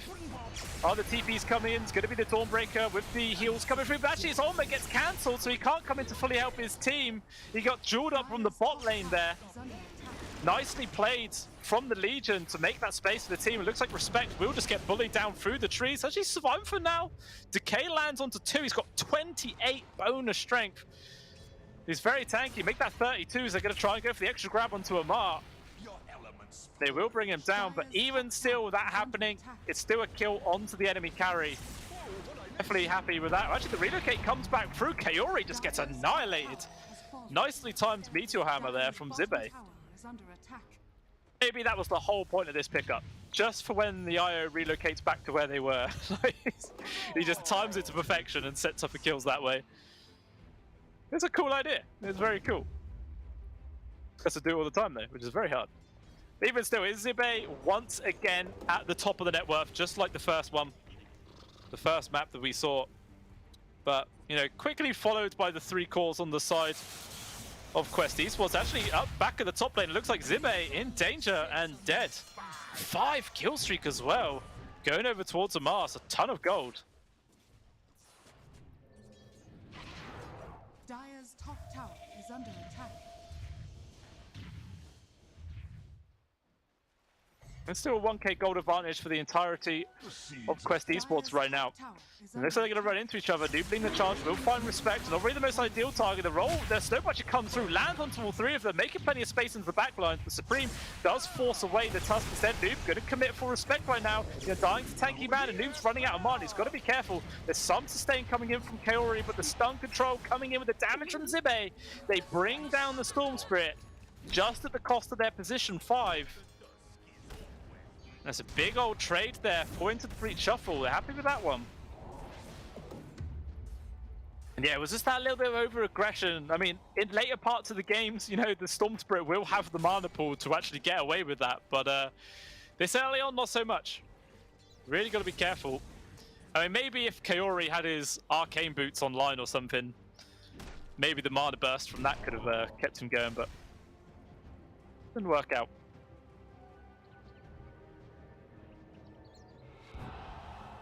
So we were 13 minutes in, level 9, but yet to find a single duel victory.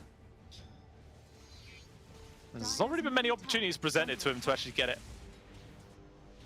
But we're not seeing the full global presence being used yet so far from Quest. Technically, it's a snare from Merchant with the stolen Walrus Punch. He does still get Quell there because the Sprouts of MC denying any chance of retreat. It made it look funny, though. Got some laughs out there from Kaori. Well, actually relocate towards the bomb. Looks like they got the control on towards the Dawnbreaker with the Blade Bell coming through. There's going to be the first duel of the game win. Wuta getting that one. Even the +1 grab of respect lands a 3-man decay, but it means absolutely nothing. Is under attack. 3 heroes dying there from into the Breach Shuffle in quick succession. And they're just going to tank the tower to get the grab. Are fortified. Actually, Glyph will force him to disengage. Actually, we're just going to hang about for it. We get punished there from Immersion, which does actually manage to steal away, press the attack. Only level 1, but having that purge is still very strong.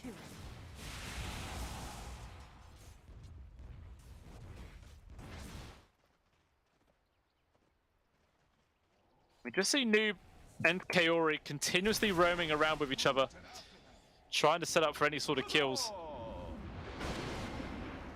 I don't know, I know the combo of the Io and Storm makes sense. You know, you give the Storm Spirit a lot of mana to play with, like sustain him a ton in those fights.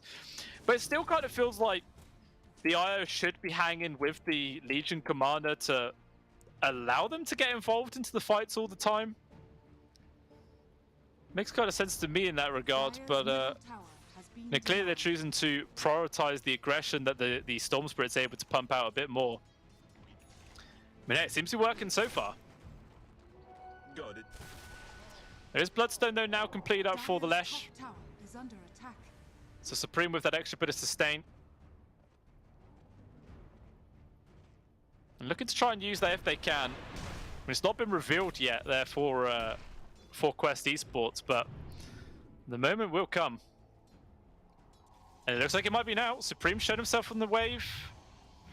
Actually, it doesn't look like Noob's going to decide to jump on top of it. You know, look, he was itching to just immediately try and go for that kill. We'll just shoot backwards, realizing there's probably someone behind him. There's no way Supreme would be playing that aggressively if he didn't have a team sat right behind. Even that way is here, jump forwards, they've got the control on towards the Lesh round. The ultimate comes in for the Dawnbreaker, but it doesn't make too much difference. They still lose the Lesh. Immersion also dropping down. Amar into real danger, but at least they do get that counter kill. Respect just gets completely abandoned, but still some mana left for Noob. Instead going to focus towards the Tombstone, going to be able to finish it off, but still Noob chasing forwards to get the grab onto Zippe, desperately trying to run himself away, but the chase is more than enough. Ends up being a triple for Noob. 4 kills for 1. All Quest Esports lose is the support task, and they get absolutely everything else. Just the Drow who survives firing up elsewhere. And now this game looks like it's really favored for Quest Esports. 5k gold advantage at 16.5 minutes in. Just so much momentum built up into their side right now. But it feels like the Lesh needs a BKB, and he needs it very soon, because it's just so easy for everyone to jump on top of him. Obviously, it's not going to save you versus the duel, but still there's a lot of magic damage that comes in from the Storm Spirit with the control that comes on top of that as well. We'll see on the replay there, just the immediate jump. Like, the Dawnbreaker roll attempted to make a difference, but it just doesn't. And it's just into the breach, desperately trying to get anything they can out of that fight, but more than enough sustain there. The Radiant squad easily able to keep themselves free. I'm not quite sure what the Meteor Hammer play was about. Zippe maybe he thought he was just dead regardless and tried to get some sort of cute stun. I don't know. Meanwhile, live, Kaori has actually been caught there with his TP. Does get a tether off to Wooter actually, so it looks like he will be able to survive. Extremely close. Power of the IO, man. Well, it looks like Quest will just be in full retreat right now. Gonna settle to go for the kill onto the tier 1 tower instead. Is under attack. Radiant structures are Be able to finish that one with relative ease. There's not really too much that Quest want to bother trying to defend it. They'll just let it go. You know, it survived long enough. But they're starting to build up these dual victories, now on 36 bonus damage. I have a chance to get another run now as everyone's running at him. Actually, Kaori just gets deleted, trying to go for the TP out. Is there any stun? There isn't. The ultimate from the Dawnbreaker attempting to do it, but just perfect game sense to come out there from the LC to realize that the telekinesis was used. About that, it's not really anything else. Cast range of Splurf is too long. Meanwhile, the rest of Quest beating onto this tier 2 jump was over. Maybe they thought Supreme was nearby. He was. He had the invis. Maybe they weren't expecting that when he's got the initial stun, but no follow-up disable. And the Storm Turret just zips away. Looks like they will have to sacrifice Omar, or can he actually get himself away from this one? Man, he's a slippery customer. Just gets away with ease. Obviously, that play did cost them the high ground ward. Because, you know, you can't make that snowball play without having that high ground vision. But, you know, the ward did its job. It saved his life. Mission accomplished. Dire's top tower is under attack. Still, it is just O-Taker at the bottom of farm of all the cores right now. We've not seen this Drow Ranger get involved for a while.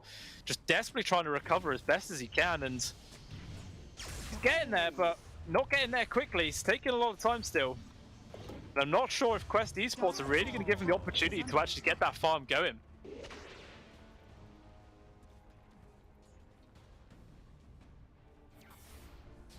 Showing himself by this tier 2. There's quite a lot of people from Quest nearby. Maybe they want to try and jump for the kill. So they will decide against it though. Both teams have all their ults, all their abilities available. And it feels like if Quest wanted to make a move, they definitely could, but instead it looks like Supreme might be running into him. Splurf's off the mark. Not going to get anything there.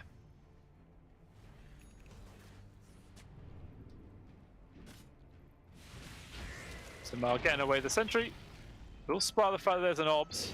Wants to try and commit for it right now, but he's going to get hit from O-Taker in response. He's like, well, that was a gamble. Unfortunately for him, it does not pay off. He might be able to get the blink tagger immediately afterwards, though, if he's quick on the fingers, and he will. Jumps up towards the north side. TP from Immersion to try and get the cutoff. This is 2 down quick. Amar going to TP, but there's the K. Finds him in the trees. Very nicely done there from Respect. And that was actually him taking the level 10 talent of plus 50 decay damage. If he didn't take that, I don't think that would have been enough to get the kill. You know, normally most people just default to the 15-second tombstone cooldown, but yeah, heads up play to go for the damage instead. Definitely pays off this time. But it looks like he might be in danger though. Yeah, Noob and Curie here. The scan does find him. Able to get the ultimate off. Ultimate coming in though from the Dawnbreaker. Stun's not going to land onto anyone, but still they're in full retreat right now. Out comes the Starbreaker stun. Land onto Curie with this Meteor Hammer. Does get a connection. And the poor old IO just gets ran down.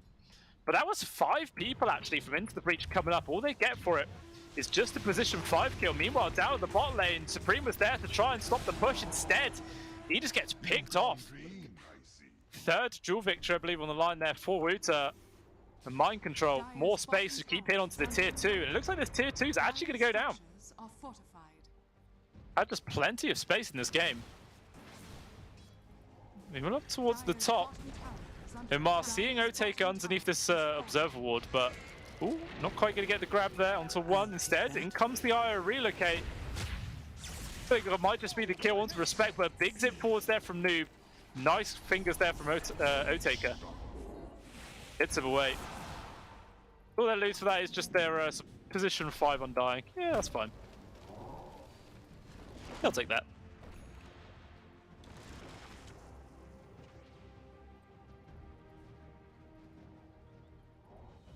Still, 7k gold advantage is the lead here for Quest Esports.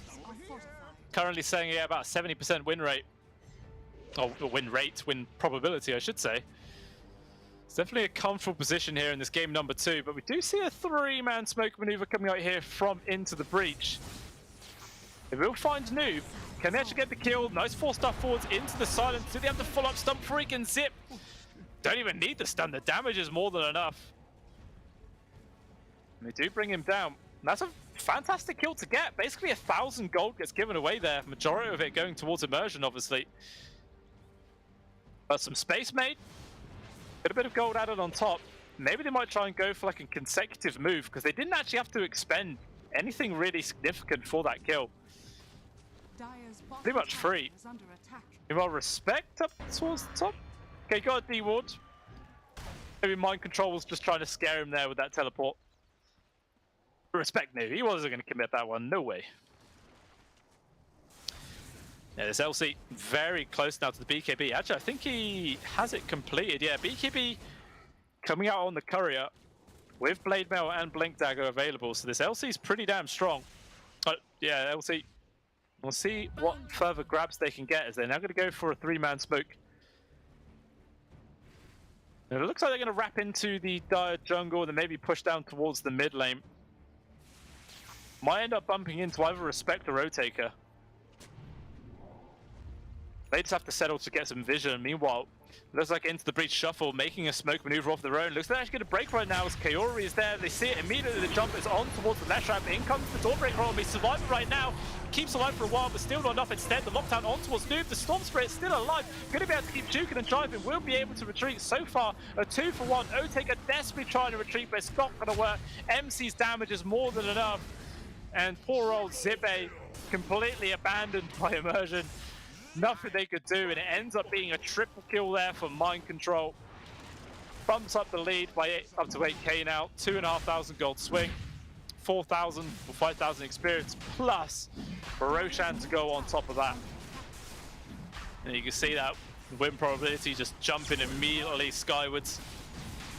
As now the game has just been even harder now for them to turn around. We see on the replay, there was a lot of heals, like so close to the Leshrac surviving. If he was kept up till after the duel finished, could have seen the Bloodstone activation, and maybe that could have been a good fight there from Shuffle, but just was not on the cards for him. And they just get bullied down. Obviously, there was actually the buyback from the Tusk, which is, you know, something. But who cares about that? Tons of space, tons of farm. And this keeps on getting better. All 3 cores on the side of Quest Esports at the top of the net worth right now. Quite firmly in the lead. Still, the Drow is actually the bottom farmed core. Full 6k gold behind Mind Control. It's just absolute colossal. Big step forwards there from Noob. Trying to get the grab baby on towards Supreme right now. The Leshrac is caught with the jewel. Nowhere to retreat. Zibe at least going to be able to get the Aegis kill on towards the Storm Spirit. And he should be able to retreat, but it's just another death there for the Leshrac. That's now 8 for him. He just can't really chain anything else together. Like, he's got the Bloodstone, and he's got Kyra and Sanj, but for 26 minutes in, definitely feels like he needs a bit more than that to survive. I mean, he's got Blink and Shiva's Guard queued up both. We'll see which one he's actually going to prioritize, though.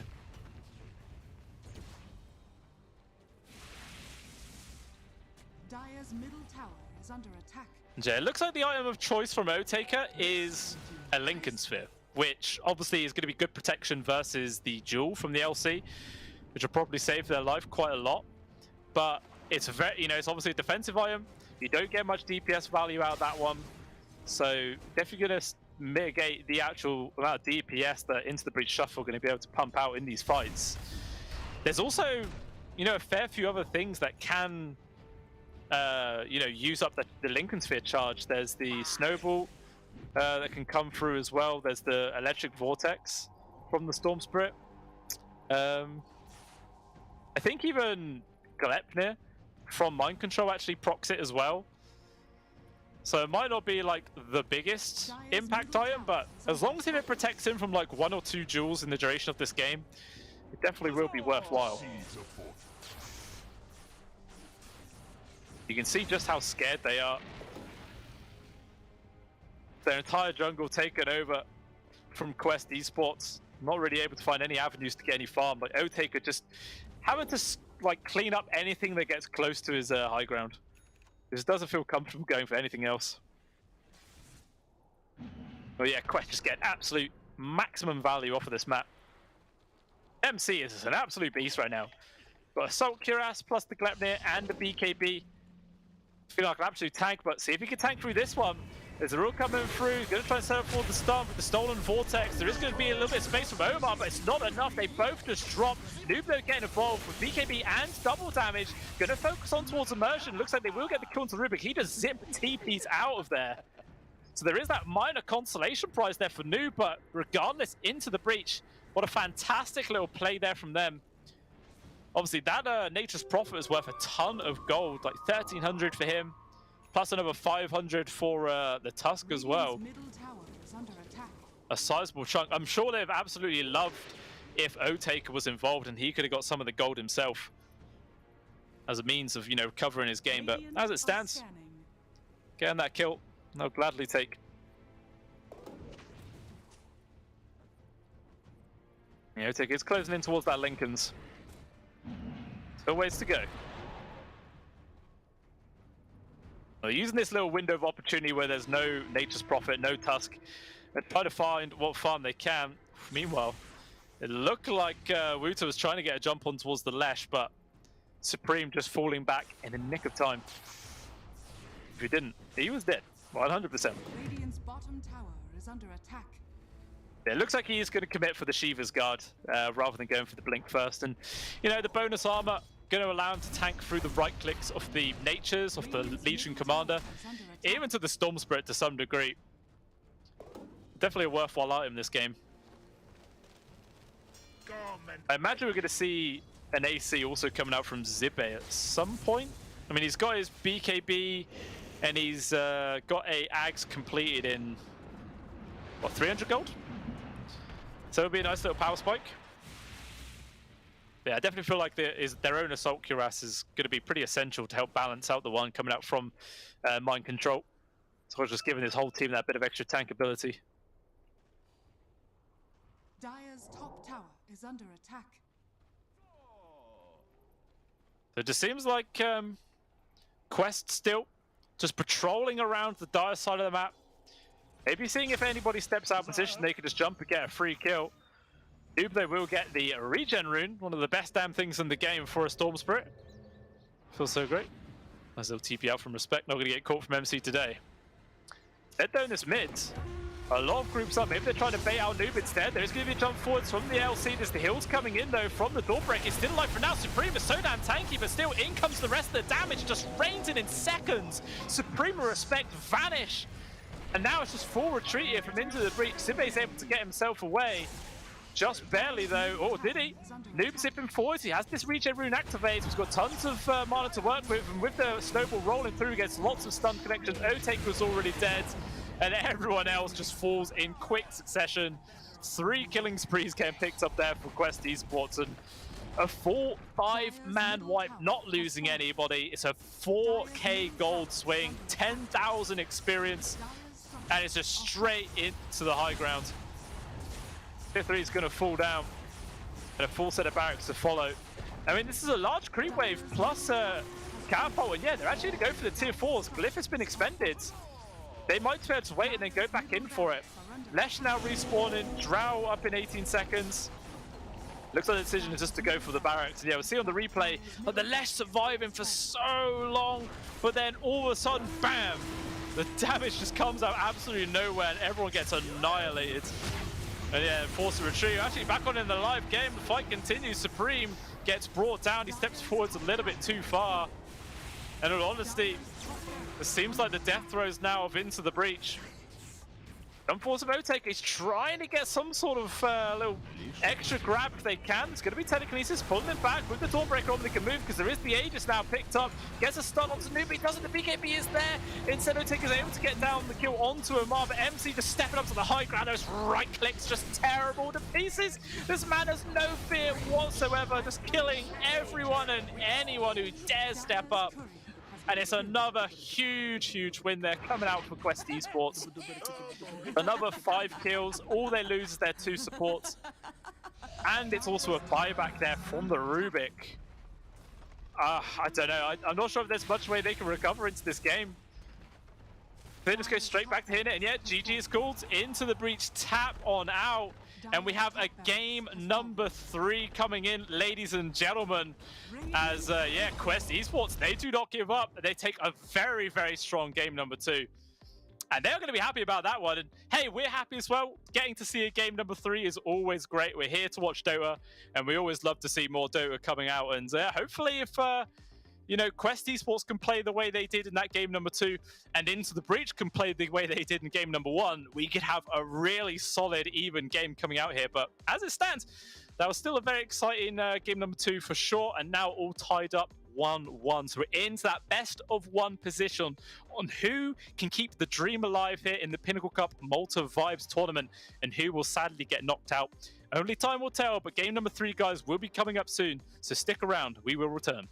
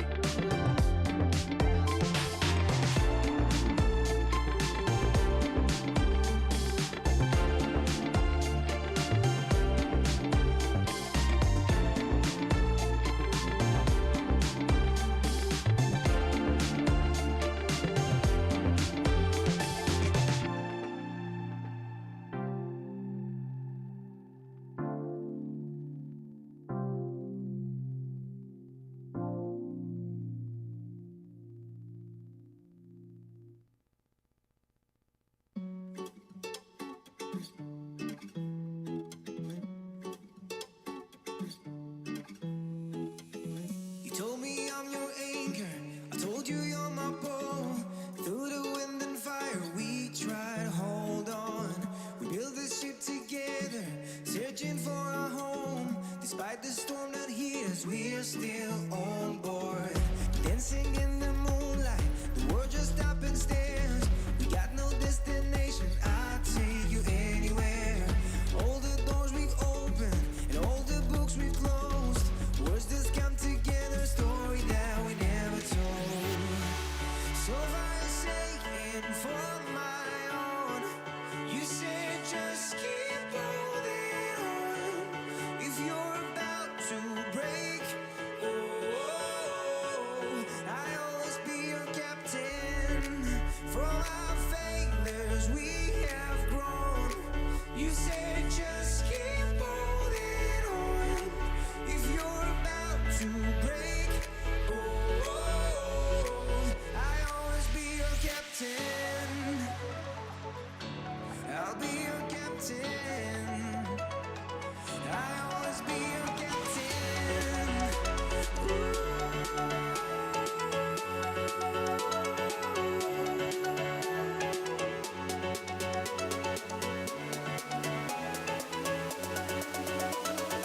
I'll always be your captain.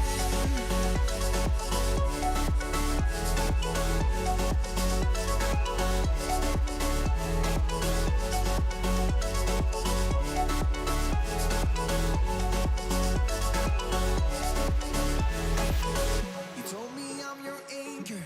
I told you you're my pole. Through the wind and fire, we tried to hold on.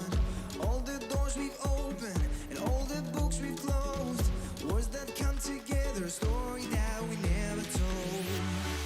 So far saying for my own, you said just keep holding on. If you're about to break, oh, I'll always be your captain. From our failures we have grown. You said just keep holding on. Oh, Esport. You and I have come a long way. It was such humble beginnings. As we gathered in small groups, we were professionals right from the start. Passionate, organized, and ready to rumble. We dreamed big, and surely enough, our parents supported us at every step of the way. Didn't they? Fired up by all this love, it wasn't long until we caught the scent of competition. To be honest with you, it wasn't always that easy. Joe here, he had to take on 2 side jobs to afford playing professionally. It's gonna get better, Joe. Fist bump. And some of you dared to not even call this a sport. And look where we are today.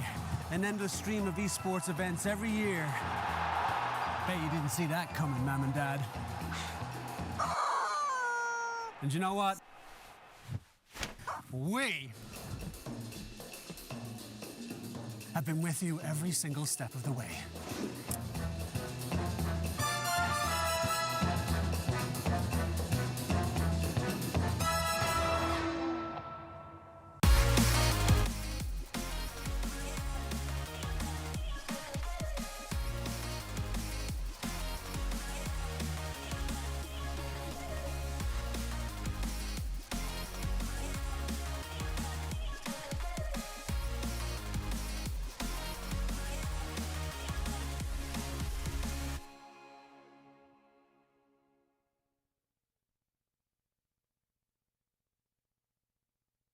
Dream of working with people you watch on screen. Exclusive esports opportunities handpicked just for you. Candidate profile to raise above competition. Let 10GG handle routines. Make a step towards your dream today.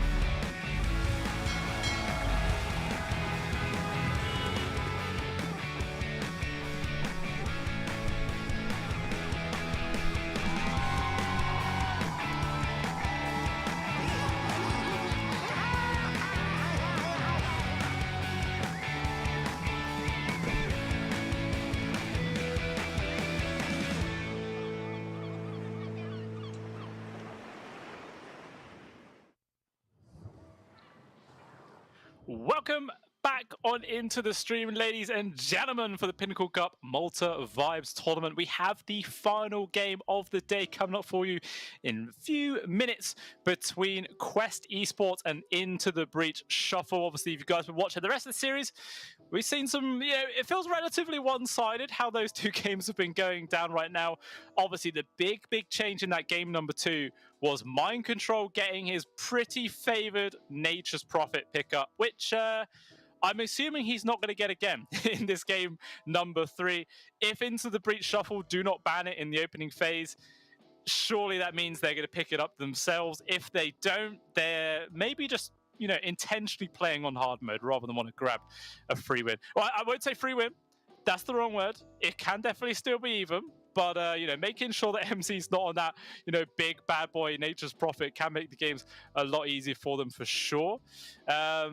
As well as obviously, just mitigating some of the global presence, perhaps like the IOLC was able to do tons of work. Maybe the relocates with the LC weren't like the biggest thing. It was mainly always reloading with the Storm, but having the Natures on top of that, it made it very, very difficult for Into the Breach to play around. Every single time someone got caught, they tried to recover with the Dawnbreaker, but there was just so much damage. There's so much damage. Everyone just got completely destroyed. And that's how the game goes. So hopefully game number 3 will get it. It's going to be bang, bang, super even draft. And we could see it, maybe even be an hour long. Who knows? I mean, an hour long could be a long one. That definitely is. I'm not sure if there's been an hour-long game yet in this tournament. I know the ones I've cast, there definitely has been. There's been close to one, definitely close, but not quite able to go for it. The Dota 2 coordinator is being dodgy, guys. If you guys have been, watching through the Dota 2 client itself, you would have realized that there was an update that literally happened at the end of that game. There was an update that came through, and it appears the update is messing up with the Dota 2 coordinator. Standard stuff, guys. Standard stuff. We are all very used to this throughout our entirety of playing Dota 2. There's no such thing as a simple patch. There's always going to be something to throw a spanner into the works. But, whilst we're waiting for that, I can talk about the sign up that you guys could do. If you head on over to pinnacle.gg/welcome, you can sign up using the promo code 23 to get 100% deposit bonus up to $100. Any sort of amount you chuck up there, we will double it up for you. Up to $100, of course. All terms and conditions do apply. You've got to be 18 plus to get involved. And if you are going to get involved, make sure you're doing it in a safe environment. And you're never sort of trying to commit more than you're actually able to lose. Always got to make sure you keep yourselves nice and safe there. As it looks like the draft is now underway. We should be able to jump on into this one. And let's see how game number 3 is actually going to go down. Thankfully, the coordinator problem did not persist for too long. Because, that can be extremely annoying. Very, very annoying indeed. And Into the Breach, there it is. They've banned out the Nature's Prophet, and for good reason. It really makes perfect sense just to remove that hero right now. As well as obviously the Silencer, Broodmother getting removed from Quest Esports. Do they also ban the Beastmaster? Zibe was obviously an absolute demon in that game number 1 with the hero. Was able to just completely shut down Mind Control's safe lane.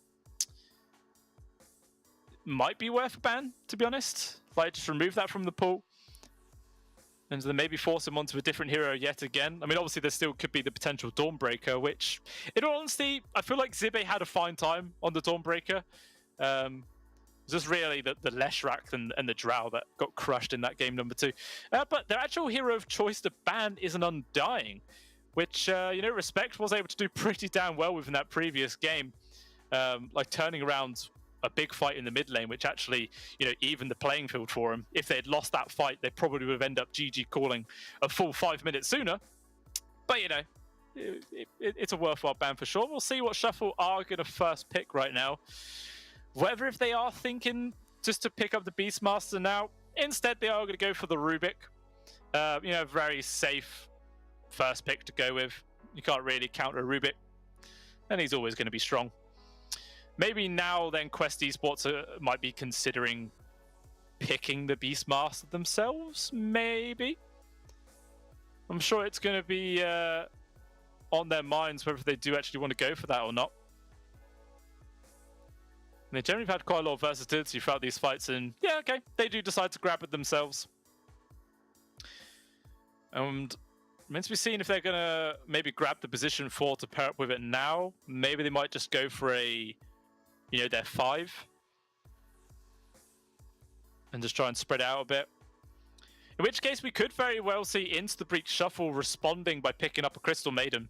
You know, always a very, very annoying hero to go up versus a Beastmaster, just continuously kill away at the balls every single time they show themselves. And it's a good way of actually building up a dominant lead at the start. Even the Enchantress, you know, does pretty much exactly the same thing. So I wouldn't be too surprised. It all depends on which one Respect really wants to play. As I didn't touch on it, but the Disruptor pickup's always pretty damn solid as well. Could never really go wrong with this guy. And okay, they actually respond by going for the Lycan. So we might have a little Zoo versus Zoo game going on here. Both of these guys, you know, are natural helm of the Overlord builders. So, you know, we could see in team fights, Beastmaster dominates the Lycan's Ancient Creep and the Lycan dominates his creep back, or the other way around. I feel like whoever uses their item first is the one that gets screwed over. So maybe they just don't use it against each other at all. I don't know, it seems really weird to me. It seems very weird, but it could be a cool thing. Yeah, it'll be interesting. We do have some odds in here for you though, guys. Quest currently sat on 1.45 compared to Into the Breach Shuffle's 2.78. So in all honesty, that is like the evenest odds I have seen all day. So it really is a toss-up between, but obviously there is still that extra value there if you were to go towards Into the Breach Shuffle, but it really does feel like this game could go either way. It's all down to your own discretion, guys. Remember to do it in a safe way. Not throw everything down the kitchen sink. It's always good to get involved. Also, there is the jersey giveaway still to mention, guys. That is still going to be up for grabs for another 4 or 5 days. And the way that you get entered in to gain that one is you head over to the Pinnacle Esports Twitter. You find the pinned tweet relating to the jersey. You make sure you give it a like, make sure you give it a retweet, and then comment on that original tweet which team is your favorite, and then you will be entered in for the chance to win a jersey with that team name on it. And yeah, there's no reason not to get involved. It's always just a bit of extra fun at the end of the day with absolutely no downside whatsoever.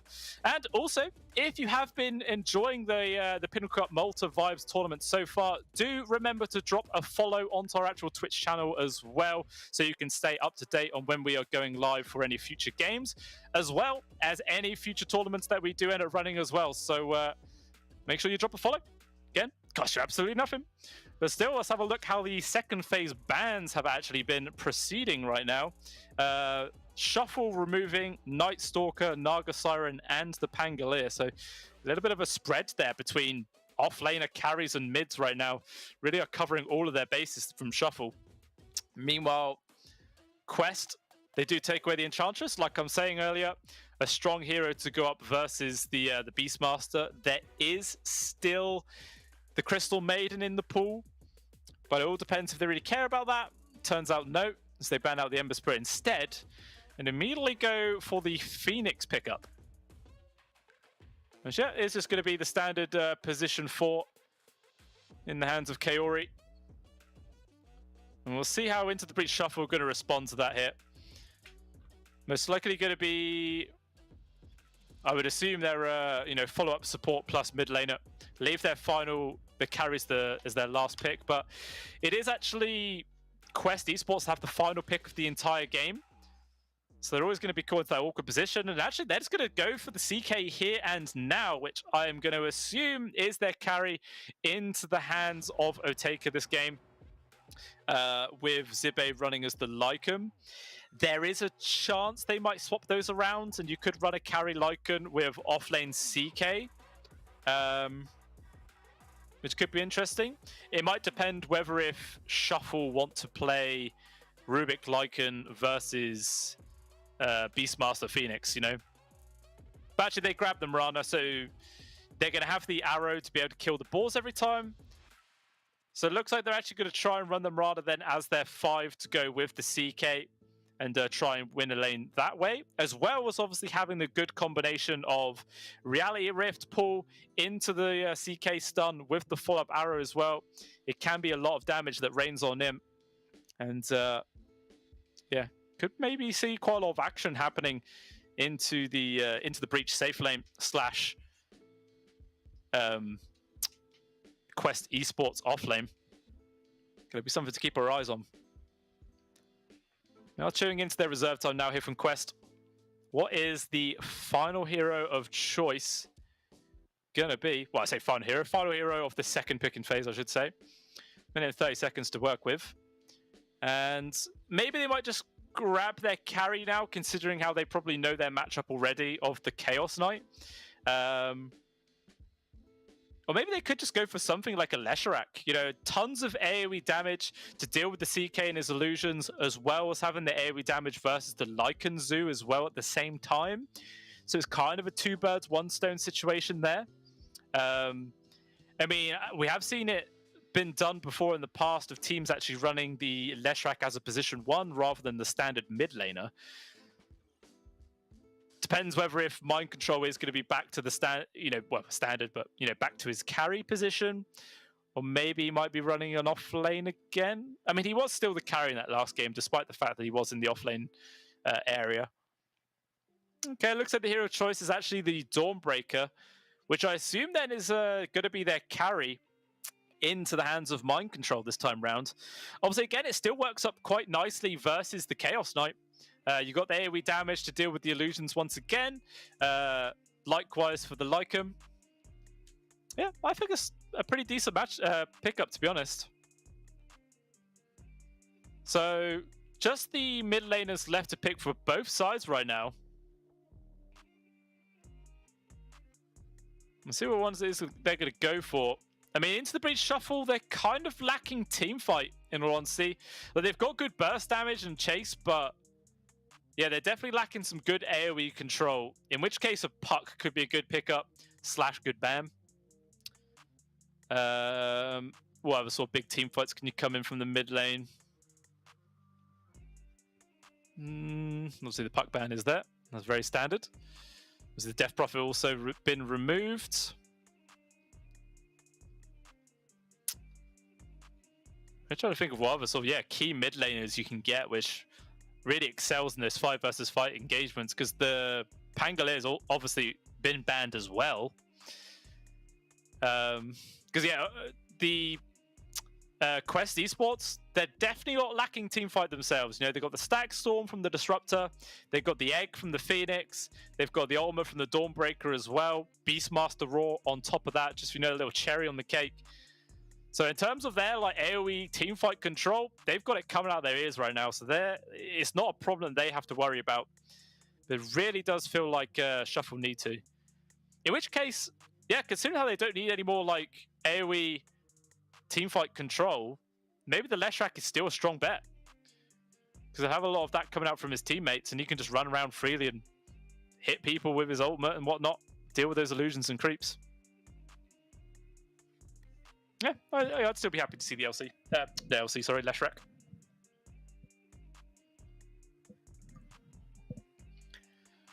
I'm really trying to think of their final ban here from Into the Breach. Choices. Maybe I wasn't sure if maybe they were also thinking that their Dawnbreaker could be mid, but I'm pretty sure it's guaranteed to be their carry. And yeah, Lesharak is the safe ban for sure.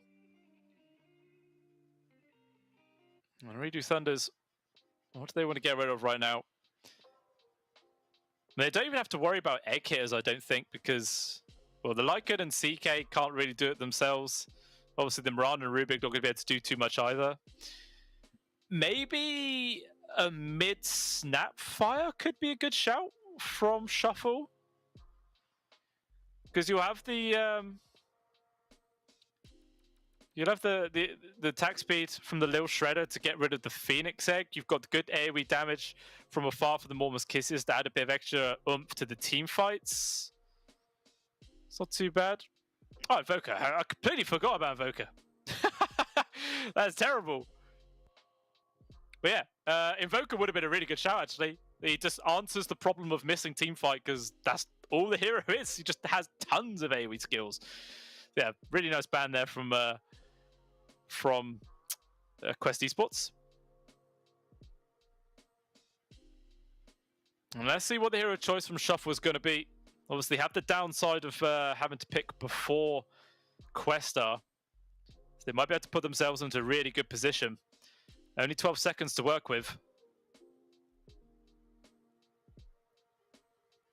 And yeah, I feel like Snap's not bad. They might have something else in mind. A Ricky? Wait, is this mid Ricky then? Or are they going to try something really weird and play Rubik mid with Ricky 4? I mean, Ricky position 4 got nerfed quite a lot. You know, the cast range and sleep and everything got reduced quite a lot in the previous patch. So picking this hero up for that sort of sleeping dart role, not really that worthwhile anymore. Maybe it's going to be like a Chaos Knight mid with a Ricky carry? I don't know, man. I'm scratching my head about this one. And I'm sure probably Quest Esports are going to be doing exactly the same thing.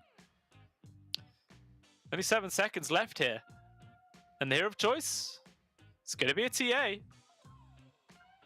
Okay, so it feels like the TA should have a good time in this mid lane regardless of what Shuffle actually put there. And it is actually going to be the Ricky Maru. So Ricky versus a TA. That's an interesting one for sure. Try and see if we could discern any sort of look from the players' faces about how they feel this draft is going to go down, because I'm kind of scratching my head. But I feel like I'm going to go towards Quest Esports right now, just for the fact that they have some really strong team fight to come in those 5-on-5 engagements, where Shuffle, the best team fight ability they have is probably the smoke cloud coming out from the Ricky. Maybe the Moonlight Shadow, I guess, to some degree from respect, but you know that gets cancelled out by a sentry or a dust, you know, so it's not quite as impactful. But yeah, I'm not sure. I don't think I have a large amount of faith into the pockets of Supreme's Ricky right now. I think it feels like kind of a desperation pick, especially versus a TA. Like, what's this guy going to be able to do? Like, refraction charges put a stop to him immediately. He's going to struggle like hell to trade. He may just have to use his like backstabs to try and just secure the creeps and try and back off before Noob whacks him with a few meld strikes and could nearly bring him down. I don't know. It's going to be interesting, but we are now in, guys. Game number 3 is starting up. And let's see who's going to be able to get a strong start and maybe push themselves through here and get themselves to the quarterfinals of the Pinnacle Cup Malta Vibes tournament. And yeah, my eyes are just going to be watching this mid lane right now and see if Supreme can do something pretty snazzy. I mean, what level is he on, this guy? He's level 9. So, you know, he's played a fair amount of Ricky. I'm not sure if this is like his little mid forte. Maybe it's something he's theory crafted before in the past, or maybe it's just something he's absolutely had no practice with whatsoever and he's just been chucked on it. I don't know. It's going to be pretty damn crazy to see for sure. And yeah, we do see mind control on the Beastmaster. So it definitely is... it definitely feels like MC's going back to his standard off-lane play now, rather than being the carry for the side of Quest Esports. And Wuto actually now put himself into that sort of position 1 role now in the hands of the Dawnbreaker this time. We'll see how it ends up panning out. Obviously, it worked in game number 2. We'll see if game number 3 is going to be any different, as the split is going to be 2 for 2s yet again.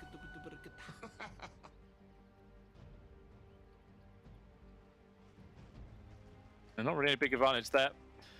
Obviously, the big thing to note is that old Mind Control, level 30 on the Beastmaster as well. So managing to get, obviously, he was level 30 on Nature's Prophet, level 30 on the Beastmaster as well, getting his 2 probably mostly spammed heroes in quick succession. just going to make him feel pretty damn comfortable. But yeah, let's see what Supreme is going to be able to do here. Going to be interesting for sure. Obviously, the first couple levels aren't going to be super bad for him, but level 3, once there's a couple of points into the meld strike, can start making it very, very hard for him indeed. So this mid lane goes down as well. We were trying to do some damage to the wolves. Forces one to get denied away, but we just keep on spamming those spells. Relatively cheap, all things considered. Just be a slow trade of farm for a majority of this laning phase.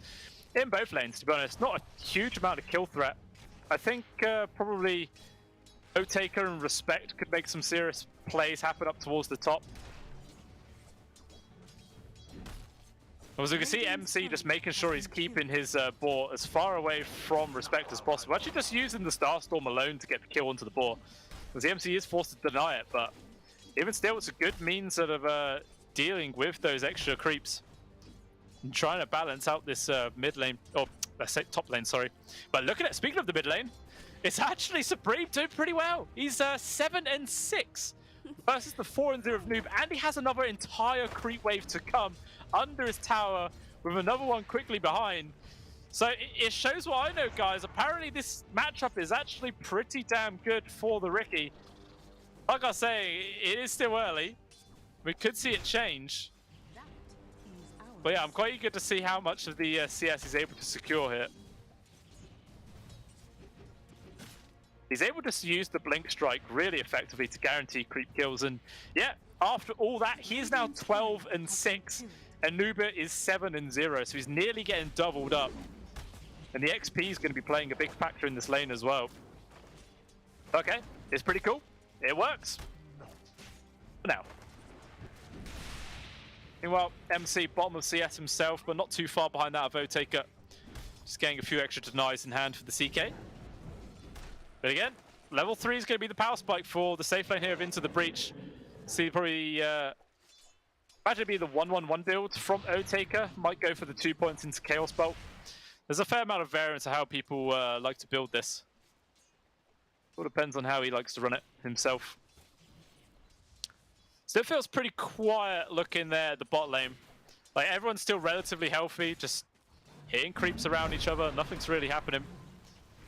So there's a little bit of a poke there from Ruta, but yeah, until, again, level 3, we might not see anything at all. Trying to get the stun onto Zibe, but able just to walk straight through it. Not going to get caught out.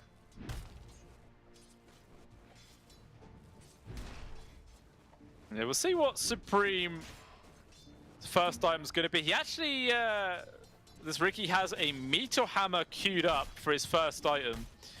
So wants to try to go for some sort of like ratty style pushing potential, or even just go straight away for the shard to go for the kill. Meanwhile, on top, looks like they're trying to apply some pressure onto MC, but he's actually trying to stand his ground right now. The Thunder Strike plus the Axe is doing some good work. The arrow actually gets tanked up from the creeps. So it looks like MC will be able to get himself up towards the top trees and retreat there. And will TP all the way back to base, actually. So he's going to have to walk himself back to lane. Let me give him a bit of free space for Votaker to get his farm going. Meanwhile, it looks like Amar, as he's on his own, will just get completely abandoned and sacrificed. And first blood picked up there for the Chaos Knight. Really then, going pretty well for Into the Breach's safe lane. Well, depends if they can keep that momentum going.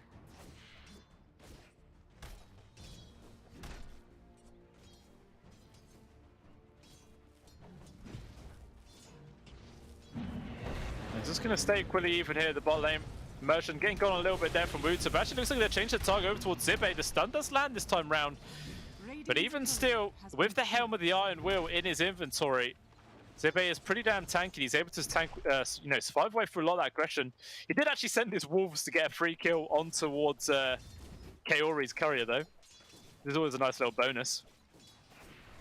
We see in the mid, looks like Noob's been able to do some decent harassment over there towards Supreme. This melds definitely need to be, looked at. Supreme can't get too many free hits out, as he will get brought down. Riki is a squishy hero at the end of the day. But we are starting to see the CS difference here in the mid lane balancing out. Now only 24-12 to Supreme versus the 23-6 of Noob. I mean, sure, he's still doubling up in denies, but you know, it's becoming less impactful as the levels start piling onto the T8. And Supreme might have to rely on a rotation soon to actually keep himself in this lane. Looking great now.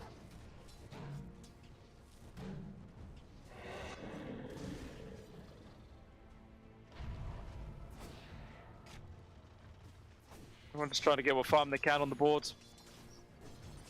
Maybe, you know, normally you see the Muranos being the most likely hero to make much rotations in the early parts of the game to look for those kills, but there's not really any setup for Respect here in this game. Like, there's nothing that Ricky can do until he gets his Aghanim shards. There's a telekinesis setup maybe from the Rubik, but it's not really that great either.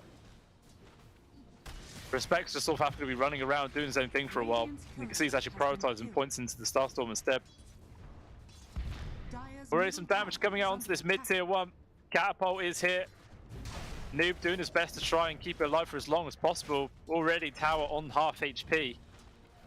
Dire's structures are fortified. Depends how much Noob wants to tank up for the towers. He's got some refraction charges to keep it going for a bit longer. He's actually going to tank up quite a lot of hits, to be fair. Meteor Hammer, though, has been picked off with Supreme. Unfortunately, it was a bit early, so it doesn't even hit any of the normal creeps. Meanwhile, down at the bot lane, Tibet in real danger. The Sunray coming through. He's trying to avoid it, but he will still die. At the very least, spawn some wolves to maybe get a kill on Security. He's going to try his best to do it, and actually will have to give up the chase. Too damn difficult. Yeah, nice kill there for safe lane on the Radiant side. I'm gonna be happy about that one.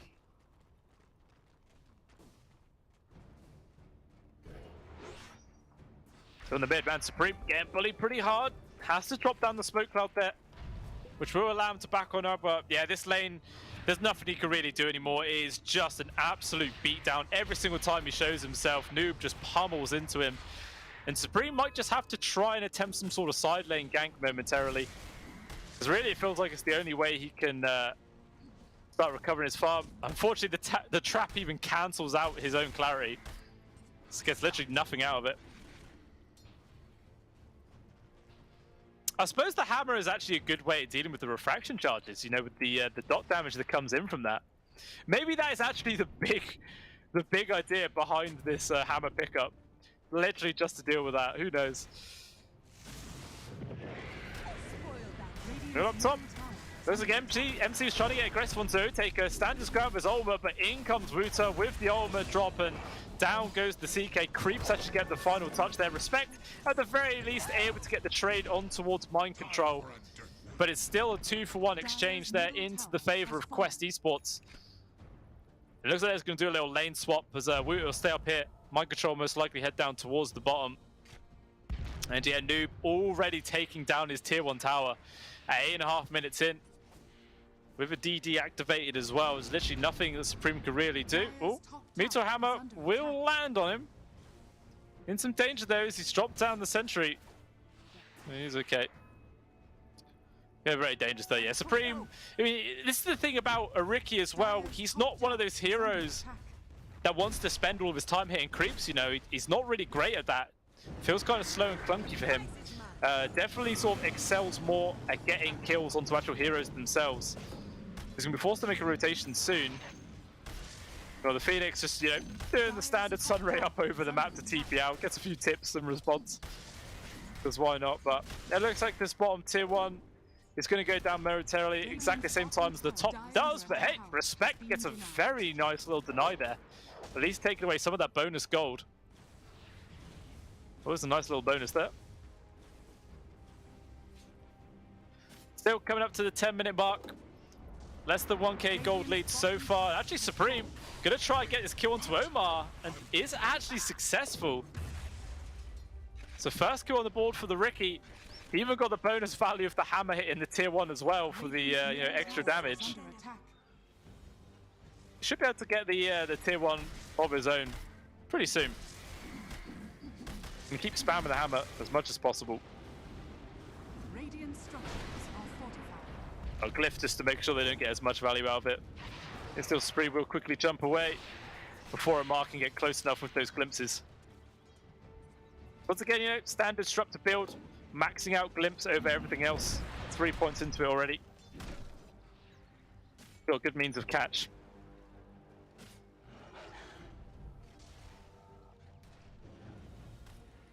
Still not really any team pulling ahead just yet.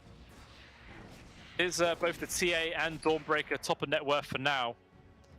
And, well, you know, still a slight little win probability there going into the hands of Into the Breach. It is a bit. Supreme getting pressure once again from Noob, but with that hammer drop, he's able to get the tower kill at the very least. Tricks of the trade, even dodging the glimpse. You know, Ricky's always been a pretty slippery, elusive hero. Just proving it there. Easily able to avoid that sort of gank potential from the disruptor every single time.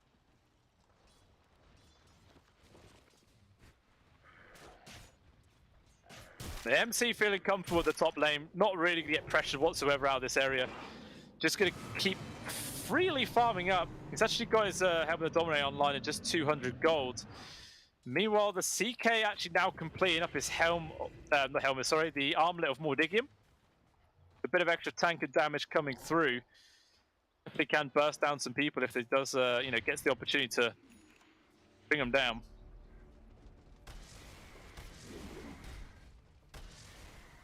Actually, MC's farm is actually pretty damn atrocious, considering the fact that they've already taken down their tier 1. He's only 3.7k, a full 1200 gold behind the next position up, which isn't great. Not great at all. And it seems like he's not even able to get that much farm out the lanes. Maybe just a bit wary of showing himself to any like potential Ricky gank coming in. Which he definitely has to pay a lot of consideration to. Spirit stolen away there from Merchant. Not some of the best spells in the world, but it's alright. Better than nothing, you know. Radiant are scanning. Looks like Into the Breach, though, taking strong control of the Radiant jungle right now, trying to get some wards down as well. So far, there's still just a Radiant one off to the side. Trying to keep tabs on anyone that does walk by.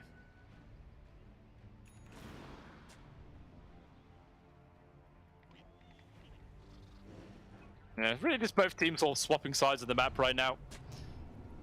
Quest Esports all dominating the top dire jungle area.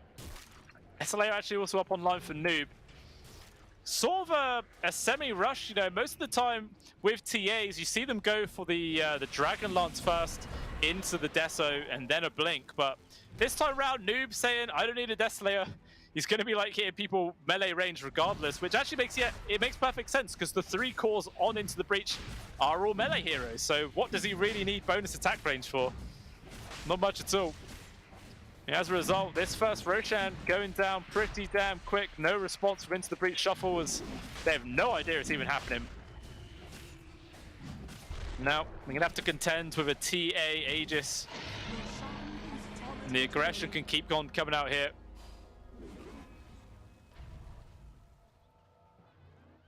It's up to Into the Breach to try and weather the storm of Quest Esports with this home advantage, obviously. What they can really get done on the map. So maybe Supreme was thinking Noob might show himself, and he will. DA's there, hammer not going to land though. Maybe getting a bit ahead of himself. He should have thought needed immersion to get a bit closer first, but regardless, forces the TA away a bit. So just a 1k gold advantage, leaning towards ITB right now. 3 for 3 is the scoreline. I think this is probably the calmest game we've had all day. Only 6 kills at 15 minutes in. And normally we've been getting a bare minimum, like 12, I'd say, at this stage. Feels like both teams are playing a lot safer, which again makes a lot of sense because this is technically down to a best of 1. Any mistakes will get heavily punished and will result in the team getting knocked out of the tournament. So it really is down to a case of really fine detailed plays, but what's not fine is we are getting picked off there inside the Radiant jungle. And that is the sort of meant to be the kind of carry for the side of Quest Esports, but really not so much. But at the same time, Ricky has managed to find a free grab onto Kaori. May as well say O-Taker actually, as he managed to get the final touch. So a couple of kills being strung together there from Into the Breach Shuffle. Helping try and further their slight lead here in this game.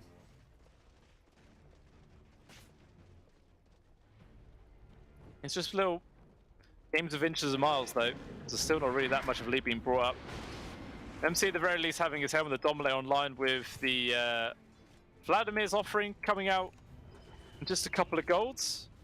But then just the recipe away from the Overlord, and you'll have that one ready and available to use. Meanwhile, Zibe's Lycan already having his own helm with the Overlord online, but he actually has no other items. He's got Quelling Blade to his name, and that is about it. So at least MC does have a pair of brown boots and a magic stick, which is something. Meanwhile, looks like a free grab on towards the Disruptor. Omar was able to get himself out of that one, and yeah, Supreme making sure he's continuously looking for kills now. Radiant's middle tower Trying to is chain under them attack. together as much as possible. Immediately also TPing down to the bot lane, as they do see Wuta farming up in the wave. And the immediate jump forwards there from Supreme with the slow coming in. The Meteor Hammer will land with the follow-up stun. He's trying to retreat. Immersion chucking in a couple of spells, but it's hardly needed as Supreme just runs him down. So easy to find those kills. And he's even going to have his shard online in just 170 gold as well. And then he's going to have the shard in towards the hammer setups.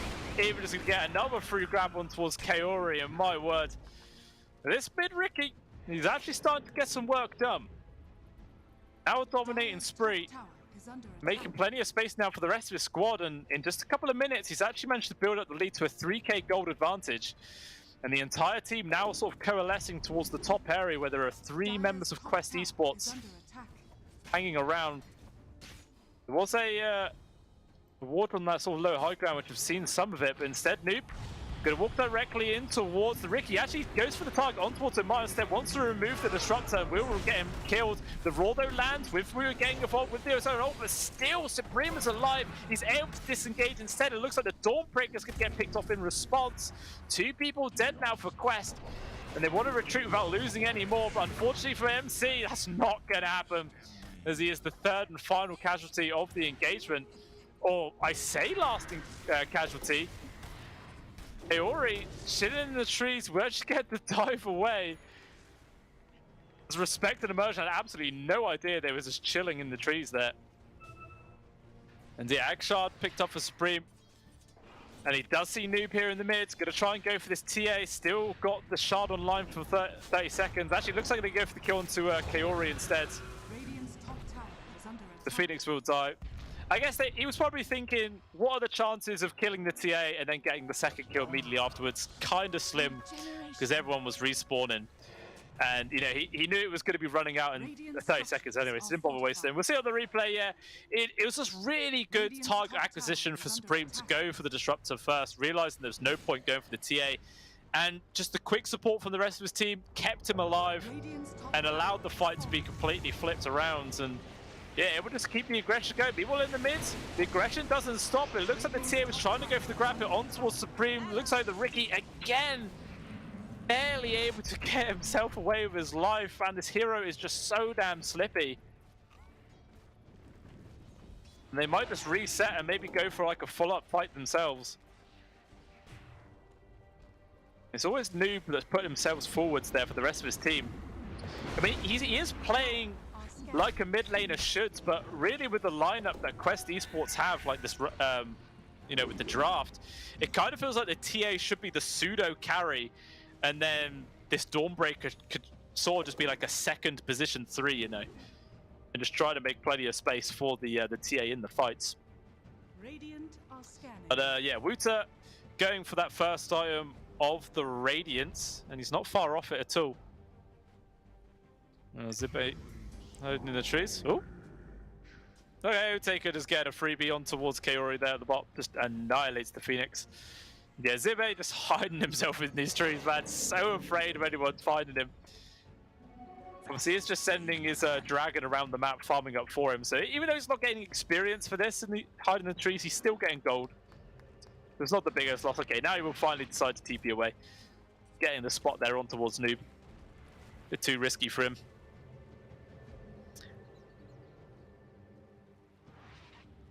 These Wolves, though, they're keeping tabs on Noob. Supreme's coming over as well, and actually, yeah, the TA gets a quick blink dagger out. I think he sort of sensed it was coming. It's alright, there's a bit too much quiet across the map.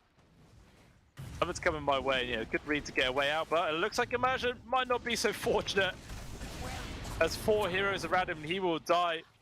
And that's actually the first kill that Quest Esports have had in a long, long time. Because I was saying earlier that the scoreline was 3 for 3. So it was really just into the breach shuffle making continuous moves. So finally they get another kill, but it's just on to support at the end of the day, not changing too much. You can see the looks of that graph there. Just such a dominant lead right now for Into the Breach Shuffle. 85% win probability, says Gaben. I am inclined to agree with the man. Not often is he wrong. I don't believe he's wrong this time either.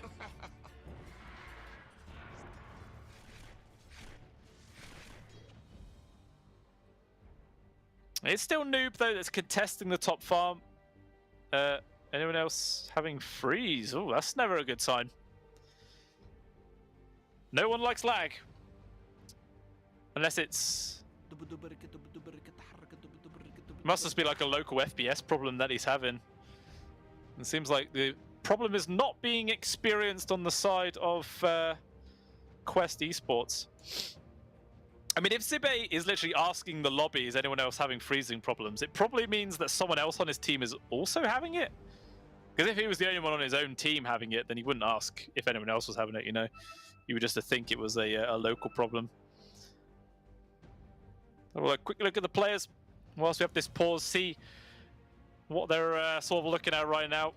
As this game progresses, obviously, into the Breach Shuffle, they're probably going to be a bit more relaxed and cool going into this third game right now, because they know they're going to have a nice lead. Meanwhile, Quest Esports, I'm sure they're going to be biting their nails and, yeah, quite nervous about how this game can continue. At the very least, we do see that Radiance completed now for Wooter. So they got a bit of extra teamfight capabilities coming out there. Help deal with the illusions from the CK, which is nice. But speaking of the CK, has the BKB completed off their own. And we are now back in at the very least.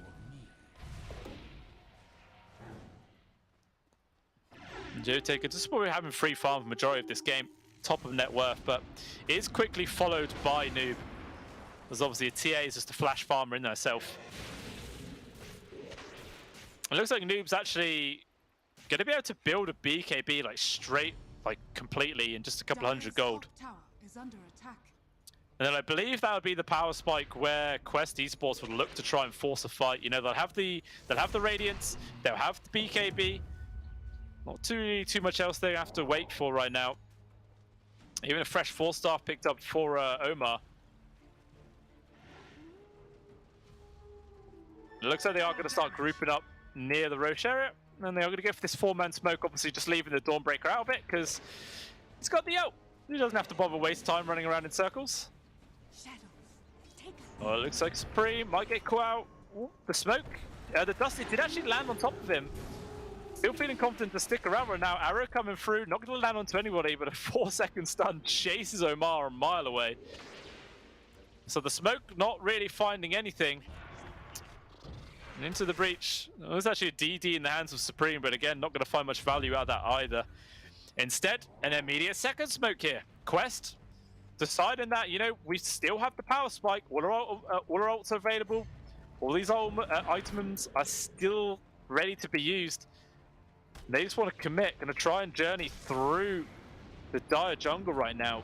But it looks like the area once again has been vacated, so they might not find anything. Actually, a smoke of Into the Breach out, Immersion leading the charge. It's going to break against Noob right now, so it looks like the Rubik will just get deleted straight away. Can Into the Breach get any sort of counterplay coming out? The Raw lands onto the CK. Egg perfectly positioned on the high ground right now, so nothing they can do to deal with it, but still, Omar with full O-Taker in some danger. The stun from the Egg holds him in place. He gets brought down there from the right clicks of the TA and Wooter. And Into the Breach have to just disengage. A buyback was there. Noob's not even done, actually. Finds respect. Trying to juke and jive behind the trees, but without any leap charges. Just the freest kill ever. So, yeah, it ends up being a 3-for-1 trade. Supreme, though, still poking and prodding onto Wooter. Not really enough damage to find that kill. Yeah, big win there for the side of Quest Esports, bringing the lead down to just 6,000 gold, where it was, I think it was getting close to like 9 or 10k. A nice swing back up into their favor. Still have got a little ways to go though. Meanwhile, Supreme's trying to get the favor back as he gets a free kill on towards Omar. But what's happening? There is going to be the recap happening. Actually, Supreme's already done. He gets a double live. Madness. But yeah, you can see that team fight. It was kind of forced there from Into the Breach, honestly. Like, as soon as they lost the Rubik, it feels like maybe they could have just sacrificed him, you know, said, right, let's just get out. Let's not lose anything else. But they do commit forwards. The egg was perfectly placed on that little high ground. No vision for it. Even if they did have the vision, who's really the egg hitter on the side of Into the Breach? They really don't have anybody. And yeah, definitely does show in that engagement.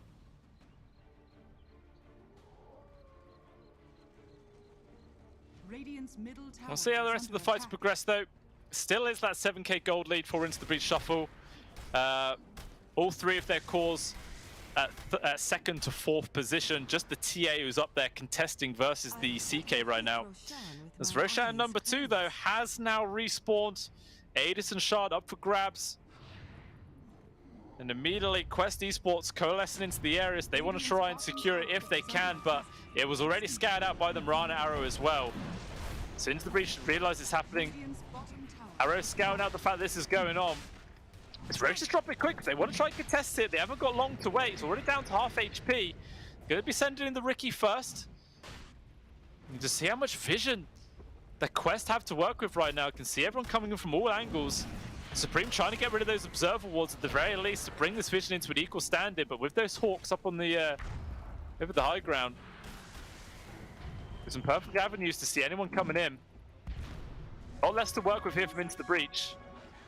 This is such an awkward moment now. Ro16's so low, so neither team can really give up. They have to commit. We do actually see a smoke play here from Quest. They're going to try an ambitious wraparound to the dire jungle. But it looks like maybe Into the Breach have got a little inkling that this is going on. Respect is in the perfect position to break the smokes and see them coming in there with the observer ward. Radiant's middle tower. See the disruptive courier, gonna jump forward. Supreme, he gets the initial sleep on towards Omar. It's a nice target. The arrow actually gets blocked from the creeps. Teotaker trying to poke into the sidelines, but still no one really overcommit. Zibe's obviously already used the shapeshift right now. So if at all he wants to get fights, there's gonna be the trap back on to do, but the BKB has been forced. That's the 8-second charge. All Into the Breach have to do is wait, and then they can go in again. I mean, they haven't got long on the shapeshift though. It really is running out. No egg as well for 100 seconds. Now the fight's jumping in. There's the Ricky trying to get some work done as well. So Giga now committing with the BKB. The ultimate coming in though from the Dawnbreaker with the Roar on top. The CK just can't do anything right now. He's going to try and run himself out. The stolen Dawnbreaker ult comes in from Immersion. Doesn't get the stun, but regardless, Omar will fall. Otaker dying there. He's got a glimpse to his death. Immersion desperately trying to run away right now. It's a good two-man stun there with the telekinesis. Making a bit of space. Noob nearly gets jumped on with the refraction charges. He's still able to get the blink dagger away. And with the buyback there from the disruptor, they're keeping it in a 5 versus 4 situation. Looks like Into the Breach though, they're not falling back. They want to take this fight. Supreme actually might get a free grab onto a cure, and he does manage to bring him down. There is something. Stagstorm comes in, lands on towards Supreme. The Ricky has no avenue to retreat. He is gone. Another buyback gets expended though from the Phoenix, and actually it looks like they're going to try and chase after Zibe right now. Going for a TP out. Is there any cancel? There is going to be a glimpse. It's a short range one, but regardless, it gets the cancel, it gets the kill. And now Ro16 is all theirs. Nothing that Into Breach can do to, you know, throw onto the pile of bodies. And as it stands now, Aegis into the hands of the TA with the shard on top of that. And just a big turnaround there. You see on the graph, another spike forwards going back into the favor there of Quest Esports. It feels like maybe Into the Breach, I don't want to say it, but maybe they've just lost their big momentum, and I don't know if they're going to be able to claw themselves back. Like with this mid Ricky, it's just heavily reliant on pickoffs, and it just seems like Quest Esports are not really given the opportunity to get free kills anymore. Like they're always grouped up, so whenever they are getting, you know, kills against them, Are scanning. there's always going to be that immediate trade. For the hunt. Yeah, Quest now just able to apply a bit of pressure to this tier 2 in the mid. Is under attack. Should be able to bring this objective down. Obviously, there is a glyph. Dire's structures are They fortified. would actually expend it. Because even if they get the kill, it's not going to reset. Meanwhile, there's going to be the dart into the hammer set up there for Noob. Thinking about going on for the kill, but it is a TA with an Aegis and BKB and the entire team behind him. It's a very hard kill to try and commit for. Dire's middle tower has fallen. The tier 2 does fall. And yeah, they could just go high ground if they really want, because the glyph was already expended for that tier 2, so they won't have any protection Dire's for middle it. tower is under attack. Also, a Crimson Guard just picked up there for mind control. Not an item you see all too often, but in this game, it's a fantastic pickup. It's pretty much all physical damage. The CK, the LC and all of his creeps, the Ricky Maru as well. This item is going to be an absolutely fantastic pickup here to keep his whole team alive, and I'm really not liking the chances of Into the Breach right now. And the ward does get dropped. I'm not sure if he got the glimpse of Ricky there. But even still, Quest ready to take this fight if they want. Actually going to sleep, set up on towards Omar. Perfect first target. Meanwhile, Noob though jumping in very aggressively himself, trying to focus onto immersion. Will manage to get himself away there with the telekinesis. Off to the side though, they do get the first grab on towards Omar. The illusion's actually doing the job. Egg on the high ground, it's a perfect position. Into the breach, just need to disengage, wait for this to finish. The stolen ult from immersion does get dropped in. Immediately blink dagger, so he does get caught from the egg. It said MC just getting brought down. The Crimson Guard trying to keep him alive. It doesn't work. Two people falling down. Noob focusing on towards O-Taker, but he's on his own right now. At least he does get the trade on towards Respect. And his first life has been expended. Blink Dagger's still on cooldown, so he can't immediately get himself away, and he is just dead. 4 heroes gone. All they get for it is a kill on towards a Mirana. Dire's top And tower is under attack. yeah, that's a pretty big fight there for Into the Breach Shuffle. 4 heroes going, and I think it's because I cast them. I actually cursed them. I was saying how it feels like they're really far ahead and they should be able to run themselves away, and immediately they get punished hard in a big team fight. I mean, technically that's 5 kills when you consider the fact that it was an Aegis onto the TA as well. Just Kaori survives, and look at that roller coaster ride of a graft. Supreme even finds a completely fresh D-Ward, that is nice. Trying to make a move, but can't do it. Dust just get immediately dispelled there from this Manta style Supreme. Now the lead has been rebuilt back up to 8k.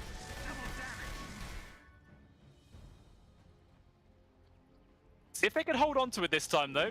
I mean, when they got to this point, like about 5-10 minutes ago, immediately got brought back down there from the side of Quest, able to take some good fights. We got Supreme has found initiation onto Omar.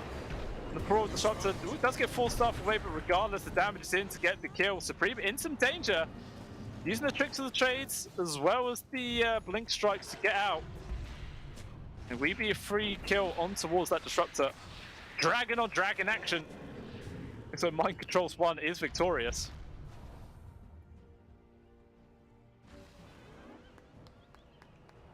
So they might just be waiting here. Phantasm's up for the CK in just 10 seconds. With his BKB available, maybe they might try and look for a fight, but at the same time, everything from Quest is also available. They've got the Egg, they've got the Solar Guardian, they've got Raw, they've got the Stag Storm. Radiant are scanning. All the means in the world to try and take a successful fight.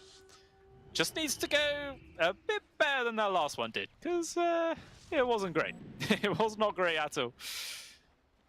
We'll see if they've got what it takes, though, to claw themselves back into this one. I mean, maybe the play from Into the Breach is just try and wait for Roshan number 3. And maybe get that advantage. But, yeah, Quest not so eager to wait for that. Obviously, with this superior team fight, they don't need to. I'm going to try and see if they can find somebody.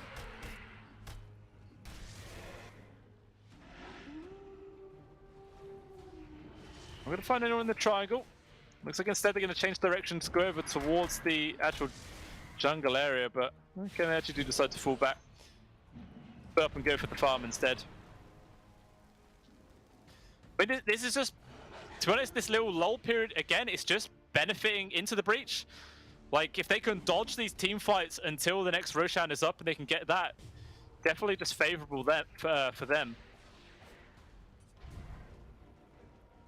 Their draft is just really built around the sort of pickoffs. Not interested in, you know, taking those 5-on-5 fights head on. It's going to be very awkward. Meanwhile, though, they've actually found initiation on towards Noob right now. With the control dragged back in, and he just gets eviscerated by the CK. So much damage. Amar trying to TP out, and he does actually manage to make it. Not going to get caught out. Even still, it's a free grab on towards the TA, down for 60 seconds. Lots of work there. Also, the Rubik actually stole Stack Storm, which is a very, very big pickup. Obviously pre-ag, so it's not going to be able to get the mute effect on those BKBs, but even still, it's a pretty big skill to pick up. It looks like Into the Breach is going to try and play quite aggressively here with the TA dead. 8 seconds still down. Instead, Supreme actually diving in towards the base right now. Raw lands, Supreme in some danger, needs some help. There's going to be the stolen Stack Storm that gets dropped, trying to make the space for him, but regardless, there's enough damage to still find the kill. And I think that was, yeah, Gem now back into the hands of Mind Control. Very ambitious and over-aggressive there from Supreme. Not quite sure what he was trying to achieve. Definitely ended up just throwing away what advantage they were starting to build up a bit. Radiant's middle tower is under attack. And immediately, Quest Esports on the hunt, seeing if they can get any other sort of punish to the members of Into the Breach lingering nearby.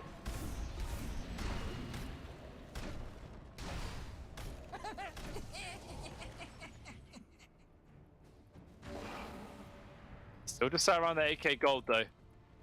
Not really surmountable by any means. But all Quest need to do, wait for Raw to be back up, wait for Stack Storm to be back, and they could just go again. Roshan as well could potentially be respawning right now. 12 seconds, whew, that is super quick. Obviously the TA trap in the pit is going to spot it immediately. And already Quest Esports are in a fantastic spot to go for it. They've dewarded the area, they're in the general vicinity. Roach is there. Is anyone checking the map? Does anyone see it? Noob definitely does, and he is in. Just depends if Into the Breach Shuffle, do they get the read this is going on? That is the big question. And I believe the answer is a big fat no. As you just saw, not a single shred of vision in the area. No inkling that this is going on. Now that is going to be Aegis, Cheese, and Refresher Shard going into the hands of Quest Esports. Who do they give it all over to?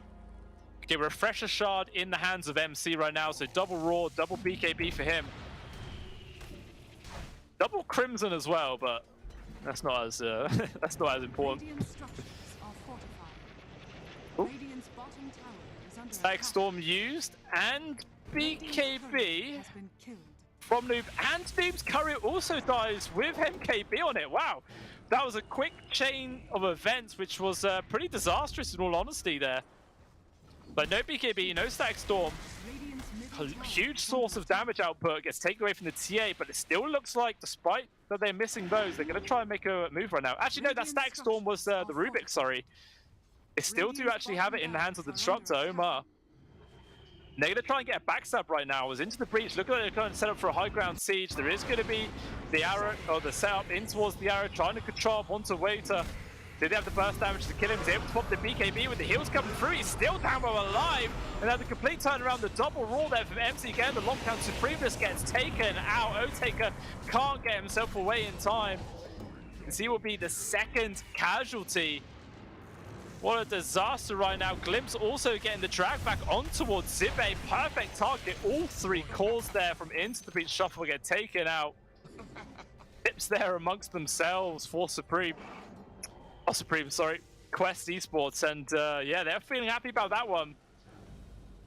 The highest 3 valued kills. They don't lose anybody in response. It looked pretty close that they were going to lose the Dawnbreaker there, but just barely able to survive. And another big swing. Going back up. Thanks. Man, Alton Towers or something needs to take note, because that's one hell of a roller coaster ride looking graph. It is just swinging all over the place. is under attack. But for the first time since minute 0, it is actually a positive win probability there for the side of Quest Esports. See, so Gaben has finally decided to say that, yeah, I'm thinking it's going to go them now. Dire's middle tower is And into the high ground noob, being onto these tier 3s. The respawns aren't too far off here from Into the Breach. I think it's going to be too long here to actually save this set of barracks. Tier 3 falls. Glyph is going to be there. Actually, toss back into the Roar. Kaori in danger, but there's going to be the Roar coming back on towards Supreme. He gets Qual. Merchant able to re-steal the Roar at the very least, but it's still on cooldown for another 50 seconds for him. Just an absolute free grab there for the Ricky, overextending way too far. At least does have a buyback. So if the squad does decide they could try and commit for the kill, they're actually going to go for the grab down on towards MC if they can. There's some heals coming through. He's still alive for now, dragging it back in. In comes the Solar Guardian. It looks like MC's actually able to walk himself off. Instead, it is actually the Dawnbreaker that gets dragged back into danger. The stolen ult once again from Merchant, not able to land on 21, but instead looks like they found the opening to get a grab onto Noob right now. Out of HP, out of mana. Just the first life though. Will have a blink dagger if he can immediately blink off, and he will get off to the side. Straight up TP as well. And he will successfully escape. And as it stands, it's not too bad of a fight there for Into the Breach. It cost them Supreme buyback, but they do get the Dawnbreaker kill with the Aegis removal onto the TA as well. So it's not bad. Keeping their sets of barracks alive obviously is the big win. And is the graph back down? Is it going to be favorable now for Into the Breach again? 51%. Pretty much back on down to a coin flip.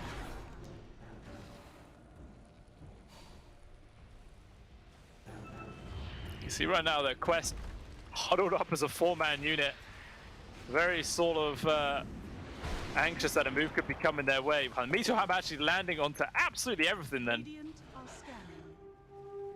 The tier 2 nearly dead just from those usages alone.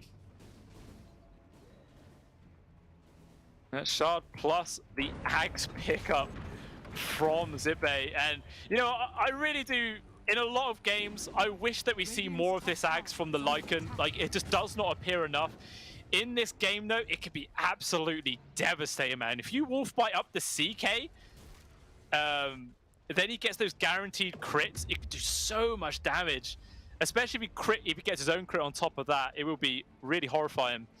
I'm not sure how it works, but if Zippe wolf bites O-Taker and then O-Taker uses his ultimate, are the CK illusions then also wolf form?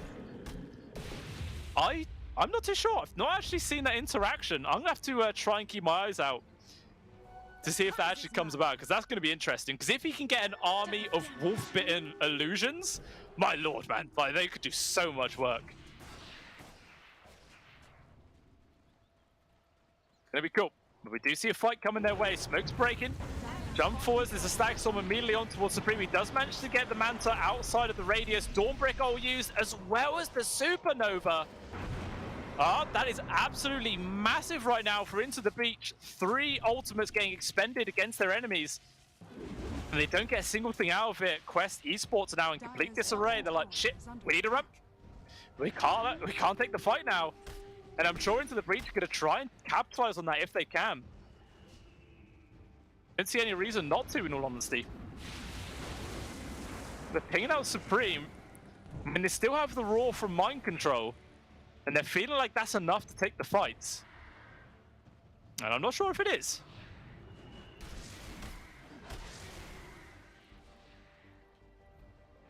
Still lingering. I might try and do it. They do just find the Hawk. Smokes are now run out. The MC with the ninja gear, so he's always going to be able to put himself into a really strong position in these fights. Permanently smoking up. It looks like Into the Breach not interested at forcing the issue. I don't know. I find that kind of questionable. I mean, I suppose Immersion is super close to his Ags. O-Taker has got a casual 3k gold in his pocket. Not really got anything queued yet. Let's see what he turns that into. Regeneration. Might be worth going for an overwhelming blink, actually. Could be quite nice for the CK. Get a bit of extra tank, just jump into everybody's face. Always nice. But yeah, both teams are sort of setting up on opposite sides right now, mirror image of each other. EKB finally completed for the Ricky at 44.5 minutes into the game. It's taken them long enough. And fortunate enough for him, Omar doesn't actually have an Ags yet. If he had the Ags, then that blink would have felt, BKB, sorry, been completely useless. But he's got some time until the Ags is actually up. I thought maybe Into the Breach was going to go for a smoke maneuver then. It looked like they were going to do it, but they decided not to follow through. And I know they've lost their window of opportunity. Like, all their ultimates are back up online. Radiant are scanning. On the side of Quest Esports, that is. It's not easy to take these fights by any means, but Ro16, again, a super quick spawn time. It's already up. This is Ro16 number 4, I believe. So cheese plus refresher shard and a free Aghanim scepter. Tons of little goodies there, whichever team can actually claim them. Obviously, it's already been scoured out from the TA trap. I'm not sure if Into the Breach have spotted it yet. I'm sure there's going to be an arrow from Respect momentarily that gets tossed on in. Actually, he's using it to... Oh, actually, just hits a casual MC, just invis, and that's actually enough to force Noob to disengage for now.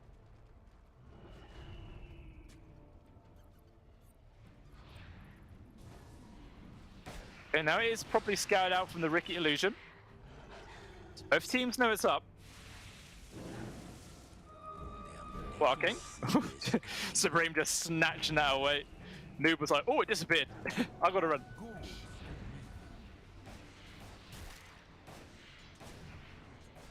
Vision on both sides.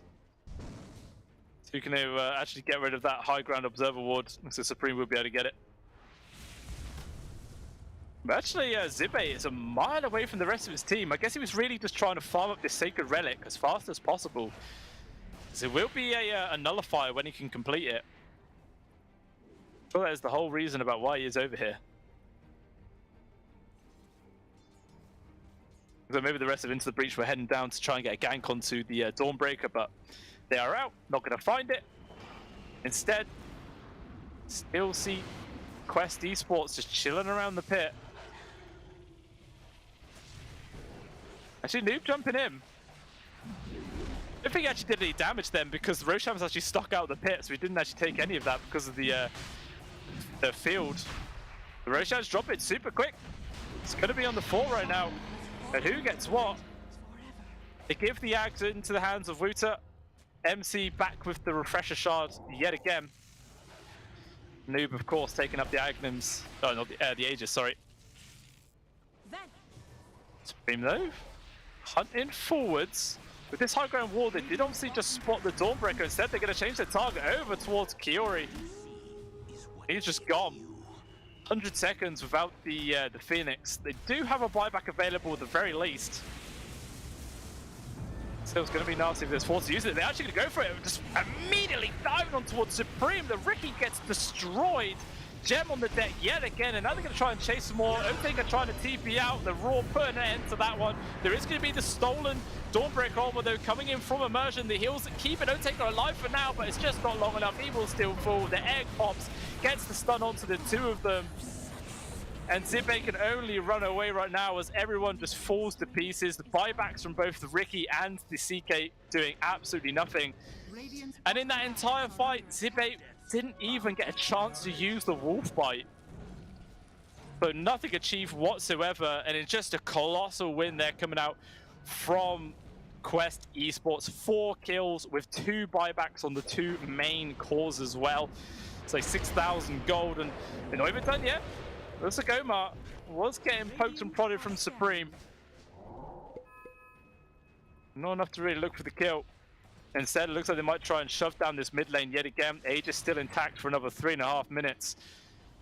22 seconds with no Mirana, 53 without the Rubik. Here they go. Range barracks dead in, I think that was like 6 or 7 hits there from Noob. Actually, into the backlines. It looks like Zibe has been found. Stack Stormer's there, but with the roll form, he's trying to run himself away. Not a chance for a glyph. Meanwhile, off to the side, Otake is actually able to get the kill on towards Kaori.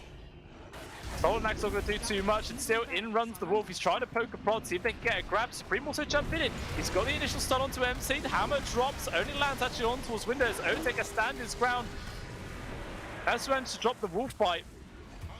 He's already actually over. Meanwhile, Omar just dead there to Supreme. And it's in kind of disarray right now. As Quest not sure which target to focus on. Noob now popping out the BKB, poking on towards Supreme. As there is going to be the stolen Dawnbreaker armor yet again coming out from the Rubik. Sorry, meanwhile Supreme desperately trying to run himself off, barely alive for now. Looks like he will manage to make it. While off to the side, the rest of Into the Breach bully down MC, try to find Noob as well. They just about get the hit to cancel the Blink Dagger. It is off cooldown, but it looks like he's just going to carry on standing his ground. Supreme gets the finish onto Omar. Won't get a good AoE stun, but the TA just completely abandons the Dawnbreaker, and he gets brought low. Noob able to pick up a haste rune at the very least, and with that, he should be able to disengage. Or is he? I mean, everyone from Into the Breach is actually still hunting after him. The CK with the Wolf Bite is super damn quick. He's able to keep pace. Noob now TPing out, and yeah, he is gone. What a fantastic fight there from Into the Breach. Ends up being 5 kills there with the dieback on towards the Disruptor. Tier 2 gone. And it's going to go high ground line now. Maybe come here from Zibe just to pummel in as much damage as possible.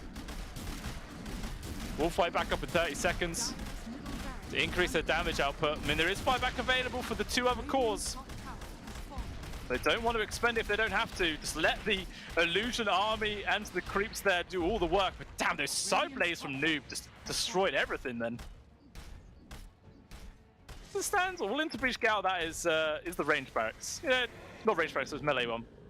It's still something. Oh, Noob has been found by the tier 2 core lack. It actually gets dragged out of the Meteor Hammer. Not that it really matters, they get the first kill pretty damn quickly. Should be able to get the immediate Blink Dagger out though. And Noob is fine. They dropped the Wolf Pie already onto Otaker. Doesn't know they're going to commit for anything else, but regardless, a free pick off onto the Aegis of a little whim. This, like, it's dropped again. Look at the charts. The roller coaster just continues to get pretty crazy. It peaked all the way up to another plummet heading downwards, and once again we're back to a favorable win probability for the side of Into the Breach Shuffle. And this is what we wanted to see from a game number 3. Like we were saying earlier, the first map was definitely Into the Breach favored. Second map was all Quest Esports. This third one is what we've been waiting for. Continuous back and forth. Really does feel like it can go either way at this point. And yeah, truly deserving of these 2 teams. Like, they've been playing their absolute hearts out here. Both of them, to be honest, deserve the win, but only one can achieve it. And Quest are hungry for it themselves, as they're now going for a 5-man smoke yet again. Let's see who they do find here.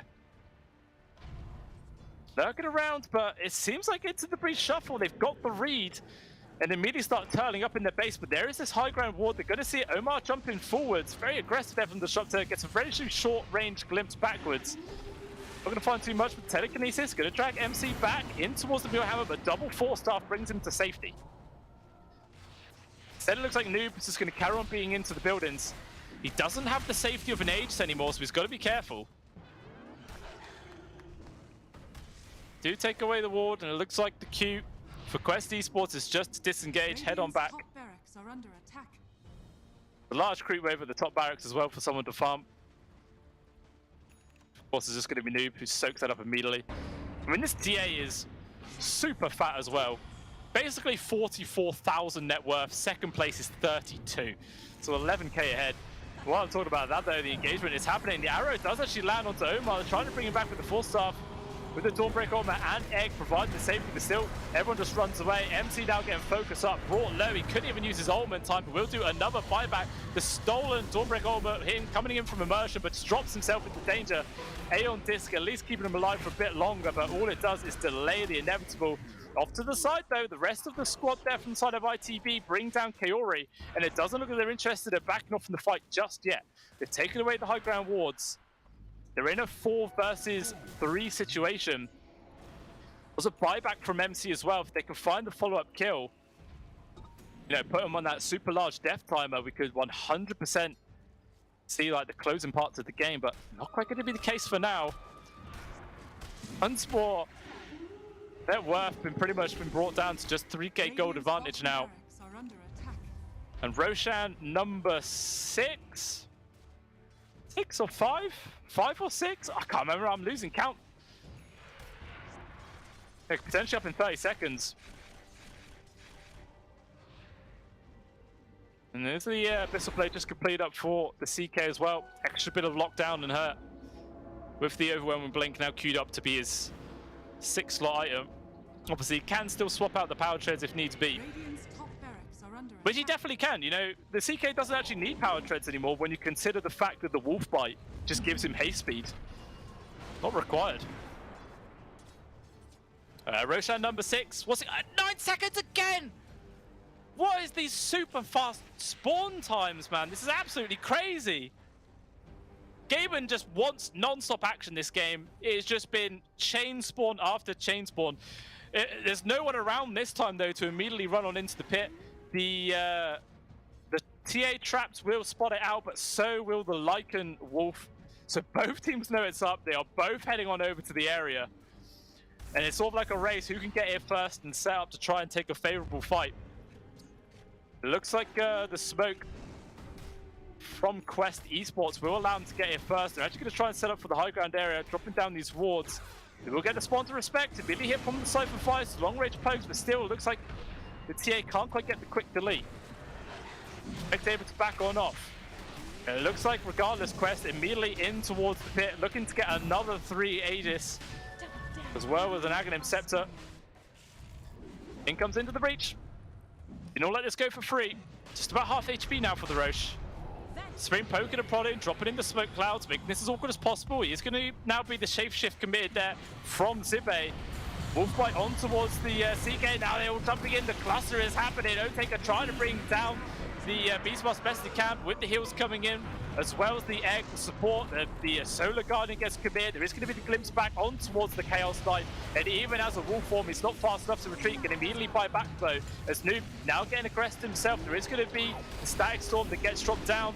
I believe it's still the normal Disruptor one, not taken away from the Rubik this time. Spree trying to get the kill onto MC, actually dragged back there from Rotaker. Will finally bring down the Beastmaster, but just gets traded away from Zibe, who also fires back. And then a follow-up kill for Supreme. Again, another buyback gets expended. All 3 cores on the side of ITB, throwing all of their money into this fight. And it's quickly upset the gold advantage, 15,000 now for the side of Quest, but it doesn't really matter. They're in this 5 versus 4 situation, no mind control for 100 seconds. And they want to use this as best they can. Into the breach, they're actually moving down mid. They might just actually push base rather than going for Roshan. Actually, no, they're going to get a good backstab. Oh, Emergent immediately jumps forwards. They got the initiation there on towards Omar. The regrab coming in from Ruya, trying to focus down, but Noob getting jumped on from both the CK. He is gone, as well as Kaori. Going to be the buyback at the very least. Omar barely able to retreat, but I can't say the same there for Wuto, who gets caught out amongst 4 heroes, and he is gone. And now Roshan number 6. It's all ITB shuffles. Aegis, Cheese, Refresher Shard, Ags as well. BKB for Supreme, you know, just styling, because why the hell not? They actually do give the Ags over towards Supreme as well, so he's got that Tricks of the Trade bonus. Otaker obviously with the Aegis, as he has a Divine Rapier just for extra power, extra hits. And now here comes the push for the end of the game. I mean, 24 seconds without the MC. That's actually, yeah, Divine Rapier into the hand of the TA as well. This is absolute madness. 58.5 minutes into the game, and it might end just before we get to see tier 5 items. And ITB, they want to close this game out. They want to close it out right now. Full set middle barracks gone. Focusing on the bottom as well there with the illusions. And this should be mega secured. Unless, of course, Quest want to try and take this fight whilst missing the Phoenix, but doesn't look like they're going to. Mega's secured. And it looks like the cue from ITB is just to retreat rather than getting caught out of any sort of follow-up engagement. They're all away. Mega's up. And have a look at the graph. Again, the biggest gold plummet we have seen, shifting a hell of a lot of gold in the space of just a couple of minutes. And yeah, the win probability diving down to 90% here for ITB.Shuffle. Radiant are scanning. There's a hell of a mountain to climb now for for the side of Quest Esports. If they can do it, it's going to be one of the most miraculous turnarounds I've seen for a long old time. And it looks like we will at the very least get tier 5 items, which are spawning up in just 15 seconds. And both these teams obviously knowing that these are going to be up and they're going to farm these as fast as possible. Mid, or are they? Looks like Quest, yeah, starting to hit onto some of these Ancients. They get the mirror shields. Is that great, this game? I suppose you can reflect sleep in Dart, which is kind of interesting. Also picking up Force Boots. I think Force Boots is probably a bit better.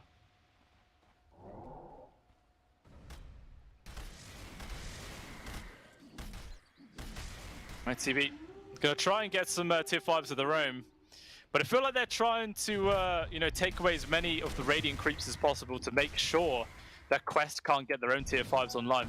Stygian Desolator picked up there for Otaker. What a absolutely disgusting item to get. He actually doesn't decide to take it.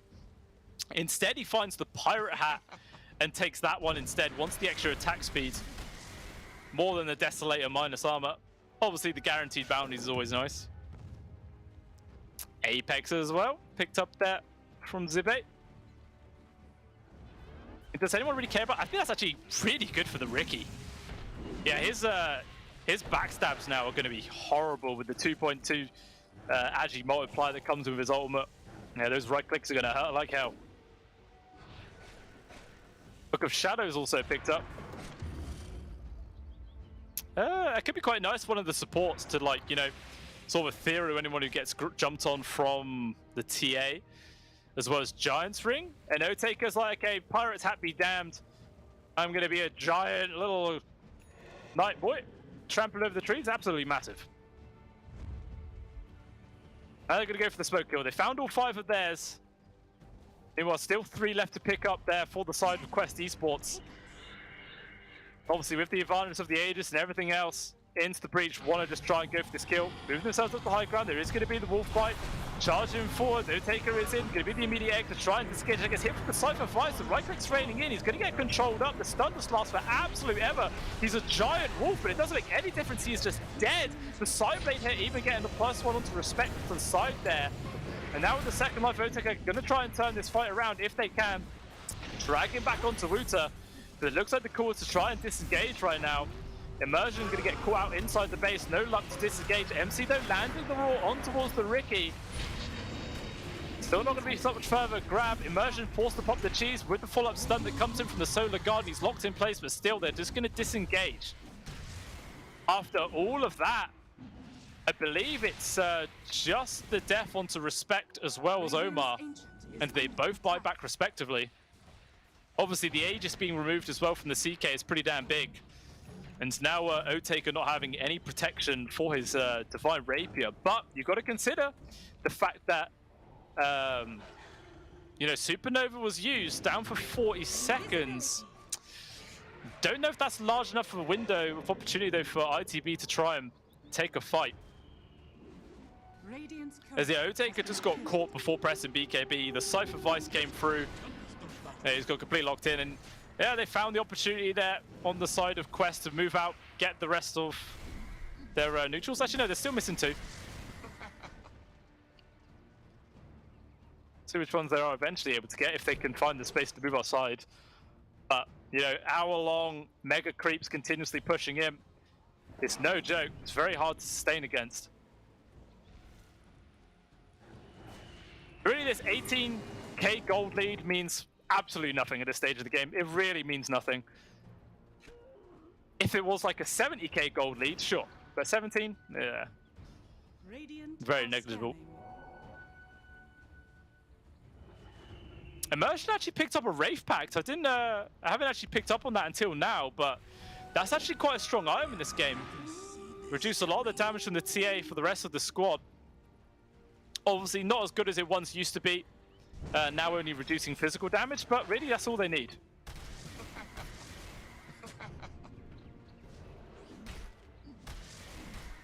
Yeah, as you can see, if we have a look at net worth, Omar is the only player left in the entire server to have sub 10k. He's close to it.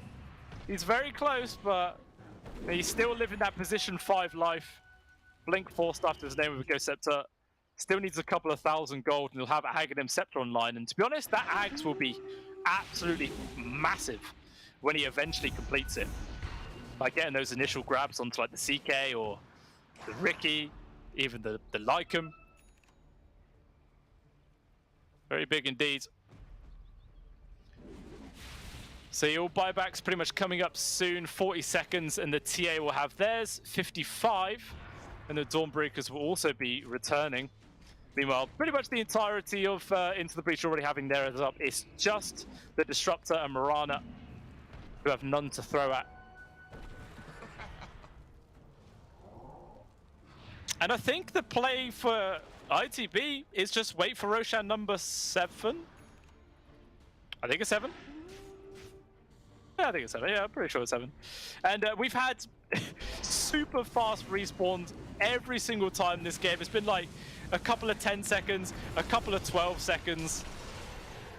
And we're going to see in 15 seconds just how quick that is going to be. It can't be another instant spawn. Like, just by the laws of averages, it's got to be a long one by now. It is 23 seconds, so not the quickest, but it's still pretty damn quick, all things considered. Going to be here in just 15 seconds time. And there's no ITB who are going to be ready and waiting for it. Yeah, the Granite Golem just shoved it inside the pit, waiting for it to respawn. Oh, actually. Oh, Noob playing very aggressively outside of the base right now, TPing without even using the BKB, so does Wuta. But they're able to run away without getting punished for that one. That was a very aggressive play. Even still, they don't find anything. And now Roshan 7 with Aegis, Cheese, Refresher Shard, and Aghanim Scepter back up. I mean, does anyone even still need a damn Ags? Lycan's got his. Supreme's got his. The CK actually doesn't have one. And I think that could be a really good pickup, actually. You know, getting the extra illusion of the Ricky, of yourself, of the Lycum. That's massive.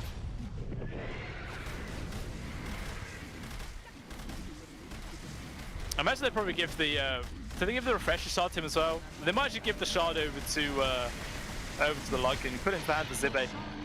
You know, double Wolf Bite, double Shapeshift himself. Everything's on the deck. Okay, no, Respect actually is the one to take the Ags. So he gets the Starstorms from that. I don't know. I think I would have preferred the CK. But actually, no, he has one already. Did he literally just buy that, or was I just blind when I clicked on him earlier? I have no idea. I think he might just bought it.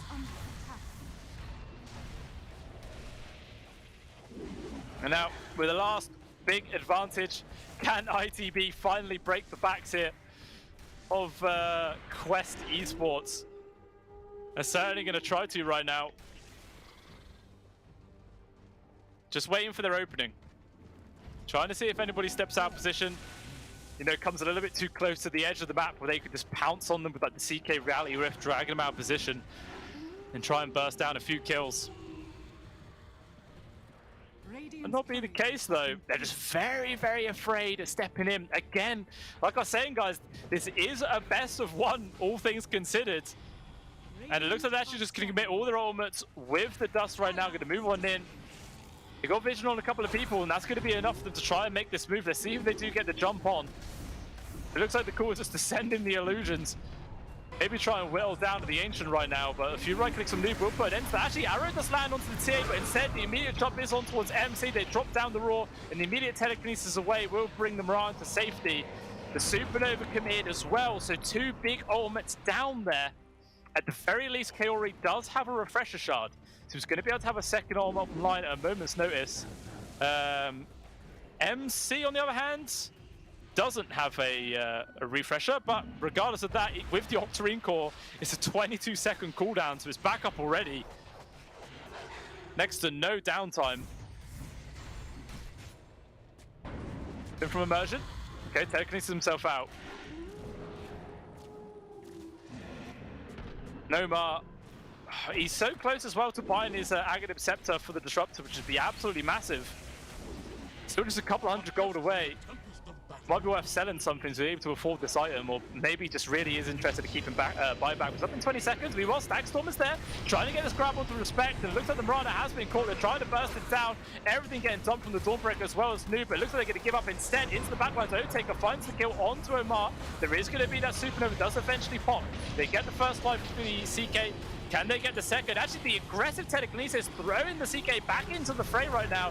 Shuffle using the second use of the safe chip. Supreme doing as much work as he can right now as Noob is in deep, trying to beat down on towards Immersion. Glimpse just tossing people left and right, but still they can't bring down anybody. Instead now Ricky in some danger. Roar on top. Supreme cannot survive. He is gone, but immediately again another buyback. They're just going to keep on throwing everything they possibly can at this fight to try and win through persistence more than anything else. It looks like Sibe just keeps poking onto the Ancient to see if he can get anything done. MC out of position, dead with a buyback. Gonna expend immediately. Werner also drop in another buyback. Gonna get thrown into the fray right now. Omar trying to retreat. He will fall. And that's the first permanent death of this fight right now, as it is still going down. MC in trouble, caught in front of the CK and cannot survive. He is gone. Noob as well, desperately trying to get to the base. He's not gonna make it, but again, a buyback gets expended. It's now down to a 3 versus 5, making a 2 versus 5. They even get the toss back on towards Kaori. No retreat from Phoenix will fight back, but it doesn't even matter because the Ancient gets destroyed. And that is the end of the game. 71 minutes is how long it took to finally see the end of it. But my word, what an absolutely incredible game to end the day on it was. Whew, 26 kills to a 47. And into the Breach Shuffle, they finally do get the win and push themselves forwards in the Pinnacle Cup Malta Vibes tournament. But unfortunately, that is obviously Quest Esports, getting taken out. But someone does have to lose at the end of the day, and it is them. But to be honest, if I was them, I wouldn't be too sad about going out in that game. They did make it look really close. It was so back and forth. It was a really, really exciting one to watch. And, they can't kick themselves too much, especially when you consider the fact they were playing with a stand-in, which does throw things into disarray. But regardless, ITB.Shuffle are the victors, and they will push themselves forwards in the tournament. Let's have a quick look at the brackets to see how the conclusion of that series is looking. And that is now ITB.Shuffle going up versus Na'Vi in the semi-final sort of sections, or the quarterfinals, actually, I believe, sorry. And that's not going to be an easy fight by all means. Na'Vi's still a very strong team, but if ITB.Shuffle can play as a unit, they have been in this series, they should have a good shot 100%. And I think I'd be happy to have a look to see how they do in the future. Let's have a look at the 1v1s as well to see the end outcome there of that series. Obviously, another guaranteed plus $1,000 there for ITB.Shuffle, and Quest Esports not getting a single penny. Absolutely nothing. Oh, that's brutal to get this close but still get knocked down. It's close for them, but unfortunately for them, it does happen. It's the rules of the tournament. Some people benefit and some people do not. But that is it, ladies and gentlemen. It was the final game of the day, a long one as it was, but we are there, and that was day number 7 being concluded. So we will be back tomorrow, guys, for another set of games being run by Hairy Freak and Robin Roll throughout the entirety of that one. So if you've enjoyed today's games, do make sure you come around tomorrow to see the continuation of the Pinnacle Cup Malta Vibes tournament. I will be eager to see you guys there. So have a nice rest of your day, guys, and we'll see you later in the future. Dream of working with people you watch on screen. Exclusive esports opportunities handpicked just for you. Candidate profile to raise above competition. Let 10 GG handle routines. Make a step towards your dream today. Oh, esport. You and I have come a long way. It was such humble beginnings. As we gathered in small groups, we were professionals right from the start. Passionate, organized, and ready to rumble. We dreamed big, and surely enough, our parents supported us at every step of the way. Didn't they? Fired up by all this love, it wasn't long until we caught the scent of competition. To be honest with you, it wasn't always that easy. Joe here, he had to take on 2 side jobs to afford playing professionally. It's gonna get better, Joe. Fist bump. Some of you dared to not even call this a sport. And look where we are today. An endless stream of esports events every year. Bet you didn't see that coming, Mom and Dad. And you know what? We have been with you every single step of the way.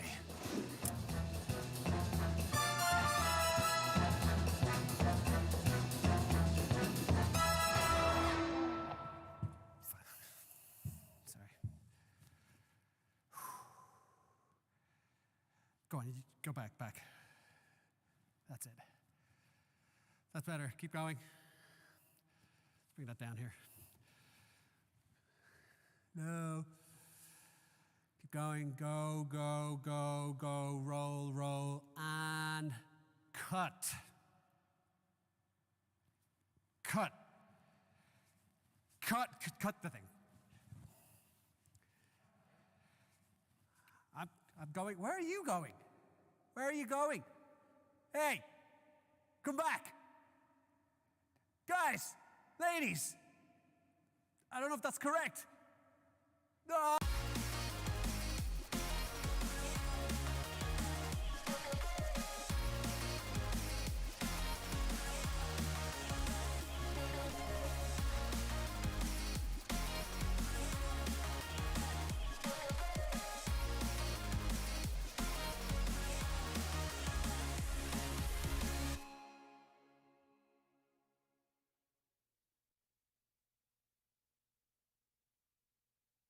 Dream of working with people you watch on screen. Exclusive esports opportunities handpicked just for you. Candidate profile to raise above competition. Let 10GG handle routines. Make a step towards your dream today.